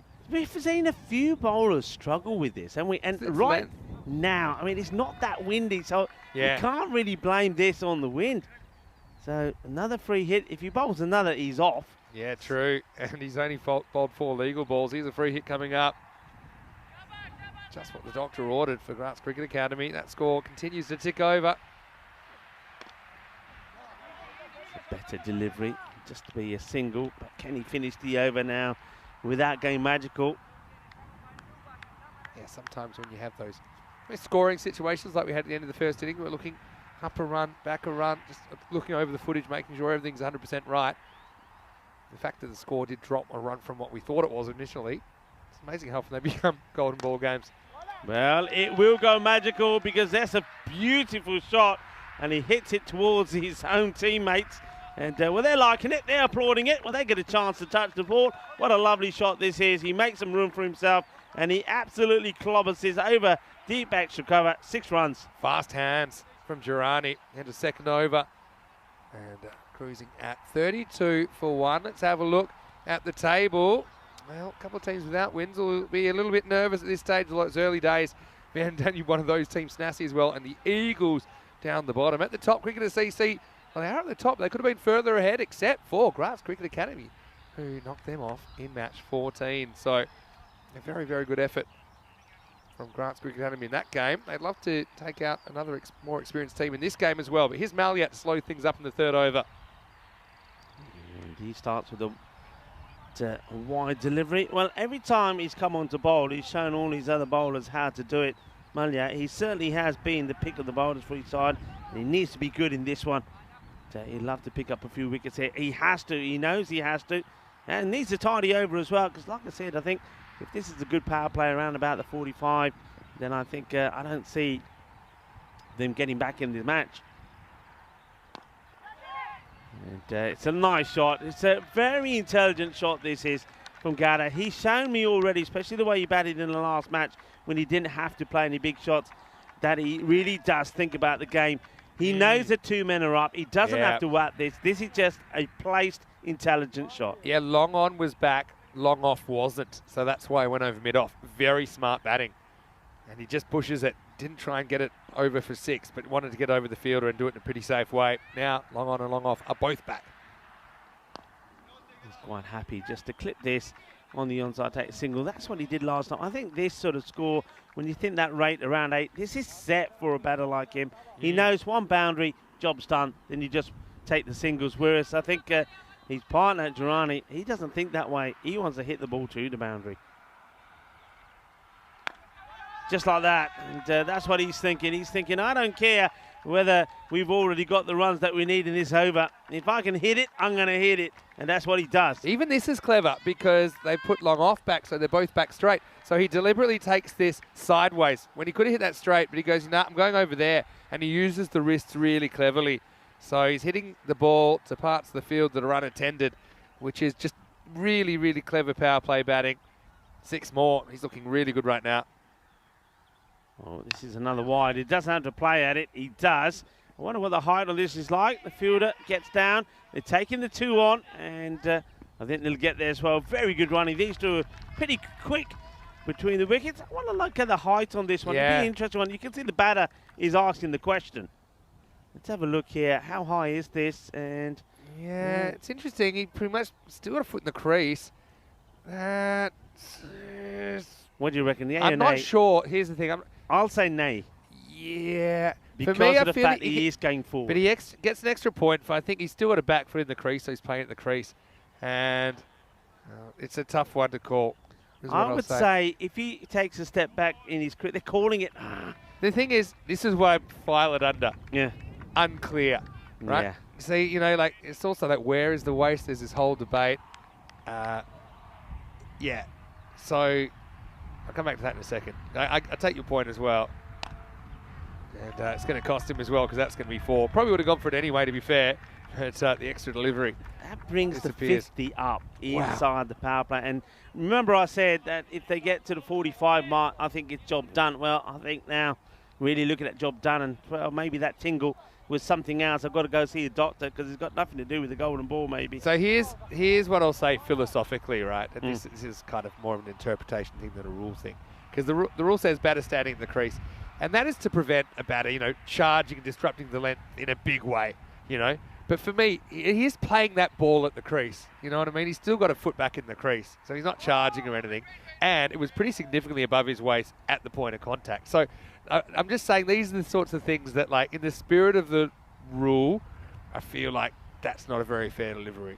Yeah. You know what I'm saying? I see where you're coming from, but you could still see it. But in the same way, a batter could be still 1 foot in his crease and a long way forward to a slow bowler and still want the free hit. Well, we could stop talking about free hit, because at the moment the only hitting that's happening is to the boundary. That's another biggie. Manos arriba on the arbitro, because this is 6 más. Yeah, what a shot again. Look, he takes that off, pretty much off stump, but he goes where the fielders aren't. So he goes sideways, goes with the wind, and a huge power play. I think, is that the highest power play so far? 57 for 1 after 3. I think it is, yeah. I definitely do believe it is. It's, well, they really are taking the upward charge here. Yeah, and you only got to 99, and you can see now already that rate is practically a run of ball.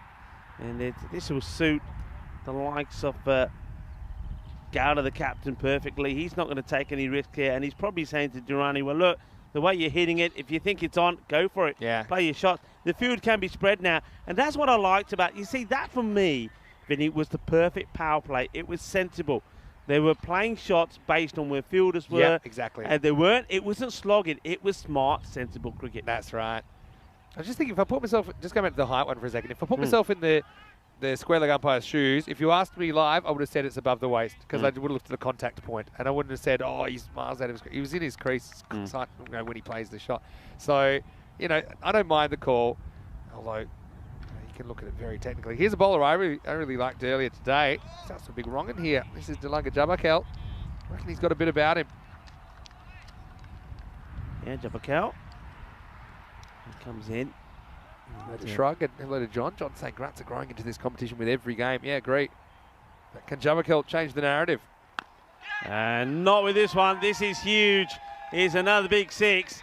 And I've said this before. I think the number of 6s we've seen today is it's going to take some beating. That's another one that sails out of here.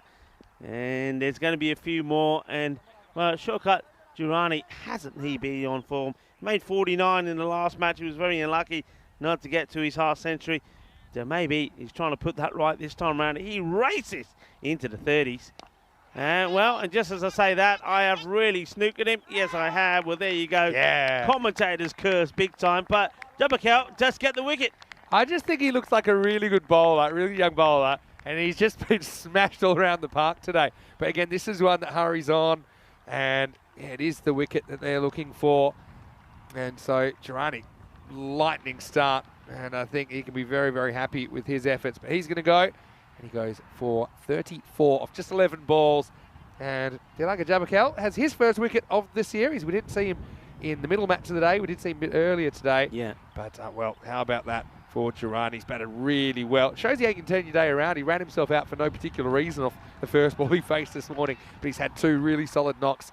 And looks like he might have set up 2 wins for his team. 64 for 2 after 3.3. Yeah, he could do. This is where I think the role of Gowda now becomes pretty important. And looks like Cotwell is coming in here first. So we know they still have got good, powerful batters. And of course, one man that we're talking about is Hamid Safi. Remember what he can do. And I think they're just going for maybe perhaps a more sensible approach before they go for Safi. Gowda's probably thinking we don't have to go crazy. Whereas me, I'd be thinking while I'm there and I'm the sensible one, I'd rather have Safi up there.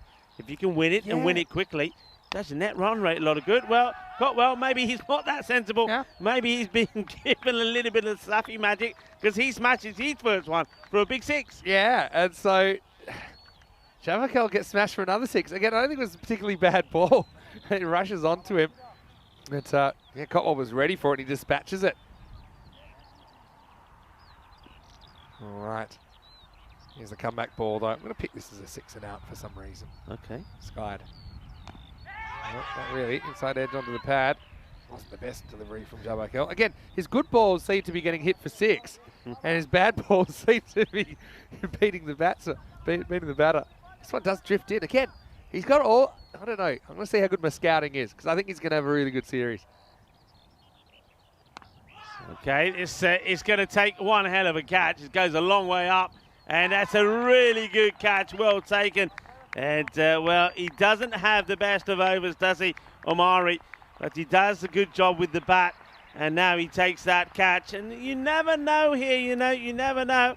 Well, it wasn't quite out the ball that you said, but very much as you said. Close. I mean, again, it's that drift in, and it's a drift in, turn away, and he's got a wrong. And he's got a lot of tools. You know, and he bowls at a good pace. He's not too slow through the air. And so, yeah, does get a couple of wickets, and we get to the end of the 4th over, 70 for 3. Just have a look at that for a start. I mean, they probably couldn't have even seen the red line below them after that power play. It's like when you're in a plane and everyone looks like ants. Yeah. But having said that, we have seen some pretty dramatic turnarounds on ECN. All you need to do, a couple of really tight overs, maybe get it back above a run of ball required, and hope for a big finish. Malia bringing himself back here in the 5th over. Nicely played, gets is all along the ground. Good backing up, and then take the single. So you get Yogesh Balage, who goes out there. He had a bit of a nightmare in the field. Yeah, that hurt. I felt that for the keeper. Yeah, Kel got that just above the knee. Got the long barrier down, keeper style. He'll have a bruise tomorrow. And this one is whipped away by Yogesh, and 4 more runs.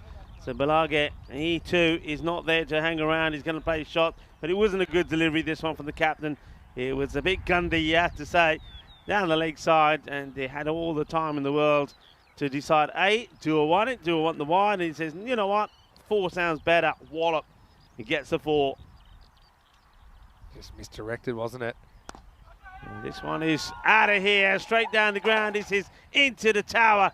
Bangs as it comes back. The vibration goes all the way up to Karina, and Karina feels all of that. It's, well, 4 and now 6. Good shot this. I heard a little bit of a giggle there from Karina. I think she might have enjoyed the vibrations. Might have even knocked the headphones off her there. Well, Karina was giggling. Settle down, Karina. I can tell you what. Here comes another one. This is going to be a no ball, I think. They do stop it. This is too high. The Renas and Karina, I can tell you what, she's giggling out the corner of my eye. I saw her running away and carrying at this one. She thought this was right at her. And, well, fielder makes a stop, but this is going to be another free hit, I'm sure of it. Let's see. Well, let's come back to the action here. And, well, it's going to be more runs, I'll tell you that much. That's going to be 4 more. Well, he can't take a trick. He's kind of challenged them to drive down the ground. They've been able to do that. When he's got outside the front pad, they've swept him away nicely. And really, Danube look like they're going down in flames here last game of the day. Yeah, this is a superb comeback, isn't it, from Graz? I mean, they remember when they chased and they came so close to Indian Vienna, and we thought, you know, we liked this from a team on debut that showed a lot of character. And this is all the confidence that has come from that run chase. I mean, they lost the match, but it gave them confidence, and they've shown it big time. And really, I mean, what they've done is absolutely sensational. These are the fixtures tomorrow. 21 off that over, by the way, so another magical one. And that's despite, you know, losing a wicket not too long ago. Let's have a look at tomorrow. Snazzy are back, taking on the Australian Cricket Tigers in the first match of the day. Also see Donnerstadt, the defending champions, in the 3rd and 4th matches of the day. We'll see the hosts, Vienna Cricket Club, in the 2nd, 4th and 5th. So they've got a big triple header coming up. Join us for day 4, 7:30 a.m. GMT, which is 9:30 in Central Europe, and 1 p.m. in India. For more fan code, European Cricket Series Austria. Okay, here he's back, Mr. Liga Javakel. And this is too wide, and I think this is just probably, well, they're wanting 6. It will be 6. Yeah. It goes all the way, and this is a good hit. I mean, this is a powerful strike. It's very wide. It's pretty high. Let's see. Okay, what do you reckon? I reckon that's probably high because it wasn't a dipping delivery. And look how high it's kind of chest high. Yeah, and that's it's a going to be a no no ball ball. It wasn't a slow, curvy one. It was pushed through. That's a 7-up. And another really 7 Grats up. it. Putting on a show here, aren't they? Oh, big time within the 90. Just 7 required here now. And hits this firmly. Friendly bounce for once for the fielder. Yeah, I'm just looking at this comment from John Gray saying no need to swing at everything now. Just pick off the bad ones, keep the scoreboard ticking. Or you could just keep swinging. You could send everyone home. 6 to win now. They can do it with a Maximo. Gada will do it with a shot down the leg side. They'll take the single. So now that Yogesh Balage will, I think, try and finish this off in style. He'll want to do it with a boundary, that's for sure. Yeah, it's another one. That probably just... See, that one you can see is coming down a bit more. It's a bit slower. And there he goes. It's going to finish with a drop catch. They're going to take the single. And I think that just sums up Vienna Danube at the moment. They just can't get a trick. And as Mohammed Amin puts the catch down, he can't believe he has. Yeah, that was a chance for a consolation wicket. Oh, Jabakel really should have had a 3 for that. Should have, yeah. This would be a bonus point win as well because they're going to chase this within 7 overs if and when we bring that in. This is I think that might be the game. If it goes all the way down, it will. So he won't have to bowl it again. But I think that's going to be 5 because that's the no ball and 4 byes, I'm pretty sure. And I think that is it. Done and dusted. You've got to feel for Jabakel. You could have had a 3 for... Yeah, this is too high. You've got to call that. And that's going to be no ball, 4 byes, game over. And what a victory this is going to be for Grass Cricket Academy. Well done to them. I mean, we saw them earlier in the day. They picked up their first victory against Cricketer CC. That was a match before this when they had to chase 97. And this time they kept the score to 99 and they chased it down. But it's the manner in which they've done it. And you know what you'll find here now is I'm pretty sure that we're going to see them in 3rd place. You know, they might be 3rd. Be interested to have a look at the standings. But well done to them. Well played. Well, it is Vienna Danube that haven't been able to pick up a victory here today. It's been a miserable day for them. It has. It takes me back a couple of years as well where they just couldn't get too much going. I mean, Graz didn't have a great start. But let's be honest. At the start of the day, they looked more Police Academy than Graz Cricket Academy, but come the end of it, they were looking like a winning team, weren't they? With 2 out of 3. So, yeah, that was the perfect start, wasn't it, from Abdul Miralakel? But then we saw a bit more of Durrani's magic, and this power play just got out of control real quick. Was it 57, was 57, it? 57 yeah. in the power play. And, yeah, as we said, they were really good. Durrani, in particular, really good at identifying where the gaps were in the field, hitting the ball where they weren't. And they were, I suppose, the bowling wasn't great as well for the most part. But there was also some really good batting. And I feel great for Graz Cricket Academy, as much as I feel for Vienna Danube having a bit of a shocker of a day. I mean, they've got their supporters here. They're waving flags. They've travelled 200 kilometres to be here. And they've got something to shout about with 2 wins in their first day of ECN cricket. Yeah, absolutely. I mean, that's what it's all about. I mean, we said earlier, you know, European cricket is growing all the time. It's lovely to see new teams when come here. And it's nice to see a new team like this. I like the way they play. They've been really well led by their captain. I've been very impressed with Gada. He's been sensational. He was good in the field. He's given us some glorious moments in the field with 2 sensational run-outs. And nice moments there as well for something like Jabakel, a young player. Always good to see young players performing. All right, he ends up on the losing side. He does pick up 2 wickets. Should have really had 3. We know that. Yeah. But, sometimes it's just the way it goes. But, yeah, well done. Well, that's the one that's the one that Karina is still thinking about, I think. It was hammered really hard with some power. I'm just glad she was able to hold herself down. Anyway, this is the way it ended with a bit of a damp squib. As that one was down the leg side for 5 extras. And extras were a bit of a problem in this innings, weren't they? With 5 no balls, 7 wide, 5 byes as well. Keeper didn't have an easy time out there. And they do bring up the 100 as well with that last ball. 101 of 5.5 overs. Durrani, great day, way to turn it around. Maybe Afzal at the top could take a note of that. But, you know, good hitting also from Gowda, 25 off 16, 19 off 6 Balage with a pretty good day's work as well.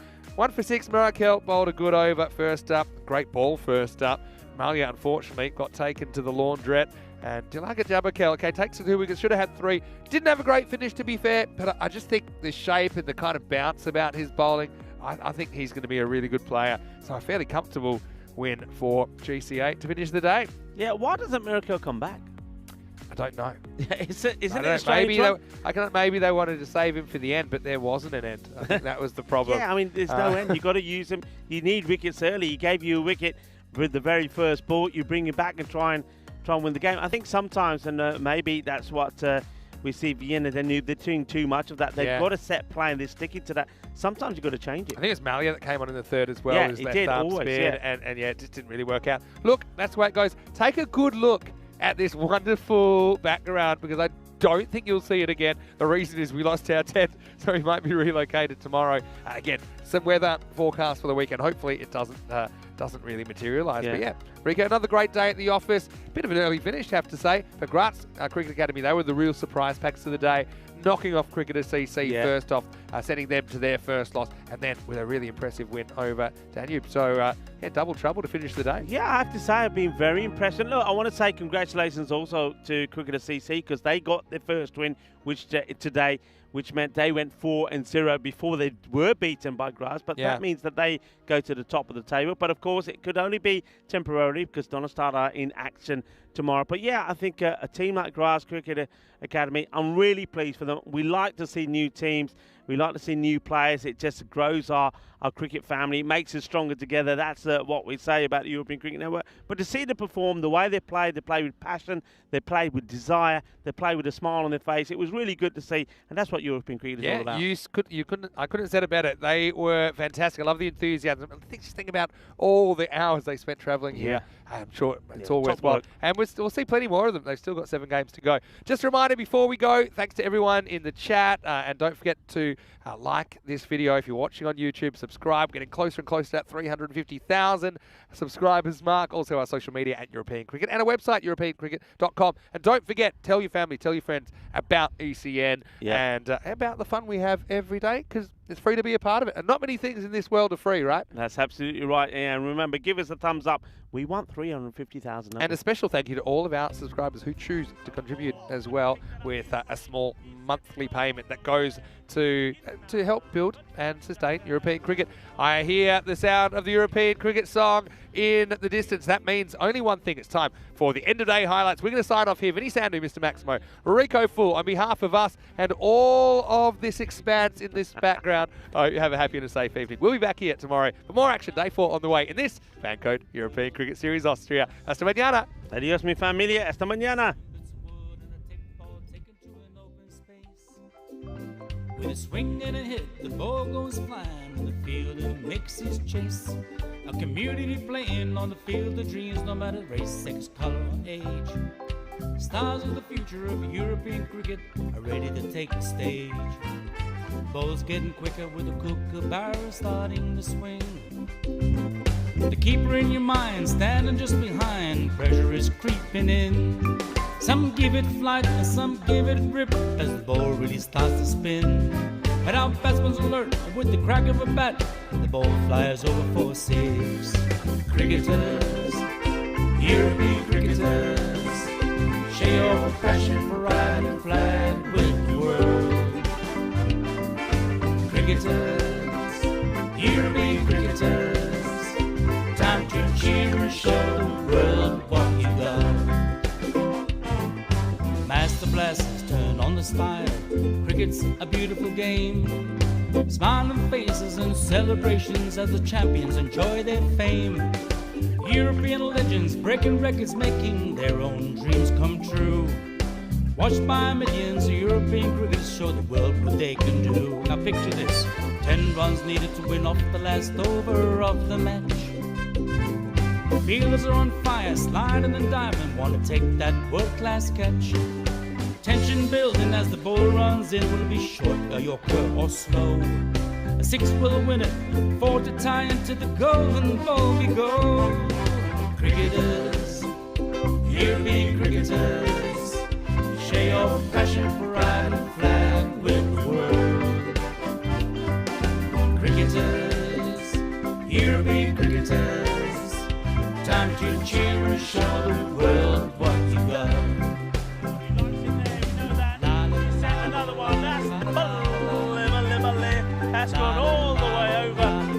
into the clubhouse and ordering a pint at the bar. Hundreds of clubs all over Europe are coming together today. Thousands of cricketers want to be stars, show their talents when they play. We've got commentary, action-packed cricket frenzy.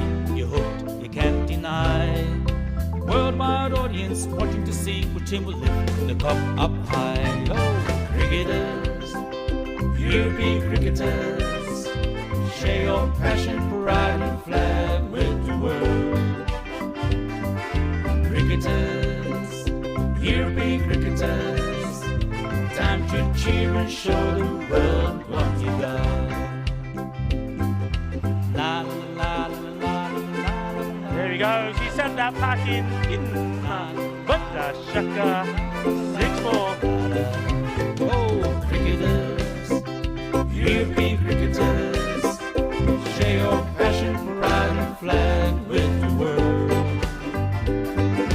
Cricketers, European cricketers, time to cheer and show the world what you got. Time to cheer and show the world what you got. Time to cheer and show the world what you Mentioned got. turbo earlier, that's supercharged. 6 runs, that's gone into orbit. It's another kookaburra ball that's going to be circling our planet for years to come.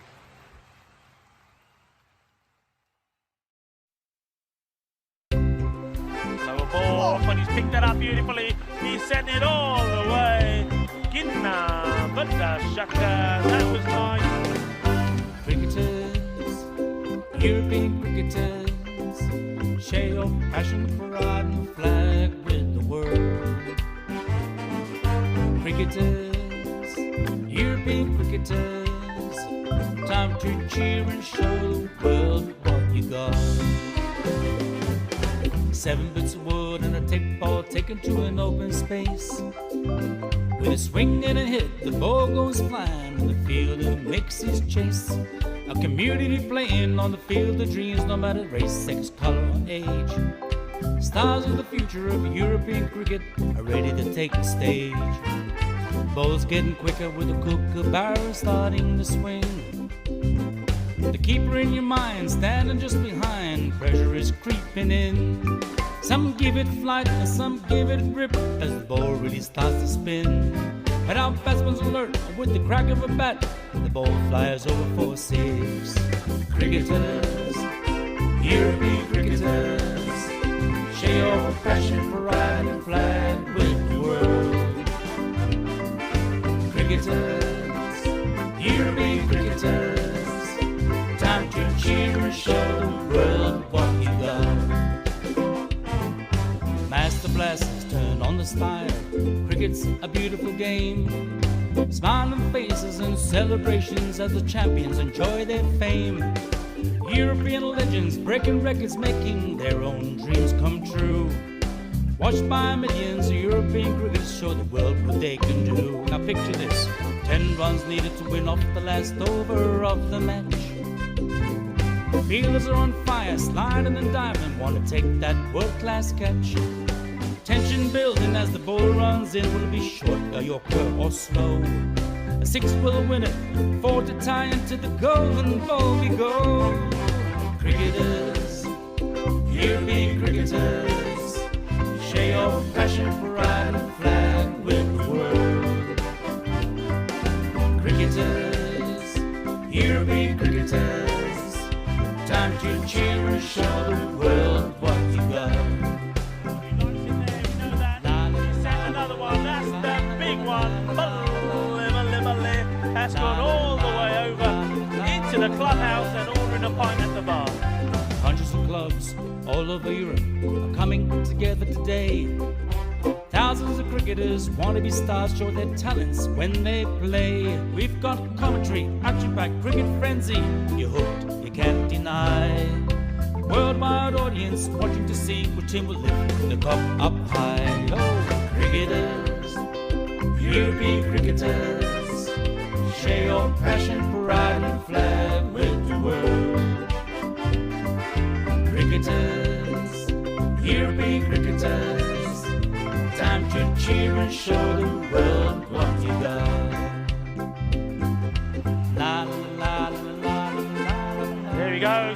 that packing in but the shaka. 6 more. Oh, cricketers, European cricketers, share your passion for riding the flag with the world. Cricketers, European cricketers, time to cheer and show the world what you got. Time to cheer and show the world what you got. Time to cheer and show the world what you Mentioned got. turbo earlier, that's supercharged. 6 runs, that's gone into orbit. It's another Kookaburra ball that's going to be circling our planet for years to come.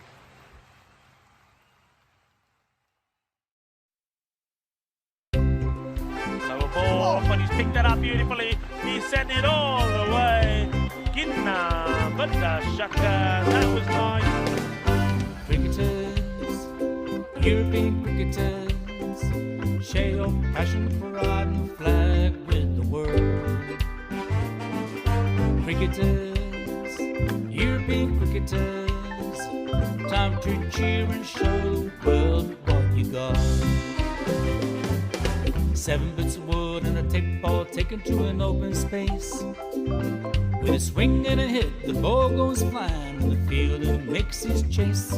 A community playing on the field of dreams, no matter race, sex, color, or age.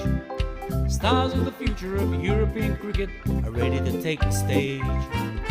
Ball's getting quicker with the Kookaburra starting to swing.